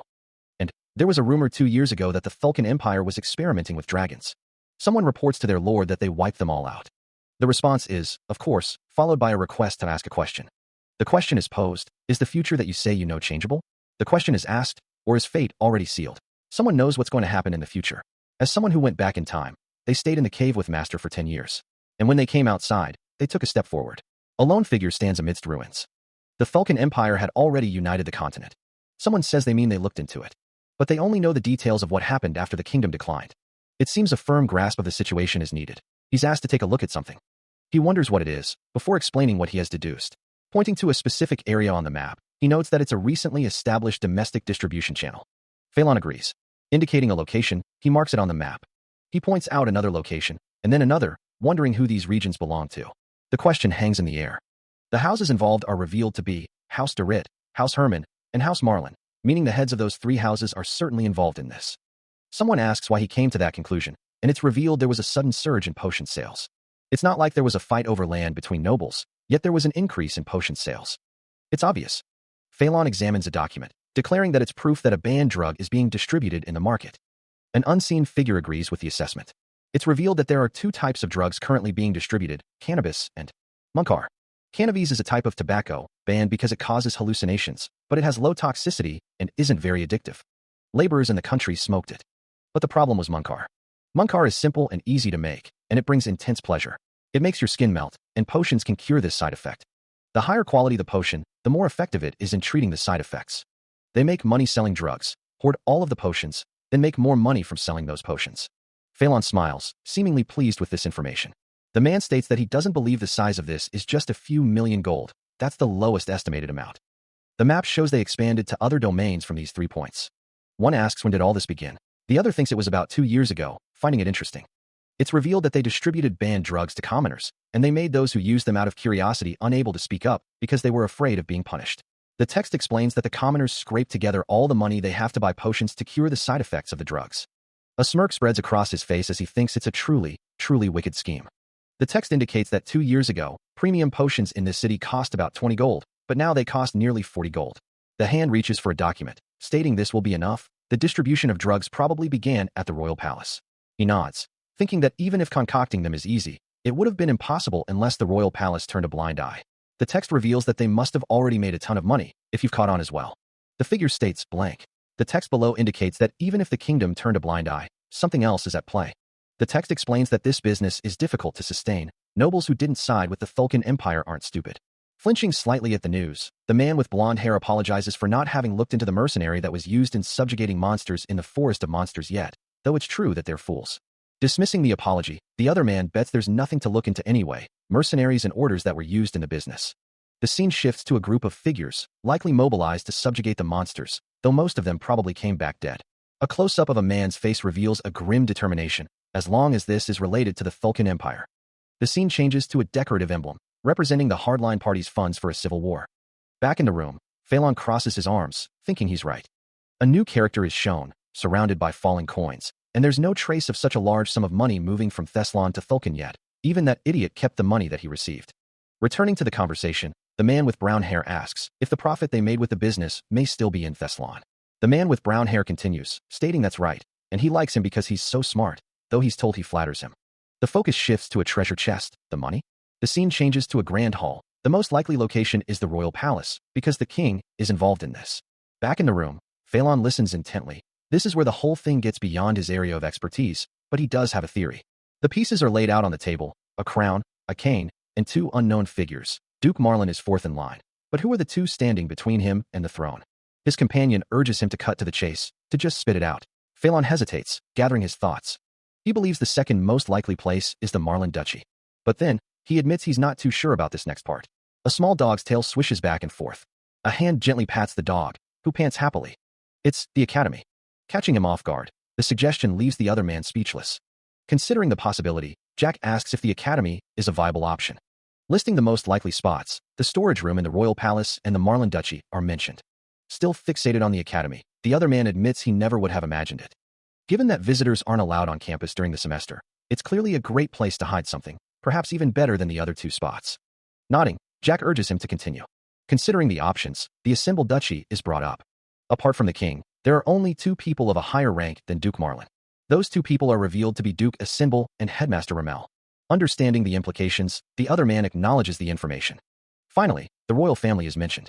A crest displays the symbols of House Marlin and House Assemble. Reaching out, a pair of hands seem to grasp at a source of light. A voice echoes, stating all the pillars of the kingdom have sided with Thulkin's hardline party. The voice continues, explaining it's the only explanation for why the Thessalon kingdom has become so ruined. The voice adds that they have joined forces with Thulkin. Looking down at the scene, the two men continue their discussion. Looking intently, Headmaster Ramel asks if the other man thinks he is the one. The other man nods in agreement. One of the men states he heard the other was quite close with him. The other man responds, saying they merely help each other out. Pouring a drink, the man wants to hear why it's thought to be Ramel. A voice asks, is that so? Headmaster Ramel, it's said, clearly has a huge influence in this kingdom. Looking down, Phelan remarks, it's already been 7 years since he retired and passed on the title of Duke to his son. He continues, adding, the nobles still follow him. The other man wonders, what if Duke Assemble absorbs all of Headmaster Romel's influence? Then Ramel will merely be a symbolic figure. Phelan lifts a bottle, commenting, the most powerful person? Ugh, why are we drinking this cheap swill? The blonde man replies, that's the problem. Duke Frederick Assemble, who runs the Assemble Duchy right now, isn't incompetent. On the contrary, he's remarkable. He continues, noting, but even someone like him couldn't escape Romel's shadow. That's how influential he is. Shaking a bottle, Phelan adds, on top of that, the head of the Magician's Tower has locked himself up to go into training recently. Phelan confirms, yes, he's the kind of person who would do that. The blonde man recalls, I thought it was hilarious when he told me that he wanted to make me his student. I haven't seen him around these days. Phelan says, I heard that he may end up becoming a 10th Circle Master. If he has the Thessalon Kingdom's third master, who also heads the Magician's Tower, working for him, he'll become unbelievably more powerful. The conversation continues, mentioning that the headmaster's second son is not only the captain of the Royal Guard, but also a 10th Circle Master. The captain of the Royal Guard stands in full armor, an imposing figure surrounded by kneeling soldiers. One of the figures remarks, that's right. The conversation shifts to a pampered dog, who, it's said, doesn't know about the affairs of the kingdom. An older man holds the dog, noting that it looks like he escaped the professor's quarters again, despite the fact that he's not doing anything. A thoughtful expression crosses his face. It must mean something. Another man's eyes narrow. He's probably scheming up something else. A hand adorned with rings appears. The first possibility is revolt. A bloodied weapon is shown, as a character thinks that sounds a lot different from the future that he knows. The head of the Magician's Tower is shown in front of a tower. He followed the headmaster for 30 years. Even if they're politically at odds with each other, the current Duke Assemble and the captain of the Royal Guards. The crest of House Assemble glows with an eerie light, the text around it declaring that both serve the house, and that they may be the most dangerous group in the kingdom. Phelan finds the situation fascinating, asking what the second possibility is, suggesting that he could be a double agent. The other man asks if he could be a double agent, receiving a simple yes in response, the text box declaring that both are clearly valid possibilities. In the future that he knows, Headmaster Ramel passed away after trying to defend the kingdom against the Thulkin Empire. But he doesn't know what happened before that. So he could have schemed up a rebellion. Or he may have tried to protect the kingdom by working as a double agent. Jack gulps down his drink, thinking that this is going to be fun to watch. He lets out a small huh. The liquid swishes around in the container. Maybe he thought of this too lightly. But it would be too embarrassing. Abiru is told to step away now. Turning to face the speaker, he asks if there's a problem. Patting the man on the shoulder, he asks if he knows the game called whack-a-mole. He proposes that they, referring to those who joined forces with Thulkin, were made. Making a circle with his fingers, he finishes the thought, for themselves. Morning dawns over the assembled duchy. Stretching languidly, a young man offers a sleepy greeting to the day. As he walks through the town, the townsfolk go about their daily routines. The weather is fantastic, and it's a perfect day to go to work, he thinks with a chuckle. But as he turns the corner, he overhears something that stops him in his tracks. Hey, did you hear? The whispers begin to swirl. Duchess Marlin and Marquis de Rit are lovers. The gossip continues. Apparently, Duchess Marlin isn't attracted to Duke Marlin at all. The women snicker. Word is that the Duke leaves the Duchess less than satisfied. The implications become clear. She calls him a jackrabbit. I heard he only lasts for 40 seconds. Overhearing this, he gasps in shock. What if there's a war over this? How could they talk about noble houses like that? Dashing away, he wonders, just what in the world is happening to this city? House Marlin, one of the two pillars of the Thessalon kingdom, now faces a threat. And it's spreading fast. The very foundations of their power begin to crumble. Working at the fruit stand, the young woman overhears. This rumor is all people are talking about today. Meanwhile, members of House Marlin arrive, likely to investigate the rumor. Someone remarks, those must be the House Marlin bastards. Elsewhere, the gossip continues. Duchess Marlin made love with Marquis de Rit on March 19th, when he was visiting as an honored guest, right under the Duke's sleeping, snoring nose. The whispers grow louder. I heard that de Rit described the Duke as short and thin, and apparently, Her Grace laughed and nodded after hearing that. Hearing all this, the fruit stand worker can only think, good heavens. The woman is greeted. Yes. Hello, ma'am. She's told, take a look at this. The newspaper. The rustling of paper fills the air, as someone pores over a document with a concerned expression.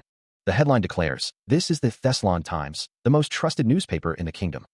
The article states, the rumor that is currently spreading clearly began at the Assemble Duchy. The newspaper continues, revealing that the source of these scandalous rumors wasn't House Assemble. Muttering to themselves, it's revealed that it was an adventurers' guild. The reader exclaims, it's the Alabs Guild versus House Marlin, and not House Assemble versus House Marlin. The scene shifts to a view of the city, as someone wonders what in the world is going on. Meanwhile, at the Marlin Manor, a hand crumples the newspaper, expressing frustration.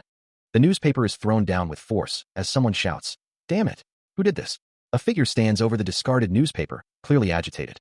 The man is identified as Bastian Marlin, clearly one of the most powerful people in the Thessalon kingdom, and he is not pleased. The rumors have clearly struck a nerve, and Bastian Marlin can't help but dwell on the details. But he knows he's not without his own flaws. It was his low stamina, a weakness that could be exploited.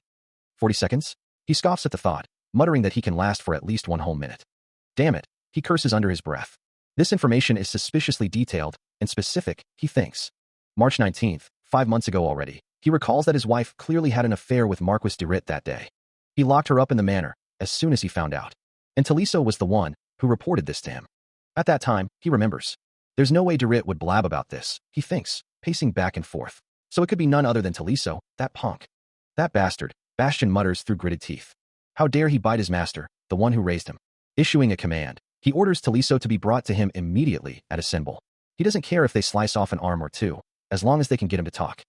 His patience wearing thin, Bastian Marlin demands action. Dashing through the halls, he is clearly a man on a mission. A subordinate responds, affirming his liege's command. Returning to his office, Bastian Marlin is clearly frustrated. Elsewhere, a woman is mentioned, referred to only as that wench. Another figure is mentioned, dismissed as that scumbag. Meanwhile, half of the Shushir Order, an elite group that Bastian Marlin belongs to, is on a subjugation mission in the Forest of Monsters. Reflecting on his adopted son, who came from a fallen house. The adopted son is one of the two masters in the kingdom, and he's the supreme commander of the monster subjugation troop. Something's amiss. Bastian Marlin realizes he's missing one of his most useful cards, and the void left by its absence is painfully vast. Apart from that, the old noble settles back into his chair, the leather creaking under his weight. Elsewhere, rumors begin to swirl at an adventurers' guild. Is Thulkin trying to take someone down? A sinister chuckle escapes him as Bastian Marlin decides he must capture Taliso first to hear the full story. A low chuckle echoes as the fire crackles in the hearth. Things aren't going as planned, someone observes with concern. A confident smirk spreads across his face, as he thought. A symbol, 9 p.m. that night. Looking like he'd been taken hostage, Phelan admits it was just to fool Taliso. Tapping his fingers together, Phelan is glad that Jack likes it, calling him so smart. Reading a book, the figure notes that it soon spun out of control, but that was his plan all along. Phelan hasn't received confirmation yet, but guesses that an assassin from House Marlin is on their way. Asking if that's right, Jack hopes so. Smirking, Phelan thinks they're competent. Swallowing hard, Jack thinks there's no need for them to go looking for it themselves. It'll be easier. The figure states that those who come here to capture him will be turned into Death Knights, and they'll make them search everywhere for them. That's the plan. Phelan admits he would never have been able to think of something like that. The situation has Jack on edge, as he admits he didn't know the Thessalon Times would be involved. It's probably because the hardline party wants to get involved in this war, according to the paper, which is apparently the most trusted in the kingdom. And by the most trusted, it means that they support the king. But the king is merely the hardline party's dog. The dragon asks, "Why are you making that face?" Something feels off, as the party's activities seem too hasty. Duke Marlin is affiliated with the committee, so why is a newspaper that supports the king? Smirking, Phelan thinks he's smart, and he's going to make him his advisor. He continues, stating that Jack probably knows why the hardline party is in such a rush. The young master confirms that he does. He adds, "That master, and he made them that way." The unnamed figure looks off into the distance. Confused, Jack asks why they're called the hardline party, asking Phelan to pardon him. As the discussion turns to the cooperation between House Marlin and the king with the hardline party, Jack admits he has no idea why they're working together. Cutting him off, Phelan pauses, a thought striking him. He wonders if the committee was created to achieve immortality. A slow smile spreads across his face, a soft bingo escaping his lips. The implications of their cooperation with the hardline party sink in, suggesting they were promised something far greater than what they currently possess. The revelation hits Jack hard, causing him to flinch. Recalling the events, Phelan admits he thought something was strange, as he couldn't find any documents on Cell or discover where she was from. Continuing his story, he explains there wasn't even a single person who saw her in the city. Mentioning a detail, Phelan notes the little girl named Cell followed him around. A man asks if she is by any chance a dragon, and Phelan confirms it. With a gleeful expression, Phelan confirms he brought her from Thulkin. He continues, it was late, so he dropped her off at the villa. A close-up of Phelan's face shows him thinking. He doubts he brought her for no reason, wondering what it could be. The camera zooms in on his eyes as he reveals he destroyed the entire laboratory. A smirk plays on his lips as he confirms he burned it to the ground. With arms outstretched, Phelan declares he turned the whole place to ashes. The scene shifts to two figures standing in what appears to be a dungeon, observing the chains hanging from the ceiling. A map is shown, and a voice states, there are people who are cooperating with the hardline party in the neighboring Ismail Kingdom, as well as the country next to it. And the one next to that one as well. If all of the neighboring countries support the moderate party, then the hardline party will lose, no matter how powerful they are. There's only one thing that's making them support the hardline party, immortality. People are greedy for eternal life. The result of this experiment is a half-monster that won't be able to last long. But what information should I leak to those who cooperated with them? Even if the experiment was a failure, it was valuable to those who wanted power. Nom, what idiots. The reason this was possible was because the Crown Prince, who was the head of the hardline party, was a genius. That punk split up 5 countries other than Thulkin with a single dragon. But is that dragon in Thulkin right now?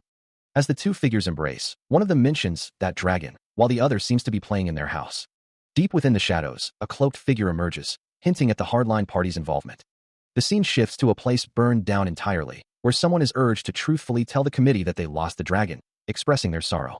A smile creeps across a face, as a voice asks for forgiveness from their highness, stating, "There's no way." Suddenly, a slicing action occurs, accompanied by a sharp, slice sound effect. With a resounding thud, someone is grabbed from behind, as it's revealed that the Crown Prince is a shrewd punk. The cloaked figure stands amidst a backdrop of sparkling lights, reflecting on how people would call him a monster, especially if Master and he. Ending on a cliffhanger, the story concludes with the words, "didn't exist."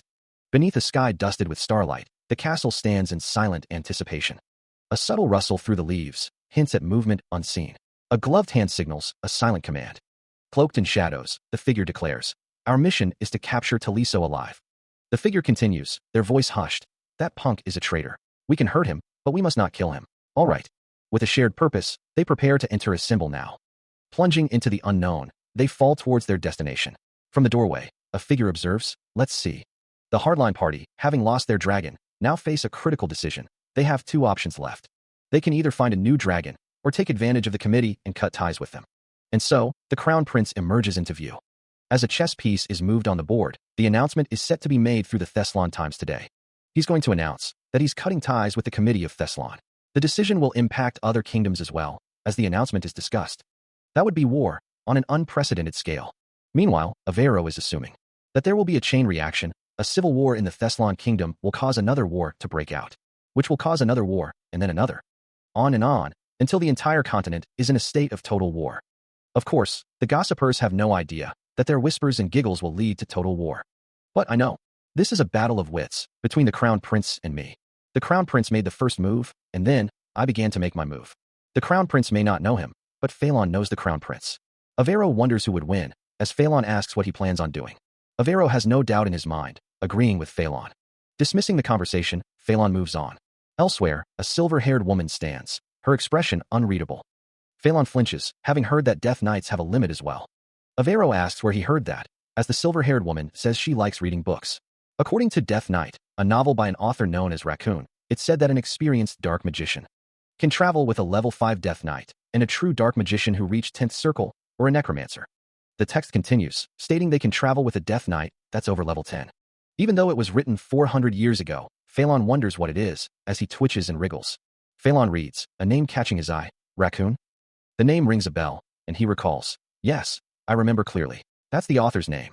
A memory surfaces, a younger version of himself looking up at a figure, Master? He groans, the memory hazy, but he can still recall, I clearly remember. The scene shifts to a desk with books and papers, a glimpse into his past life. He thinks to himself, leaving something behind in writing isn't so bad. Another memory surfaces, showing him training. I'm in the middle of training right now. What in the world are you saying? He reflects on his past. So I thought that I would be able to live forever. He remembers writing. I used Raccoon as my pen name. The memory fades. He dismisses it. Never mind. That's enough. You stopped doing push-ups. He smiles, recalling, and she never brought up Raccoon ever again after that. Meanwhile, in another room, one servant asks another, My lord, did I make a mistake or something? The other replies, not at all. A sinister smile plays on Phelan's lips. Turning to Avero, he asks if he still has that novel. Avero confirms that he does, adding it's not in very good condition, even though it's under a preservation spell, being basically an ancient book from 400 years ago. Suddenly, a knock echoes through the villa, and a voice calls out Avero's name. Outside, a report arrives, stating that 11 unidentified men passed through the south gate of the assembled castle. Avero smiles, telling Phelan it's time to get to work. Without warning, the door bursts open. Elsewhere, a door creaks open. A figure gasps. Back at the villa, Avero states he came here to greet Phelan because he thought it'd be bothersome for him to come upstairs. The two sit. Among the assembled figures, their ranks are clearly defined. One stands out as a 9th circle mage, another as an 8th, and the rest are 7th. A sinister smile plays on his lips, as he muses that House Marlin's troops would be quite useful. With a snap of his fingers, the figure demands, Now, Taliso, please explain. The man is identified as Christopher Shuburn, the head of the Assassin's Guild. Whispers spread, revealing that he hails from the Ismail Kingdom, and is the son of Count Shuburn, who was overthrown after being involved in a revolt. A twitch betrays his unease, as Taliso is called out. The accusation rings out. You really betrayed us. The city sprawls beneath a star-dusted sky. Turning to Avero, who is draped in a green cloak, Taliso asks what's going on. A glimpse into the past reveals a younger Taliso, his face plastered on wanted posters. Shrugging, Taliso tells him to finish explaining. For generations, House Marlin's Assassin's Guild has been made up of orphans. From the fringes of society, the 11 assassins in front of him were recruited. They were recruited from various kingdoms and raised by Duke Marlin himself. A glance into the past shows. A hand reaches out, clasping another in a gesture of comfort or control. Fascinated, Avero wonders what their background is, as he introduces Christopher. He guarded Lord Nathan Marlin, Duke Marlin's eldest son, and cleaned up after Lord Nathan's illegal activities. The most recent example is. Avero continues the story, recalling when Lord Nathan was staying in the duchy during his break. The man wonders, how could he do such a thing? As far as he knows, Christopher's hunt was a success. And he reached a settlement, as usual. He nearly felt guilty about turning them all into Death Knights, but then thinks, really? But after hearing that, it looks like it won't matter even if he kills them. A blade is drawn. The figure shouts at Taliso, calling him a punk. The figure accuses him of siding with that brat. The figure declares that Taliso betrayed their savior. An explosion rocks the area. Smoke fills the air. He realizes he's made a mistake. The masked figure mutters that he was ordered to bring him back alive, but ended up killing him. It seems it was an accident. Standing nearby, Jack watches the scene unfold. The white-haired figure looks on, uttering a confused huh? Struggling to speak, Taliso can only manage to say. The masked figure rushes forward, revealing that he seems to be working for Marlin. He asks if Taliso knows that he sided with Thulkin, demanding to know who he is. A sinister smirk spreads across Jack's face, as he supposes he should say that he's his enemy. Grabbing him, the masked figure tells Taliso not to forget. Slamming him down, the masked figure promises it will be until his bones. He's smashed into the ground, destined to turn to dust. Caught completely off guard, Taliso can only utter a confused noise as an unseen force slams into him. His eyes widen, he can clearly see the attacker, but his body refuses to respond. It's as if a supernatural power is holding him in place. An overwhelming presence looms before him. The force of the blow sends him falling, sliding helplessly across the floor. From the shadows, Jack observes, recognizing the attacker as a highly skilled assassin. He thinks that it's frightening after having his neck snapped. Meanwhile, nearby soldiers are shocked by the sudden attack. The assassin leaps forward, declaring he doesn't know who Taliso is, but he's going to pay. A sinister smirk spreads across Phelan's face as he prepares to strike. With unnatural speed, he dodges a desperate counterattack. Spinning with deadly grace, Phelan closes in. And with a sickening sound, he plunges his blade deep into Taliso's chest. The force of the blow shatters the air around him. Taliso cries out as he's struck. Gasping for air, he can only manage a weak groan.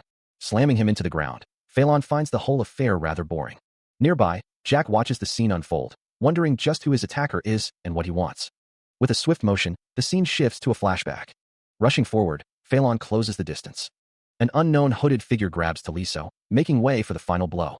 The hooded figure sneers, threatening to slash his throat. Back in the present, Taliso struggles, coughing up blood. Phelan expresses his annoyance, asking why he doesn't just kill himself, claiming he's exhausting him. The hooded figure asks, "Don't you agree, Taliso?" And with that, the blade finds its mark. A voice agrees, confirming the decision. The clinking of coins fills the air, a promise of payment for services rendered. A chuckle escapes Jack, agreeing with Phelan's sentiment. It's time to teach those punks a lesson. The aftermath of violence is clear, but Phelan has other plans in mind. Turning his attention to the injured, Phelan decides to start with a broken wrist. Channeling mana, he begins to stitch the wound together.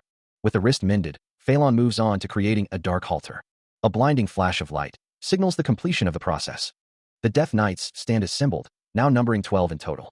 Reflecting on the Death Knights, Phelan notes that the 9th Circle Knights were 5th generation, and the 8th Circle Knights were 7th generation. Revealing a hidden detail, Phelan explains that the body begins to be restored when the 10th Circle is inscribed in one's heart. Reflecting on his past, Phelan recalls testing a certain method in a previous life. He muses, wishing he could make them stronger. An inadequate master won't be as obedient, he thinks, as a hand points down, commanding someone to stab themselves. One of the subordinates asks why he must do it, but the choice is obvious: an obedient 9th Circle hunting dog, and a dog that keeps talking back to him. Phelan considers the implications, having gotten the same result when he made an inadequate master with the Dark Halter. He realizes that there won't be any masters among the Death Knights he'll make in the future, but if he makes a master into a Death Knight, it must mean that there was someone who made him cross the line. Clapping his hands together, Phelan calls for everyone's attention. He tells them that their mission is simple: they must search and find something. He considers where to begin, deciding they must search 2 places: the Royal Palace and Marlin Duchy. One of the subordinates raises his hand, as Phelan asks who among them is good at finding secret spaces. The others point at him, as it's clear that Taliso must have many talents. With a gesture, Phelan tosses a scroll forward, commanding, "Take this." Sitting back in his chair, Taliso receives the scroll. Phelan explains, "This is the essence of your mission." Holding the scroll, Phelan continues, "Find a place where millions of gold would be stored." His gaze sweeping over the assembled figures, Phelan adds, "And the rest of you must create a distraction and help Taliso so that he will be able to focus on his mission." Receiving the order with a respectful bow, Taliso responds, "Yes, my liege." Staring intently at the scroll in his hands, Phelan instructs, "And rip the piece of paper I gave you at the middle of the." The scroll glows faintly, a reminder of its purpose, the paper that he handed over to Taliso. A diagram illustrates the scroll's function. The spell written in it is called Teleport. Phelan's instructions continue, his voice laced with command. "If you find that place and check the item for yourself, then send a sign to the rest of these punks. I put a limit on it so only things can be teleported, and that includes corpses. Just rip the scroll in the middle of the storage room of the Royal Palace, if you don't think you'll be able to find it." "All right." With a flick of his fingers, Phelan summons his subordinates, whispering, "Come here, and 9th Circle, and you." The subordinates murmur, their presence a silent promise of obedience. Surrounded by the cloaked figures, Taliso confirms, "Got it." The group responds in unison, "Yes." The weight of the task ahead seems to settle on her shoulders. Abiru's expression is a mix of concern and determination. Hearing her name, she turns, a flicker of surprise in her eyes, and confirms her presence. Extending his hand, Christopher presents her with 2 scrolls, a subtle smile playing on his lips. The scrolls are marked with different colored strings, the red one destined for the Marlin Duchy, the blue one for the Royal Palace. Abiru's gaze sharpens, a silent understanding passing between her and the cloaked figure. She acknowledges the unspoken plan. With a decisive clap, the stage is set for the next act. A sinister smile spreads across Christopher's face. He's eager to set his plan into motion. The town lies quiet under the night sky, unaware of the events about to unfold. A few hours later, the scene shifts to Marlin Duchy. A creak echoes through the room, as someone cautiously steps inside. Clutching a trident, the figure seems to be searching for something. Climbing onto the rooftops, the search continues, the figure muttering about the object's absence. The decision is made. It's time to head to Marlin Manor. Outside the manor, a guard stands silently, unaware of the impending chaos. Suddenly, an explosion rocks the area, signaling an enemy attack. A scream pierces the air, as someone is struck by a slicing attack. Amidst the chaos, the order is given to protect Duke Marlin and for the rest of the troops to head to the castle gate. Elsewhere, someone lies defeated, while another rummages through a chest. Standing over the chest, the figure realizes what they're looking for isn't there. The camera focuses on the chest, highlighting its ornate design. With a series of clicks, the lock is picked. The search continues, revealing a glimpse of the searcher's muscular arm and bloodied state. The narration shifts focus to a red diamond, described as the rarest jewel in the entire world. A diamond of this size is said to be worth at least 4 million gold. A wicked grin spreads across their face, the red diamond glinting in the light as they hold it up to their eye. Found it. The title card flashes, declaring the series, Jack be Invincible. A hand clutches a crimson jewel. The narrator declares that it has been found. As a building burns in the distance, the call for reinforcements rings out, revealing that the funds for the Civil War aren't where they should be. Amidst the chaos, a figure slashes through the enemy ranks. A cloaked figure moves swiftly, calling out to Christopher. The camera focuses on a character with white hair, their head shaking. With a sudden tear, something is ripped apart. A voice commands, it's time to move to the next destination. A blinding light erupts, illuminating a structure in the distance. The aftermath of a battle is revealed. Armored figures lie scattered on the ground. 3 armored figures stand guard, questioning what is happening. Overlooking a city skyline at night, a voice whispers, say, they may have already used up quite a lot of mana, but they must travel from the Marlin Manor and the domain in search of the item. Will they be all right?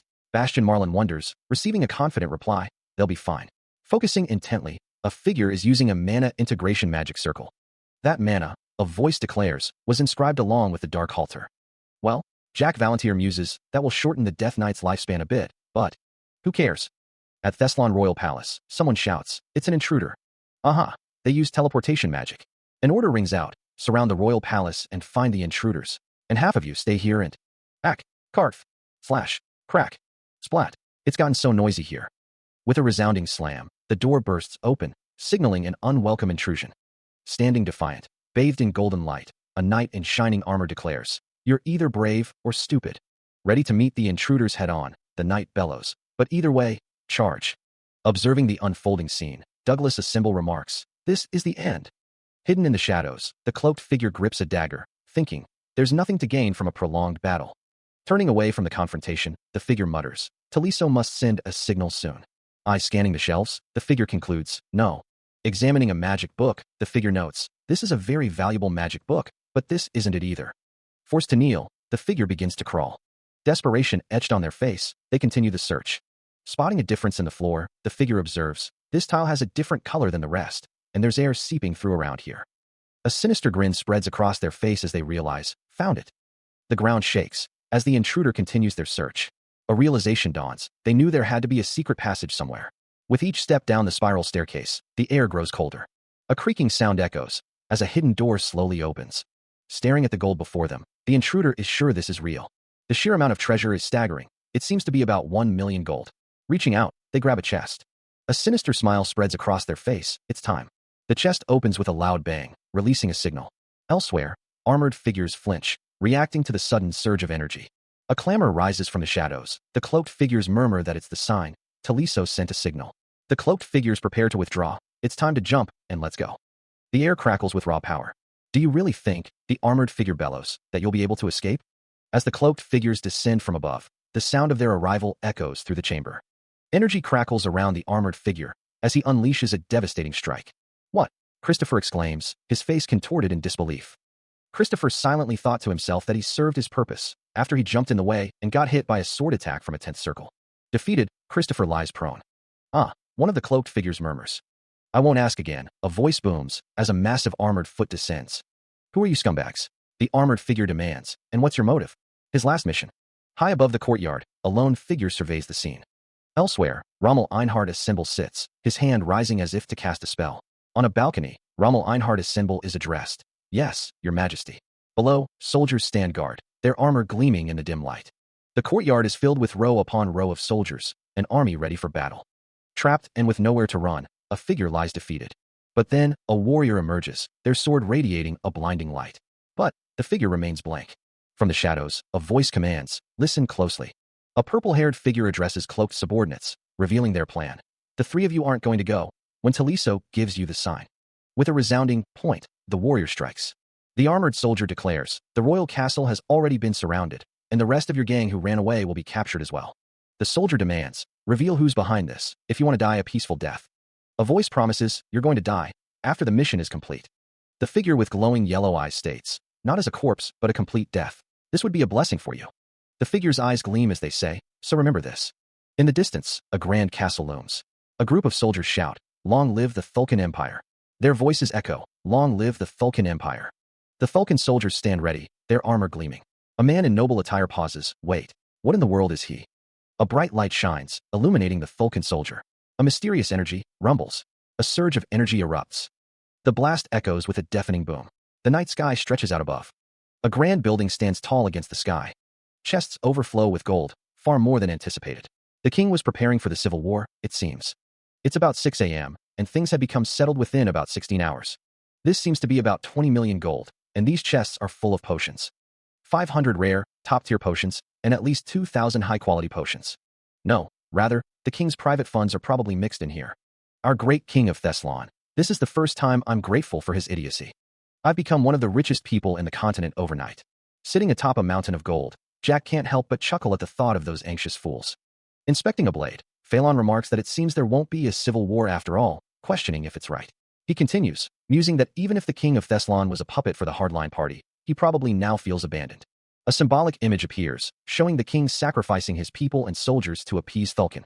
The scene shifts to an assassination attempt, revealing that Vulcan suddenly sent an assassin to kill him, and he was robbed of his Civil War funds. It's likely he now thinks that Vulcan must consider him a pushover, and that the king will probably not continue to work with the hardline party anymore. A close-up of hands shows a deal being struck, or a plan being set in motion. Standing nearby, Phelan notes that news of this incident will probably spread to other kingdoms as well. Elsewhere, a group of nobles discuss how all of the nobles that are a part of the committee and nobles of other kingdoms will become suspicious, and eventually. A character gasps, wondering what could it be. Back on the gold pile, Jack asks Elle if she expected all of this, to which she shrugs and says, well, kind of, how impressive. Looking at a gold bar, Cell thinks that now all she has to do is sit and wait. Originally, the hardline party would have started a civil war in the Thessalon kingdom. But now, how can they wage war? They have no money, and the trust they had for each other has crumbled. Someone imagines two scenarios for the future. They may either come together as one, or fight among themselves again. Thinking to himself, he knows they can't be sure yet, then they must turn. A sinister smile spreads across his face, the word smile hanging in the air. Their suspicions turning into reality. One man states, I'll do as you order me to. Times like this call for lots of meat. He says, yes, you're rich now, so buy me something expensive. To be continued. Birds chirp outside the window. Someone is asleep in a large bed. Blinking, Jack stirs from his slumber. Muttering, he seems to be waking up. Lying next to him, Phelan asks if he felt it, confirming that he did too. They are a dragon and a vampire. Yawning, Jack wonders if it must be the boss, noting that he seemed busy yesterday. Phelan suggests bringing him something to drink. Rubbing his eyes, Jack asks if they shall, agreeing that they should. Standing in front of a wardrobe, Phelan wonders which one he should wear. Outside a building, one of the figures expresses surprise that the entire continent was moved with merely a few spells and a simple plan. Appearing flustered, Phelan is clearly embarrassed. The raccoon boasts, I was created by raccoon, so of course I'm extraordinary. Looking forward, Phelan seems to be observing something. A group of students walk by, one of them commenting that they shouldn't still be in bed. Presenting a glass of orange liquid, it's offered to the boss. He says, how kind of you. Taking a large gulp, Phelan enjoys the drink. With the drink all over his mouth, he comments that it's good. Cell says no, explaining that they normally get up at this time. The group heads out, ready to start the day. Focusing on a sword, it's ready for action. Swinging the sword, Phelan practices his swordsmanship. Phelan's liege calls out to someone named Tanos, asking if he is his liege. Grabbing Phelan's arm, his liege pulls him along. Dragging him, his liege tells him to come along and eat. He thinks to himself that he must complete his daily training. Another character is singing. Groaning, he thinks that it is all right. Meanwhile, in the Thessalon royal palace, someone is wondering what's going on. Another character is wondering why him. He thinks to himself about an attempt to assassinate him and wonders if they meant what they said about the Vulcan Empire. Someone slams their fist on a table. He is yelling that he did everything they told him to, so why? A plan, once meticulously crafted, has fallen apart. Fueled by frustration, a hand clenches tightly. In the shadows, figures discuss funding forces to fight the civil war and eliminate threats. The memory of a perfect plan now a bitter reminder of what could have been. The realization dawns, they never intended to give him the potion. With a surge of determination, a hand grabs hold. A furious voice echoes, questioning how they dared to do this to Thessalon. In a fit of rage, something is smashed to pieces. The scene shifts to the Thessalon royal palace, where a new drama unfolds. Introducing the crown prince of the Thessalon kingdom. Asked if he is all right, the crown prince responds with a firm, absolutely not. His gaze hardened, he desires to live forever. A scoff escapes Phelan's lips, calling the current ruler a greedy and petty old man. Turning to a knight kneeling before him, he orders a message be sent. The knight nods, confirming that the message will be sent to Duke Assemble. A sinister smile spreads across Phelan's face. as he believes it's finally time to throw that old man out and rule over the kingdom himself. Turning away, he walks towards a large door. The knight smirks, believing that this is finally happening. Looking up at the ceiling, the knight believes that House Asinbal will become the right-hand man of a kingdom. Mistletoe, once a luxurious restaurant in Asinbal, now stands empty. Its chef honed his craft by traveling the Thulkan Empire for decades, all to learn the local cuisines. It's one of the best restaurants in Asinbal, but they're the only ones here right now. That's because he rented the whole place out for 2 hours, making so much gold now that he could afford to do this every day for every meal. Chuckling softly, Jack wonders if this is what it feels like to be part of the nouveau riche. Tilting her head, the woman asks what's so funny. He explains that a bag of money just came rolling in, earning a wow, congratulations. Smiling, she says there's no need to tell her the details, adding that the food tastes amazing. Thinking back to the brutal process, he knows there's no need to tell the kids about it. Changing the subject, the woman mentions she was so busy yesterday that she couldn't talk to him, so he asks how the academy was. It was fun. She continues, explaining that they sparred yesterday, and she beat 5 people. Jack simply replies, I see. She recalls the professor of swordsmanship being so surprised by her skills, he called her a genius and insisted she learn swordsmanship. Smiling, Jack remarks that it sounds like she had so much fun. Chuckling, she asks what a parachute is. She explains that her mana training professor called her a parachute, prompting her to ask what it meant. The flashback continues, revealing that this occurred after class, and all he did was get mad at her. She explains that there used to be a popular tactic where soldiers were levitated into the air, invading enemy territory from above, and that's when parachutes were created. The flashback continues with a text box explaining that it was, because it proved ineffective and useless.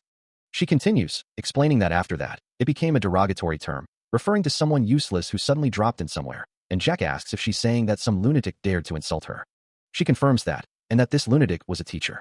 Jack asks what his name was, and she recalls that he introduced himself as Leon Hart. Clenching his fist, Jack says okay, he's going to remember that name, before asking if there's anything else bothering her. A blonde girl with wide eyes speaks, claiming she's made friends as well. She continues, mentioning a strange rumor. Elsewhere, a group sits around a table, one of them declaring someone an idiot and incompetent. The room falls silent. A sinister laugh echoes. Jack, seemingly annoyed, declares he's upset. He wonders what they mean, noticing someone laughing back there. A groan escapes him. He chuckles, acknowledging that someone has indeed called him that before. The blonde girl asks what he thinks, denying that he looks like one right now. Elsewhere, 2 figures sit at a table, one remarking, "If you're an idiot." Jack smiles, thinking that the more he gets to know him, the more he likes him, blushing slightly. It seems the meal is coming to an end, and the time for introductions has arrived, as the group claps and cheers. The woman is introduced as Abiru, the branch manager of the Alabs Guild. Sunlight streams through the window, illuminating the interior of the building. A close-up of the meal shows a variety of dishes, including soup and vegetables. Someone mentions hearing that they sell really good fruit juice nearby, and a woman suggests they go. A voice tells Jack Valantier to stay behind, as the others leave. Turning to the speaker, Jack asks if there's a special assignment for him. The man confirms, but explains that he couldn't discuss it in front of the kids, as Jack offers to do anything asked of him. A job that's perfect for him, he wonders. Abiru's name is mentioned, along with a direction to go to the Valantier Marquise. Confused, Jack asks the man to repeat himself. The man asks if he wants a title, but Jack declines, stating he wouldn't take it even if someone gave him one, prompting the man to wonder why he's being so compliant. A finger is raised, signaling the start of a list. In a hushed tone, Phelan orders someone to investigate the rumor about Duke Marlin. Continuing his instructions, he expects them to uncover rumors about Taliso and himself. He sighs, realizing he won't have time for anything in Assemble. The unseen figure is praised for their intelligence, their quick adaptation, and their talent for speculation. Comparing them to a raccoon, Phelan whispers that their novel is actually terrible. Clearing his throat, he moves on. An attendant is seen from behind, but Phelan notes that he's a ninth circle magician and family. He instructs the figure to find Ron, insisting there's something they must tell him. A sniffle is heard, as someone wonders if they're catching a cold. A servant sweeps, wondering if Lord Jack is doing well. The story will continue. Even if he gives him a simple outline, Jack Valantier is confident that he'll realize what he should do once he gets to Valantier Manor. Instructing his subordinate to find Ron and tell him this, the man asks what he should tell him. If the Iron Blood Order, which left for the Forest of Monsters, returns to Valantier Manor, he must kill the captain of the Iron Blood Order. Considering the order, the subordinate asks if he should kill the captain, receiving a simple confirmation. He's the punk who's going to chop off the head of Ron's future daughter, so Jack declares that they must kill him right now. This is the important part, as he plans to give the money he made today. Use it to unite all of the organizations within the Marquise. Considering the implications, the subordinate asks if they should unite. Within House Valantier, even the scumbags and bandits with connections to the manor are being considered. A sinister smile plays on Phelan's lips as he gives the order, kill them all. The terms are set, for months to kill them all and take over the Marquise. Knowing that for most people that wouldn't be enough time, He assures him that he isn't most people, a statement taken as a compliment. With a determined look, he states, "I'll take it over, within 4 months." Phelan continues, offering a deal. "And I'll let you take all of the death knights except for 2, so use them however you like." He is given 8 hours to get ready and take those that he needs. With purpose in his stride, he takes his leave. Turning away, he simply says, "Ah."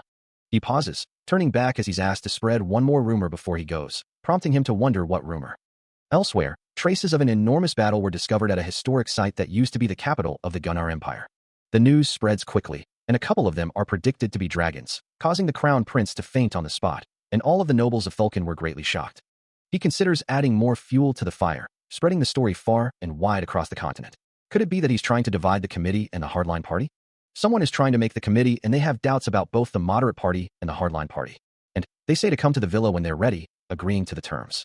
A grand villa stands tall against a bright sky. 2 girls share a moment of excitement, each holding a piece of fruit.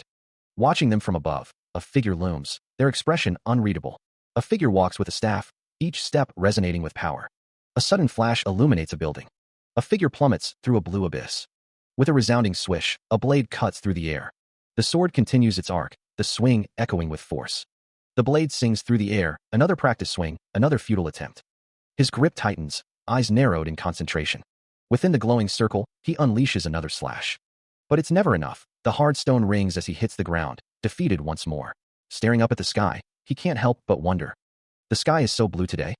He struggles to recall. How many times has his head been sliced off? It has to have been at least 100 times. He fought Jack in the magic circle hundreds of times, yet he's never been able to block his sword, not even once.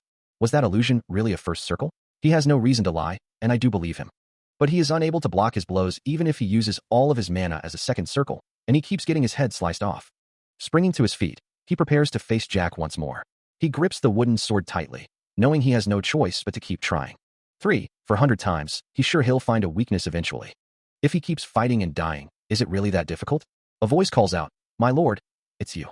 He realizes once again. That Thanos is so ordinary, compared to Cell, who's a dragon, and Charlotte, who's a vampire.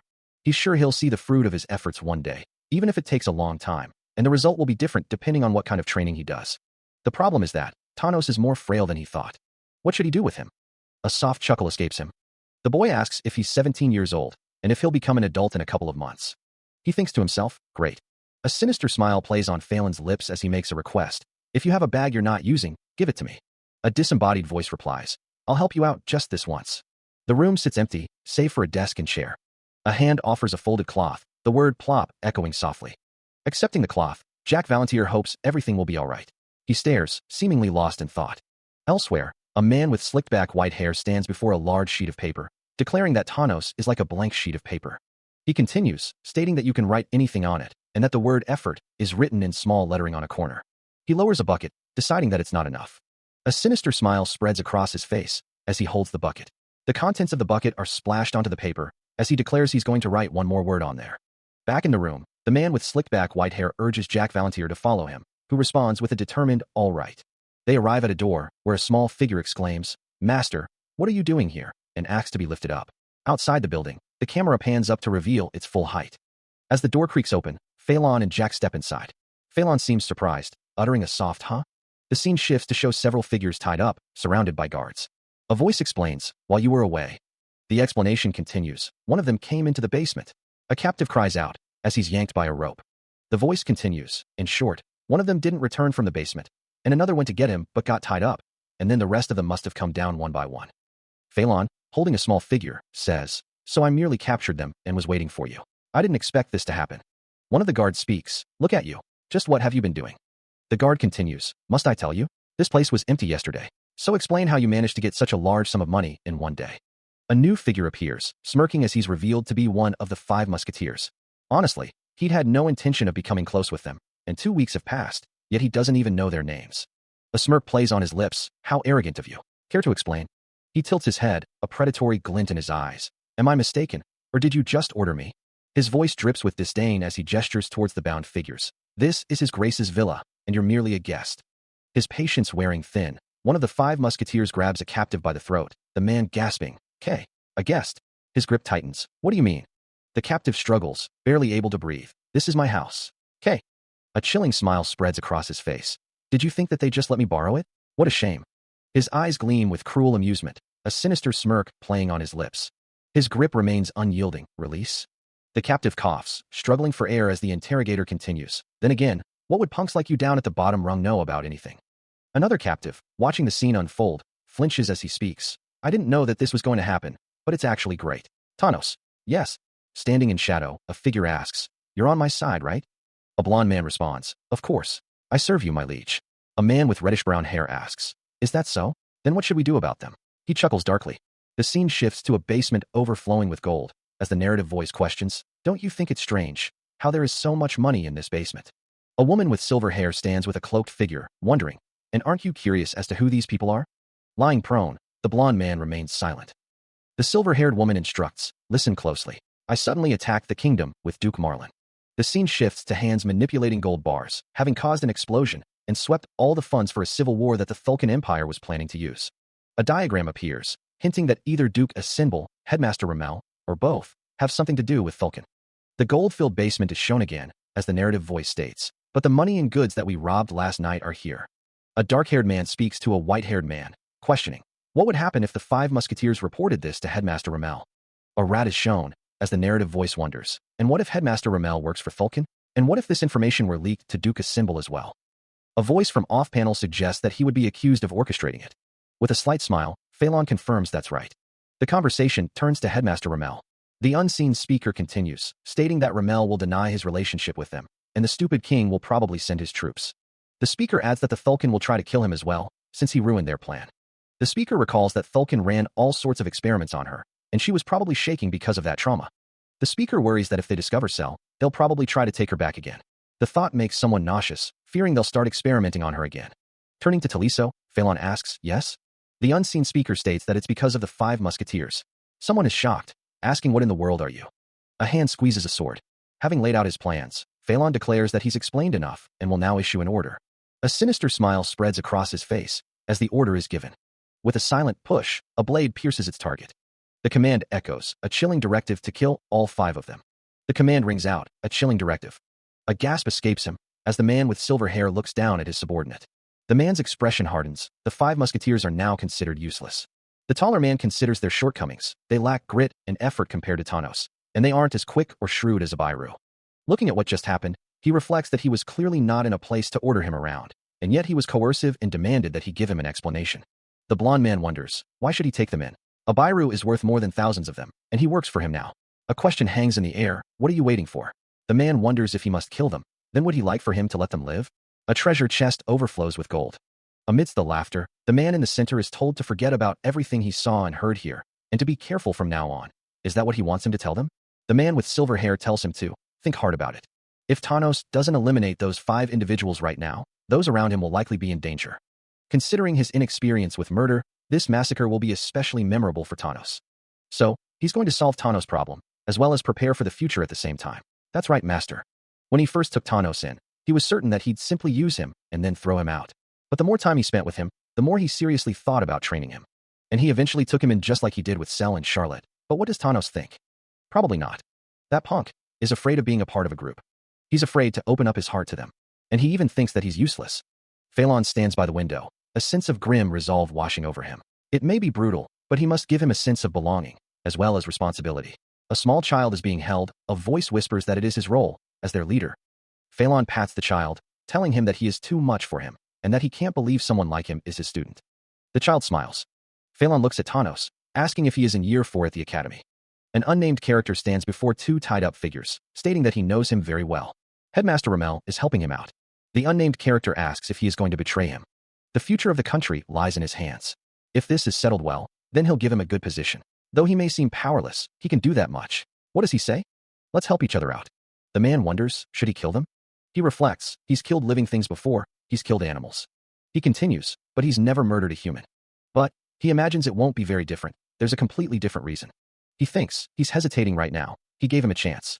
On top of that, he helped him to become stronger, and he took him in as his family. But did he really think of Jack and the 2 kids as his family? The man stands, ready to accept his fate. A flashback, a memory of a happy time. A sinister smile, a decision made. The sound of steel, a sword is drawn. A surge of power. Yes, he's Jack's sword.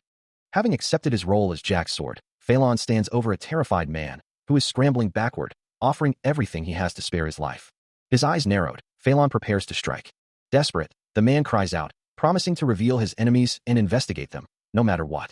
Looking down at the man, Phelan is unmoved by his pleas. In a last-ditch effort, the man begs him not to do this. The sound of steel rings out, followed by a wet splatter.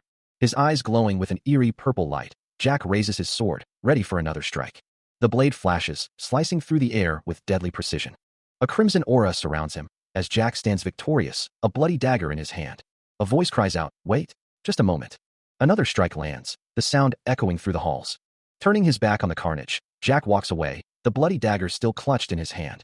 Catching his breath, sweat dripping down his face, Jack feels something new stirring within him, blue circles pulsing with energy on his chest. The dagger falls to the ground, clattering against the stone floor. A door creaks open, revealing a new path. His expression softening, Jack walks towards a child, a sense of peace washing over him. He looks happy. A close-up of Taliso. Bowing politely, Taliso expresses his gratitude. Smiling warmly, Jack pats Taliso on the head. Jack lifts his hand. Clapping his hands together, Taliso says to put these in a corner. All right. Pulling out a small pouch, Taliso smiles. As the coins jingle, Taliso thinks it's really just pocket money, 3 gold and 21 shillings. Tossing the coins in the air, Jack asks what Taliso is planning on doing, revealing he wants to make a demi-plane bag, thinking about making an artifact. People think that demi-plane bags are common, but the thing he's trying to make is different. There are 2 kinds of demi-plane bags. Showing the bag, it allows you to take an item out from a chosen location. For example, he can take something out of this basement by putting his hand in this bag. As Jack delves deeper into the intricacies of demi-plane bags, he learns that this type is the more common kind, with about 100 of them existing on the continent. However, there's a downside to using them: the danger of theft, because the space on the other side exists in this world. Therefore, a second type was created. A bag that can store things there. With this method, you don't have to worry about theft. It is said that only transcendents who use soul aura can create a demi-plane bag using this method. As far as he knows, there has only been one in the entire continent, but now there will be 2. With a surge of power, a demi-plane bag is created. First, engrave the accelerated thought symbol. After putting soul aura into it, you make a hole in the dimension in the symbol that was altered. Focusing intently, the placement of the hole is crucial. Finally, circulation, size, and all of that is metaphysically engraved and imprinted. With a surge of power, Jack's eyes glow with an intense blue light as he begins the process. Focusing his energy, he manipulates the soul aura with practiced ease. The aura flares, illuminating the room with a blinding flash as he harmonizes with the energy. Wiping his brow, Jack sighs in relief. He finally managed to make it, but wonders how much time has passed. A white-haired man informs him, "It's been 2 hours, my liege." Jack seems surprised, asking if it's been that long. Wiping the sweat from his brow, Jack admits it's been a while since he used soul aura, so his head is killing him. He prepares to lift the finished product. Holding up what appears to be a simple piece of cloth, Jack activates the demi-plane bag with a soft boom sound. He explains that it can store close to an infinite amount of things, and it's a rare artifact that has no danger of having its contents stolen. Smiling, Jack chuckles, thinking to himself that there are only 1, or rather 2, of them on the continent. He didn't know he knew how to make that. Reaching out, Jack grabs the hand of a green-haired child, telling them it's from him in his past life. The child looks up at him, simply stating, "I see." Holding the child close, Jack remarks that it's nothing at all compared to the magic he used last time. Taliso instructs, tossing something out of frame. He continues, telling someone to take all the potions out of something and put all the gold in it, leaving 1 million gold out, having fortified its durability so it won't rip, and receiving an all right in response. Up above, a building is seen, and below, a magic circle is visible as someone sighs in relief. Someone is told not to strain themselves, as they remark that they are sweaty and need to take a shower. A voice calls out to Tanos. He responds, affirming his liege as Taliso suggests trying to go in the magic circle right now as a 3rd circle user, and then asks if it should be done right now. A voice explains that one should feel the difference between being a 2nd and 3rd circle, but still. Taliso offers a piece of advice. Below, a voice assures that it'll only do someone good. Someone is told to focus all of their mana on their eyes as soon as they step inside. A close-up of a face is shown. The face blinks. The man stands, his bare chest catching the light as he grips the hilt of his sword. To be continued. Focusing all of his mana on his eyes, Phelan smirks. All of his mana flowing out of his 3 circles, he focuses only on his eyes. Jack dashes forward. Forced to dodge, the swing comes in. He can see his movements, which he wasn't able to see before. Phelan realizes this must be it. Stepping forward, Jack prepares to strike. But he understands why. He's focusing all of his mana on his arm. The mana gathers. Wait, he moved all of his mana that he focused on his arm to his right foot all of a sudden? Goodness, he had no idea that was possible. Mana users who fight with their bodies usually distribute their mana evenly all over their body, Phelan thinks.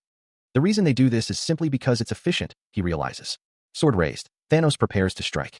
A blue aura surrounds him as he continues to focus his power. Suddenly leaping into the air, Jack closes the distance. The veteran hunter manages to block the attack, but the force of the blow is palpable. Focusing his mana, Thanos prepares his next move. Attacking and dodging, he keeps the pressure on. He can hardly believe his eyes, something feels off. Perhaps this was the difference between different ranking mana circle users, he muses. Looking up, Jack realizes that the illusion in front of him was incomplete. With a mighty leap, he propels himself forward. Swooshing through the air, he aims for the kill. And with a final thrust, Jack stabs.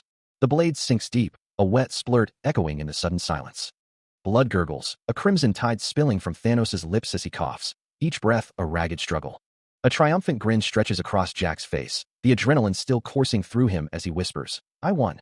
But something's wrong, a flicker of doubt crossing his features as he murmurs, "No, wait." Thanos wobbles, coughing, and the realization hits Jack like a physical blow. Who did I stab? A voice whispers, "Should we stop here?" His eyes widen, a storm of conflicting emotions brewing within. He attacked back in this situation? The scene replays in his mind, a brutal dance of desperation and steel. Impossible, a voice echoes in the darkness. It seems like my eyes have finally been opened, he thinks, staring at the bloodied figure before him. I really didn't know him at all. What kind of person was Jack? How did he have so much strength? How did he manage to become so powerful? And what his childhood was like, he reflects. I didn't know anything. The world warps, the scene shifting to a memory, a younger Phelan plunging a glowing blade into Thanos. His face contorted in pain, Thanos trembles. A voice echoes, recalling how determined he was. The voice continues, a memory taking shape, fixating on those eyes. The memory intensifies, revealing a younger Phelan, his gaze always fixed intently on something. Grit etched on his face, he questions if it was madness or persistence driving him. Squeezing the hilt of his weapon, he declares that this is willpower. Preparing a special move, Phelan vows to kill him no matter what. He reflects on his past, admitting he didn't have any emotions until now. The blade connects, sending Thanos' head flying. Standing over his fallen opponent, Phelan declares that he won. He laughs, remarking that he cut his head off, even though that's merely his sparring partner. The sound of cracking glass echoes as Thanos vows to grow even stronger. The barrier shatters. He will become more powerful than he is now, until his efforts become imprinted in his heart. Time passes, and Thanos stands with Jack and another figure. A voice welcomes Thanos. Kneeling, Jack declares, "Yes, my liege. I'm back." A deal is struck, a promise made. After that fight, Thanos became a fourth circle user. To be continued. A while ago, a surprise unfolds. It hasn't been very long since he made a circle, but he grew even more. Power emanates from him. With a resounding boom, they say that changing yourself is the same as changing your future. This punk has changed, his future on his own. As the green-haired man closes his eyes, he's told, "You did it. You're a natural at teaching people." Jack replies, all he did was give him a little push, turning him from someone who only works hard to someone who works hard as well. The green-haired man says, "I see." Anyway, Jack is starting to be curious about Thanos' past. The green-haired man responds with him. He can see the remains of the two circles that had been inscribed in Thanos' heart. Judging from the shape of the remains, it happened about 5 years ago, so when Thanos was about 12 years old, he lost his circles because of some incident. Looking at the roses, it's observed that having 2 circles by the age of 12 implies that he grew up in a very good environment. A thought crosses Phelan's mind, wondering if he might be a member of a royal family somewhere. Dismissing the thought, he decides not to ask him about it now. He'll just wait until Thanos tells him himself. Looking at him, Phelan admits he's more curious about his body than his past right now, but not in a weird way. Changing the subject, he wonders how a mana user's limit is determined, musing that Thanos will be able to make 7 circles and end up as an 8th circle user. Considering the limits, it's thought that 4 circles are probably her limit. The reason he can determine this is because of a mana user's limit. The limit is decided depending on the number, length, and width of the blood vessels that the mana flows through. It's noted that Thanos' blood vessels are very narrow. This is the result of his body going through great shock. Despite this, after his circles were broken in the past, his blood vessels can turn 4 circles. Not only 4, but even 4. The body's blood vessels, becoming tangled, ripped, and blocked. But even so, his blood vessels can still turn 4 circles. Just how big were his blood vessels? Before his circles got broken, he must have had enough talent to have at least 9 circles, and could have even become a master. Looking at the 5 musketeers who got destroyed earlier, they had their circles crushed like Thanos did, but they failed to make them again. They couldn't enlarge their shrunken blood vessels, and they couldn't endure the pain that flooded their body every time they tried to circulate their mana. Thanos was different from those punks. He endured everything, and eventually pulled it off. He achieved his goal. "My liege," a figure says, kneeling before him. A man smiles, extending a hand, welcoming Thanos. Having returned to his master, Thanos kneels before him, declaring that he's back, "My liege." A hand reaches out, grasping Thanos's in a firm, welcoming grip. Turning towards the sound of his voice, my liege's expression is one of surprise. His eyes widen, as if struggling to believe what he's seeing. Tears well up in Thanos's eyes, the weight of his journey finally settling upon him. My liege is equally overcome with emotion, tears streaming down his face as well. He rushes forward, closing the distance between them. Opening his arms wide, he offers Thanos a hug, whatever pretenses he had before now gone. The two embrace tightly, a powerful surge of emotion passing between them. He admits that it felt like being tackled by a wild boar, but he's glad he ran away in advance. Smiling through his tears, my liege's relief is palpable. Patting Thanos on the back, he welcomes him home. Thanos reflects on how calm my liege was when he became a third circle just a moment ago. My liege is told how ugly he is, but it's clear that Thanos saw and felt something in the magic circle. He asks if Thanos remembers what he told him when he made the illusion magic sphere. Nodding, Thanos remembers the mindset of working so hard you feel like you're going to die, and asks if he still feels the same way. Hiccuping, my liege confirms that he does. Patting him on the shoulder, Thanos tells him to remember to work hard. Touched, my liege says his name. Suddenly, my liege is overcome with emotion and embraces Thanos. My liege apologizes. Reassuring him, Thanos says it's fine, adding that he supposes he's at the age when he's overflowing with energy. My liege admits that he actually used soul aura, which is why he has a terrible headache. He seems confused. Suddenly, a blonde-haired woman appears, giving a thumbs up. A wave of conflicting emotions washes over him, but a voice cuts through his thoughts, questioning why she looks so proud. He's reminded to focus on friendship, you punk. The scene shifts to a grand building, where two figures stand before it. One of them wonders if they aren't supposed to be in school. Being so happy, Jack almost forgot that he was going on a date with Cell. He assures her that he'll be back. As Cell shuffles her feet, she lets out a small whine. Then, a man in a suit smiles, saying, "Let's go now as well." The scene shifts to a view of a large building. A door creaks open. Walking into the cellar, Cell asks, "Boss, why are we going to the cellar?" Silhouettes of two figures are seen in the darkness. Lying on the ground, someone thinks, "It looks like the Death Knights tossed the 5 musketeers in the corner over there." A sinister smile spreads across a man's face as he thinks, "I wish they would have cleaned up more neatly." Still carrying her, Jack continues deeper into the cellar, his expression unreadable in the dim light. A sinister smirk plays on Cell's lips, her eyes gleaming with an unsettling amusement. A man reflects on a past encounter, admitting he doubted his own eyes for a moment, wondering if she had just smiled. The image of Cell fades, leaving only a lingering sense of dread. The man's thoughts are interrupted by a voice calling him my liege, his brow furrowing in confusion.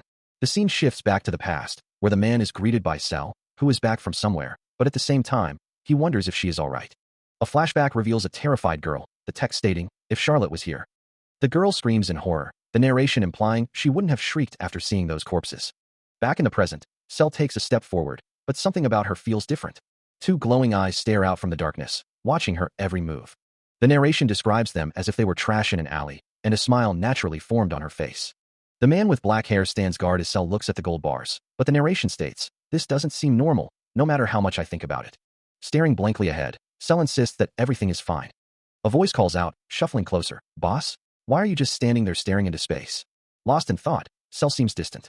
Elsewhere, a man wonders, "What should I do about her?" A memory surfaces, a voice declaring, "It's nothing. Let's go over to the academy to see Charlotte." The man reflects, he thought hard about it, but it wasn't easy to come to a conclusion. Another memory surfaces, a statement, "Cell is different from other children. She was abandoned by her parents." The memory continues, and went through human experiments ever since she was little. So it would be too greedy of me to expect her to be an ordinary kid. In the flashback, a voice declares, "Cell is Cell, Charlotte is Charlotte." The flashback continues, and Thanos is Thanos. Whoa, is this the school that Charlotte goes to? Yes. Back in the present, the man sips his drink, thinking, "My headache won't go away." He reflects, "Your hard work is finally seeing the light of day." He finds himself flattered by the attention. The man laughs, attributing his success to the Thessalon Kingdom, wondering who the 8th circle user is. Congratulating the man, another expresses that he knew he could do it because he works so hard. It seems Thanos is being welcomed, as he should be. He was only a 2nd circle user yesterday, but he became a 4th circle user overnight. A rising star with huge potential has been born. Someone jumped from a 6th to an 8th circle in one day. This was a famous story within the continent, so he bets Thanos will be treated as a genius, just like he was. Enjoy it. That being said, it seems he won't have to worry about him anymore. Then, he wonders if he should go check on Charlotte now. And she had said that she enjoyed going to the academy, so he bets she's smiling wider than Thanos is. But he found out later how foolishly optimistic he had been, as something shatters. Snickers and giggles fill the air as Charlotte sits with another. Why didn't he catch on, till now? The pair continue their conversation. There was an unsettled problem. Hidden behind that smile,